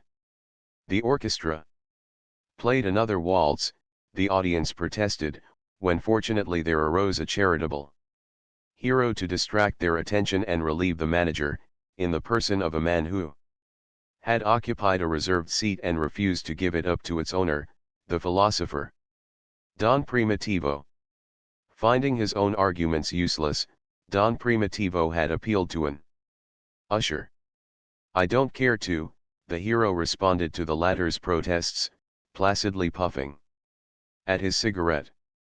The usher appealed to the manager. "I don't care to," was the response. As he settled back in the seat, the manager went away, while the artillerymen in the gallery began to sing out encouragement to the usurper. Our hero, now that he had attracted general attention, 212 thought that to yield would be to lower himself, so he held on to the seat, while he repeated his answer to a pair of guards the manager had called in. These, in consideration of the rebels' rank, went in search of their corporal, while the whole house broke out into applause at the firmness of the hero, who remained seated like a Roman senator. Hisses were heard, and the inflexible gentleman turned angrily to see if they were meant for him, but the galloping of horses resounded and the stir increased. One might have said that a revolution had broken out, or at least a riot, but no, the orchestra had suspended the waltz and was playing the royal march. It was His Excellency, the Captain General and Governor of the Islands, who was entering.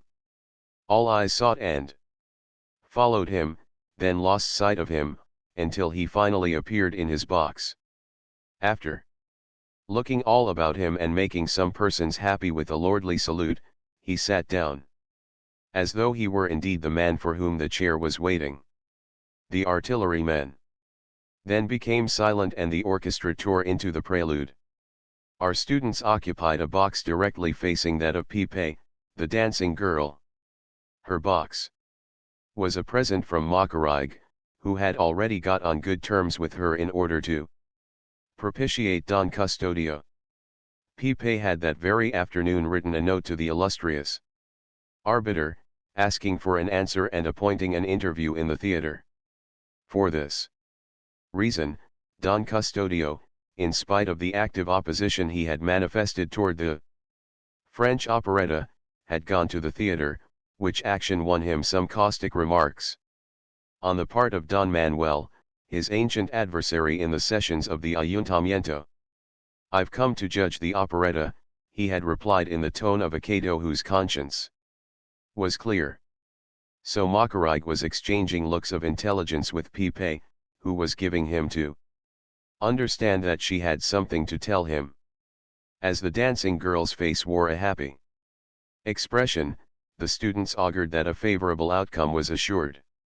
Sandoval, who had just returned 213 from making calls in other boxes, also assured them that the decision had been favorable. That very afternoon the Superior Commission had considered and approved it. Every one was jubilant, even Pekson having laid aside his pessimism when he saw the smiling Pipe display a note. Sandoval and Macarig congratulated one another, Isagani alone remaining cold and unsmiling. What had happened to this young man? Upon entering the theatre, Isagani had caught sight of Paulita in a box, with Juanito Peles talking to her. He had turned pale, thinking that he must be mistaken. But no, it was she herself, she who greeted him with a gracious smile, while her beautiful eyes seemed to be asking pardon and promising explanations. The fact was that they had agreed upon Isagani's going first to the theatre to see if the show contained anything improper for a young woman, but now he found her there, and in no other company than that of his rival. What passed in his mind is indescribable.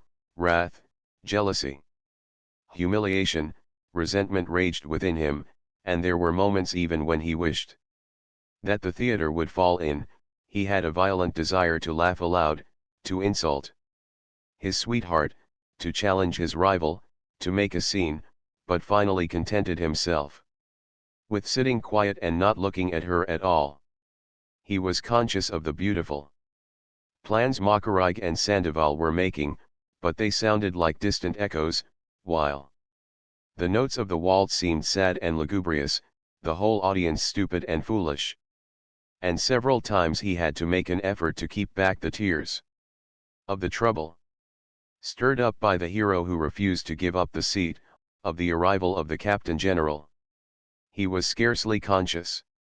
He stared toward the drop curtain, on which was depicted a kind of gallery with sumptuous red hangings, affording a view of a garden in which a fountain played, yet how sad the gallery looked to him and how melancholy the painted landscape. 1,000 vague recollections surged into his memory like distant echoes of music heard in the night, 214 like songs of infancy, the murmur of lonely forests and gloomy rivulets, moonlit nights. On the shore of the sea spread wide before his eyes. So the enamored youth considered himself very wretched and stared fixedly at the ceiling so that the tears should not fall from his eyes. A burst of applause drew him from these meditations. The curtain had just risen, and the merry chorus of peasants of Cornevally was presented, all dressed in cotton caps, with heavy wooden sabots on their feet. Some 6 or 7 girls, well rouged on the lips and cheeks, with large black circles around their eyes to increase their brilliance, displayed white arms, fingers covered with diamonds, round and shapely limbs. While they were chanting the Norman phrase Allez, marches. Allez, marches, they smiled at their different admirers in the reserved seats with such openness that Don Custodio, after looking toward Pepe's box to assure himself that she was not doing the same thing with some other admirer, set down in his notebook this indecency. And to make sure of it lowered his head a little to see if the actresses were not showing their knees. Oh, these French women, he muttered, while his imagination lost itself in considerations somewhat more elevated, as he made comparisons and projects. Quavi la tu les cancans de la Esmaine, sang Gertrude, a proud damsel, who was looking roguishly askance at the Captain General. We're going to have the cancan, exclaimed Tadeo, the winner of the first prize in the French class, who had managed to make out this word. Macarig, they're going to dance the cancan. He rubbed his hands gleefully. From the moment the curtain rose, Tadeo had been heedless of the music. He was looking only for the prurient, the indecent, the immoral in actions and dress, and with his scanty French was sharpening his ears to catch the obscenities that the austere guardians of the fatherland had foretold. Sandoval, pretending to know French, had converted himself 215 into a kind of interpreter for his friends. He knew as much about it as Tadeo, but the published synopsis helped him and his fancy supplied the rest. Yes, he said. They're going to dance the cancan, she's going to lead it.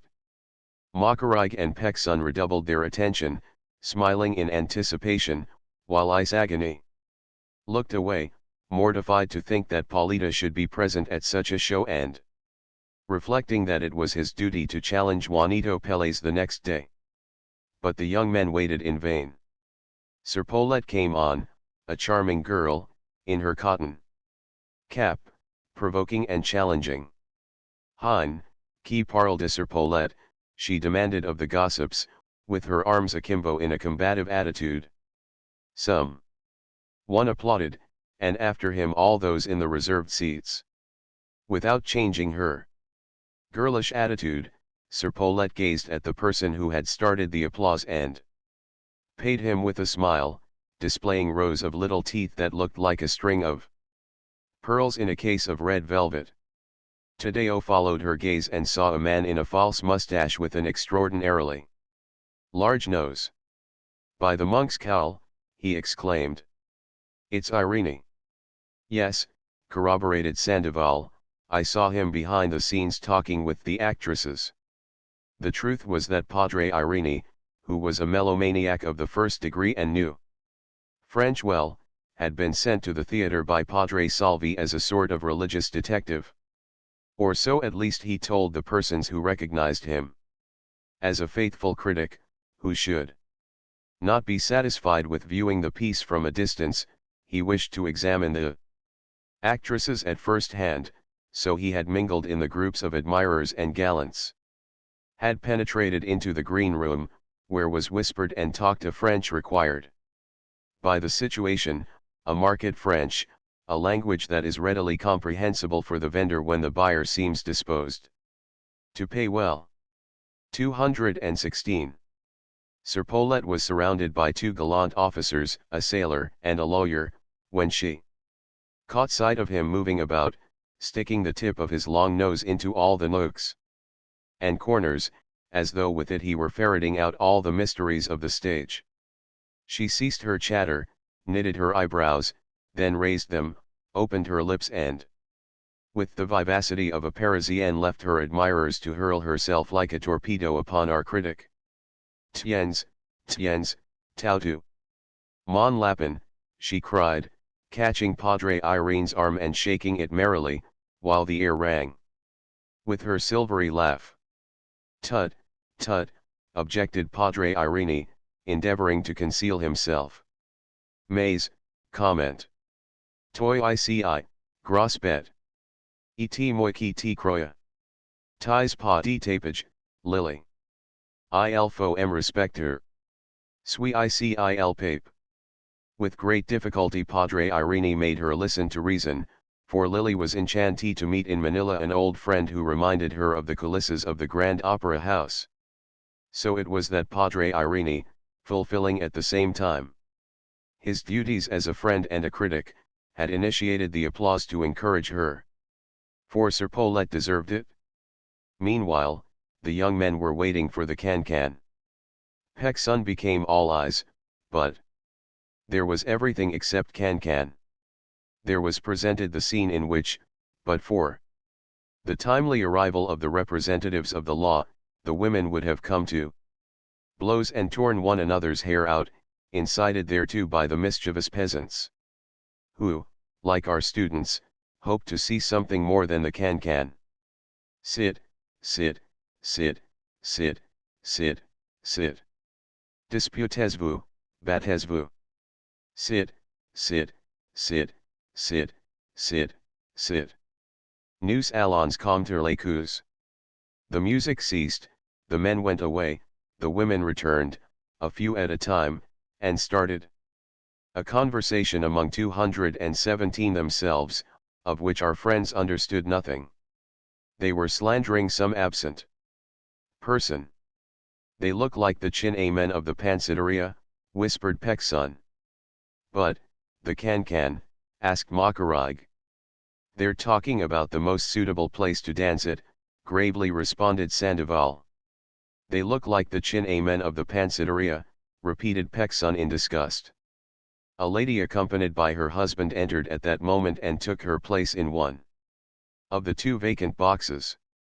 She had the air of a queen and gazed disdainfully at the whole house, as if to say, I've come later than all of you, you crowd of upstarts and provincials, I've come later than you. There are persons who go to the theater like the contestants in a mule race, the last one in, wins, and we know very sensible men who would ascend the scaffold rather than enter a theater before the first act. But the lady's triumph was of short duration. She caught sight of the other box that was still empty, and began to scold her better half, thus starting such a disturbance that many were annoyed. SSH. SSH. The blockheads. As if they understood French, remarked the lady, gazing with supreme disdain in all directions, finally fixing her attention on Juanito's box, whence she thought she had heard an impudent hiss. Juanito was in fact guilty, for he had been pretending to understand everything, holding himself up proudly and applauding at times as though nothing that was said escaped him, and this too without guiding himself by the actor's pantomime, because he scarcely looked toward the stage. The rogue had intentionally remarked to Paulita that, as there was so much more beautiful a woman close at hand, he did not care to strain his eyes looking beyond her. Paulita had blushed, covered her face with her fan, and glanced stealthily toward where Isagani, silent and morose, was abstractedly watching the show. 218. Paulita felt nettled and jealous. Would Isagani fall in love with any of those alluring actresses? The thought put her in a bad humor, so she scarcely heard the praises that Dona Victorina was heaping upon her own favorite. Juanito was playing his part well, he shook his head at times in sign of disapproval. And then there could be heard coughs and murmurs in some parts, at other times he smiled in approbation, and a second later applause resounded. Dona Victorina was charmed, even conceiving some vague ideas of marrying the young man the day Don Tiburcio should. Di Juanito knew French and de Espadana didn't. Then she began to flatter him, nor did he perceive the change in the drift of her talk, so occupied was he in watching a Catalan merchant who was sitting next to the Swiss consul. Having observed that they were conversing in French, Juanito was getting his inspiration from their countenances, and thus grandly giving the cue to those about him. Scene followed scene, character succeeded character, comic and ridiculous like the bailiff and Greenacre, imposing and winsome like the Marquis and Germain. The audience laughed heartily at the slap delivered by Gaspard and intended for the coward Greenacre, which was received by the grave bailiff, whose wig went flying through the air, producing disorder and confusion as the curtain dropped. "Where's the can-can?" inquired Taddeo. But the curtain rose again immediately, revealing a scene in a servant market, with 3 posts on which were affixed signs bearing the announcements, Cervantes, Cochers, and Domestics. Juanito, to improve the opportunity, turned to Dona Victorina and said in a loud voice, so that Paulita might hear and be convinced of his learning: "Cervantes means servants, domestics domestics." "And in what way do the Cervantes differ from the domestics?" asked Paulita. Juanito was not found wanting. "Domestics are those 219 that are domesticated. Haven't you noticed that some of them have the air of savages? Those are the Cervantes." "That's right," added Dona Victorina, "some have very bad manners, and yet I thought that in Europe everybody was cultivated. But as it happens in France, well, I see. SSH. SSH. But what was Juanito's predicament when the time came for the opening of the market, and the beginning of the sale, and the servants who were to be hired placed themselves beside the signs that indicated their class? The men, some 10 or 12 rough characters, in livery, carrying branches in their hands, took their place under the sign domestics." "Those are the domestics," explained Juanito. "Really, they have the appearance of being only recently domesticated," observed Dona Victorina. "Now let's have a look at the savages."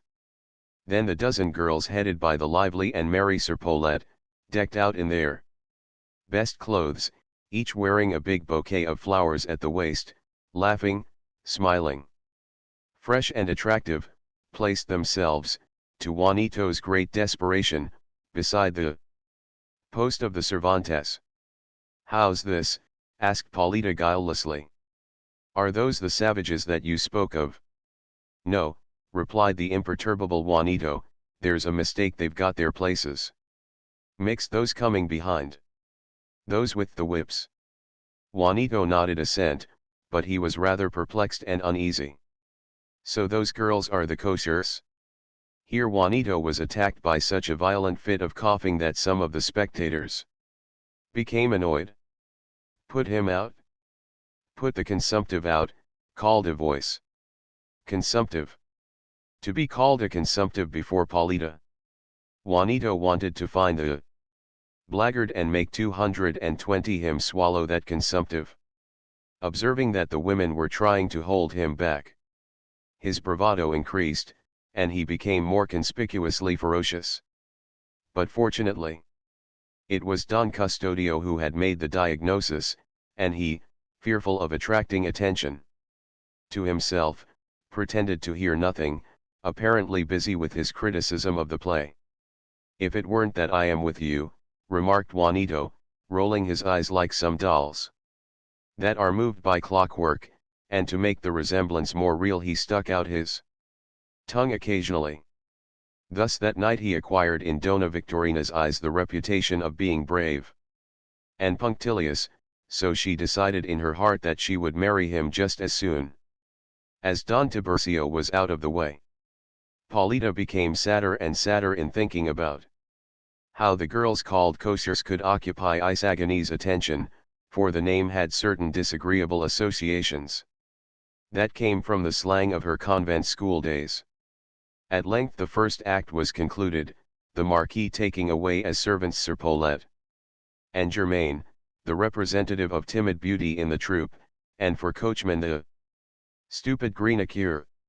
A burst of applause brought them out again holding hands, those who 5 seconds before had been tormenting one another and were about to come to blows, bowing and smiling here and there to the gallant Manila public and exchanging knowing looks with various spectators, while there prevailed the passing tumult occasioned by those who crowded one another to get into the green room and felicitate the actresses, and by those who were going to make calls on the ladies in the boxes. Some expressed their opinions of the play and the players. "Undoubtedly, Sir Paulette is the best," said one with a knowing air. "I prefer Germaine, she's an ideal blonde. But she hasn't any voice." 221. "What do I care about the voice? Well, for shape, the tall one." "Pshaw," said Benzabe, "not a one is worth a straw, not a one is an artist." Benzabe was the critic for El Grito de la Integridad, and his disdainful air gave him great importance in the eyes of those who were satisfied with so little. "Sir Paulette hasn't any voice, nor Germaine grace, nor is that music, nor is it art. Nor is it anything," he concluded with marked contempt. "To set oneself up as a great critic, there is nothing like appearing to be discontented with everything. Besides, the management had sent only 2 seats for the newspaper staff.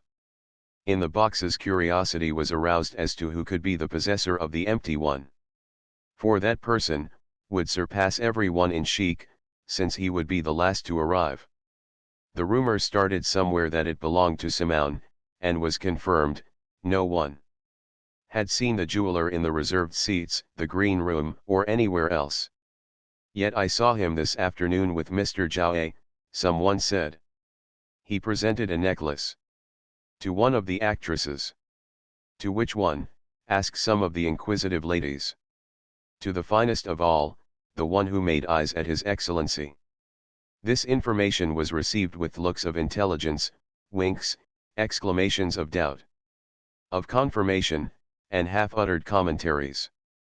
"He's trying to play the Monte Cristo," remarked a lady who prided herself on being literary.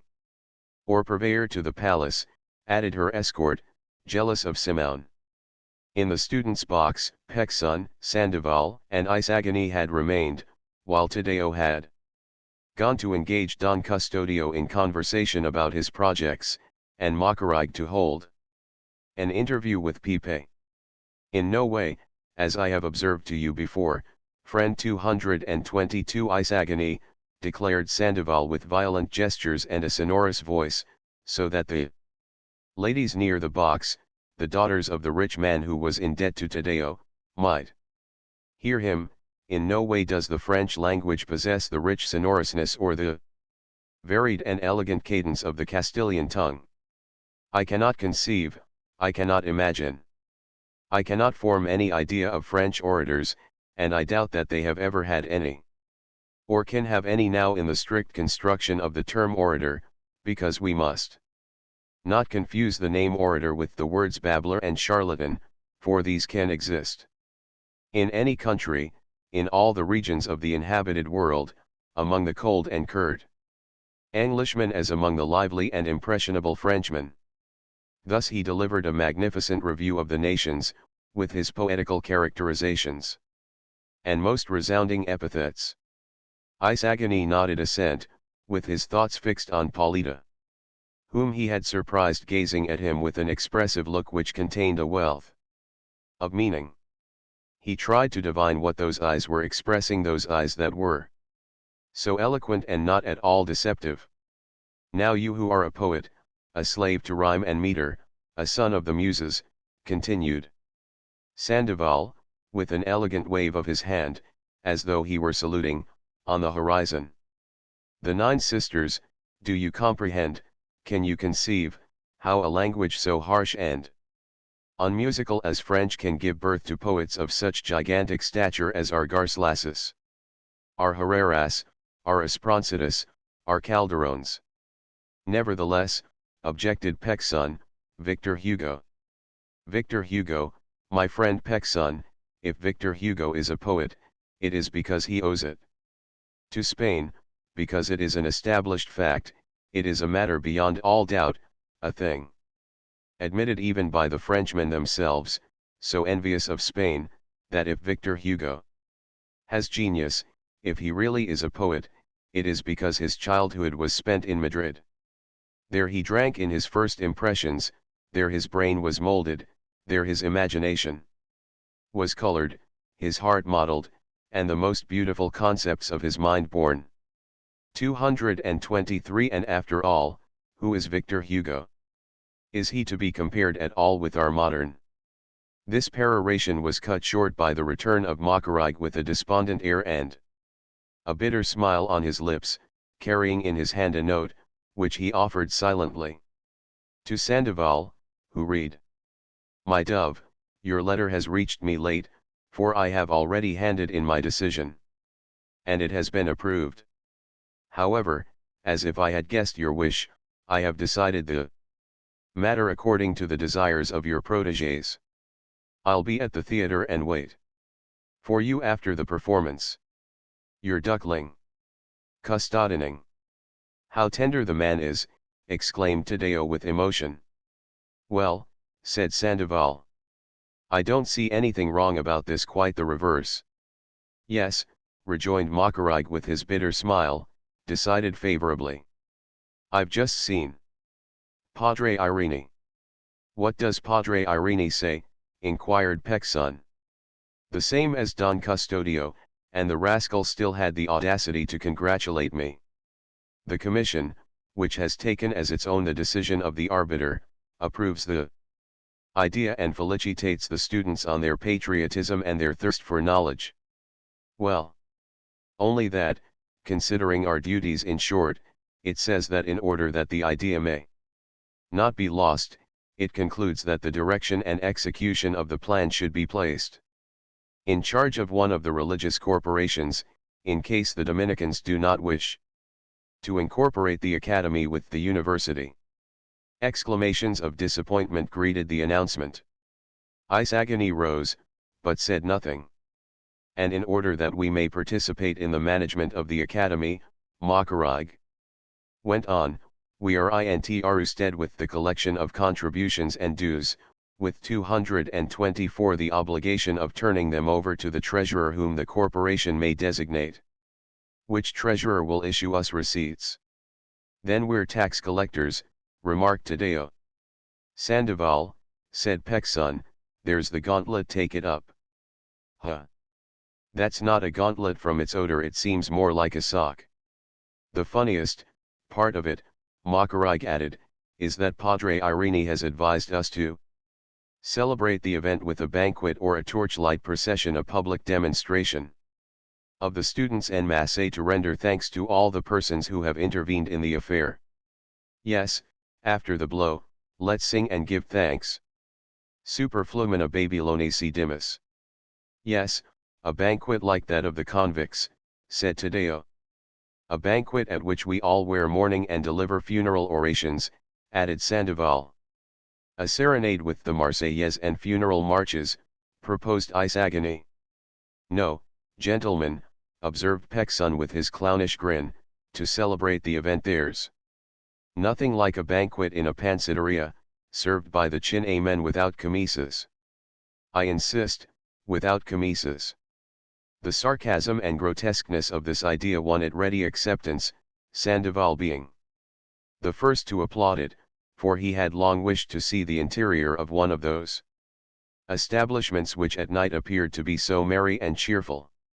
Just as the orchestra struck up for the second act, the young men arose and left the theatre, to the scandal of the whole house. 225. Contents. Chapter XXIII. A corpse. Simon had not, in fact, gone to the theatre. Already, at 7 o'clock in the evening, he had left his house looking worried and gloomy. His servants saw him return twice, accompanied by different individuals, and at 8 o'clock Macaraigue encountered him. pacing along Calle Hospital near the nunnery of Saint Clara, just when the bells of its church were ringing a funeral knell. At 9 Camarón saw him again, in the neighborhood of the theater, speak with a person who seemed to be a student, pay the latter's admission to the show, and again disappear among the shadows of the trees. "What is it to me?" again muttered Camarón.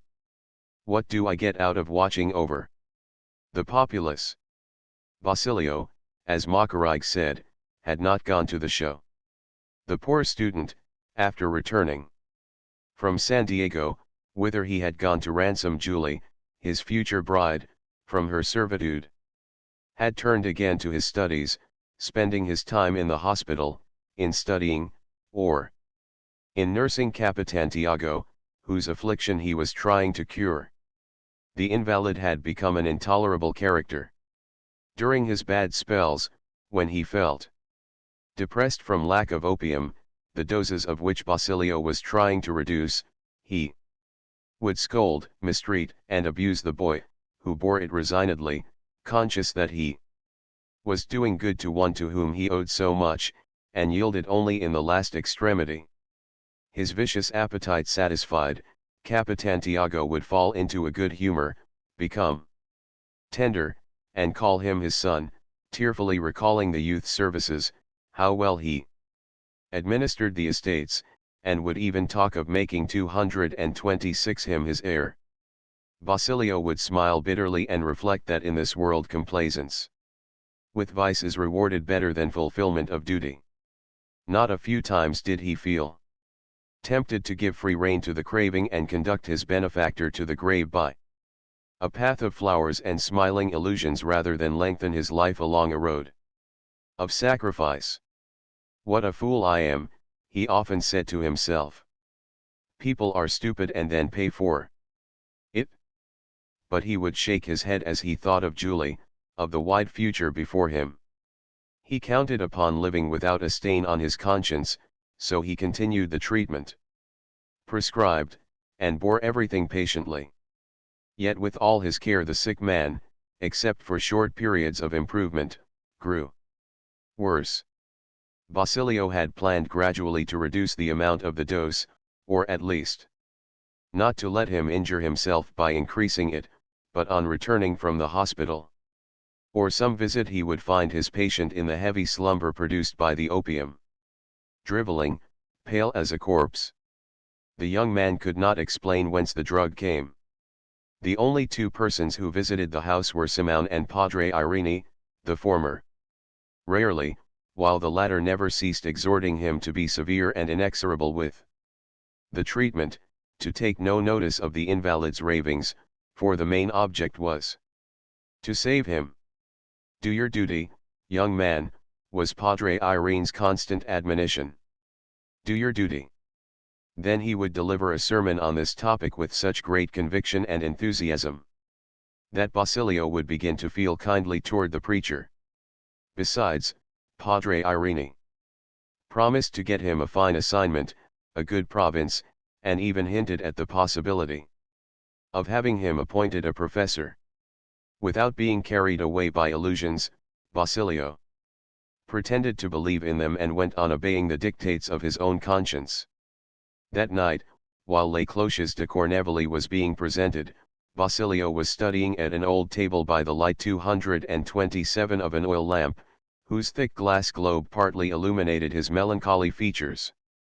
An old skull, some human bones, and a few books carefully arranged covered the table, whereon there was also a pan of water with a sponge.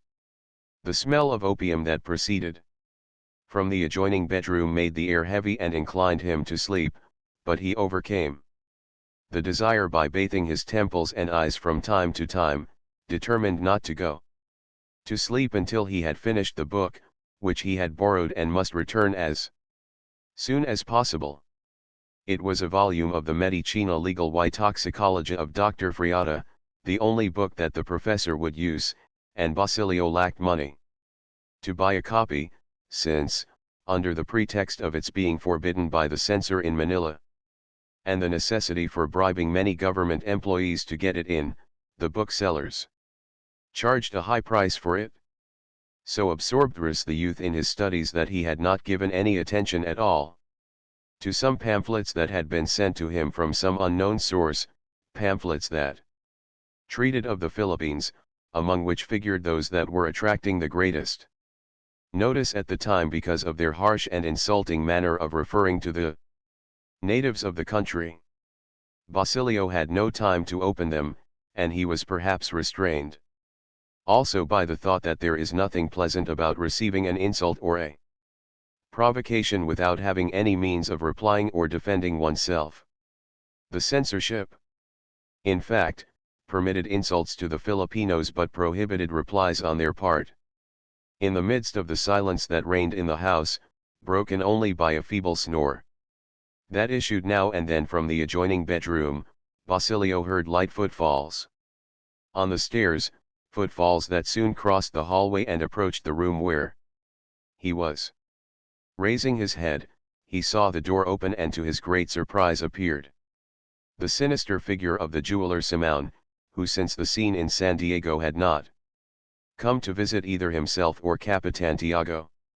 "How is the sick man?" he inquired, throwing a rapid 228 glance about the room and fixing his attention on the pamphlets, the leaves of which were still uncut. "The beating of his heart is scarcely perceptible, his pulse is very weak, his appetite entirely gone," replied Basilio in a low voice with a sad smile. "He sweats profusely." In the early morning, noticing that Simon kept his face turned toward the pamphlets and fearing that he might reopen the subject of their conversation in the wood, he went on, "His system is saturated with poison. He may die any day, as though struck by lightning. The least irritation, any excitement may kill him." "Like the Philippines," observed Simon lugubriously. Basilio was unable to refrain from a gesture of impatience, but he was determined not to recur to the old subject, so he proceeded as if he had heard nothing. "What weakens him the most is the nightmares, his terrors." "Like the government," again interrupted Simon. "Several nights ago he awoke in the dark and thought that he had gone blind. He raised a disturbance, lamenting and scolding me, saying that I had put his eyes out. When I entered his room with a light he mistook me for Padre Irene and called me his savior." "Like the government, exactly." "Last night," continued Basilio, paying no attention, "he got up begging for his favorite gamecock, the one that died 3 years ago, and I had to give him a chicken. Then he heaped blessings upon me and promised me many thousands." At that instant a clock struck 10:30. Simon shuddered and stopped the youth with a gesture.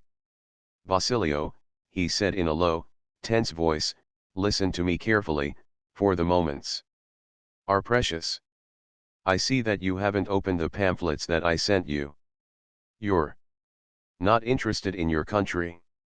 The youth started to protest.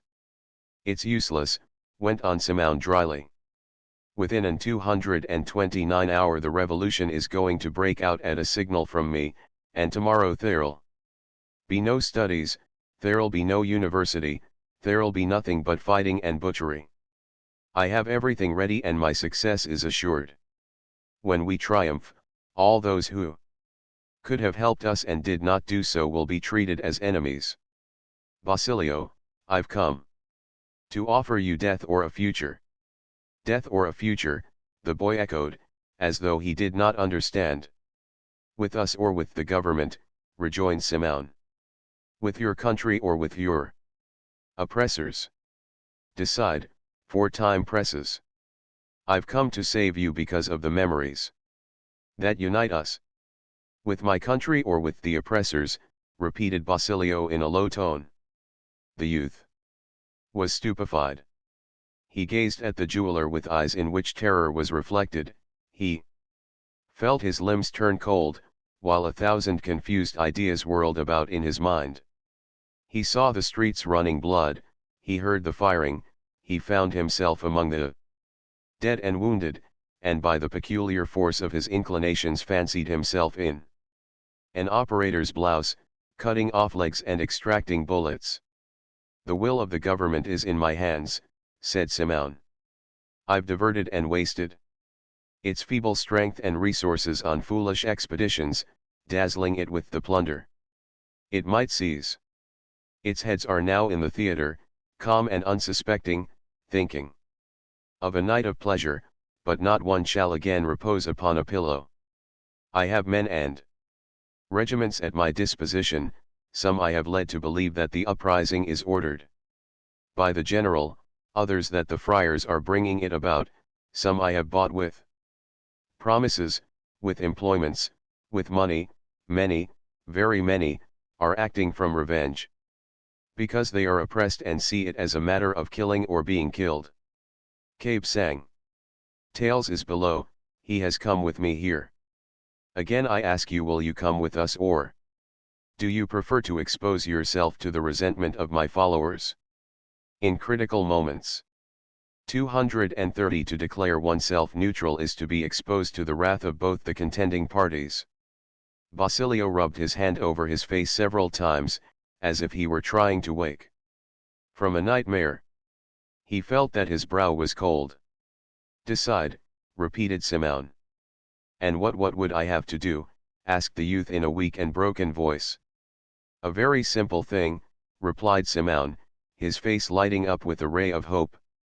"As I have to direct the movement, I cannot get away from the scene of action. I want you, while the attention of the whole city is directed elsewhere, at the head of a company to force the doors of the nunnery of St. Clara and take from there a person whom only you, besides myself and Capitan Tiago, can recognize. You'll run no risk at all." "Maria Clara," exclaimed Basilio. "Yes, Maria Clara," repeated Simeon, and for the first time his voice became human and compassionate. "I want to save her I have wished to live, I have returned. I am starting the revolution, because only a revolution can open the doors of the nunneries." "I," sighed Basilio, clasping his hands. "You've come late, too late." "Why?" inquired Simeon with a frown. "Maria Clara is dead." Simeon arose with a bound and stood over the youth. "She's dead?" he demanded in a terrible voice. "This afternoon, at 6. By now she must be." "It's a lie," roared Simeon, pale and beside himself. "It's false. Maria Clara lives. Maria Clara must live. It's a cowardly excuse. She's not dead, and this night I'll free her, or tomorrow you die." Basilio shrugged his shoulders. "Several days ago she was taken ill and I went to the nunnery for news of her. Look, here is Padre Salvi's letter, brought by Padre Irene." Capitan Tiago wept all the evening, kissing his daughter's 231 picture and begging her forgiveness, until at last he smoked an enormous quantity of opium. This evening her knell was tolled. "Ah!" exclaimed Simeon, pressing his hands to his head and standing motionless. He remembered to have actually heard the knell while he was pacing about in the vicinity of the nunnery. "Dead," he murmured in a voice so low that it seemed to be a ghost whispering. "Dead. Dead without my having seen her, dead without knowing that I lived for her, dead. Feeling a terrible storm, a tempest of whirlwind and thunder without a drop of water. Sobs without tears, cries without words, rage in his breast and threatened to burst out like burning lava long repressed, he rushed precipitately from the room. Basilio heard him descend the stairs with unsteady tread, stepping heavily. He heard a stifled cry, a cry that seemed to presage death, so solemn, deep, and sad that he arose from his chair pale and trembling, but he could hear the footsteps die away and the noisy closing of the door to the street. "Poor fellow," he murmured, while his eyes filled with tears. Heedless now of his studies, he let his gaze wander into space as he pondered over the fate of those two beings, he young, rich, educated, master of his fortunes, with a brilliant future. Before him, she fair as a dream, pure, full of faith and innocence, nurtured amid love and laughter, destined to a happy existence, to be adored in the family and respected in the world, and yet of those two beings, filled with love, with illusions and hopes. By a fatal destiny he wandered over the world, dragged ceaselessly through a whirl of blood and tears, sowing evil instead of doing good, undoing virtue and encouraging vice, while she was dying in the mysterious shadows of the cloister where she had sought peace and perhaps found suffering, where she entered pure and stainless and expired like a crushed flower. 232. Sleep in peace, ill-starred daughter of my hapless fatherland. Bury in the grave the enchantments of youth, faded in their prime. When a people cannot offer its daughters a tranquil home under the protection of sacred liberty, when a man can only leave to his widow blushes, tears to his mother, and slavery to his children, you do well to condemn yourself to perpetual chastity, stifling within you the germ of a future generation accursed. Well for you that you have not to shudder in your grave, hearing the cries of those who groan in darkness, of those who feel that they have wings and yet are fettered, of those who are stifled from lack of liberty. Go, go with your poet's dreams into the regions of the infinite, spirit of woman dim-shadowed in the moonlight's beam, whispered in the bending arches of the bamboo brakes. Happy she who dies lamented, she who leaves in the heart that loves her a pure picture, a sacred remembrance, unspotted by the base passions engendered by the years. Go, we shall remember you. In the clear air of our native land, under its azure sky, above the billows of the lake set amid sapphire hills and emerald shores, in the crystal streams, shaded by the bamboos, bordered by flowers, enlivened by the beetles and butterflies, with their uncertain and wavering flight as though playing with the air, in the silence of our forests, in the singing of our rivers, in the diamond showers of our waterfalls, in the resplendent light of our moon, in the sighs of the night breeze, in all that may call up the vision of the beloved, we must eternally see you as we dreamed of you, fair, beautiful, radiant with hope, pure as the light, yet still sad and melancholy in the contemplation of our woes. 233. Contents. Chapter XXIV. Dreams. Amor, que astro iris.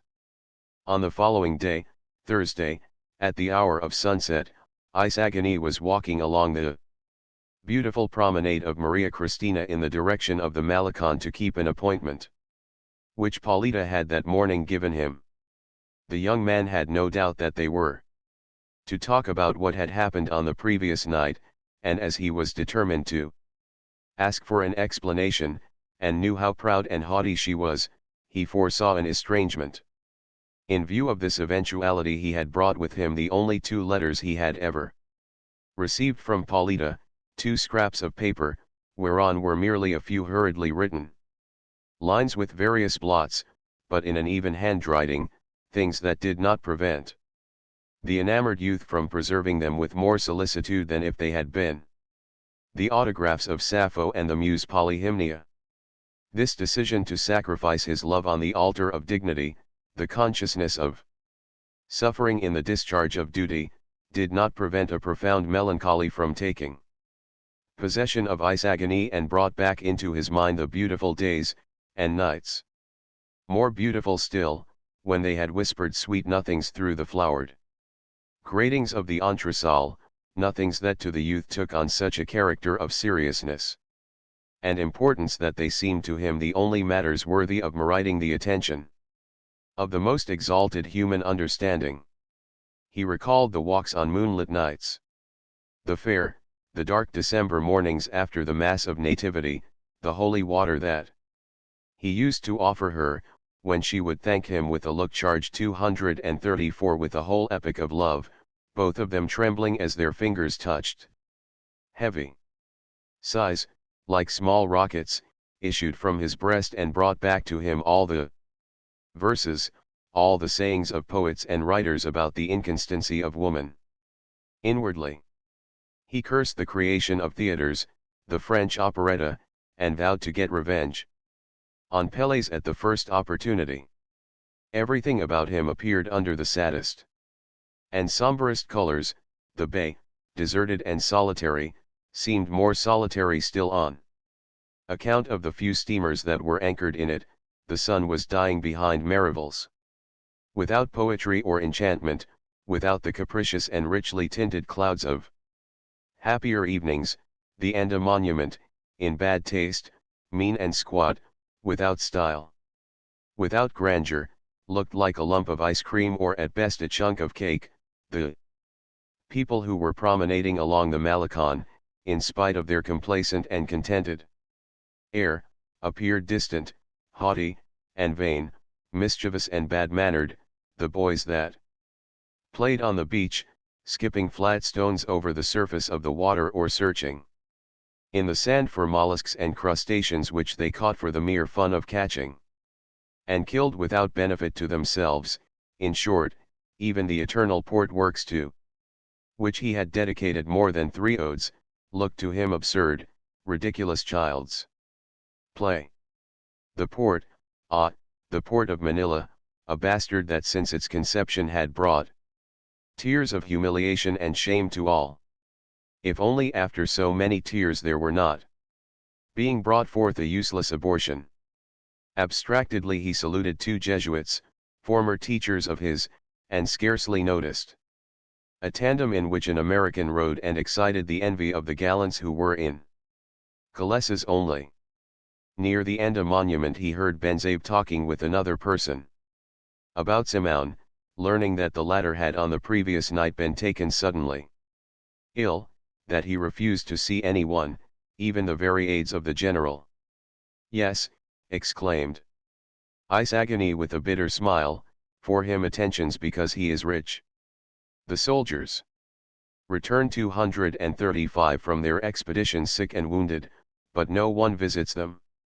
Musing over these expeditions, over the fate of the poor soldiers, over the resistance offered by the islanders to the foreign yoke, he thought that, death for death, if that of the soldiers was glorious because they were obeying orders, that of the islanders was sublime because they were defending their homes. 1. A strange destiny, that of some peoples, he mused. Because a traveler arrives at their shores, they lose their liberty and become subjects and slaves, not only of the traveler, not only of his heirs, but even of all his countrymen, and not for a generation, but for all time. A strange conception of justice. Such a state of affairs gives ample right to exterminate every foreigner as the most ferocious monster that the sea can cast up. He reflected that those islanders, against whom his country was waging war, after all were guilty of no crime other than that of weakness. The travelers also arrived at the shores of other peoples, but finding them strong made no display of their strange pretension. With all their weakness the spectacle they presented seemed beautiful to him, and the names of the enemies, whom the newspapers did not fail to call cowards and traitors, appeared glorious to him, as they succumbed with glory amid the ruins of their crude fortifications, with greater glory even than the ancient Trojan heroes. For those islanders had carried away no Philippine Helen.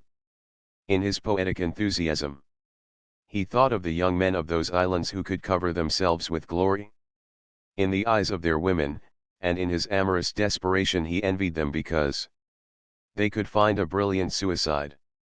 236. Ah, I should like to die, he exclaimed, be reduced to nothingness, leave to my native land a glorious name, perish in its cause, defending it from foreign invasion. And then let the sun afterwards illumine my corpse, like a motionless sentinel on The rocks of the sea. The conflict with the Germans too came into his mind, and he almost felt sorry that it had been adjusted. He would gladly have died for the Spanish-Filipino banner before submitting to the foreigner. Because, after all, he mused, with Spain we are united by firm bonds. The past, history, religion, language. Language, yes, language. A sarcastic smile curled his lips. That very night they would hold a banquet in the Pansiteria to celebrate the demise of the Academy of Castilian. He sighed, provided the liberals in Spain are like those we have here, in a little while the mother country will be able to count the number of the faithful. Slowly the night descended, and with it melancholy settled more heavily upon the heart of the young man, who had almost lost hope of seeing Paulita. The promenaders one by one left the Malecon for the Luneta, the music from which was borne to him in snatches of melodies on the fresh evening breeze. The sailors on a warship anchored in the river performed their evening drill, skipping about among the slender ropes like spiders. The boats one by one lighted their lamps, thus giving signs of life, while the beach do el viento riza las cola das olas. Que con blando murmullo en la ribera. Se deslizan veloces por si salas. 3. 237. As Alajos says, exhaled in the distance thin vapors that the moon, now at its full, gradually converted into mysterious transparent gauze. A distant sound became audible, a noise that rapidly approached. Isagani turned his head and his heart began to beat violently. A carriage was coming, drawn by white horses, the white horses that he would know among 100,000. In the carriage rode Paulita and her friend of the night before, with Dona Victorina.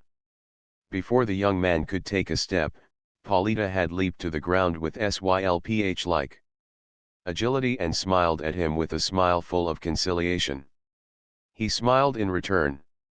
And it seemed to him that all the clouds, all the black thoughts that before had beset him, vanished like smoke. The sky lighted up, the breeze sang, flowers covered the grass by the roadside. But unfortunately Dona Victorina was there, and she pounced upon the young man to ask him for news of Don Tiburcio, since Isagani had undertaken to discover his hiding place by inquiry among the students he knew. No one has been able to tell me up to now, he answered, and he was telling the truth. For Don Tiburcio was really hidden in the house of the youth's own uncle, Padre Florentino. Let him know, declared Dona Victorina furiously, that I'll call in the civil guard. Alive or dead, I want to know where he is, because one has to wait 10 years before marrying again. Isagani gazed at her in fright. Dona Victorina was thinking of remarrying. Who could the unfortunate be? What do you think of Juanito Pérez? She asked him suddenly. Juanito? Isagani knew not what to reply. He was tempted to tell all the evil he knew of Pérez, but a feeling of delicacy triumphed in his heart, and he spoke well of his rival, for the very reason that he was such. Dona Victorina, entirely satisfied and becoming enthusiastic, then 238 broke out into exaggerations of Pélez's merits, and was already going to make Isagani a confidant of her new passion when Paulita's friend came running to say that the former's fan had fallen among the stones of the beach, near the Malecon. Stratagem or accident, the fact is that this mischance gave an excuse for the friend to remain with the old woman, while Isagani might talk with Paulita. Moreover, it was a matter of rejoicing to Dona Victorina, since to get Juanito for herself she was favoring Isagani's love. Paulita had her plan ready. On thanking him she assumed the role of the offended party, showed resentment, and gave him to understand that she was surprised to meet him there, when everybody was on the Luneta, even the French actresses. You made the appointment for me, how could I be elsewhere? Yet last night you did not even notice that I was in the theater. I was watching You all the time and you never took your eyes off those coasters. So they exchanged parts. Isagani, who had come to demand explanations, found himself compelled to give them and considered himself very happy when Paulita said that she forgave him. In regard to her presence at the theater, he even had to thank her for that, forced by her aunt, she had decided to go in the hope of seeing him during the performance. Little she cared for Juanito Pérez. My aunt's the one who is in love with him, she said with a merry laugh. Then they both laughed, for the marriage of Pérez with Dona Victorina made them really happy, and they saw it already an accomplished fact, until Isagani remembered that Don Tiburcio was still living and confided the secret to his sweetheart, after exacting her promise that she would tell no one. Paulita promised, with the mental reservation of relating it to her friend. This led the conversation to Isagani's town, surrounded 239 by forests, situated on the shore of the sea which roared at the base of the high cliffs. Isagani's gaze lighted up when he spoke of that obscure spot, a flush of pride overspread his cheeks, his voice trembled, his poetic imagination glowed, his words poured forth burning, charged with enthusiasm, as if he were talking of love to his love, and he could not but exclaim, "Oh, in the solitude of my mountains I feel free, free as the air, as the light that shoots unbridled through space. 1,000 cities, 1,000 palaces, would I give for that spot in the Philippines, where, far from men, I could feel myself to have genuine liberty. There, face to face with nature, in the presence of the mysterious and the infinite, the forest and the sea, I think, speak, and work like a man who knows not tyrants." In the presence of such enthusiasm for his native place, an enthusiasm that she did not comprehend, for she was accustomed to hear her country spoken ill of, and sometimes joined in the chorus herself, Paulita manifested some jealousy, as usual making herself the offended party. But Isagani very quickly pacified her. "Yes," he said, "I loved it above all things. Before I knew you, it was my delight to wander through the thickets, to sleep in the shade of the trees, to seat myself upon a cliff to take in with my gaze the Pacific, which rolled its blue waves before me, bringing to me echoes of songs learned on the shores of free America. Before knowing you, that sea was for me my world, my delight, my love, my dream. When it slept in calm with the sun shining overhead, it was my delight to gaze into the abyss hundreds of feet below me, seeking monsters in the forests of madrepores and coral that were revealed through the limpid blue, enormous serpents that the country folk say leave the forests to dwell in the sea, and there take on frightful forms. Evening, they say, is the time when the sirens appear, and I saw them between the waves, so great was my eagerness that once I thought I could discern them amid the foam, busy in their divine 240 sports. I distinctly heard their songs, songs of liberty, and I made out the sounds of their silvery harps. Formerly I spent hours and hours watching the transformations in the clouds, or gazing at a solitary tree in the plain or a high rock, without knowing why, without being able to explain the vague feelings they awoke in me. My uncle used to preach long sermons to me, and fearing that I would become a hypochondriac, talked of placing me under a doctor's care. But I met you, I loved you, and during the last vacation it seemed that something was lacking there. The forest was gloomy, sad, the river that glides through the shadows, dreary the sea, deserted the sky. Ah, if you should go there once, if your feet should press those paths, if you should stir the waters of the rivulet with your fingers, if you should gaze upon the sea, sit upon the cliff, or make the air ring with your melodious songs, my forest would be transformed into an Eden, the ripples of the brook would sing, light would burst from the dark. Leaves, into diamonds would be converted the dewdrops, and into pearls the foam of the sea. But Paulita had heard that to reach Isagene's home it was necessary to cross mountains, where little leeches abounded, and at the mere thought of them the little coward shivered convulsively. Humored and petted, she declared that she would travel only in a carriage or a railway train. Having now forgotten all his pessimism and seeing only thornless roses about him, Isagene answered, "Within a short time all the islands are going to be crossed with networks of iron rails. Por donde rapidas? Y voladoras? Locomotoras? Corriendo Iran, for, as someone said, then the most beautiful spots of the islands will be accessible to all." 241. Then, but when? When I'm an old woman. Ah, you don't know what we can do in a few years, replied the youth.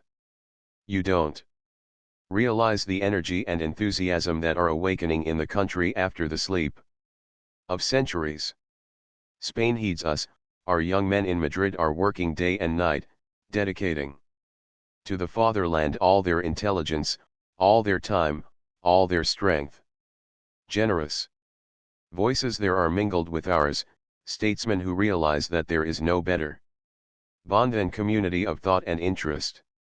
Justice will be meted out to us, and everything points to a brilliant future for all.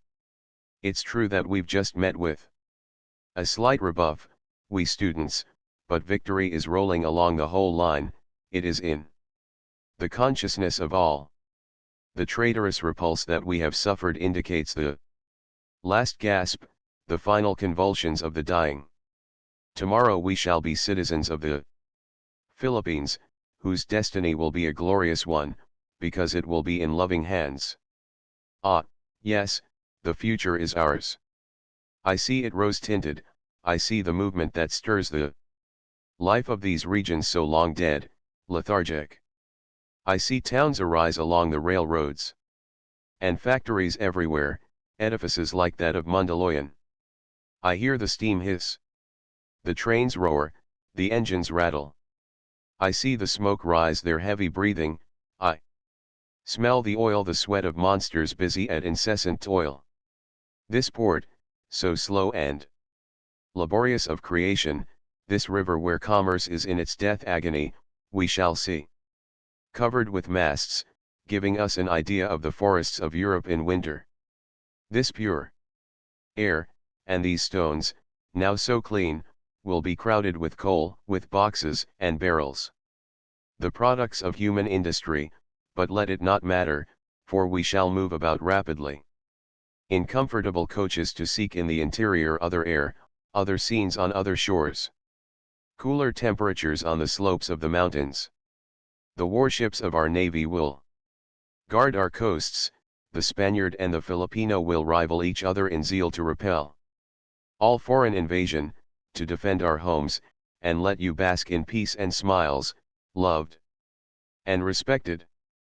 Free from the system of exploitation, 242 without hatred or distrust, the people will labor, because then labor will cease to be a despicable thing, it will no longer be servile, imposed upon a slave. Then the Spaniard will not embitter his character with ridiculous pretensions of despotism, but with a frank look and a stout heart we shall extend our hands to one another. And commerce, industry, agriculture, the sciences, will develop under the mantle of liberty, with wise and just laws, as in prosperous England. 5. Paulita smiled dubiously and shook her head. Dreams, dreams, she sighed. I've heard it said that you have many enemies. Aunt says that this country must always be enslaved. Because your aunt is a fool, because she can't live without slaves.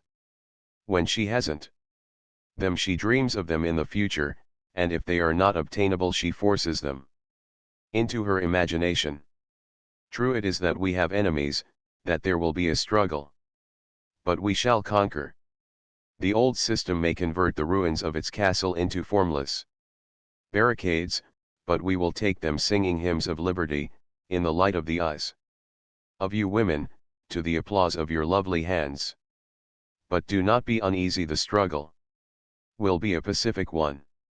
Enough that you spur us to zeal, that you awake in us noble and elevated thoughts and encourage us 243 to constancy, to heroism, with your affection for our reward.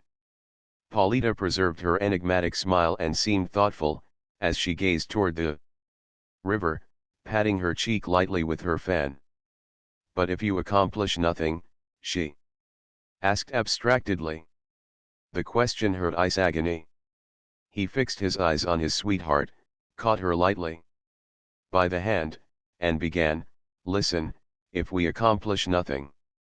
He paused in doubt, then resumed, you know how I love you, how I adore you, you know that I feel myself a different creature when your gaze enfolds me, when I surprise in it the flash of love, but yet if we accomplish nothing, I would dream of another look of yours and would die happy, because the light of pride could burn in your eyes.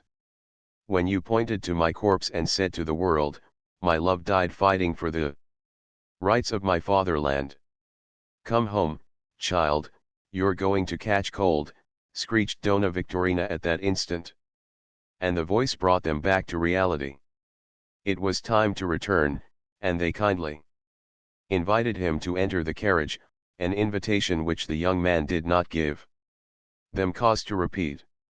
As it was Paulita's carriage, naturally Dona Victorina and the friend occupied the back seat, while the two lovers sat on the smaller one in front.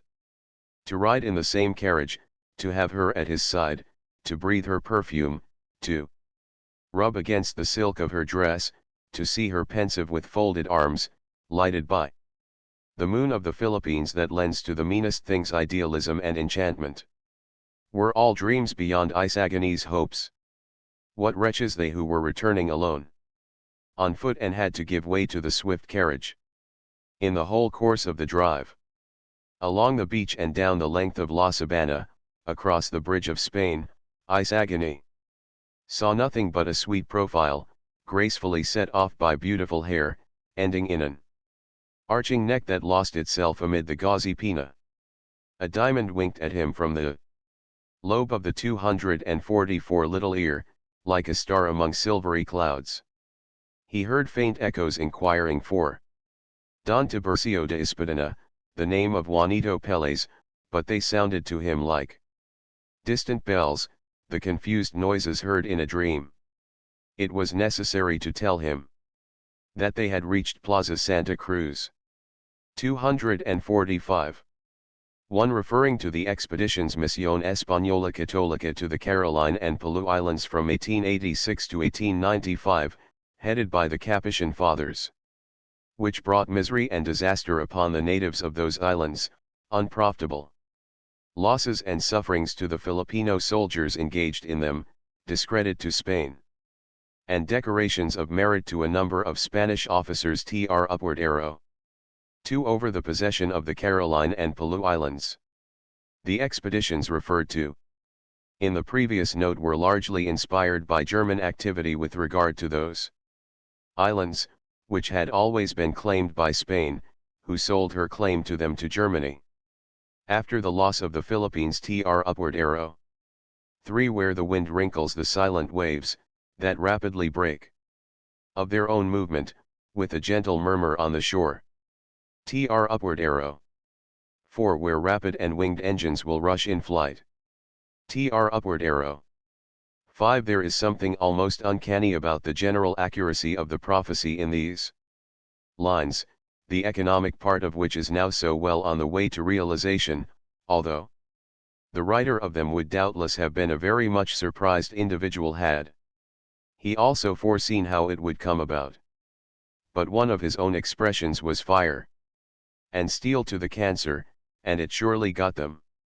On the very day that this passage was translated and this note written, the first commercial liner was tied up at the new docks, which have destroyed the Malecon but raised Manila to the front rank of Oriental seaports, and the final revision is made.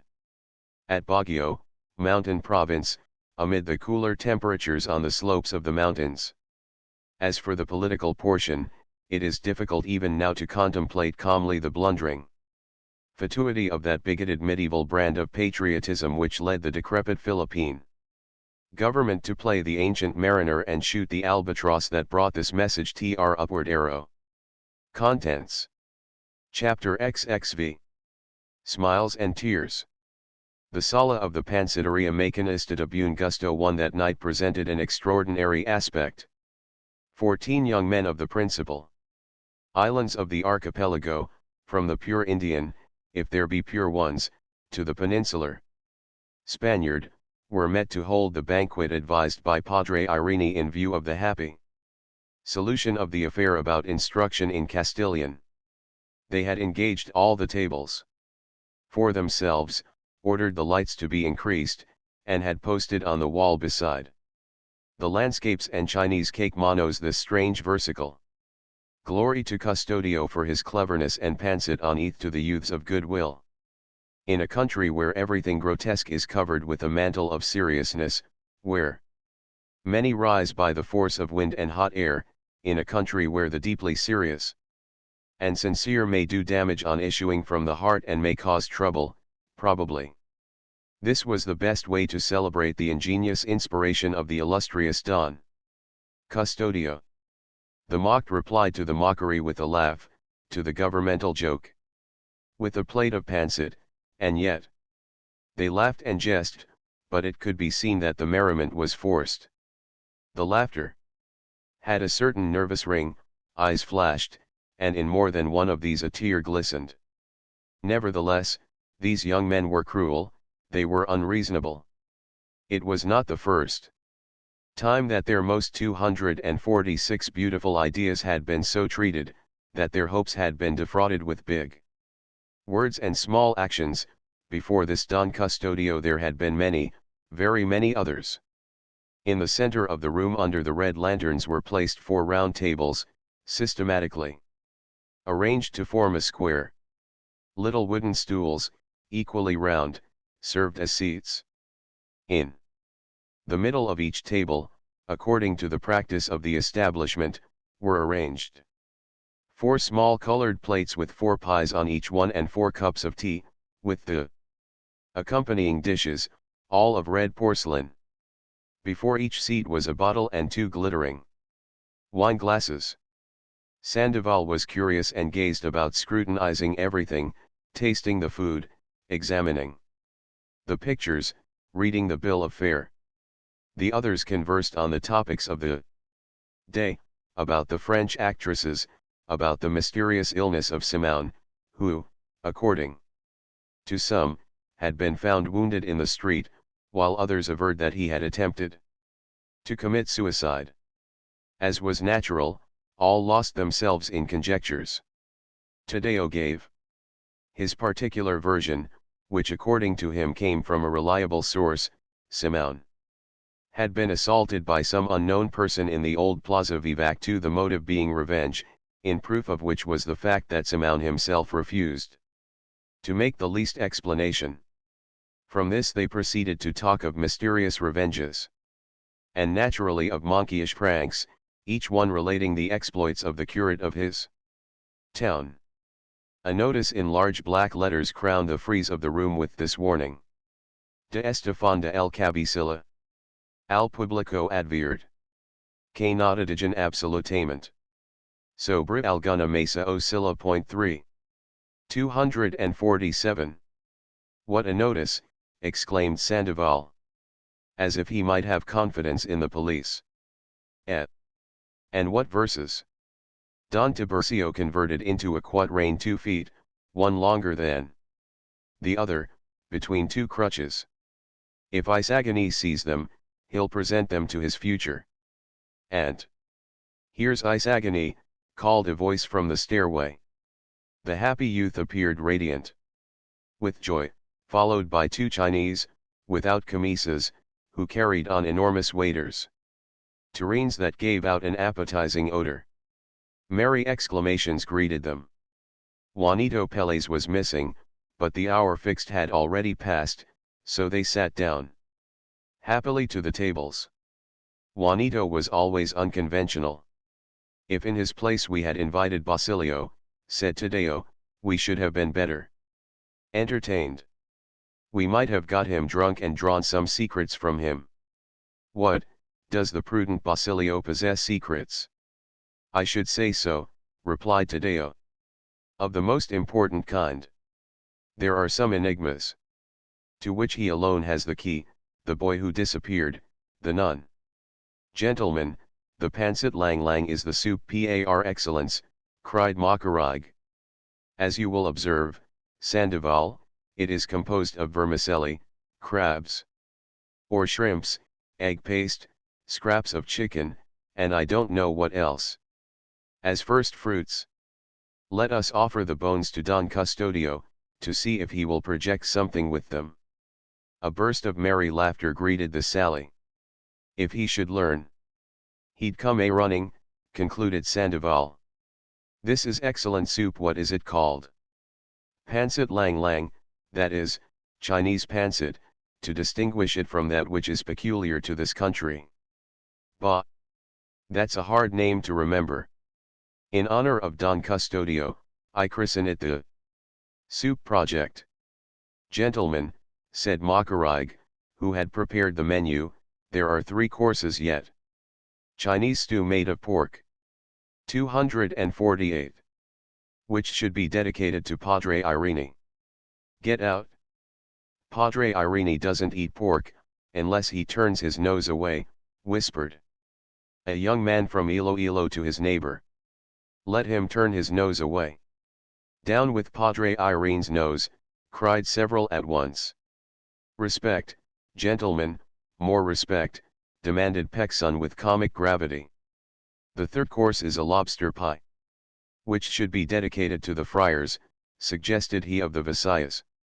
For the lobster's sake, added Sandoval. Right, and call it friar pie. The whole crowd took this up, repeating in concert, friar pie. I protest in the name of one of them, said Isagani. And I, in the name of the lobsters, added Tadeo. Respect, gentlemen, more respect, again demanded Pekson with a full mouth. The 4th is stewed pancit, which is dedicated to the government and the country. All turned toward Macarig, who went on, until recently, gentlemen, the pancit was believed to be Chinese or Japanese, but the fact is that, being unknown in China or Japan, it would seem to be Filipino, yet those who prepare it and get the benefit from it are the Chinese, the same, the very, very same that happens to the government.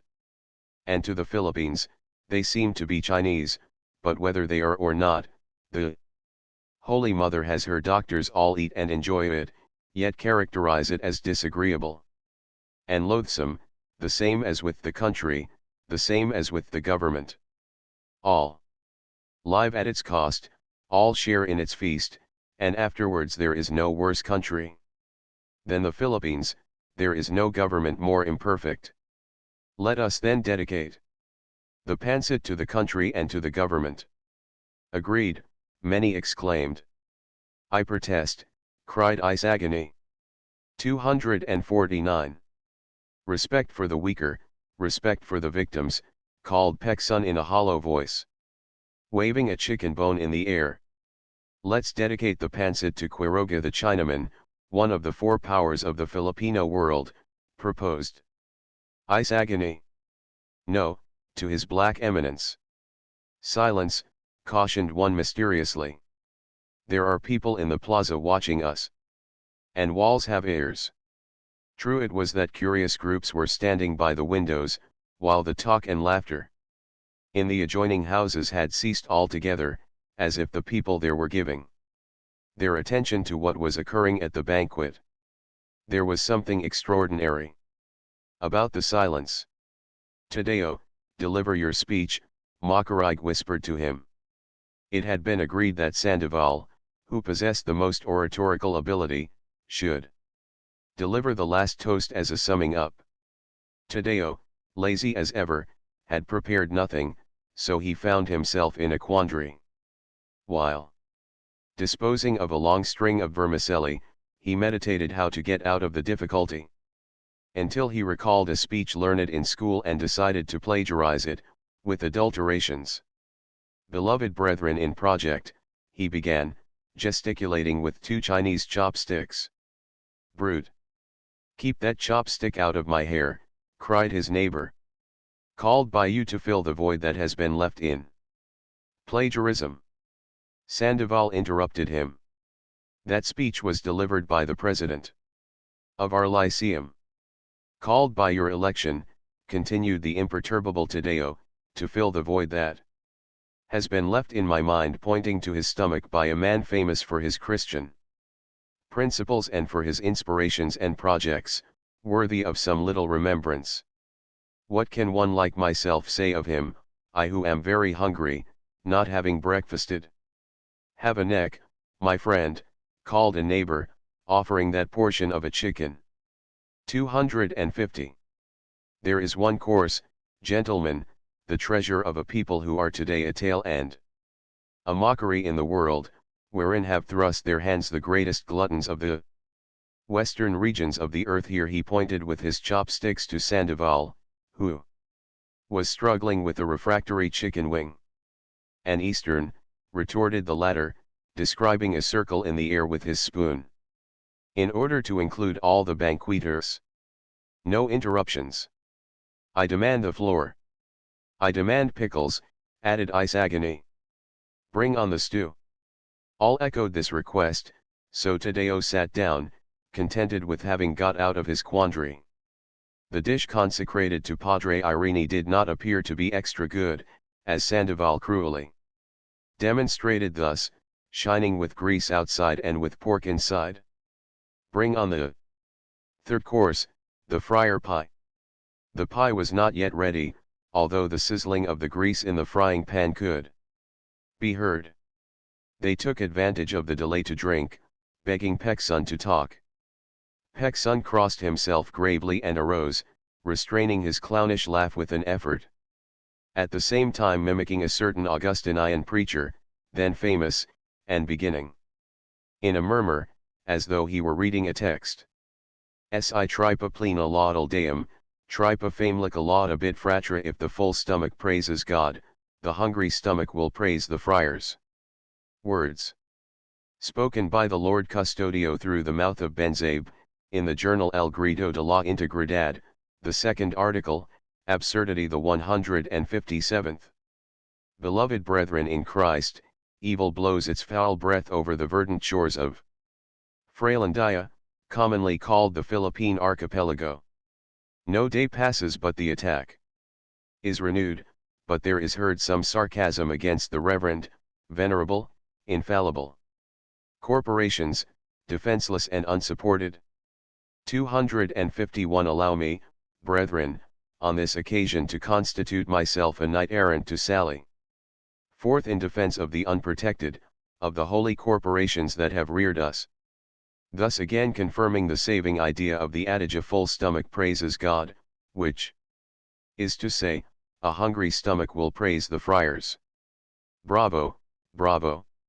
Listen, said Isagani seriously, I want you to understand that, speaking of friars, I respect one. Sandoval was getting merry, so he began to sing a shady couplet about the friars. Hear me, brethren, continued Peksun. Turn your gaze toward the happy days of your infancy, endeavor to analyze the present and ask yourselves about the future. What do you find? Friars, friars, and friars.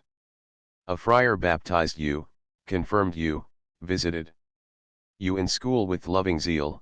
A friar heard your first secret, he was the first to bring you into communion with God, to set your feet upon the pathway of life. Friars were your first and friars will be your last teachers. A friar it is who opens the hearts of your sweethearts, disposing them to heed your sighs. A friar marries you, makes you travel over different islands to afford you changes of climate and diversion.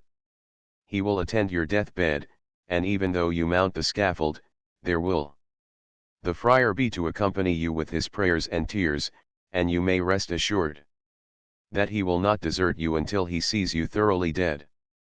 Nor does his charity end there dead, he will then endeavor to bury you with all pomp, he will fight that your corpse pass through the church to receive his supplications, and he will only rest satisfied when he can deliver you into the hands of the Creator, purified here on earth, thanks to temporal punishments, tortures, and humiliations learned in the doctrines of Christ, who closes heaven against the rich.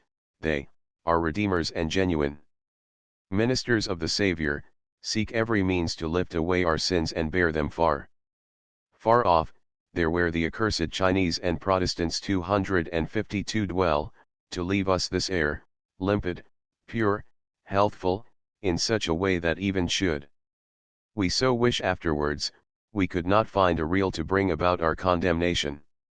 If, then, their existence is necessary to our happiness, if wheresoever we turn we must encounter their delicate hands, hungering for kisses, that every day smooth the marks of abuse from our countenances, why not adore them and fatten them? Why demand their impolitic expulsion? Consider for a moment the immense void that their absence would leave in our social system. Tireless workers, they improve and propagate the races.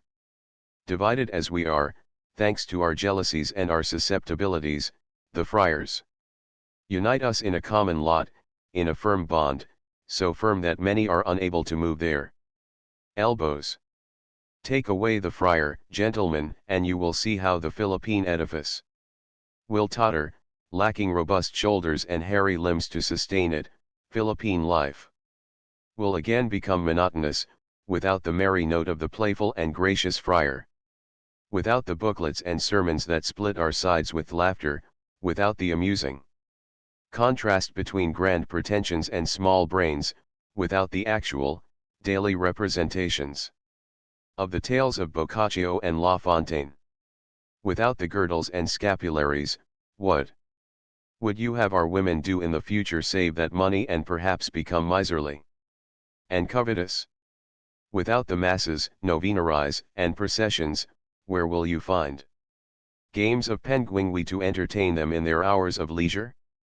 They would then have to devote themselves to their household duties, and instead of reading diverting stories of miracles, we should then have to get them works that are not extant. Take away the friar and heroism will disappear, the political virtues will fall under the control of the vulgar.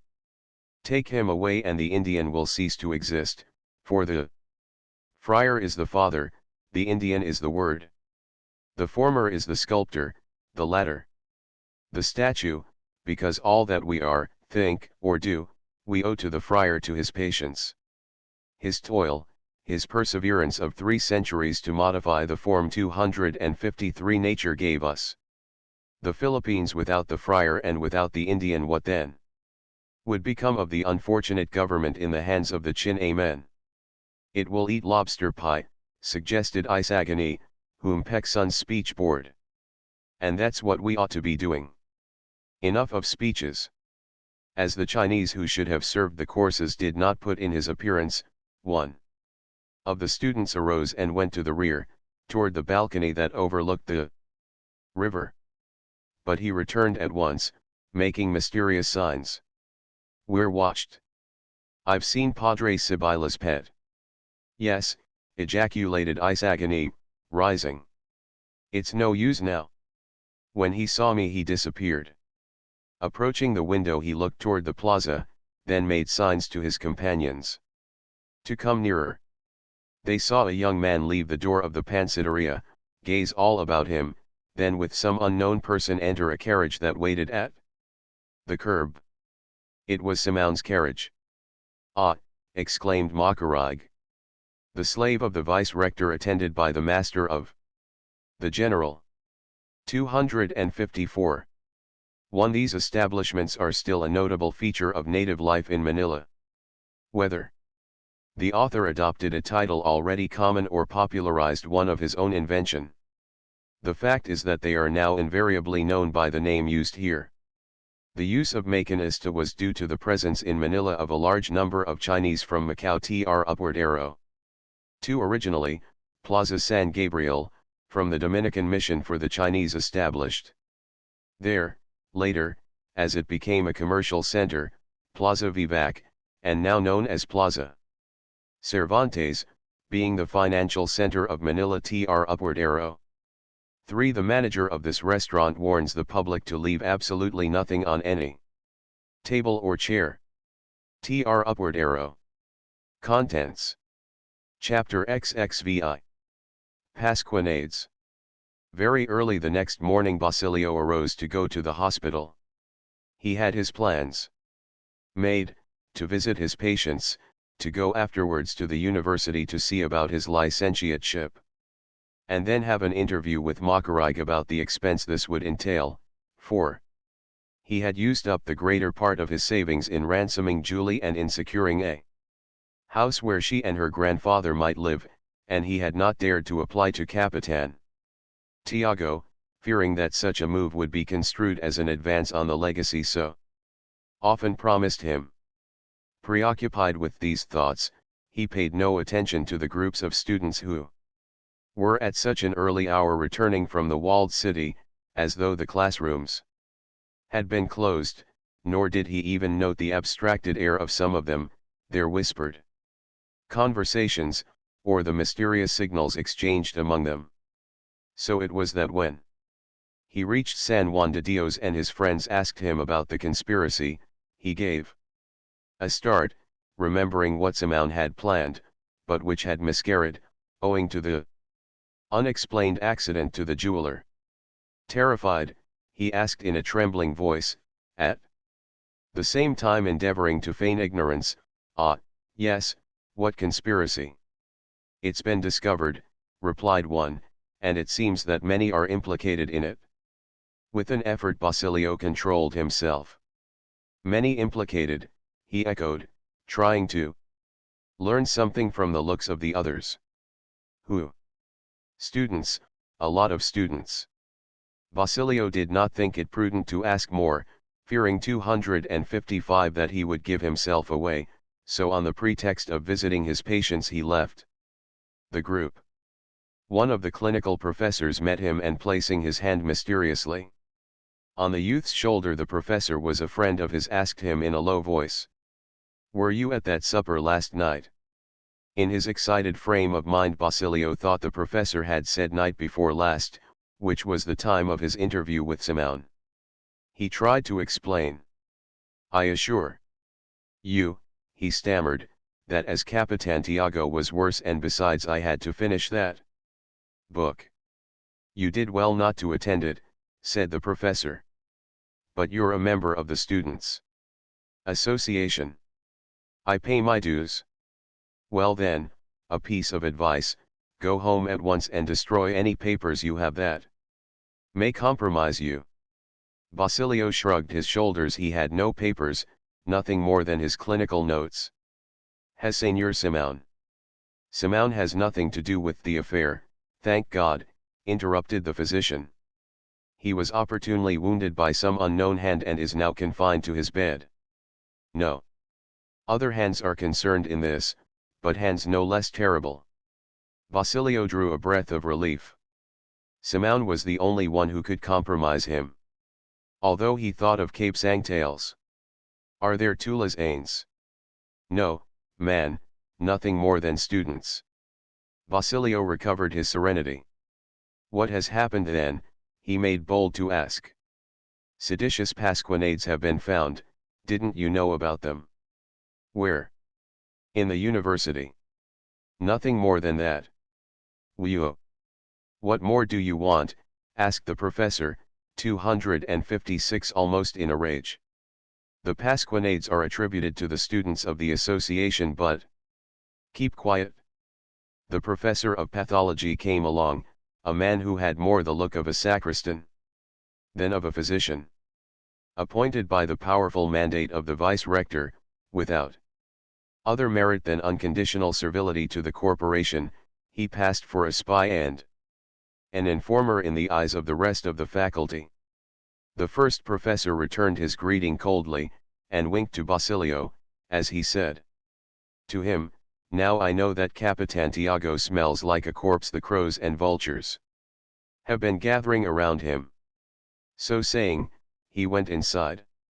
Somewhat calmed, Basilio now ventured to inquire for more details, but all that he could learn was that pasquinades had been found on the doors of the university, and that the vice-rector had ordered them to be taken down and sent to the civil government. It was said that they were filled with threats of assassination, invasion, and other braggadocio. The students made their comments on the affair. Their information came from the janitor, who had it from a servant in Santo Tomas, who had it from an usher. They prognosticated future suspensions and imprisonments, even indicating who were to be the victims naturally. The members of the association. Basilio then recalled Simon's words, "The day in which they can get rid of you, you will not complete your course." Could he have known anything, he asked himself. We'll see who is the most powerful. Recovering his serenity, he went on toward the university, to learn what attitude it behooved him to take and at the same time to see about his licentiateship. He passed along Calle Legazpi, then down through Bitirio, and upon arriving at the corner of this street and Calle Solana saw that something important must indeed have happened. Instead of the former lively, chattering groups on the sidewalks, 257 were to be seen civil guards making the students move on, and these latter issuing from the university silent, some gloomy, some agitated, to stand off at a distance, or make their way home. The first acquaintance he met was Sandoval, but Basilio called to him in vain. He seemed to have been smitten deaf. Effect of fear on the gastrointestinal juices, thought Basilio. Later he met Taddeo, who wore a Christmas face. At last that eternal holiday seemed to be realized. "What has happened, Taddeo?" "We'll have no school, at least for a week, old man." "Sublime. Magnificent." He rubbed his hands in glee. "But what has happened?" "They're going to arrest all of us in the association." "And are you glad of that?" "There'll be no school, there'll be no school." He moved away almost bursting with joy. Basilio saw Juanito Pérez approaching, pale and suspicious. This time his hump had reached its maximum, so great was his haste to get away. He had been one of the most active promoters of the association while things were running smoothly. Pérez, what's happened?" "Nothing, I know nothing." "I didn't have anything to do with it," he responded nervously. "I was always telling you that these things were quixotisms. It's the truth, you know. I've said so to you." Basilio did not remember whether he had said so or not, but to humor him replied, "Yes, man, but what's happened?" "It's the truth, isn't it? Look, you're a witness. I've always been opposed. You're a witness, don't forget it." "Yes, man, but what's going on?" "Listen, you're a witness. I've never had anything to do with the members of the association, except to give them 258 advice. You're not going to deny it now? Be careful, won't you?" "No, no, I won't deny it, but for goodness sake, what has happened?" But Juanito was already far away. He had caught a glimpse of a guard approaching and feared arrest. Basilio then went on toward the university to see if perhaps the secretary's office might be open and if he could glean any further news. The office was closed, but there was an extraordinary commotion in the building. Hurrying up and down the stairways were friars, army officers, private persons, old lawyers, and doctors, there doubtless to offer their services to the endangered cause. At a distance he saw his friend Isagani, pale and agitated, but radiant with youthful ardor, haranguing some fellow students with his voice raised as though he cared little that he be heard by everybody. It seems preposterous, gentlemen, it seems unreal, that an incident so insignificant should scatter us and send us into flight like sparrows at whom a scarecrow has been shaken. But is this the first time that students have gone to prison for the sake of liberty? Where are those who have died, those who have been shot? Would you apostatize now? But who can the fool be that wrote such pasquinades? Demanded an indignant listener. What does that matter to us? Rejoined Isagani. We don't have to find out, let them find out. Before we know how they are drawn up, we have no need to make any show of agreement at a time like this. There where the danger is, there must we hasten, because honor is there. If what the pasquinades say is compatible with our dignity and our feelings, be he who he may that wrote them, he has done well, and we ought to be grateful to him and hasten to add our signatures to his. If they are unworthy of us, our conduct and our consciences will in themselves protest and defend us from every accusation. 259. Upon hearing such talk, Basilio, although he liked Isagani very much, turned and left. He had to go to Makarig's house to see about the loan. Near the house of the wealthy student he observed whisperings and mysterious signals among the neighbors, but not comprehending what they meant, continued serenely on his way and entered the doorway. 2 guards advanced and asked him what he wanted. Basilio realized that he had made a bad move, but he could not now retreat. I've come to see my friend Makarig, he replied calmly. The guards looked at each other. Wait here, one of them said to him. Wait till the corporal comes down. Basilio bit his lips and Simon's words again recurred to him. Had they come to arrest Makarig, was his thought, but he dared not give it utterance. He did not have to wait long, for in a few moments Makarig came down, talking pleasantly with the corporal. The two were preceded by a warrant officer. What, you two, Basilio? He asked. I came to see you. Noble conduct, exclaimed Makarig laughing. In time of calm, you avoid us. The corporal asked Basilio his name, then scanned a list. Medical student, Kaye. Anloag, he asked. Basilio bit his lip. You've saved us a trip, added the corporal, placing his hand on the youth's shoulder. You're under arrest.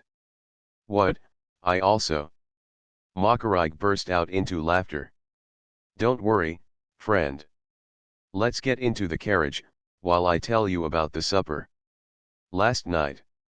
With a graceful gesture, as though he were in his own house, he invited the warrant officer and the corporal to enter the carriage that waited at the door. To the civil government, he ordered the cochero. Now that Basilio had again regained his composure, he 260 told Makarig the object of his visit. The rich student did not wait for him to finish, but seized his hand. Count on me, and to the festivities celebrating our graduation we'll invite these gentlemen, he said, indicating the corporal and the warrant officer. 261. Contents. Chapter XXVII. The Friar and the Filipino. Vox Populi, Vox Dei. We left Isagani haranguing his friends. In the midst of his enthusiasm an usher approached him to say that Padre Fernandez, one of the higher professors, wished to talk with him. Isagani's face fell. Padre Fernandez was a person greatly respected by him, being the one always accepted by him whenever the friars were attacked. What does Padre Fernandez want? He inquired. The usher shrugged his shoulders and Isagani reluctantly followed him. Padre Fernandez, the friar whom we met in Los Banos, was waiting in his cell, grave and sad, with his brows knitted as if he were in deep thought. He arose as Isagani entered, shook hands with him, and closed the door. Then he began to pace from one end of the room to the other. Isagani stood waiting for him to speak. "Señor Isagani," he began at length with some emotion, "from the window I've heard you speaking, for though I am a consumptive I have good ears, and I want to talk with you. I have always liked the young men who express themselves clearly and have their own way of thinking and acting, no matter that their ideas may differ from mine. You young men, from what I have heard, had a supper last night. Don't excuse yourself." "I don't intend to excuse myself," interrupted Isagani. "So much the better, it shows that you accept the consequences of your actions. Besides, you would do ill in 262 retracting, and I don't blame you. I take no notice of what may have been said there last night. I don't accuse you, because after all you're free to say of the Dominicans what seems best to you. You are not a pupil of ours, only this year have we had the pleasure of having you, and we shall probably not have you longer. Don't think that I'm going to invoke considerations of gratitude. No, I'm not going to waste my time in stupid vulgarisms. I've had you summoned here because I believe that you are one of the few students who act from conviction, and, as I like men of conviction, I'm going to explain myself to Señor Isagani." Padre Fernandez paused, then continued his walk with bowed head, his gaze riveted on the floor. "You may sit down, if you wish," he remarked. "It's a habit of mine to walk about while talking, because my ideas come better then." Isagani remained standing, with his head erect, waiting for the professor to get to the point of the matter.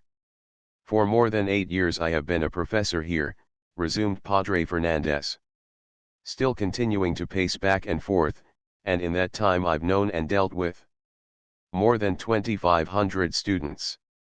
I've taught them, I've tried to educate them.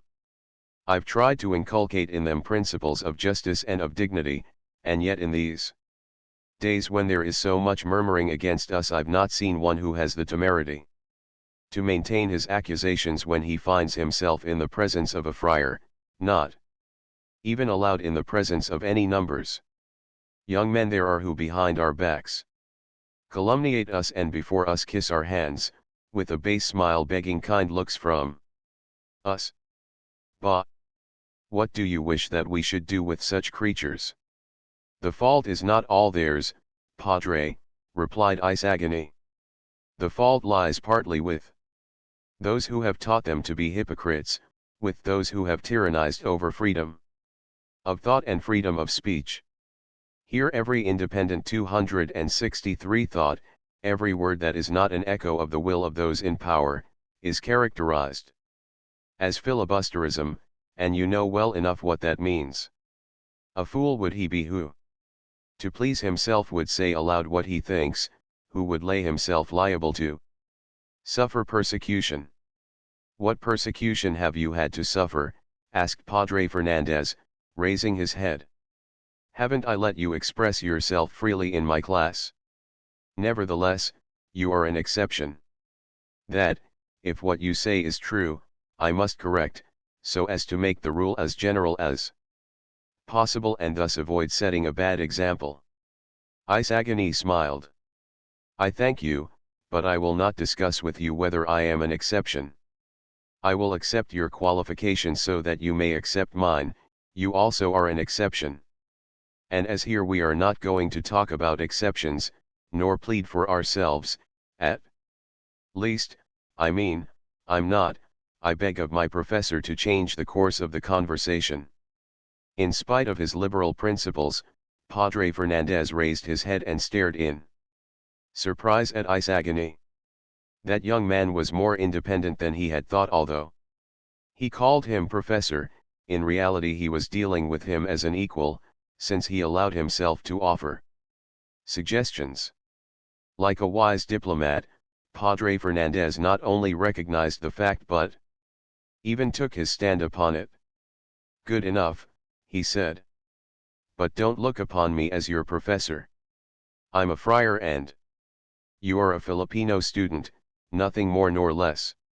Now I ask you, what do the Filipino students want of us? The question came as a surprise. Isagani was not prepared for it. It was a thrust made suddenly while they were preparing their defense, as they say in fencing. Thus, startled, Isagani responded with a violent stand, like a beginner defending himself. "That you do your duty," he exclaimed. Fray Fernandez straightened up. That reply sounded to him like a cannon shot. "That we do our duty," he 264 repeated, holding himself erect. "Don't we, then, do our duty? What duties do you ascribe to us?" "Those which you voluntarily placed upon yourselves on joining the order, and those which afterwards, once in it, you have been willing to assume. But, as a Filipino student, I don't think myself called upon to examine your conduct with reference to your statutes, to Catholicism, to the government, to the Filipino people, and to humanity. In general, those are questions that you have to settle with your founders, with the Pope, with the government, with the whole people, and with God. As a Filipino student, I will confine myself to your duties toward us. The friars in general, being the local supervisors of education in the provinces, and the Dominicans in particular, by monopolizing in their hands all the studies of the Filipino youth, have assumed the obligation to its 8 millions of inhabitants, to Spain, and to humanity, of which we form a part, of steadily bettering the young plant, morally and physically, of training it toward its happiness, of creating a people honest, prosperous, intelligent, virtuous, noble, and loyal. Now I ask you in my turn, have the friars fulfilled that obligation of theirs? We're fulfilling. Ah, Padre Fernandez, interrupted Isagani, you with your hand on your heart can say that you are fulfilling it, but with your hand on the heart of your order, on the heart of all the orders, you cannot say that without deceiving yourself. Ah, Padre Fernandez, when I find myself in the presence of a person whom I esteem and respect, I prefer to be the accused rather than the accuser, I prefer to defend myself rather than take the offensive. But now that we have entered upon the discussion, let us carry it to the end. How do they fulfill their obligation, those who look after education in the towns? By hindering it. And those who here monopolize education, those who try to mold the mind of youth, to the exclusion of all others whomsoever. How do they carry out their mission? By 265 curtailing knowledge as much as possible, by extinguishing all ardor and enthusiasm, by trampling on all dignity, the soul's only refuge, by inculcating in us worn out ideas, rancid beliefs, false principles incompatible with a life of progress. Ah! Yes, when it is a question of feeding convicts, of providing for the maintenance of criminals, the government calls for bids in order to find the purveyor who offers the best means of subsistence, he who at least will not let them perish from hunger. But when it is a question of morally feeding a whole people, of nourishing the intellect of youth, the healthiest part, that which is later to be the country and the all, the government not only does not ask for any bid, but restricts the power to that very body which makes a boast of not desiring education, of wishing no advancement. What should we say if the purveyor for the prisons, after securing the contract by intrigue, should then leave the prisoners to languish in want, giving them only what is stale and rancid, excusing himself afterwards by saying that it is not convenient for the prisoners to enjoy good health, because good health brings merry thoughts? Because merriment improves the man, and the man ought not to be improved, because it is to the purveyor's interest that there be many criminals. What should we say if afterwards the government and the purveyor should agree between themselves that Of the 10 or 12 quartos which one received for each criminal, the other should receive 5. Padre Fernandez bit his lip. Those are grave charges, he said, and you are overstepping the limits of our agreement. No, Padre, not if I continue to deal with the student question. The friars and I. Do not say, you friars, since I do not confuse you with the common herd. The friars of all the orders have constituted themselves our mental purveyors, yet they say and shamelessly proclaim that it is not expedient for us to become enlightened, because some day we shall declare ourselves free. That is just the same 266 as not wishing the prisoner to be well fed so that he may improve and get out of prison. Liberty is to man what education is to the intelligence, and the friar's unwillingness that we have it is the origin of our discontent. Instruction is given only to those who deserve it, rejoined Padre Fernandez dryly. To give it to men without character and without morality is to prostitute it. Why are there men without character and without morality?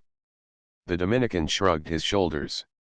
Defects that they imbibe with their mothers' milk, that they breathe in the bosom of the family. How do I know?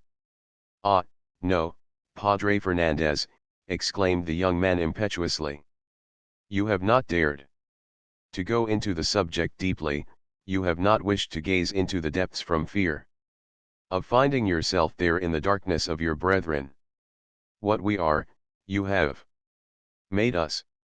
A people tyrannized over is forced to be hypocritical, a people denied the truth must resort to lies, and he who makes himself a tyrant breeds slaves. There is no morality, you say, so let it be, even though statistics can refute you in that. Here are not committed crimes like those among other peoples, blinded by the fumes of their moralizers. But, without attempting now to analyze what it is that forms the character and how far the education received determines morality, I will agree with you that we are defective. Who is to blame for that? You who for 3 centuries and a half have had in your hands our education, or we who submit to everything? If, after 3 centuries and a half, the artist has been able to produce only a caricature, stupid indeed he must be. Or bad enough the material he works upon. Stupider still then, when, knowing it to be bad, he does not give it up, but goes on wasting time. Not only is he stupid, but he is a cheat and a robber, because he knows that his work is useless, yet continues to draw his salary. Not only is he stupid and a thief, he is a villain in that 267 he prevents any other workman from trying his skill to see if he might not produce something worthwhile. The deadly jealousy of the incompetent. The reply was sharp and Padre Fernandez felt himself caught. To his gaze Isagani appeared. Gigantic, invincible, convincing, and for the first time in his life he felt beaten by a Filipino student. He repented of having provoked the argument, but it was too late to turn back. In this quandary, finding himself confronted with such a formidable adversary, he sought a strong shield and laid hold of the government. You impute all the faults to us, because you see only us, who are near, he said, in a less haughty tone. It's natural and doesn't surprise me. A person hates the soldier or policeman who arrests him and not the judge who sends him to prison.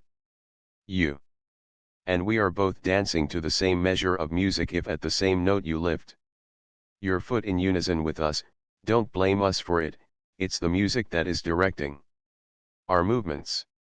Do you think that we friars have no consciences and that we do not desire what is right? Do you believe that we do not think about you, that we do not heed our duty, that we only eat to live, and live to rule? Would that it were so. But we, like you, follow the cadence, finding ourselves between Scylla and Charybdis. Either you reject us or the government rejects us.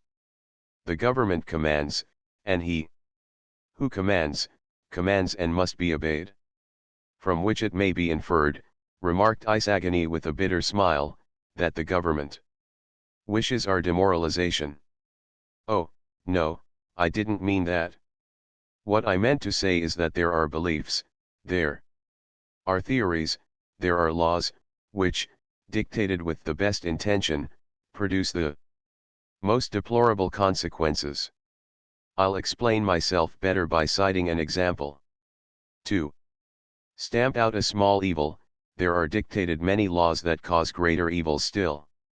Corruptissima in Republica plurimi legs, said Tacitus.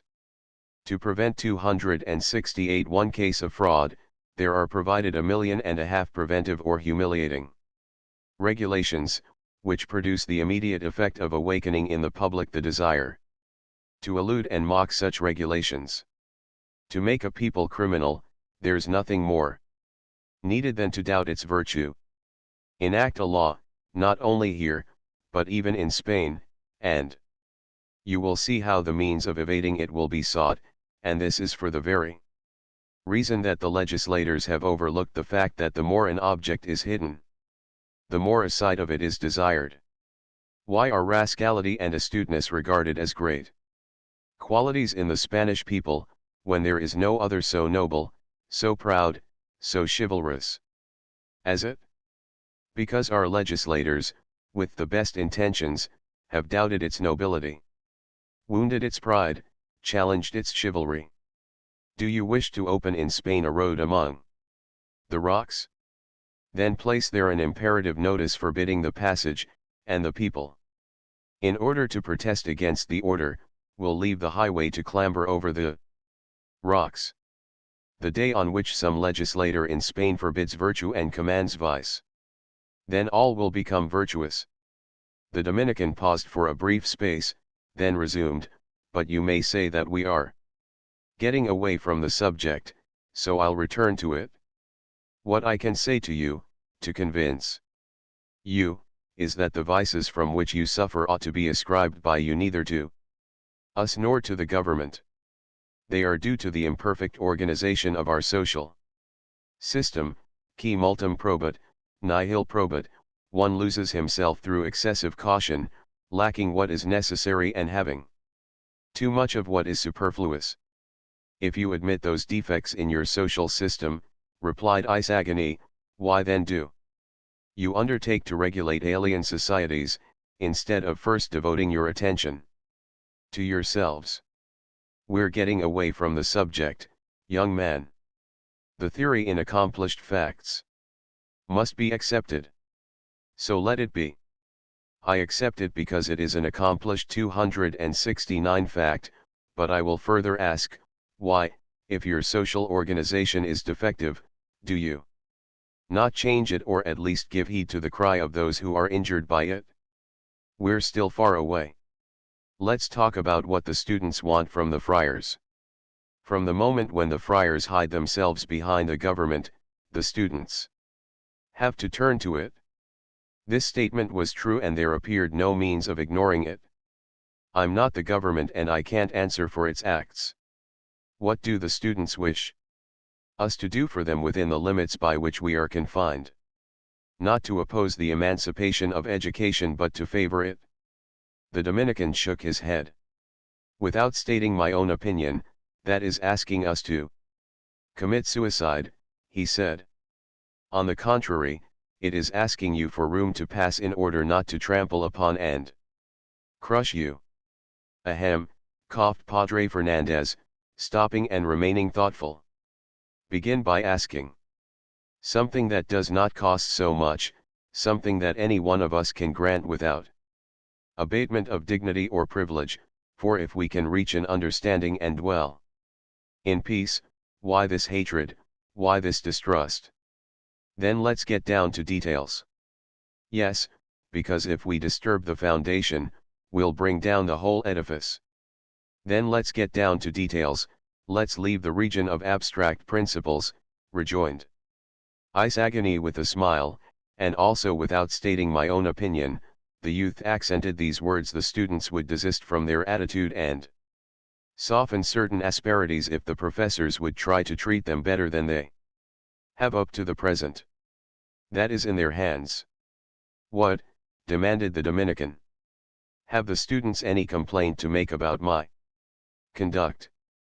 Padre, we agreed from the start not to talk of yourself 270 or of myself, we're speaking generally. The students, besides getting no great benefit out of the years spent in the classes, often leave their remnants of their dignity. If not the whole of it.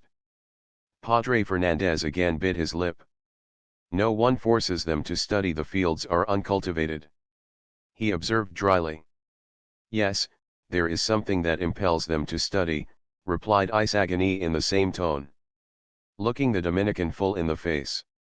Besides the duty of everyone to seek his own perfection, there is the desire innate in man to cultivate his intellect, a desire the more powerful here in that it is repressed. He who gives his gold and his life to the state has the right to require of it opportunity better to get that gold and better to care for his life. Yes, Padre, there is something that impels them, and that something is the government itself. It is you yourselves who pitilessly ridicule the uncultured Indian and deny him his rights, on the ground that he is ignorant. You strip him and then scoff at his nakedness. Padre Fernandez did not reply, but continued to pace about feverishly, as though very much agitated. You say that the fields are not cultivated, resumed Isagani in a changed tone, after a brief pause. Let's not enter upon an analysis of the reason for this, because we should get far away. But you, Padre Fernandez, you, a teacher, you, a learned man, do you wish a people of peons and laborers? In your opinion, is the laborer the perfect state at which man may arrive in his development? Or is it that you wish knowledge for yourself and labor for the rest? No, I want knowledge for him who deserves it, for him who knows how to use it, was the reply. When the students demonstrate that they love it, when young men of conviction appear, young men who know how to maintain their dignity and make it respected, then there will be knowledge, then there will be considerate professors. If 271 there are now professors who resort to abuse, it is because there are pupils who submit to it. When there are professors, there will be students. Begin by reforming yourselves, you who have need of change, and we will follow. Yes, said Isagani with a bitter laugh, let us begin it, because the difficulty is on our side. Well, you know what is expected of a pupil who stands before a professor. You yourself, with all your love of justice, with all your kind sentiments, have been restraining yourself by a great effort while I have been telling you bitter truths. You yourself, Padre Fernandez. What good has been secured by him among us who has tried to inculcate other ideas? What evils have not fallen upon you because you have tried to be just and perform your duty? Señor Isagani, said the Dominican, extending his hand, although it may seem that nothing practical has resulted from this conversation, yet something has been gained. I'll talk to my brethren about what you have told me, and I hope that something can be done. Only I fear that they won't believe in your existence. I fear the same, returned Isagani, shaking the Dominican's hand. I fear that my friends will not believe in your existence, as you have revealed yourself to me today. 1. 272. Considering the interview at an end, the young man took his leave. Padre Fernandez opened the door and followed him with his gaze until he disappeared around a corner in the corridor. For some time he listened to the retreating footsteps, then went back into his cell and waited for the youth to appear in the street. He saw him and actually heard him say to a friend who asked where he was going, to the civil government. I'm going to see the Pasquinades and join the others. His startled friend stared at him as one would look at a person who is about to commit suicide, then moved away from him hurriedly. Poor boy, murmured Padre Fernandez, feeling his eyes moisten. I grudge you to the Jesuits who educated you. But Padre Fernandez was completely mistaken. The Jesuits repudiated Isagani too when that afternoon they learned that he had been arrested, saying that he would compromise them. That young man has thrown himself away, he's going to do us harm. Let it be understood that he didn't get those ideas here. Nor were the Jesuits wrong. No. Those ideas come only from God through the medium of nature. 273. 1. We do not believe in the verisimilitude of this dialogue, fabricated by the author. In order to refute the arguments of the friars, whose pride was so great that it would not permit any Isagani to tell them these truths face to face. The invention of Padre Fernandez as a Dominican professor is a stroke of generosity on Rizal's part, in conceding that there could have existed any friar capable of talking frankly with an Indian. W. E. Ratana, in note to this chapter in the edition published by him at Barcelona in 1908. Ratana ought to know of what he is writing, for he was in the employ of the friars for several years and later in Spain wrote extensively for the journal supported by them to defend their position in the Philippines. He has also been charged with having strongly urged Rizal's execution in 1896. Since 1898, however, he has doubled about, or, perhaps more aptly, performed a journalistic somersault, having written a diffuse biography and other works dealing with Rizal. He is strong in un assorted 272 facts, but his comments, when not inane and wearisome, approach a maudlin wail over spilt milk, so the above is given at its face value only. Tr upward arrow. 2. Quite suggestive of, and perhaps inspired by, the author's own experience. Tr upward arrow. Contents. Chapter XXVIII. Tatakut. With prophetic inspiration, Benzabe had been for some days past maintaining in his newspaper that education was disastrous, very disastrous for the Philippine Islands. And now, in view of the events of that Friday of Pasquinades, the writer crowed and chanted his triumph, leaving belittled and overwhelmed his adversary Horatius, who in the Pyrotechnia had dared to ridicule him in the following manner. From our contemporary, El Grito. Education is disastrous, very disastrous, for the Philippine Islands. Admitted. For some time El Grito has pretended to represent the Filipino people, ergo, as Fray Ibanez would say, if he knew Latin. But Fray Ibanez turns Musulman when he writes, and we know how the Musulmans dealt with education. In witness whereof, as a royal preacher said, the Alexandrian Library. Now he was right, he, Benzabe. He was the only one in the islands who thought, the only one who foresaw events. Truly, the news that seditious Pasquinades had been found on the doors of the university not only took away the appetite from many and disturbed the digestion of others, but it even rendered the phlegmatic Chinese uneasy, so that they no longer dared to sit in their shops with one leg drawn up as usual, from fear of losing time in extending it in order to put themselves into flight. At 8 o'clock in the morning, although the sun continued on its course and His Excellency, the Captain General, did not appear at the head of his victorious cohorts, still the 274 excitement had increased. The friars, who were accustomed to frequent Quiroga's bazaar, did not put in their appearance, and this symptom presaged terrific cataclysms.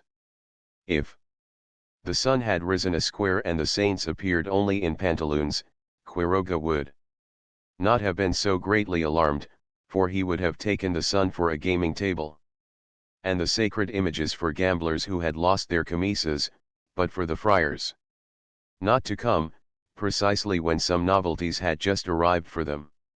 By means of a provincial friend of his, Quiroga forbade entrance into his gaming houses to every Indian who was not an old acquaintance, as the future Chinese consul feared that they might get possession of the sums that the wretches lost there.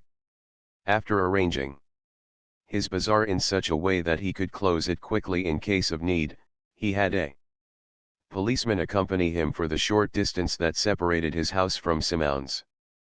Quiroga thought this occasion the most propitious for making use of the rifles and cartridges that he had in his warehouse, in the way the jeweler had pointed out, so that on the following days there would be searches made, and then how many prisoners?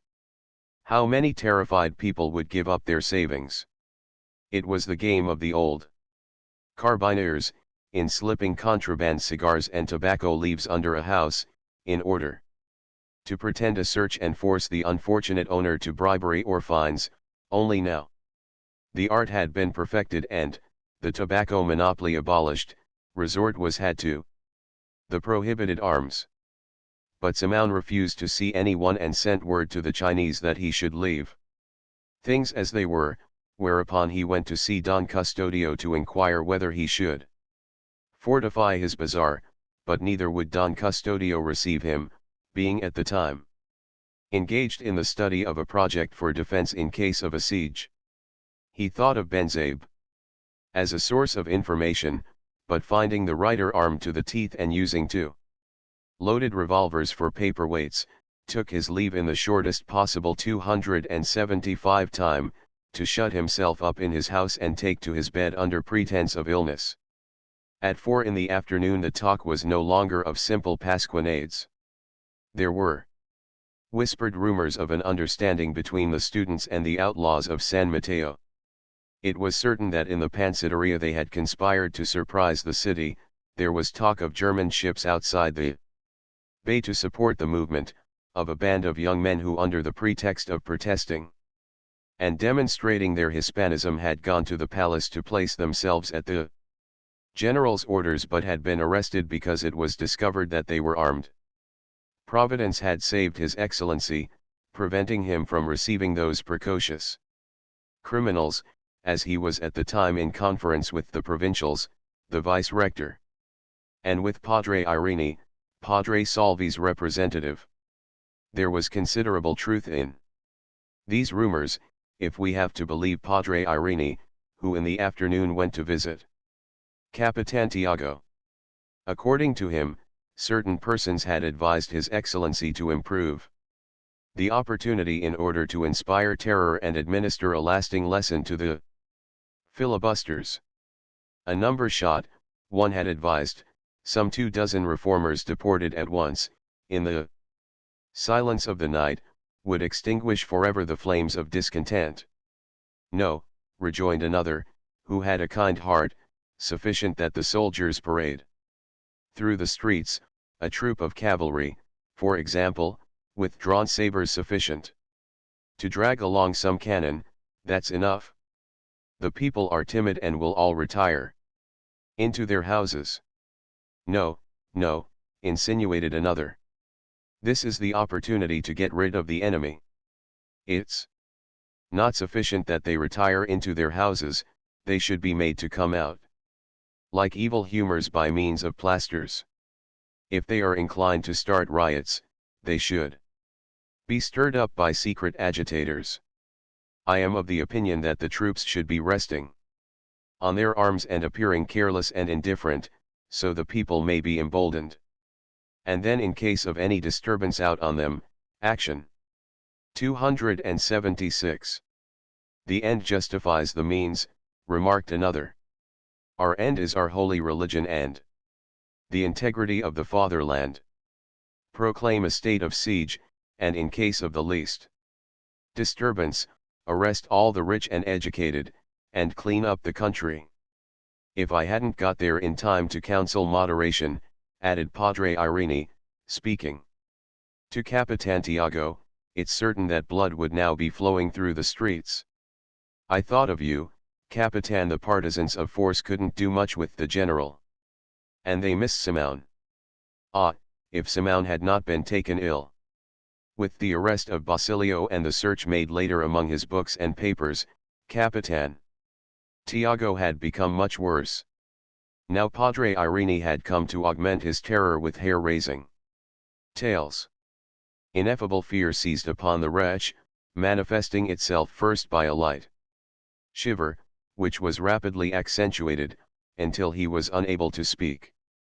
With his eyes bulging and his brow covered with sweat, he caught Padre Irene's arm and tried to rise, but could not, and then, uttering two groans, fell heavily back upon the pillow. His eyes were wide open and he was slavering, but he was dead.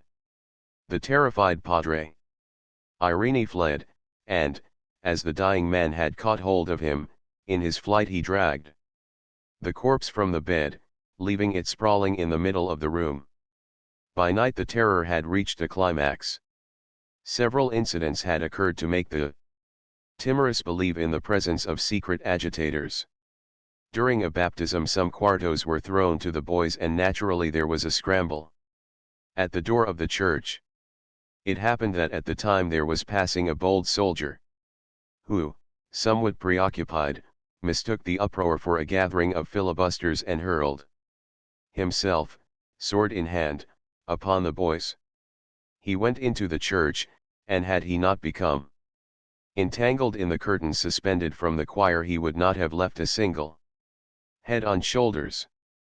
It was but the matter of a moment for the 277 timorous to witness this and take to flight, spreading the news that the revolution had begun. The few shops that had been kept open were now hastily closed, there being Chinese who even left bolts of cloth outside, and not a few women lost their slippers in their flight through the streets. Fortunately, there was only one person wounded, and a few bruised, among them the soldier himself, who suffered a fall fighting with the curtain, which smelled to him of filibusterism. Such prowess gained him great renown, and a renown so pure that it is to be wished all fame could be acquired in like manner. Mothers would then weep less and earth would be more populous.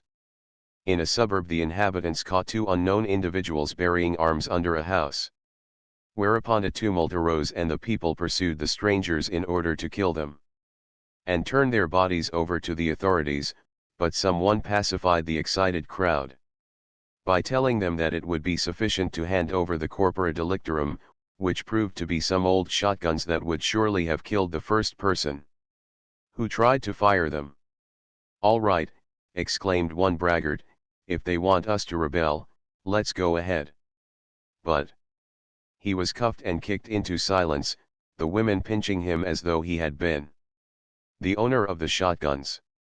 In Ermita the affair was more serious, even though there was less excitement, and that when there were shots fired, a certain cautious government employee, armed to the teeth, saw at nightfall an object near his house, and taking it for nothing less than a student, fired at it twice with a revolver. The object proved to be a policeman, and they buried him Pax Christi Mutis. In Dolumbe various shots also resounded, from which there resulted the death of a poor old deaf man, who had not heard the sentinel's quien vive, and of a hog that had heard it and had not answered España. The old man was buried with difficulty, since there was no money to pay for the obsequies, but the hog was eaten. 278. In Manila, one in a confectionery near the university much frequented by the students, the arrests were thus commented upon. "And have they arrested Tadeo, too?" asked the proprietress. "Abba," answered a student who lived in Parian, "he's already shot." "Shot? Naku. He hasn't paid what he owes me." Don't mention that or you'll be taken for an accomplice. I've already burnt the book 3 you lent me. There might be a search and it would be found. Be careful." "Did you say that Isagani is a prisoner?" "Crazy fool, too, that Isagani," replied the indignant student. "They didn't try to catch him, but he went and surrendered. Let him bust himself, he'll surely be shot." The señora shrugged her shoulders. "He doesn't owe me anything." "And what about Paulita? She won't lack a husband." "Sure, she'll cry a little, and then marry a Spaniard." The night was one of the gloomiest. In the houses the rosary was recited and pious women dedicated paternosters and requiems to each of the souls of their relatives and friends. By 8 o'clock hardly a pedestrian could be seen, only from time to time was heard the galloping of a horse against whose sides a saber clanked noisily. Then the whistles of the watchmen, and carriages that whirled along at full speed, as though pursued by mobs of filibusters. Yet terror did not reign everywhere. In the house of the silversmith, where Placido penitent boarded, the events were commented upon and discussed with some freedom. 279. I don't believe in the pasquinades, declared a workman, lank and withered from operating the blowpipe. To me it looks like Padre Salvi's doings. Ahem, ahem, coughed the silversmith, a very prudent man, who did not dare to stop the conversation from fear that he would be considered a coward.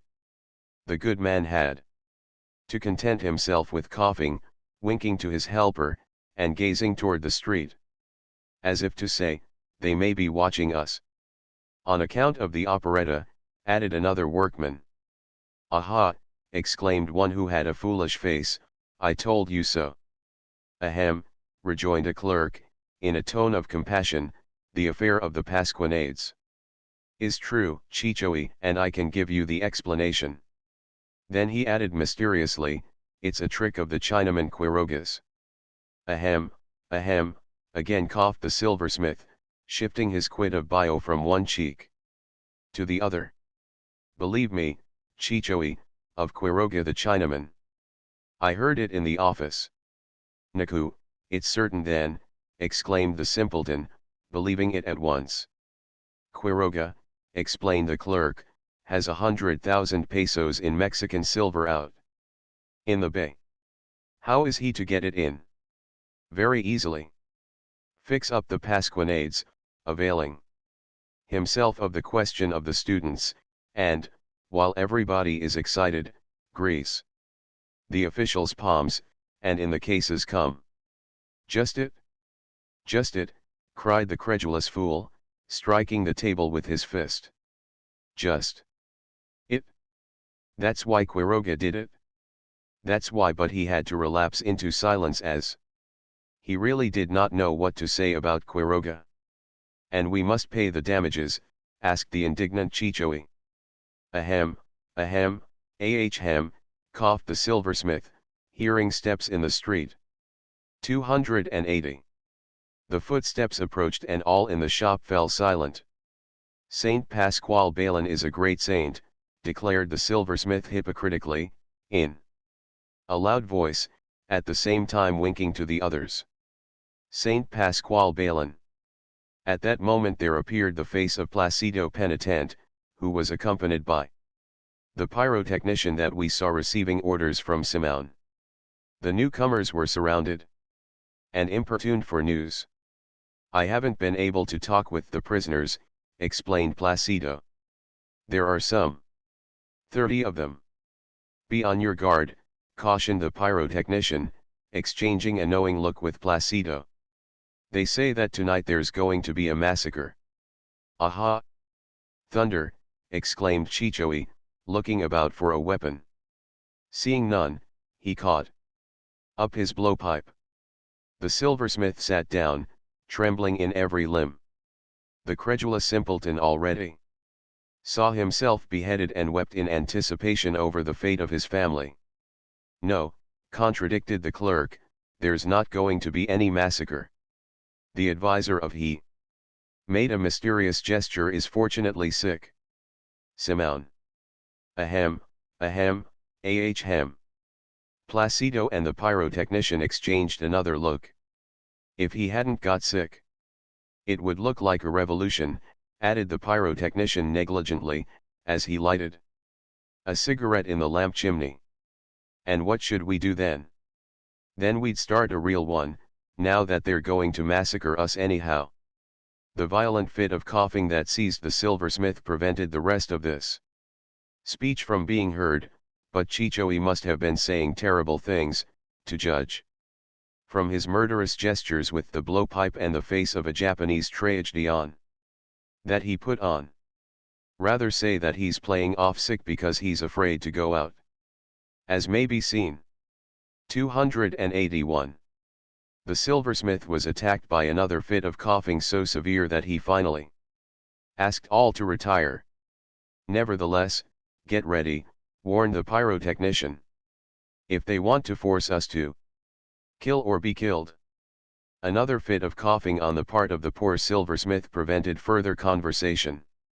So the workmen and apprentices retired to their homes, carrying with them hammers and saws, and other implements, more or less cutting, more or less bruising, disposed to sell their lives dearly.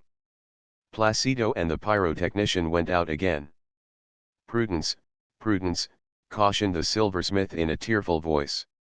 "You'll take care of my widow and orphans," begged the credulous simpleton in a still more tearful voice, for he already saw himself riddled with bullets and buried. That night the guards at the city gates were replaced with peninsular artillerymen. And on the following morning as the sun rose, Benzabe, who had ventured to take a morning stroll to examine the condition of the fortifications, found on the glacis near the Luneta the corpse of a native girl, half naked and abandoned. Benzabe was horrified, but after touching it with his cane and gazing toward the gates proceeded on his way, musing over a sentimental tale he might base upon the incident. However, no allusion to it appeared in the newspapers on the following days, engrossed as they were with the falls and slippings caused by banana peels. In the dearth of news, Benzabe had to comment at length on a cyclone that had destroyed in America whole towns, causing the death of more than 2,000 persons.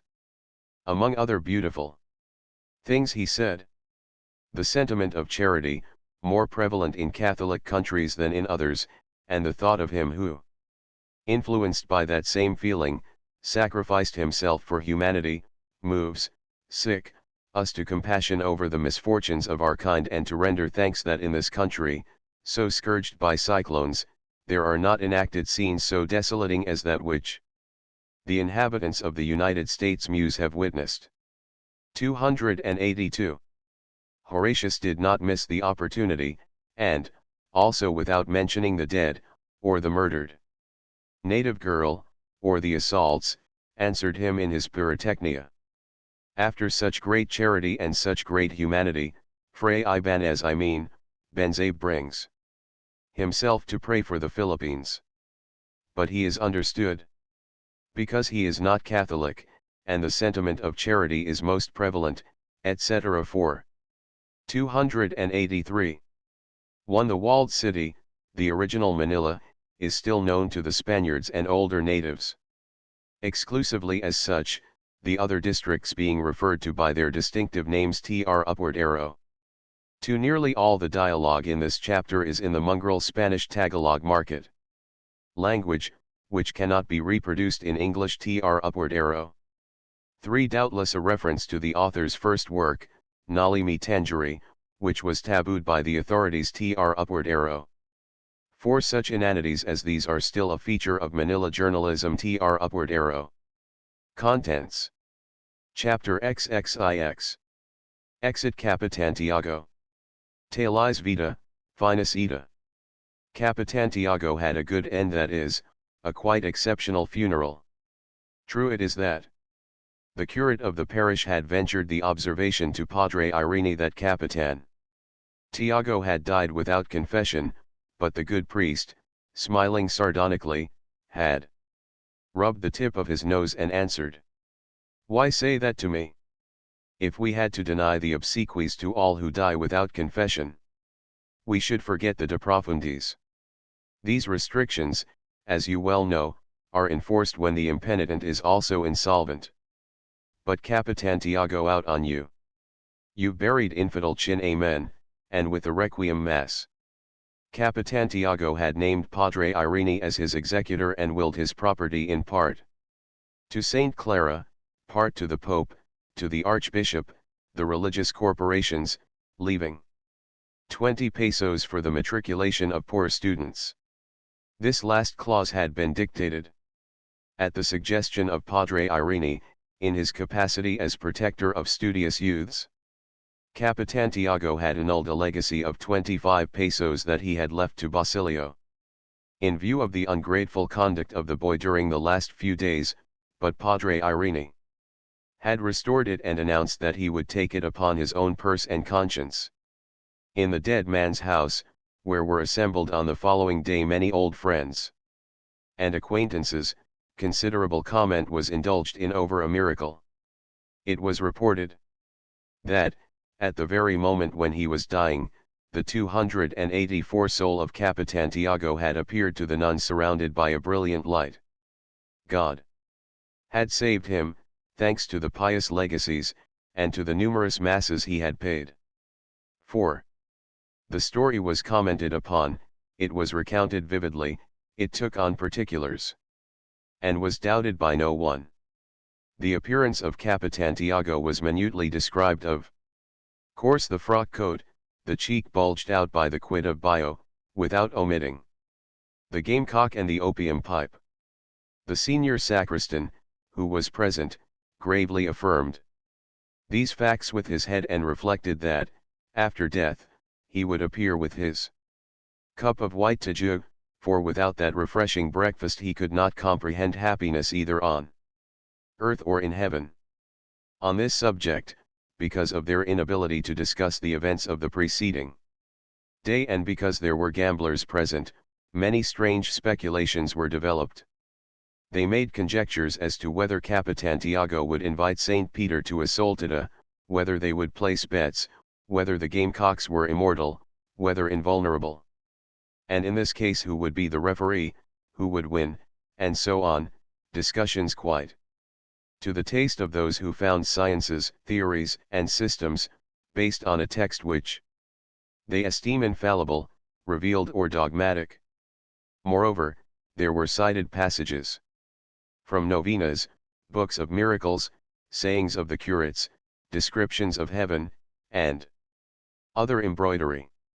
Don Primitivo, the philosopher, was in his glory quoting opinions of the theologians. Because no one can lose, he stated with great authority. To lose would cause hard feelings, and in heaven there can't be any hard feelings. But someone has to win, rejoined the gambler Aristorenas. The fun lies in winning. Well, both win, that's easy. This idea of both winning could not be admitted by Aristorenas, for he had passed his life in the cockpit and had always seen one cock lose and the other win at best. There was a tie.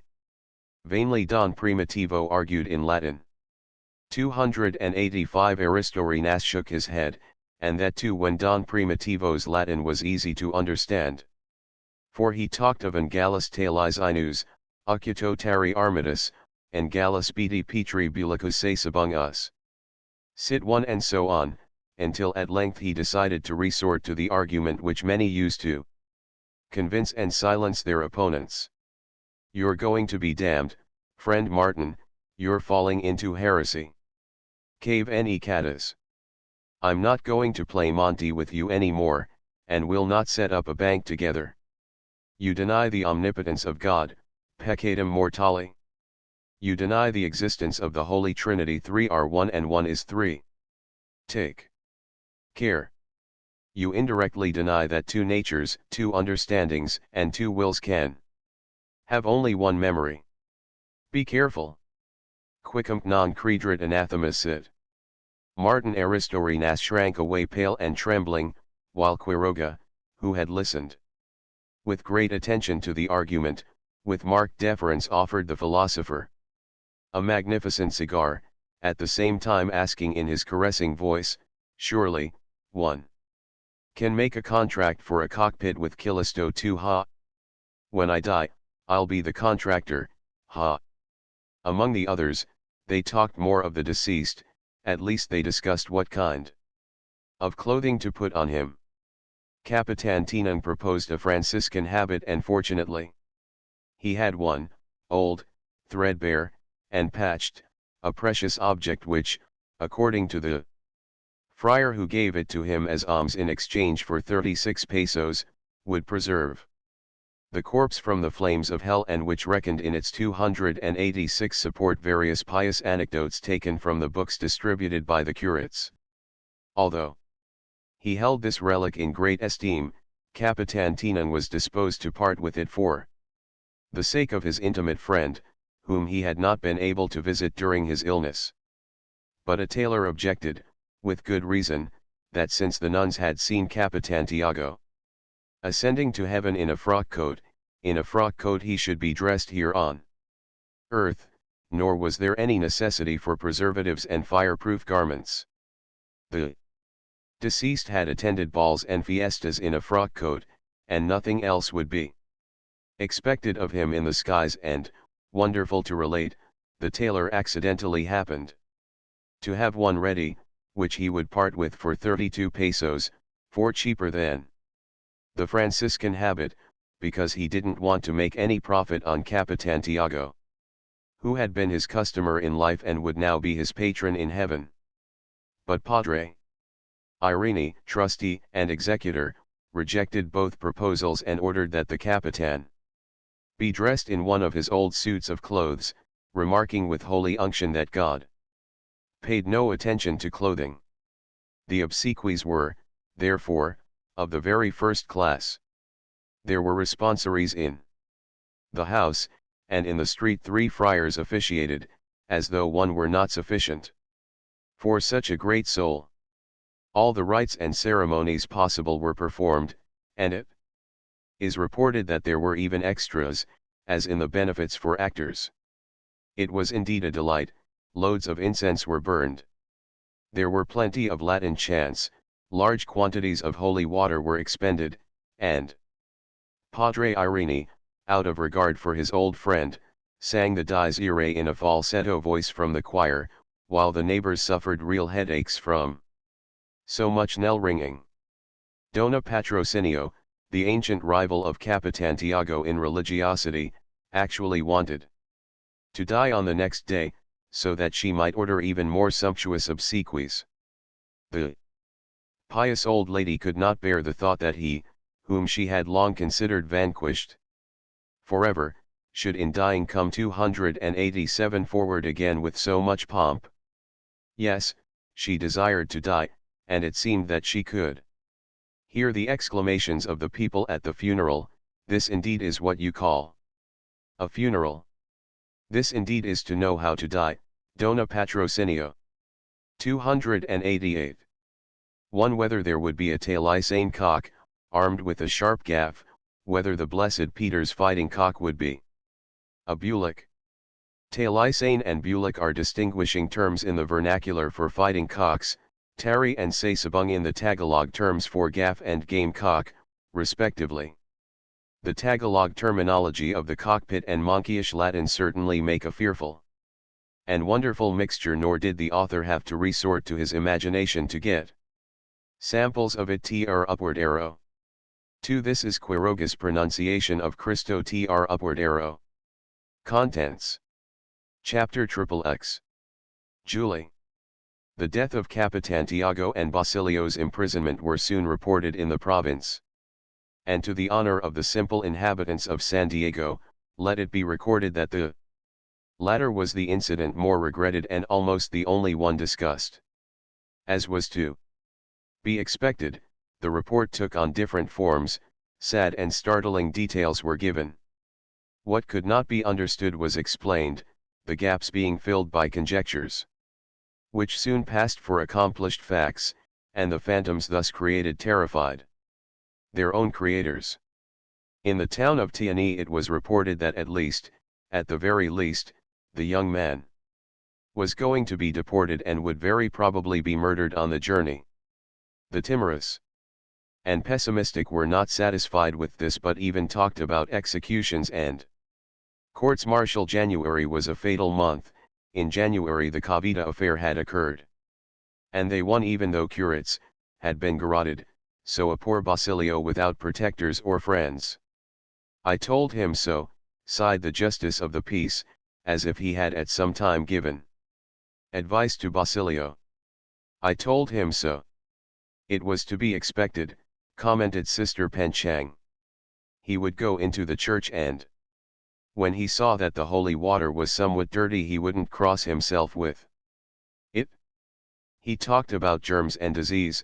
Abba, it's the chastisement of God. He deserved it, and he got it. As 289 though the holy water could transmit diseases. Quite the contrary, Abba. She then related how she had cured herself of indigestion by moistening her stomach with holy water, at the same time reciting the Sanctus Deus, and she recommended the remedy to those present when they should suffer from dysentery. Or an epidemic occurred, only that then they must pray in Spanish. Santo Dios. Santo Fuerte. Santo Inmortal. Libranos, Señor, de la peste. Y de todo mal, too. It's an infallible remedy, but you must apply the holy water to the part affected. She concluded. But there were many persons who did not believe in these things, nor did they attribute Basilio's imprisonment to the chastisement of God. Nor did they take any stock in insurrections and pasquinades, knowing the prudent and ultra-pacific character of the boy, but preferred to ascribe it to revenge on the part of the friars, because of his having rescued from servitude Julie, the daughter of a Tulisan who was the mortal enemy of a certain powerful corporation. As they had quite a poor idea of the morality of that same corporation and could recall cases of petty revenge, their conjecture was believed to have more probability and justification.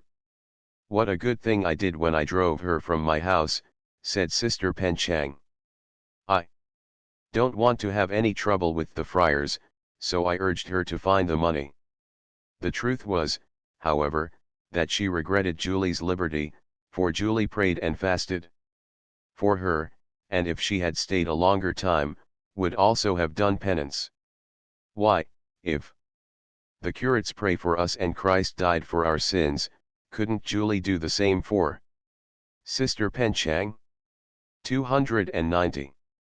When the news reached the hut where the poor Julie and her grandfather lived, the girl had to have it repeated to her.